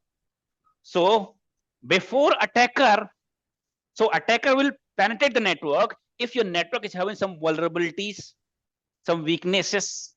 Yes or no? So attacker will take the advantage of the vulnerabilities. See, taking the advantage of vulnerability called exploitation. If the attacker had exploited the vulnerability. You are having vulnerability and attacker has exploited it. Bum ko phod dena. You have bum and somebody has done the blast, right? So you have the weaknesses and attacker has taken the advantage of that weakness, right? That is exploitation. Get your mind? So what happens is, if there is a vulnerabilities Attacker can take the advantage, means exploit the vulnerability and gain the access and penetrate the network, right? So before attacker penetrate the network, if we have someone who can try to penetrate our network, we call it ethical hacker also. Penetration testing with ethical hacker. Ethical hacker means he will not be a hacker. Ethical means not actual attacker, right? Penetration tester, we call it ethical hacker, right? So now this person, we can ask this person, bhaiya, we might have one vulnerability, you might not be aware of that. You do one thing, you try to penetrate our network, right? If this person is able to penetrate, that means attacker can also penetrate. Yes or no? If this person, which we have asked to penetrate a network, right? If he can penetrate, means attacker can also penetrate. That is the reason we have asked him, bhaiya, do some penetration testing. That is what we call it testing. This person is not to take the advantage, right? Not to steal your data, but it is doing some kind of testing. Test him. Let me test it. If your firewall have a vulnerability, let me scan. Let me scan the firewall, get the vulnerability, and try to penetrate it. Means penetration tester will definitely must do the vulnerability scanning first. First of all, he will find a vulnerability, right? That is a word VAPT. We use the word VAPT, vulnerability assessment and penetration testing. Even penetration tester also, first of all, they will find out the vulnerability, right? Then only they will penetrate it. The certain words come together: vulnerability assessment and penetration testing, VAPT. Get it, right? So now this person we have asked, right? This is not an attacker. We call it ethical hacker, penetration tester, right? He will do the scanning, find out some weaknesses, and then he will penetrate the network. If he will penetrate, that means attacker can also penetrate, right? So we understand, oh, penetration has been done. Okay, this is the vulnerability. Then attacker, you have taken that advantage. This is and resulting you have penetrated. Then we'll patch the vulnerabilities. We'll fix it before the attacker penetrated, right? So that is the advantage of doing penetration testing. Get it, man? And penetration testing is mostly performed by the person or the who is not at all aware about the network. What firewall we are using, what devices we have, what are network IP address, what port number are open, right? They are not having any idea. They should not have. For example, if I am the part of this company, right? I am already working on this company. If I try to penetrate my own network, does not make any sense, because I know the in and out of my network, where is the firewall, what is the IP address of firewall, what is the IP address of router, how many router we have, how many Windows devices we have, which version we are using. So if I does the penetration testing myself or my team, does not make any sense. Yes or no? Because attacker do not have prior idea about your network. He collect the information. Yes or no? Similarly, this person should not have any prior idea about your network. Get it? He should collect the information on his own, find out the vulnerabilities, then take the advantage and penetrate it. That is the reason penetration testing team is always performed by third-party vendors, third-party companies, not by our own company. Get a point? That is the reason. That is the reason. If you talk about demand, that is the reason. SOC team, SOC means every company has the demand of SOC. Required in the SOC, this would have centralized team. But every company does not require penetration tester. Yes or no? Because penetration tester is not done by every company. It is by a third-party vendor like service provider. So always you'll have this kind of penetration testing requirement for service provider who are providing penetration testing service to other companies. So only few companies which have service provider which will have the requirement of penetration testing. Not all the company which have the requirement of SOC. SOC work 24/7 to monitor the whole security posture. Yes or no? The work is very good actually. The work is very exciting for penetration compared to SOC. You do R&D, you use your logic and everything, right? Because it's kind of ethical hacker. But the end of the day, you work for, if something which have the less demand in the market, even require more skill, but less demand, resulting growth will be also less. The package also will get less because less demand in the market. Yes or no? Something which have more demand will have the better growth. That is the reason the work of penetration testing is more challenging compared to SOC, more logical. But the other thing is, you'll not get much growth financially because less demand. Only service provider mostly are using penetration tester. Every company will do the will give the project to outside vendor to perform the vulnerability penetration testing. Vulnerability management, your own team will be having most of the time. Service provider can also do that, but many of the company will have their own vulnerability management tool team. Get in mind? That is the difference between the penetration testing and SOC. In SOC, most of the company will be having as per the compliance requirement, but penetration testing, no. Understand? Clear? Clear, everybody? Yes, sir.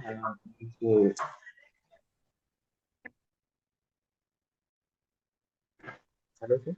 Yes. Which one is the better? SOC analysis or VAPT? दोन्ही नाही त्या कोपऱ्यात पाहा बरं एक कोणती कधी There is a noise. Who is making noise? Who is making? I think Rahul. Hello. काय द्यायचं तुला? Let him move in waiting room. He is not at all. He is not at all listening to the class. Guys, if you keep the numbers unmuted, not listening to the class, I'll have to move you to the waiting room. In that case, you have to disconnect and reconnect. It's a punishment, a small punishment. Yes. Which one is best for the job? SOC analysis or VAPT? Now you decide yourself. You work for money, right? I mean, I don't understand why you're asking this question after even explaining. I said penetration testing will have the less demand, SOC will have the more demand, right? Which field has the more demand will have the more package. So now you decide yourself which one is better. So you want me to say this, which one is better, then only you understand. I already explained the difference, right? More use, majority of the company will have the SOC, but not every company will have this penetration tester team. It will be done with third party, will have less demand in the market. Now, if somebody less demand, then you understand which one is better.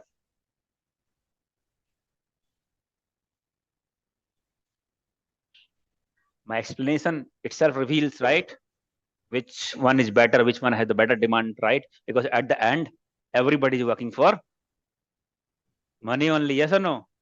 Are you going to work just for the sake of you're passionate about the work? Then only you will work. I don't think so. If anybody is working because just they have passion and they're not looking for money, I don't find such people. If you are such people, that means you are definitely a different person. Yes or no? Yes. You're from some other planet.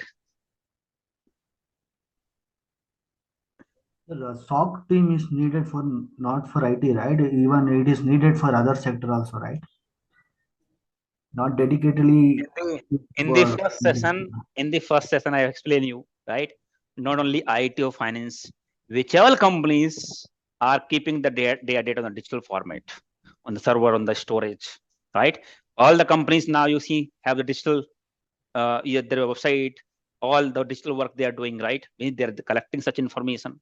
Of course, they have to ensure that security tool has to be deployed. This would have SOC team. It's a compliance requirement also. That's the reason, being a SOC team, you are not working on only IT or finance, banks or IT companies. You may end up working with pharmaceutical, construction, hospitality, big hotels also you might work as a SOC team, right? Big hotels also have SOC team, right? So any industries, whoever have their business on digital, they require this cybersecurity team. Right? Many of the industry which were not a part of compliance, so this compliance, SOC compliance, there also governments are making them compliant. The recent attack reveals that not only IT and finance, but no industries are safe now. Recently, somebody has said pharmaceutical industry, which are less aware of cybersecurity, which are the hot target of attacker. I think yesterday I put in my status, right? If you have seen that nowadays pharmaceutical industries are hot target for the attackers. Why? Because these pharmaceutical company does not have much awareness about security, right? And attackers are taking the advantage. But sir, nowadays all companies are shifted in cloud. So cloud security, not all. You should not use the word all. You have to be specific. You should say that companies are moving towards cloud. You should not see all companies are shifted, right? This is the wrong word. We have, whenever we speak, right, we have to be very specific. That is also one of the technical things, but the important thing for your career perspective. Whenever you speak, you have to be very specific. Whenever you go to an interview also, you have to be very specific. What you are telling, that should be correct. I will do something, the everything, something, more thing, thing, remove these words, right? You have to be very specific. When you, discuss any technical things, we have to very specific about words. That's again one skill. Get it, mind? Especially, I'm telling you, in India, we have this kind of, habit. चीजों को गोल मोल घुमाने की habit है. Means, we are not very straightforward. We are not, to be honest, I'm saying that. I'm seeing people, I have taken many interviews. So I know that most of the interview that we take from people, these are not very word to word. These are not word to word. If you ask them, if you ask something, they do not know the word to word meaning, word to explanation, they will do this kind of thing. The whole scenario will explain, right? So here, generally, it's fine for people, but when you give the interview for, especially for US, UK, Australia, right, other countries, the interviews are very strict. Even though you answer, means they accept word to word. Get it, mind? It means we have to be very specific. This is actually right skill, right thing that you should do. Means we have to be very specific. Whatever being asked, you should answer, right? Do not give the whole scenario which has not been asked. What happens is, generally, we here in India, I'm talking about, in India, what we do is, if interview asks something, if you don't know, okay, I don't know. If you ask something, some other question he asks, you know it, right? He's asking, what is the port? What is the port number for this thing, right? For example, then we people start explaining all thing. What is port number? What is protocol? Whole thing, whatever you know, right? To justify that I have full knowledge. We try to patch our previous question. The previous question we are not able to answer. Now this question we have full knowledge. They try to explain all the knowledge they are having, right? But in some specific interview, we'll see that interview accepting word to word.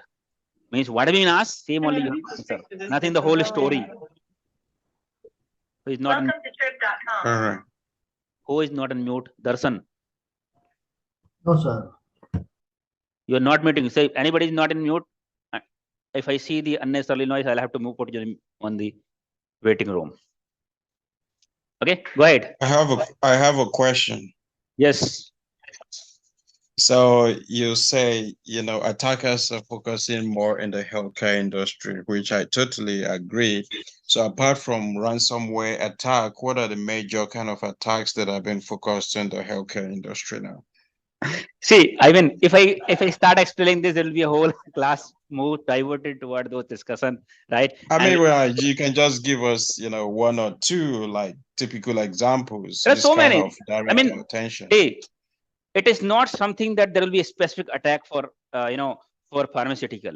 What kind of attacks can be done by typical companies can be the targeted for pharmaceutical also, right? Recent attack has been come like ransomware, but it does not be the only ransomware, right? There are so many attacks also descriptive. You have DDoS attack, you'll have you have SQL injection attack, right? There is no always specific attack for such certain industry, right? Because the work is digitalization. They will have their web application, right? Where people are upgrading their accounts. They are having some application where they are taking the detail of their patients, right? They will be having some account. That application can also be targeted. Yes or no? So there is no specific attack. Recent attack has revealed that some ransomware attack happened on pharmaceutical company. It does not mean that the only attack. What kind of attack comes for other applications, other companies can also be targeted, for the pharmaceutical also. Okay. So last time we talked about, let's come back on the same topic.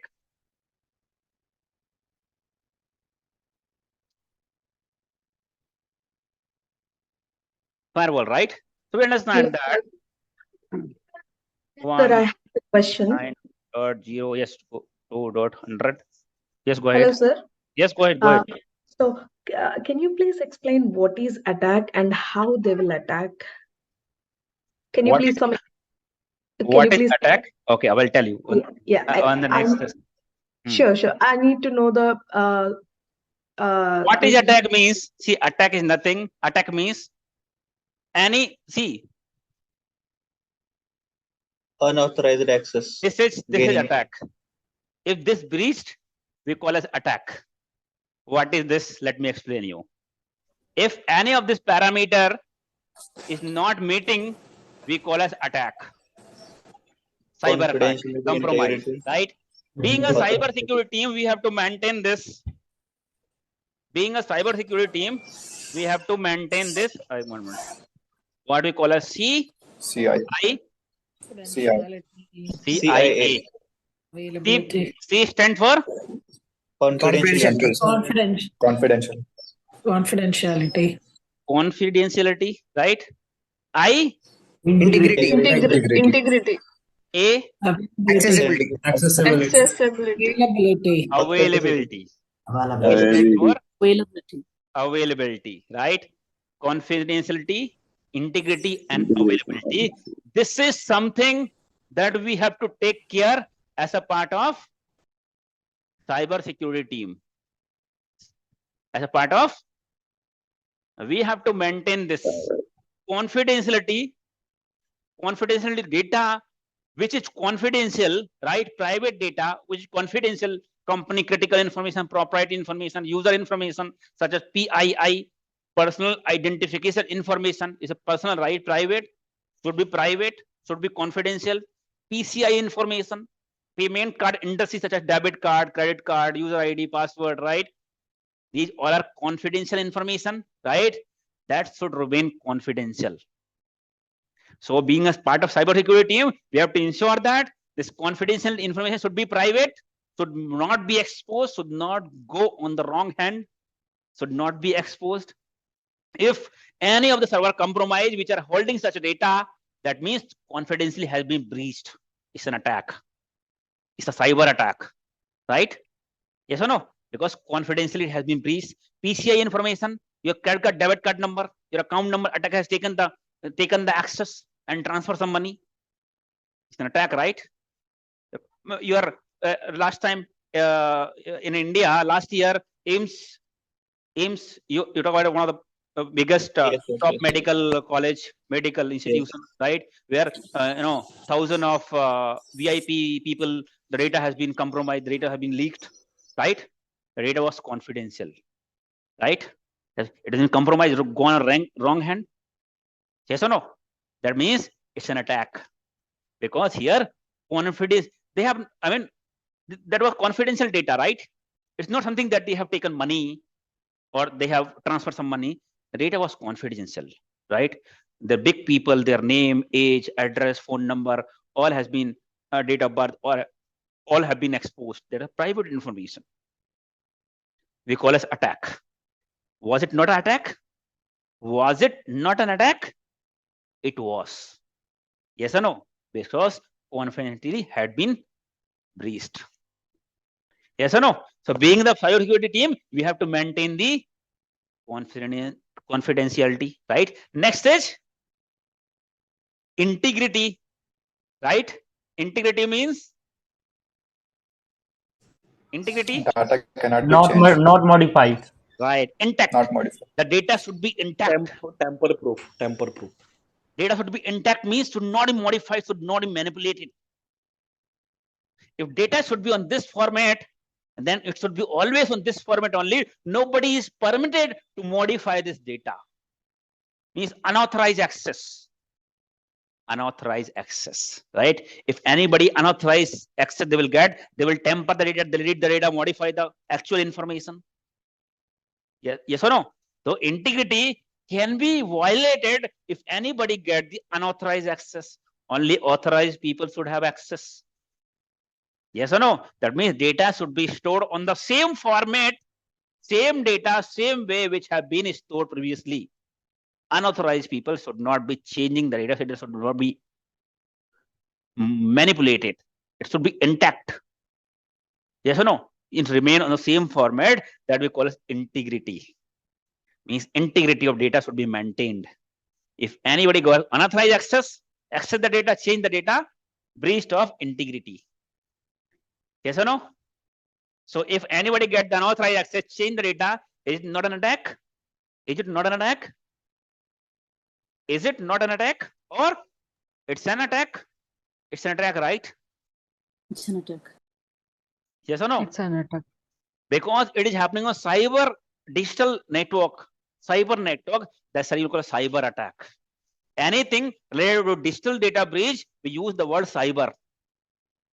Cyber cafe, you go to cyber cafe, right? Use the internet word, that's what we call a cyber, right? So anything related to cyber crime, we call it cyber crime. Anything related to internet, digital network, we use the word cyber, right? And it's an attack because this has been breached integrity. Understand? Next is availability. Being the cyber security team, we have to ensure that the respective application, respective resources should be on a who is this is the last warning. If anybody is not muting the mic, I see the noise, I have to remove you from the meeting. So what I was telling, availability, right? We have to ensure that being the part of cyber security team, we have to ensure that the respective application, respective resources should be available all the time for legitimate user, authorized people, authorized audience. If any time, any application which should be available is not available, right? It's a breach of availability. Yes or no? It's a breach of availability because business impact. Yes or no? You understand? For Facebook, you have access, right? If Facebook is down for a few hours, it's a business impact for whom? Facebook, because user will not be able to log in and they will not be able to see the ads. The revenue that they used to generate for the ads, they will not be able to get. The people who used to create content, site reels, videos, they will not get money. Yes or no? It's an impact. So Facebook security team has to ensure that Facebook application or any such application would be available all the time. If anybody targeted the Facebook application got down or not able to handle the request, right? It's a breach of availability. Yes or no? Confidentiality, right? Confidentiality, there might be possible that some malware has come, malware has been installed in your system, created the backdoor. Maybe it can dig down the data, right? Or maybe you have got the phishing email saying that there Yaswant,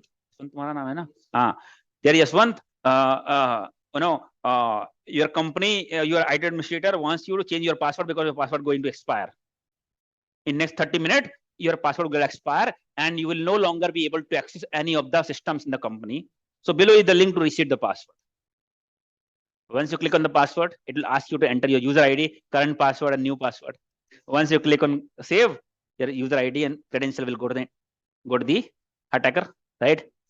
The password and credentials are very confidential information, right? Confidentiality has been compromised. So we have to ensure that. So being a cybersecurity team, we have to ensure that phishing emails should not come, right? We should have some devices because email gateway. I'll explain you so that phishing emails should not be delivered. As a part of cybersecurity team, we'll conduct some security awareness training also to the people, so that we'll tell them if you are receiving any such kind of unsolicited email which you are not intended to receive, do not open, do not respond, report to security process center, right? So various things we'll do to maintain the confidentiality. Yes or no? Next is integrity. Integrity, right? Integrity, any unauthorized access. It's unauthorized access to the database or the application. Yes or no? You see the high number of login failure happen. Maybe attacker is doing the brute force. I'll tell you what is brute force. Brute force to gain the access, trying the multiple combination of username and password. Yes or no? To gain the unauthorized access. If they cannot gain the unauthorized access, they can change anything, change the data, manipulate the data, delete the data. That we call as integrity, right? So we can have certain things in your Facebook or in your on your any application. You have two-factor authentication. Enter user ID, password, then OTP, or authenticate your device. Yes or no? To maintain the integrity, so that only authorized people should be able to access and should not be change anything. Unauthorized people should not be able to access. Availability, to ensure that the application should be available all the time. There are many attacks such as DDoS attack. Have you heard about this attack, DOS and DDoS? Means availability. DDoS impact the availability of the application. DOS means denial of service, and DDoS stand for Distributed denial of service. Distributed denial of service. DDoS stand for Denial of service. Distributed denial of service, right? So in this kind of attack, DDoS or DOS, attacker will attack the availability task that you have. Being a cybersecurity, you have to ensure that application should be available all the time for legitimate user, right?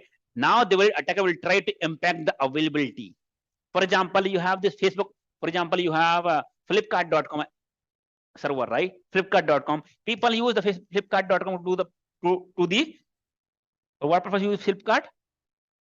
For example, Amazon, because we have international people here. So Amazon. For what purpose you use Amazon? For what purpose we use Amazon? Shopping. Amazon.com. Shopping, right? Amazon.com. We use e-commerce site. Shopping, e-commerce we use for shopping. Yes or no? So Amazon will have a SOC security team, right? Application security team. So they will have to ensure, right, that all the people should be able to access.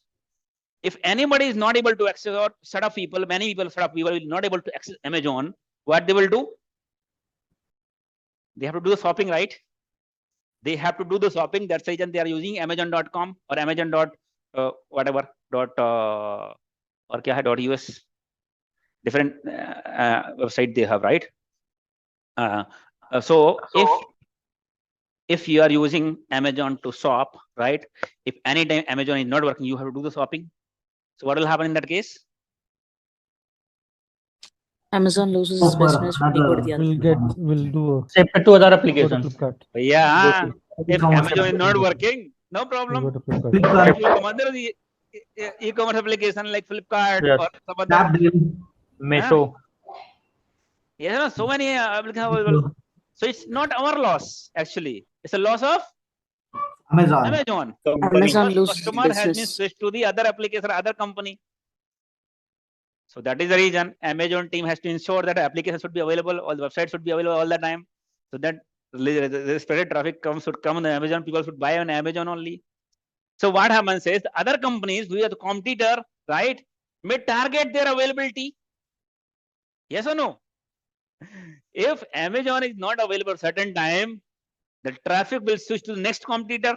For example, I'm not using the name. It's a public. It's an example that I have given, right?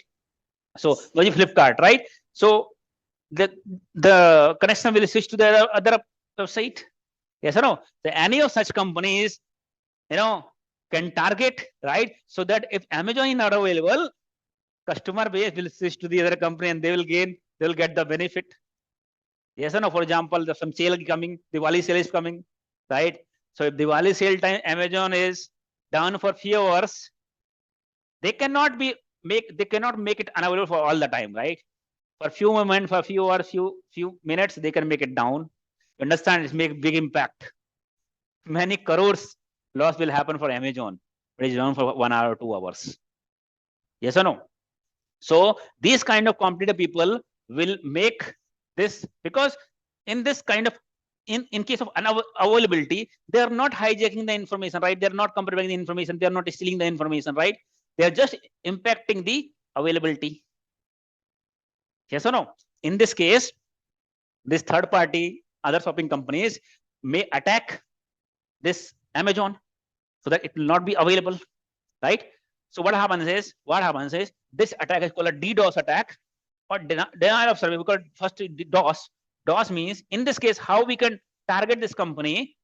We can have one system, for example, and we can send a flood of connections to target the companies, to target the application. their server or their bandwidth will have some threshold. Particular application have the resources. It can serve up to 1 lakh user, for example. 1 lakh user at the same time, 1 lakh communication, 1 lakh packet at the same time can handle, right? If 1 lakh packet is being initiated by this computer only, continuously flood of packets, right? Full of traffic, full of correction requests will be sent by this computer only. What will happen for other people who are accessing? They cannot access. They cannot access. Website is busy, application is busy. Kindly try after some time. We are not able to serve your request at this time. Service down. Kindly try after some time. Maybe the bandwidth, because they have also taken the internet connection, right? Pipe. Yes or no? So if this pipe will have some limitation, if all the pipe bandwidth is occupied, internet bandwidth is occupied, other people will not be able to reach. So one is bandwidth. Second thing, the application resources. There are memory, CPU that you are using to serve the request. It will be overutilized. Resulting, maybe it is not responding to other people because its already resources are choked, bandwidth are choked, or there are some chances overutilized. Make server down. You have some capacity, right? Everybody has some capability, some capacity, right? Yes. If I give some weight on your head, right? You will be here sometime, you will be here, right? Going down and So the server may get down also. Yes or no? Server may get down also in that case. So that is called a DOS attack, denial of services. Mostly there are multiple type of like TCP flood, UDP flood, TCP half one connection. UDP, in case of UDP, it will send continuously packet, UDP packet, continuous flood of packet, flood of packet. That will call UDP based DOS or DDoS. Same will come. The only difference is I will tell you what is difference on DOS and DDoS.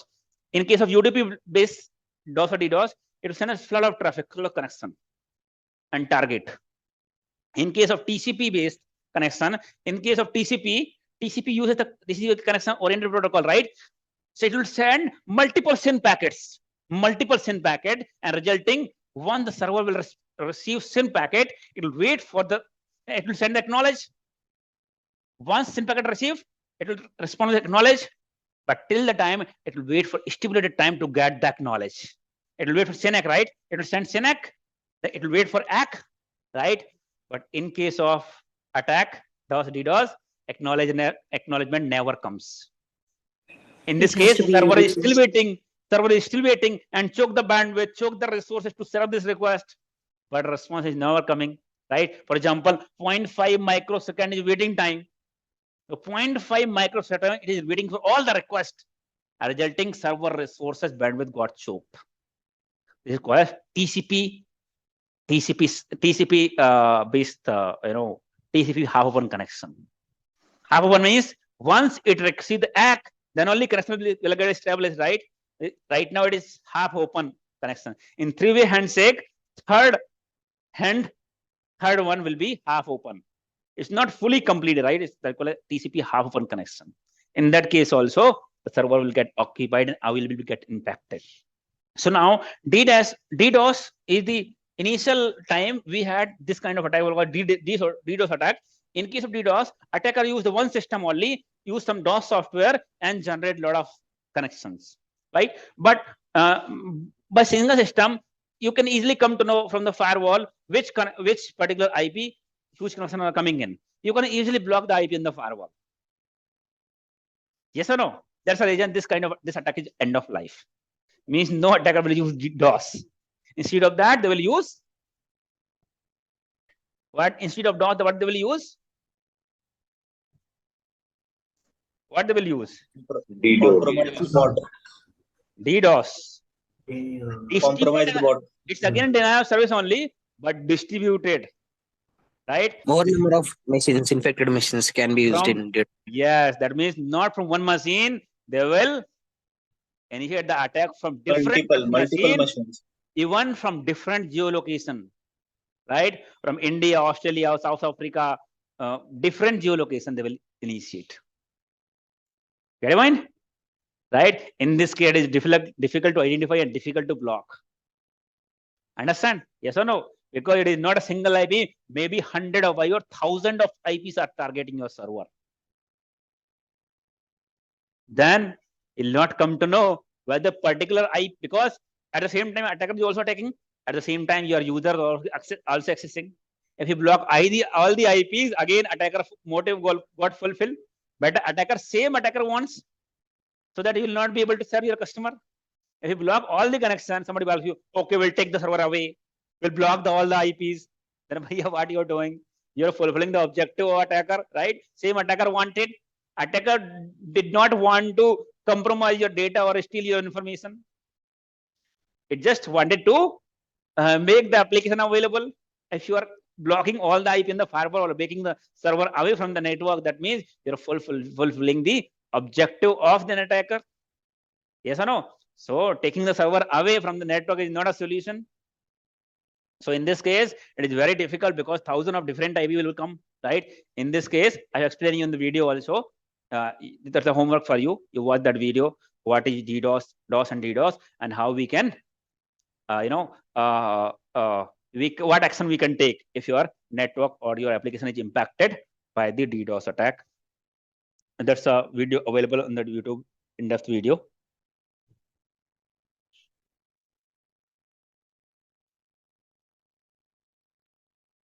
Sir, in 𝐬𝐬𝐧𝐢, what type was attack done last year? Hello. Yes. Yeah, sir. You told in 𝐬𝐬𝐧𝐢 the attacker done the attacks. So which type of attack done by the attacker? Where? 𝐬𝐬𝐧𝐢. 𝐬𝐬𝐧𝐢, it's a data leakage. It's a compromise. You read all information over the internet. You read all the information. Okay. The internet. This is not. The interview question is, what is DOS and DDoS, right? And what action we can take, right? If your application or company impacted by DDoS, whole thing I have explained on the video.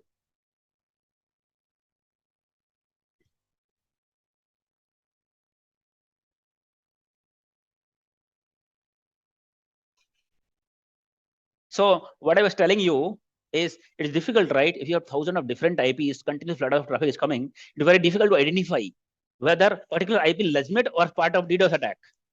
Yes or no? It's difficult to identify. In this case, if you see such kind of attack is happening in your company, in this case, you can raise the case with the ISP, Internet Service Provider. Internet service providers are using anti-DDoS tool, because these anti-DDoS tools are very costly. Maybe all the companies are not having, but especially company whose business it totally depend on this website, like Amazon, Flipkart, they must be having anti-DDoS devices. But not all the companies are having anti-DDoS, because these are very costly devices. So ISP definitely will be having.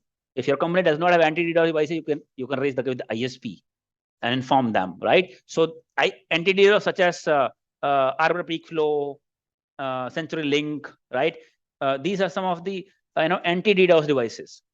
So anti-devices have some special mechanism to identify which sources are sending continuous half of one connection. Yes or no? They can block based on the country. You have business in India, for example, connections are coming from USA, from South Africa, other countries. Based on that, they can block it, right? So they will have multiple mechanisms to identify such traffic, right? But any company can be attacked with the DDoS. So how does the attack happen from distributed places? Different places. What happens is, let me tell you that in distributed attack, distributed denial of services, you understand there are multiple computers will be involved. Maybe 100 of computers, 1,000 of computers are involved, from which attacker is sending these packets to hit to the company. Now, how the attacker will get 100,000 of computers? Is attacker is having big lab, big company from which he is running this attack? Is it? Compromised computers, zombie computers. Right. It's not their own computer. Attacker initiate such attack from the compromised computers, right? And the network or group of compromised computer we call as, anybody? Zombie computers. We call it botnet. We call as bot. Right. Let me come to the board. For example, चलो अब कहां से कहां आ गए, but all are important. For example, this person name is Sachin. Sachin has received an email saying that Sachin, you got an offer from Tata Communication. You got an offer from Tata Communication. Now, in order to accept, kindly download the offer letter and sign it and send it to us. You got an offer from Tata Communication.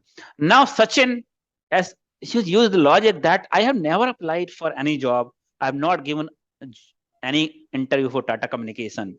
How did I got the offer letter? But since he was aggressively looking for a job change, he got happy, oh, we might be somewhere he got. He did not use the logic that he had not given the interview. How did he got the offer letter? Yes or no? With an excitement. So he has opened that offer letter. It was Word file. He has opened that. He did not realize that it was actually not an offer letter, right? It was a phishing email that he has received.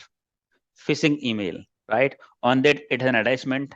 It was actually a malware. Malware means full form of malware. Spelling यही होती है ना malware की. Malicious software. Malicious software. Malware is nothing but a software, but has been designed for malicious use. That's what you call it. Malicious software means malware. It's a software, but has been developed for malicious use, right? That's the reason we call as malware. Mal means malicious and ware means software. Like Trojan horse?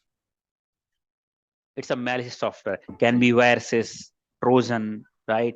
And ransomware, crypto mining software, right? Adware, right? spyware, right? Spyware. Brute force. All this type of malware. Malicious, so any software which has been designed for malicious use, we call as malware. What is malware? What is malware? And what are different type of malware? How they work? And what action you should take if your system is infected with malware, right? I'm giving a brief idea here, but I have explained you in detail in one of my YouTube video. What is malware? What are the different type of malwares? What are the different type of malwares?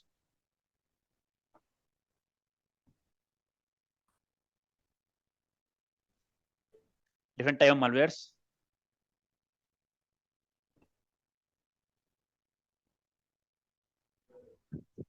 If our system got compromised with malware, if our system has been compromised with malware, if our system is compromised with malware, what kind of action we can take? That's a homework for you, right? Compromise. What action we can take if any of our system or our network is being compromised with malware? What action we can take if our system is compromised with malware? What kind of action we should take, right? So DOS, DDoS, and what is malware? This is a homework for you for these two videos. Once you watch it, right? If you learn it, comment what you have learned. Okay, on the video. So, typical. Let me give a brief idea about malware, right? So I was telling you that he did not realize that it was actually not a Java file; it was phishing email. This email we call a phishing email. Something looks fishy. We use this word, right? Something looks fishy. Fishy means something looks abnormal. है ना? Something looks fishy. Yeah, something smell fishing. Something look. We use this word fishy, right? Fishy. Why? Because fish. The word is taken from fish, right? Different smell. Means it's not a normal smell, right? Fishy. And for situation also we use the word fishy. Yes or no? Means something is abnormal, something is like unusual. Yes or no? Similarly, phishing email means not legitimate email, not normal email. They have been intended to send to you to compromise some information. You can upload some critical information, or it may have some malware attachment. System will get infected, and they can take the remote access, or they can fulfill all their different objectives. Those email we call as phishing email. You understand the word phishing, right? So that's the email we call a phishing email. So he has received an email, actually phishing email, that he's a job offer. It having one Word document. With the excitement, he's opened that job offer. It was actually malware. Once he opened that malware, he did not realize that it is actually malware. That is software. Once you double click open it, it got installed in your system. Malware means malicious software has been installed in your system. Right? And now you know there are multiple types of malwares. You have ransomware, you have Trojan horse, you have crypto mining software, you have you have keyloggers, right? There are multiple types of spyware. Yeah, I have explained you all the detail of different type of malwares. Some of that type of malwares on that video. You'll come to know. For example, now if it is a Trojan, if it is a type of Trojan, in that case, the software means malware will get installed in the system, and it will try to create the backdoor. This Trojan is a software, right? Malware means software, has been scripted in such a way, has been designed in such a way. It's got a script. Once it will get installed in the system, it will create the backdoor. It will try to create the backdoor. That means it has some certain string. String means either URL or IP address of the attacker command and control server, right? Attacker CC server means command and control server. It has an IP address that, okay, once it gets installed, connect to me on this particular IP address and port number. Of course, any service requires port number, right? So on which port number it has to communicate and which IP it has been configured, attacker command and control server IP address and port number. Once it gets installed, it gives the control to attacker command and control server. Now attacker is controlling your machine. Attacker can install any further software on this. Now it's based on objective of attacker. Either attacker want to exfiltrate some data. Exfiltrate means it can dig down and check what data you have, what information you have. It can exfiltrate means forward to the attacker, this software. Yes or no? It can be a ransomware. Means when it can install, it can encrypt, it can lock all your file, most of the extension of the file. It can lock and ask for the ransom. Understand ransom word, right? After kidnap happens, ransom call has came. Ransom means asking for money on behalf of kidnapping. Similarly, this is kidnapping only. This is again a kidnapping only. Attacker has locked your files, important file, and asking for the ransom. Yes or no? Kidnap your son and asking for the ransom, some money, right? That kind of attack we call a ransomware attack. You get an email, you open that file, most of the files of the system will get encrypted. Some critical file no longer will be able to access because those are encrypted. Attacker will ask you, there is some HTML file. Once you open, you return, it's a petty ransomware, it's a locky ransomware, it's a WannaCry ransomware. All your file has been encrypted with 2048-bit encryption key.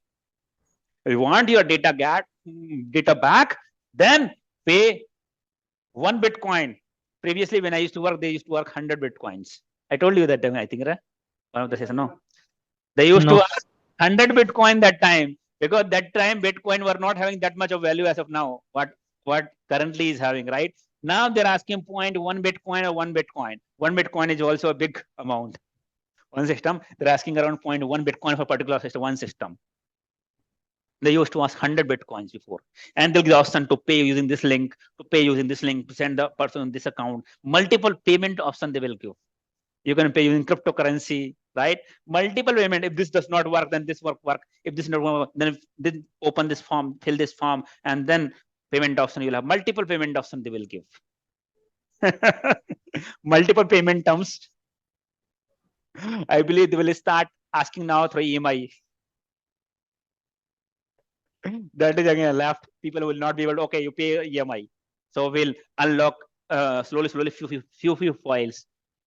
This much you paid, okay, the 5 will unlock. And again you pay EMI, the 10 file will unlock. Just kidding.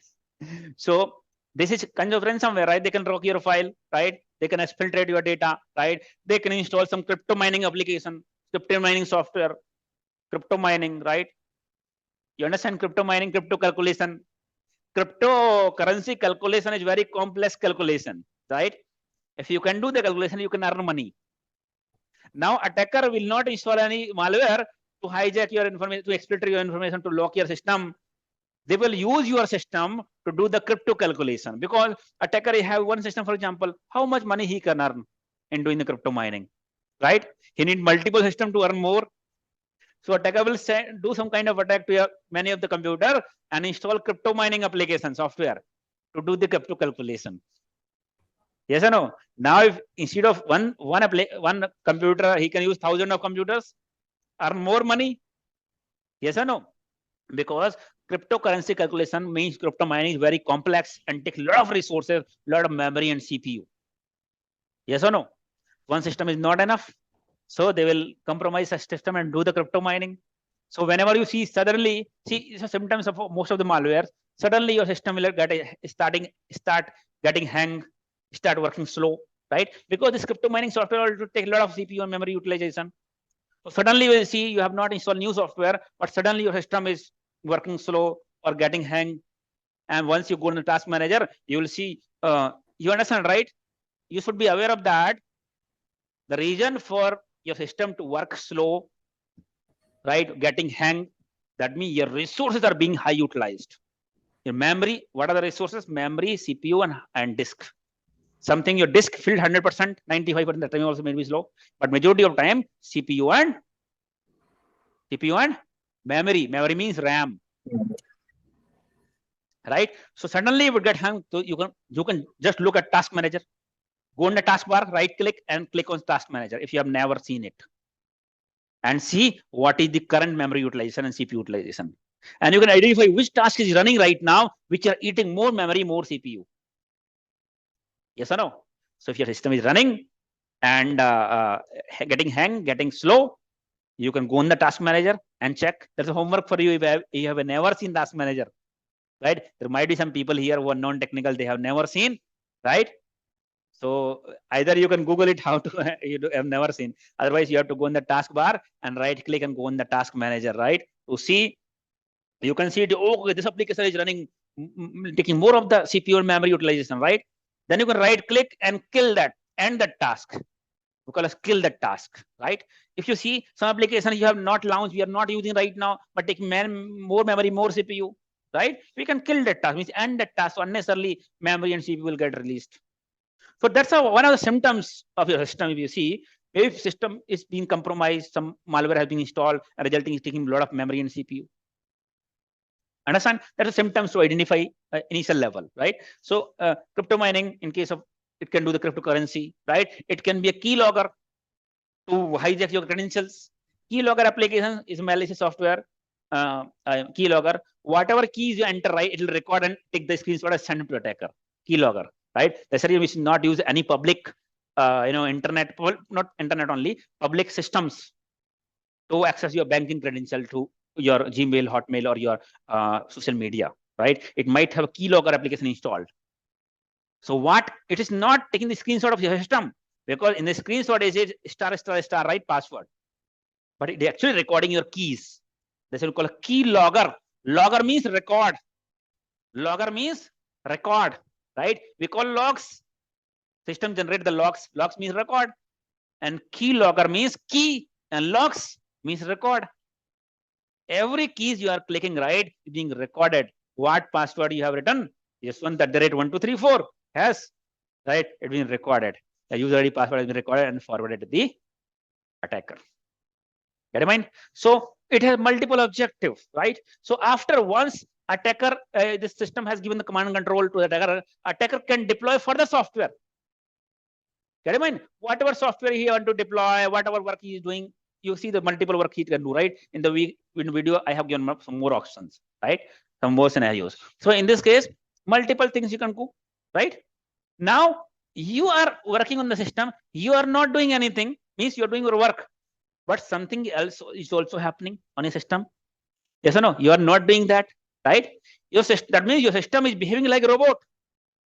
Robotically it's behaving, right? Robot means not human. Somebody else, some machine is doing something, right? Robot. Your system is behaving like a robot, and short form of robot is bot. My system has a bot. That bot which are behaving like this, being getting in the control, we call as bot. But that means your system has a bot. Bot is a short form of robot. Yes or no? Robot means bot. It's a bot. Get me?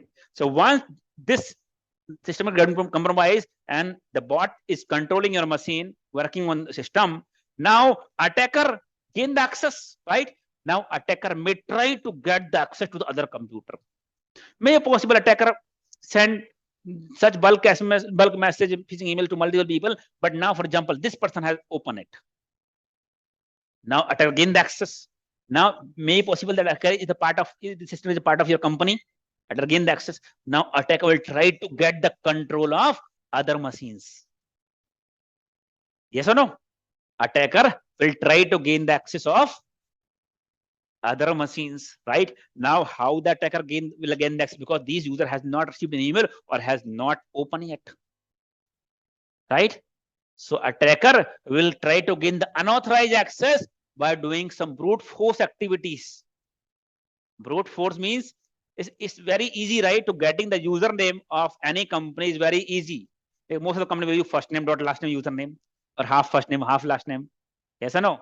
Sulabh.misra, right? Or Sulabh, SULAMISHR, something like that, right? So getting the name through LinkedIn, social media is very easy, right? In this case, attacker will deploy, after compromising the system, attacker may deploy certain brute force software.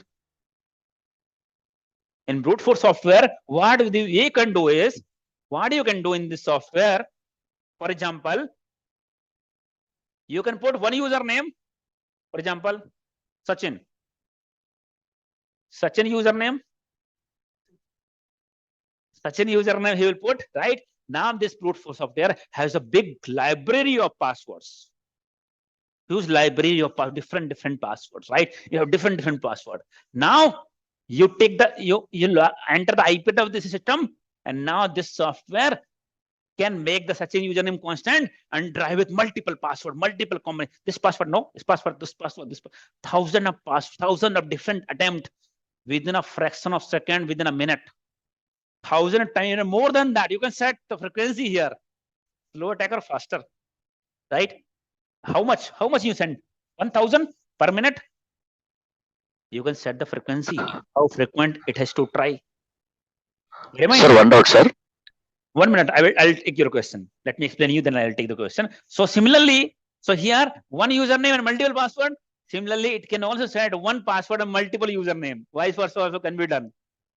Maybe let me check in all the user. Maybe if anybody has set the password welcome@1234. Yes or no? So one user with a different password, or different password, different user with one password. Vice versa. For example, Sachin, it is showing username and multiple combination of password, right? So now what will happen? Every time you use the machine Sachin and multiple password, if any of the password username password condition works, what will happen? What will happen? Attacker will gain the access to the system. Attacker will gain the access to the machine. Yes or no? This kind of attack is called a brute force attack. And this attack is right now happening on Windows. We can call it Windows brute force attack, right? Brute force attack is an attack where attacker try to gain the unauthorized access to any application or any operating system which has the login form. This kind of attack can happen on only any system, in your mobile also, in your Windows machine, Linux machine, any application, Amazon, Facebook, Insta, any application or machine device, right, which has the login form can be attacked with brute force. Yes or no? Brute force is the process of getting the unauthorized access of a machine. Yes or no? You call it brute force. Trying to, and attacker will try multiple combination of username and password. That's the reason, and this is one of the incident once you be part of SOC team, this is one of the incident. Like Windows brute force attack has been detected, Linux brute force attack has been detected, right? In this case, what will happen is, see, all the digital devices, other network device, security device, servers, application, databases. Whenever activity happens, I told you last time, right? They record the activity in the form of logs.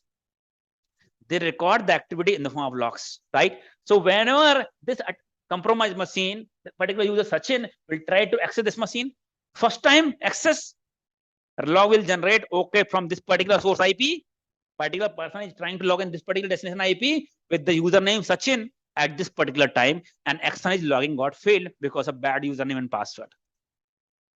Even within a second, within a minute, is trying 1,000 times, within a minute, very frequent, right? But every time log will get generate, the Sachin username had tried to log in this machine, login get failed, login get failed, login get failed. Yes or no? So in the same in the SOC, we have the rule. We have an alert. If, for example, if within a short period of time, for example, 1 minute, if we see more than 50 login failure from particular username, we should get an alert, because this can be a brute force attack or brute force attempt. Because legitimate user will try 2, 3 times, 4 times, a few hundred of times, means high number of login failure attempt within short period of time. It can be the brute force attempt. Means somebody is trying to gain the unauthorized access. This is one of the frequently fires incident. When you work on the SOC team, work on the SIEM tool, right? You know, this incident gives the work of SOC team for SOC team. Majority of the time, we'll see brute force attempt, brute force, high number of Windows login failure, high number of Linux login failure, particular application login failure. Keep in mind, that means attacker, this is the bot. Now attacker want to compromise other machines, right? Yes or no? This is a bot, and the group of compromised machine we call a botnet. Network of bot is called as botnet. If attacker gains access to this machine, this machine, this machine, then it's a network of bot. We call as botnet. What is the botnet? Is the group or network of compromised computers. We call as botnet. If you want to write, you can write it. Somebody in sometime interview asked what is botnet. Botnet is nothing but the group or network of compromised computers.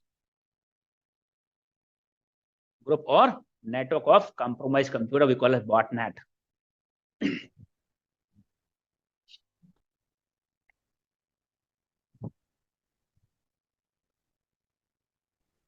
Yes or no? Yes. I have one question. Yes. This brute force attacks, like you are saying, it points thousands of user ID password. So nowadays in all of the organization, I was expecting this question. We block the user ID after 5 wrong attempts. I was expecting this question. Right, that's correct. That even if you watch that video, I'm going to go to the homework. What is brute force attack? Right? I explain you in detail. You write this question first. What is brute force attack? I have a question. One moment. Just load down first the homework that I'm giving to you. Just note down first that. What is brute force attack?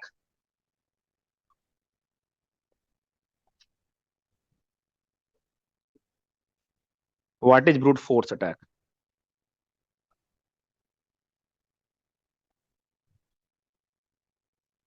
Is that brute force? Brute force. What is brute force?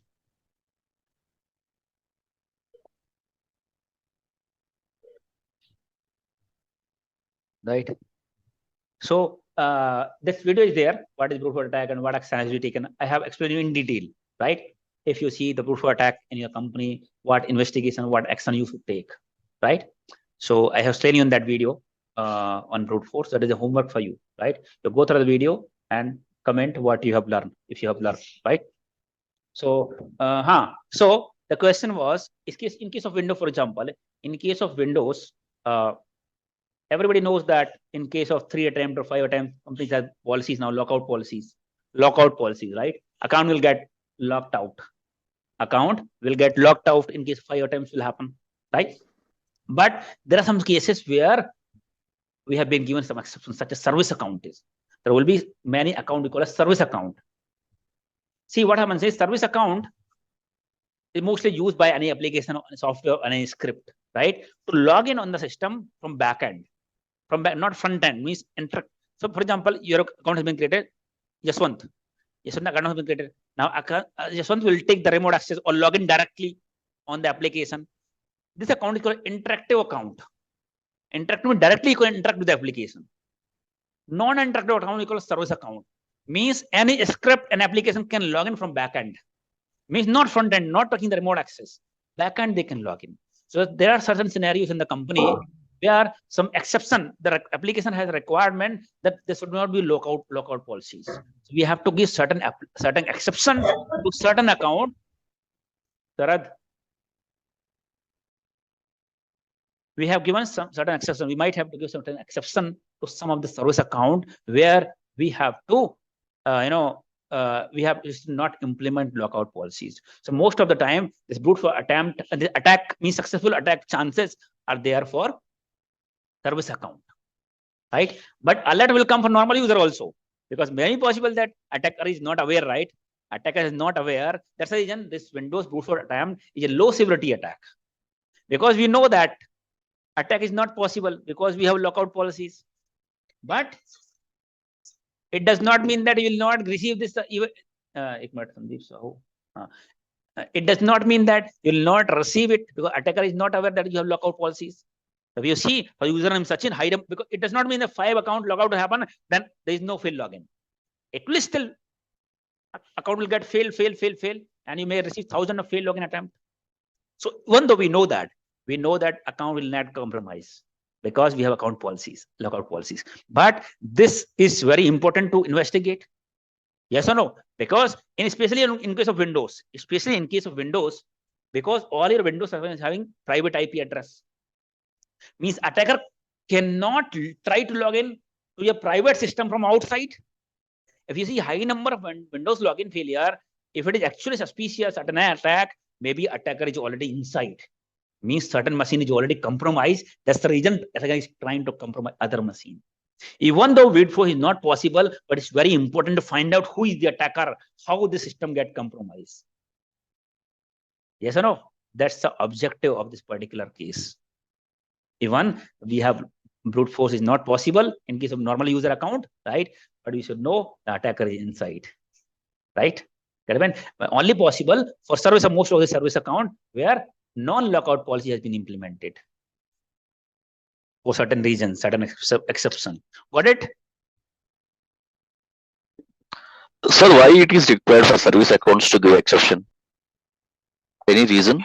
There are certain reasons. Might be every time it got locked out, right? Then again they have unlocked the account. There's applications available. You see the different teams. Different team, they have different requirement for that. They will take the exception. Sometimes they will take the non-expiry password. Non-expiry password do not get expire. Password account should not get locked out.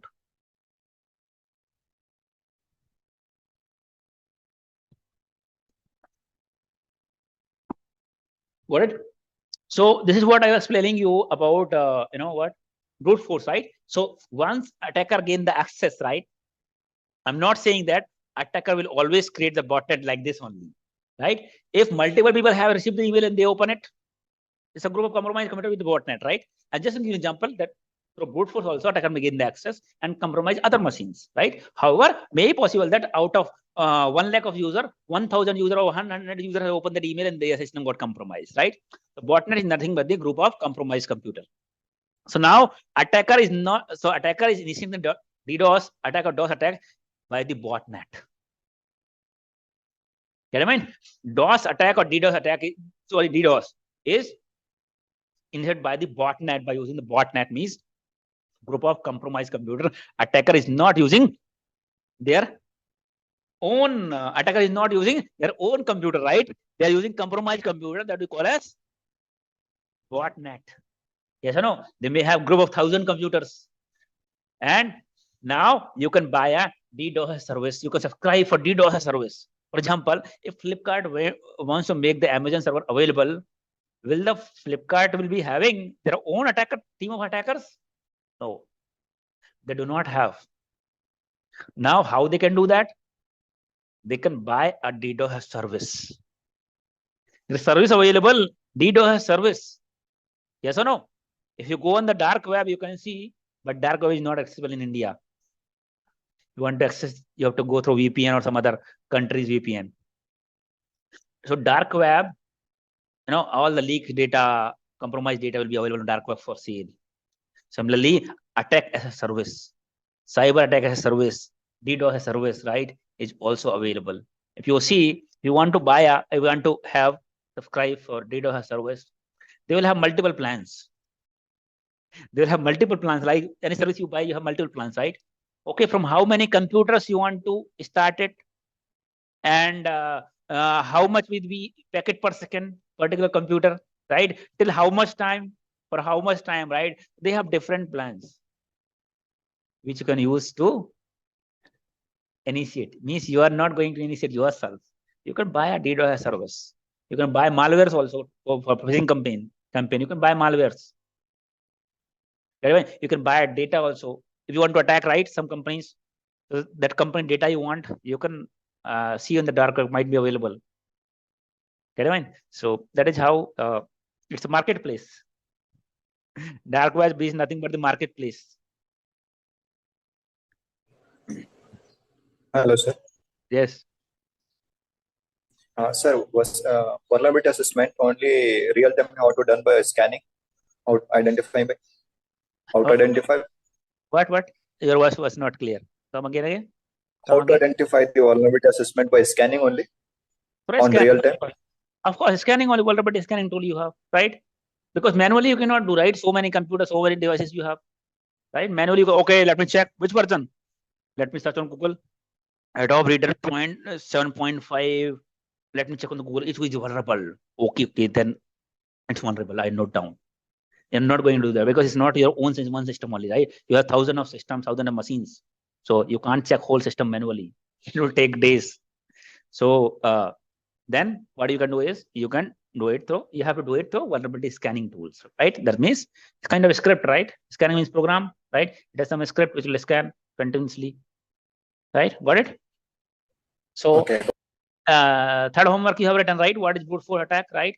On which I have explained you malware and ransomware and how to mitigate. Difference between malware and ransomware and how it is mitigated. Ransomware is the part of malware only. It's one type of malware, ransomware.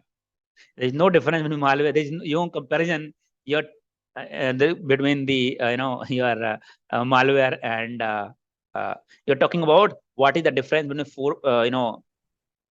you're talking about but ransomware is one type of malware. Ransomware is one type of malware, right? Just few minutes back only I have told you, right? Malware, then I talk about ransomware, keylogger, all these type of malwares only. What action we take? So I explain you. And how to mitigate ransomware. If you are the part of this regular training, on one of the session, I'll be explaining you full detail. We'll take one of the high severity that are hundred of computer got compromised, received an email, from where they have received an email, how many people has opened that email, and to investigation and analysis will be covering it here, right? How to what are the action we have to take? We have to check the logs, how the email came, or whether it has come through web, proxy log, email gateway log, right? All different investigation we are going to do in case of ransomware, which is one of the high severity critical incident. Okay. SAST and DAST also will come under the vulnerability. What? Assessment. SAST and DAST, like static code analysis or dynamic analysis and static analysis. That is malware analysis. That's a vulnerability assessment. It's a malware analysis. You want to dig down and check more information about the malware, right? That is the malware analysis. Dynamic means by executing the malware. Static means without executing the malware, right? You want to dig down in the malware. That is the type of static and dynamic, right? You got a malware. You want to see, right? You can create one sandbox, right? And keep the malware and run it. After running it, you can see the behavior of the malware, where it is trying to connect, what executing, then what action it is taking. That is called as dynamic analysis of the malware. Static means checking through VirusTotal or some other ways, checking the behavior of the malware, what kind of malware it is. That is called as static analysis. Okay, so Sir, is that covered in regular class? which one? Ransomware? Static and malware analysis. Static and dynamic Generally, malware. malware analysis will not be the part of SOC team. Whatever action required from SOC team in case of malware, that will cover. Okay, for static and malware, I have created one document. It will share with the people, regular people in the regular SOC training. Phishing analysis and malware analysis document I have created with the screenshot, right? That you can go through to understand more deep down. Thank you. Sir, I have one question, sir. Yes. Sir, what's the permanent solution for the malware attack? So, what are the conclusion mainly? See, I have covered it. Only compromise is the only solution, or any other thing to have to control and measure? I will be covering on the part of regular class. I'll be covering this. What action has to be taken in case of ransomware, whatever any malware comes. What is the first action for any kind of malware is isolate the machine from the network. In case you come to know it's malware, right? Install. Maybe through firewall logs, you come to know it is trying to connect outside through firewall log. You will see the IP address is through blacklisted IP address is trying to communicate, or some well-known malware port is trying to communicate. You come to know it's a malware system has been compromised, or through some antivirus alert, you come to know it's a malware and machine has been compromised. If you come to know machine has been compromised malware, first action is to isolate the machine from the network. Then you do the further investigation. How did the malware has came inside the network? Check the email logs, check the proxy. Web access logs, right? We'll be covering here how we can check the email logs and email gateway and all. I was supposed to cover WAF today, web application firewall, but we spent our whole time on this important discussion. That is again an important discussion, but today's time was gone on this discussion.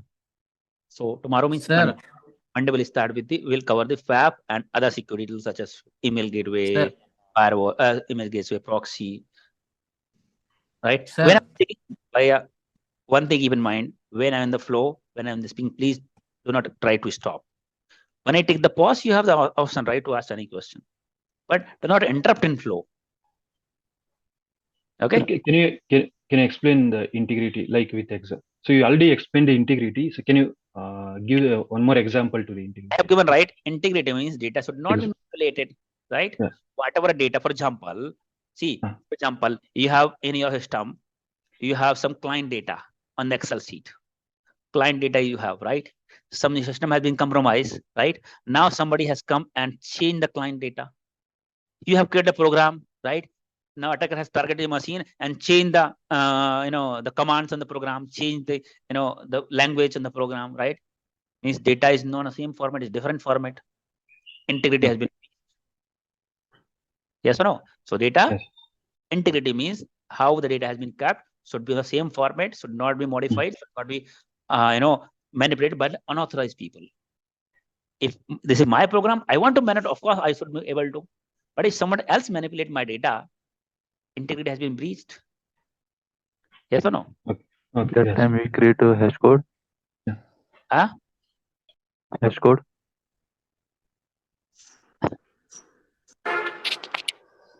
That is not that is a different thing. Hash values will get it definitely, but we will come to know data has been manipulated, right? So that should not be manipulated. Okay, so we'll wind up the day. We'll connect on Monday at the same time. Thank you for just last one question. Yes. If you insert a USB which is having malware, what action will you need to take? If we insert the USB. USB generally, one moment, just hold on 1 minute. Just hold on 1 minute. See, malware, there are three possibilities. How any malicious software comes to a network, there are three ways. Either through USB, means anybody plug in the USB drive. Second thing through email, and third thing through web.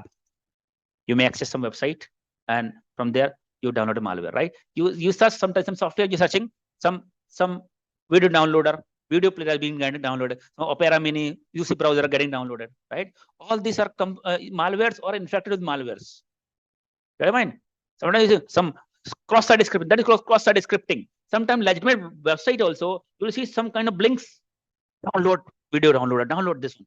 These are injected script. Sometimes this is not hosted by a website, their own.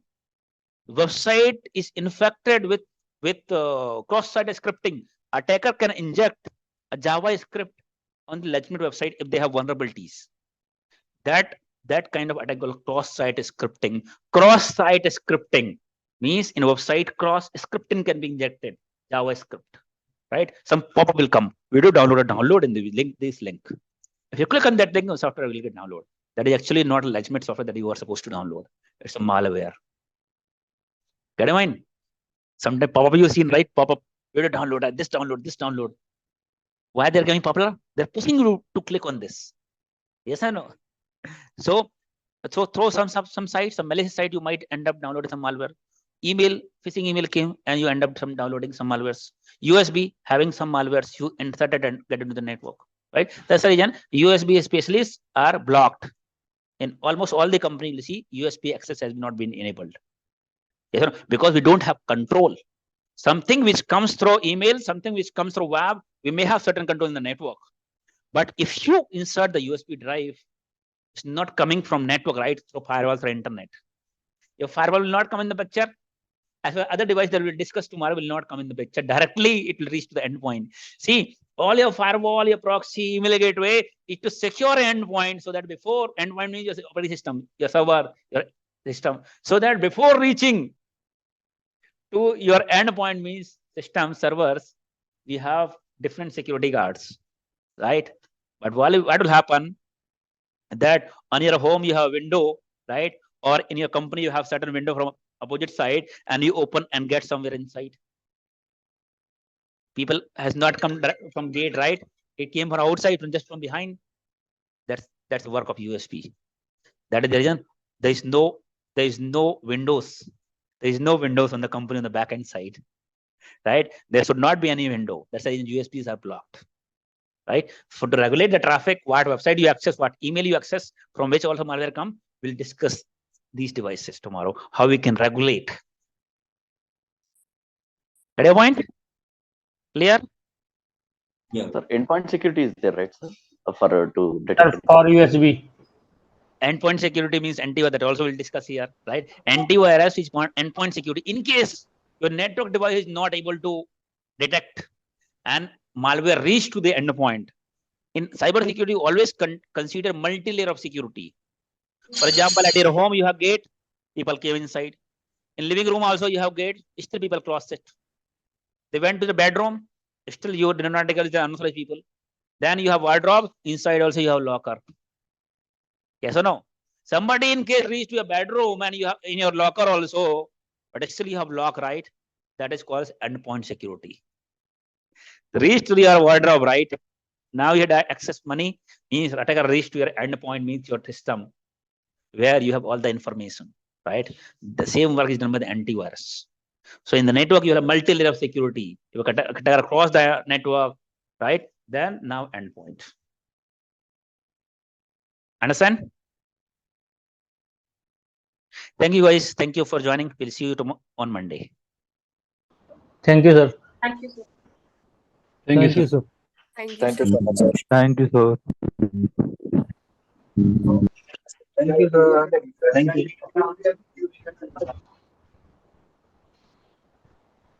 बंद कर दें, ठंड लग रही है.